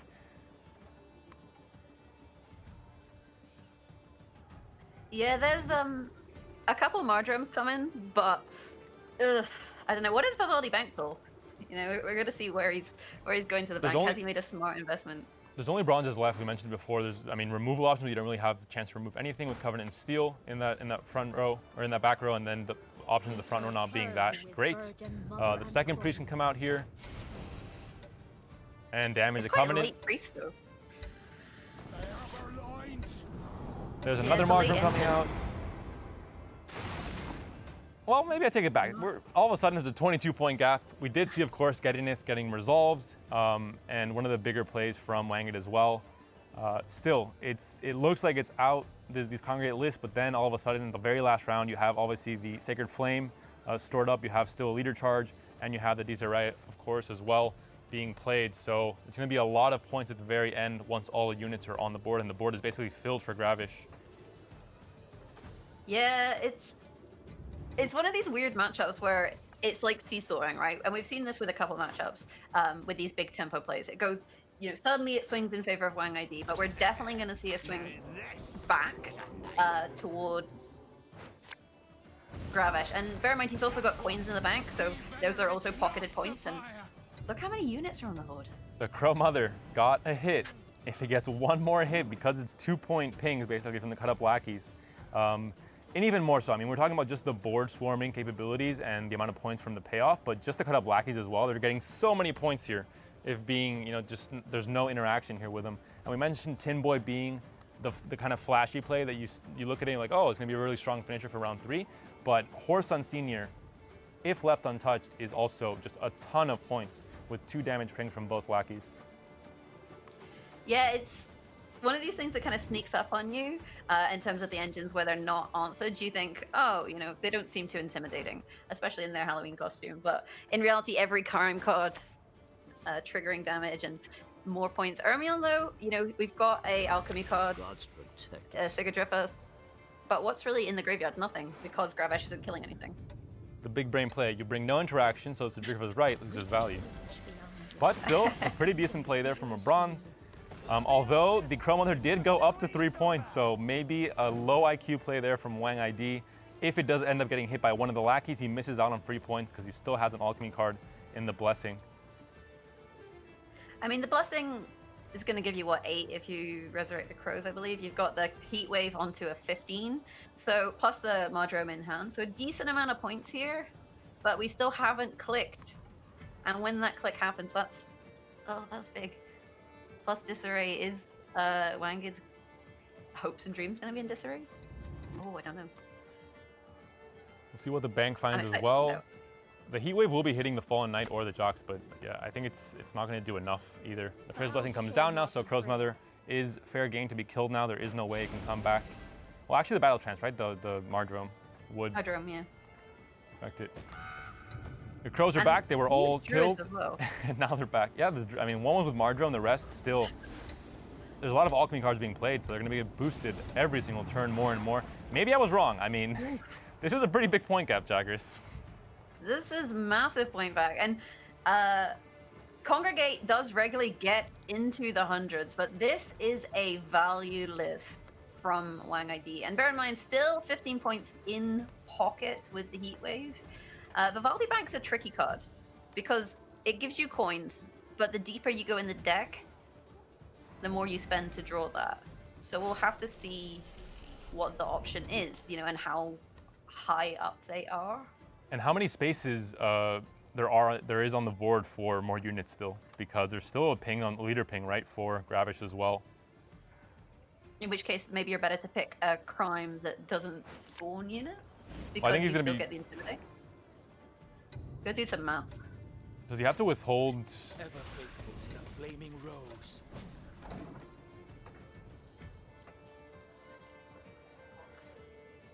I guess it didn't Heat matter. Wave's gonna clear a space, right? Yeah, yeah.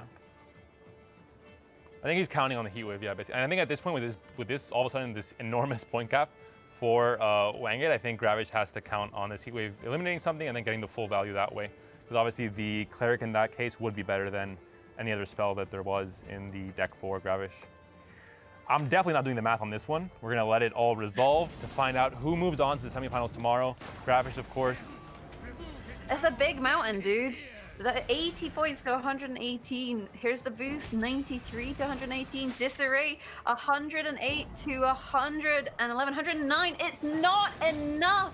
Wang ID progressing by the skin of his teeth, and value Skellige battle trumps. 40 points in one turn. Doesn't matter. Not enough. You can't climb the mountain. I And take Gravish back gets eliminated. everything I said, Wangid. You are my god, and Battle Trance is now a official meta deck. Catch you on the ladder tomorrow. That was a great display of points that I did not expect. and I am now part of his cult. Yes, I can say it publicly, Jagger. I thought you were a fan of the mushrooms, Panda, and that just goes. I'm not going to comment on that one. But that is the bracket, so we can see all of the action from today. Demarcation, Magpie, Piable, and Wang ID making it through to the semifinals. Commiserations to Gravesh, Colemon, Laguha, and Blastalin. But it's been a heck of a day. We're going to move on to the interview now with Burja, and of course the winner of this last semifinal, which is Wangid, and I am going to assume accompanied by our translator Hesser as well. All right, I am here with Wangid. What a match. I mean, the amounts of points on the board was crazy. A swarm deck versus a deck that also created a swarm and created a cult, which Panda is now part of. It is actually confirmed. But talking about Wangid, how do you feel? Hesser, of course, will be translating. 你好，这是非常厉害的一场局，恭喜你赢了。你现在怎么样？本来其实比赛之前已经非常困了，因为现在已经是北京时间早上5点半了。但是后来打着就突然就不困了，因为我发现是一场非常艰难的对局。就赛前我看到盖伦斯的卡组的时候，我就觉得非常的不好打，因为他的卡组还是有一点点克制的。但是我比较奇怪的就是他没有选择帮我的收主打，而是选择帮了我的怪兽。其实我赛前我是觉得我的怪兽是很难跑掉的，结果他没有帮，给了我一些机会。Actually, before the match, I was really tired because in Beijing it's almost 5:30 right now. Yeah. And I thought that I had a really bad matchups before that, and I was actually unhappy about the ban because I was thinking that he's gonna ban my Squirtle, but he banned monsters. So because of that, I didn't feel well. But when the time came, I just gathered my strength and managed to win, and I'm happy about that. Awesome. I know that probably you want to rest already, get some sleep before the semis tomorrow. Question: how do you feel going against Piable? 那你现在肯定就是很累了，但是你觉得帕加博你的对手在半决赛中怎么样？我看了一些他的对局，我觉得帕加博本身就是一位非常强的选手。平时资格赛就是之前所有的资格赛，他好像也都有参加。我也在资格赛上跟他有过交手，是一位非常强的对手。其实我还没有准备跟他的对局，因为我只想着今天的比赛，所以我可能睡觉醒了之后，我要好好的练习一下。I actually think that Pajabal is a really strong player, and I watched a bit of his match, and I know that he's been qualifying for the qualifiers before, and he's definitely a strong player. And I didn't prepare well against his matchup, so tomorrow might be a tough day for me. I will have to practice a bit. Awesome. All right, Hesser, thank you for translating. Wangid, thank you for the amazing match, and we'll catch both of you tomorrow. And we actually have another leak. This time it's a coin. And if you know Jason, for example, or me, we love coins since it's a new vanity added to Gwent this year, 2020. And it's another coin. And it's depicting something. And it's tied to something bigger. So yeah, you might see this coin come back soonish. But that's it from me. Last leak of today. And I am throwing it back to the casters, which will finish the day.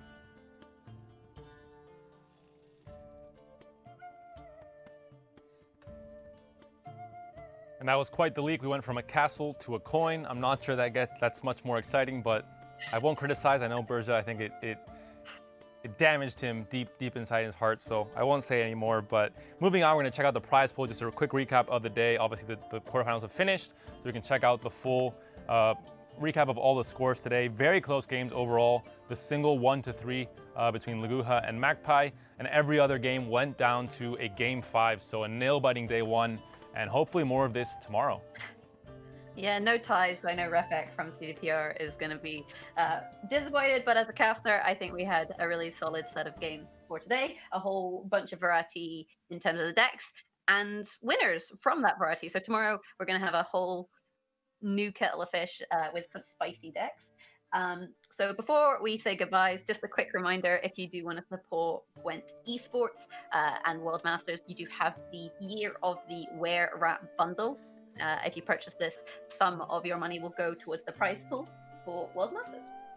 And of course, tomorrow there will be more information about the World Masters tournament, so definitely stay tuned to find out maybe when it is going to actually take place as well, when in December, so stay tuned for that information as well. That is all for today though. We've seen all 4 quarterfinals tomorrow. We will be seeing the 2 semifinals and the final as well. But I think it was a great day of Gwent, great day of leaks as well. Thank you guys for joining us for the whole broadcast, and to Jaggers for being a great casting partner. And we'll be seeing you guys tomorrow.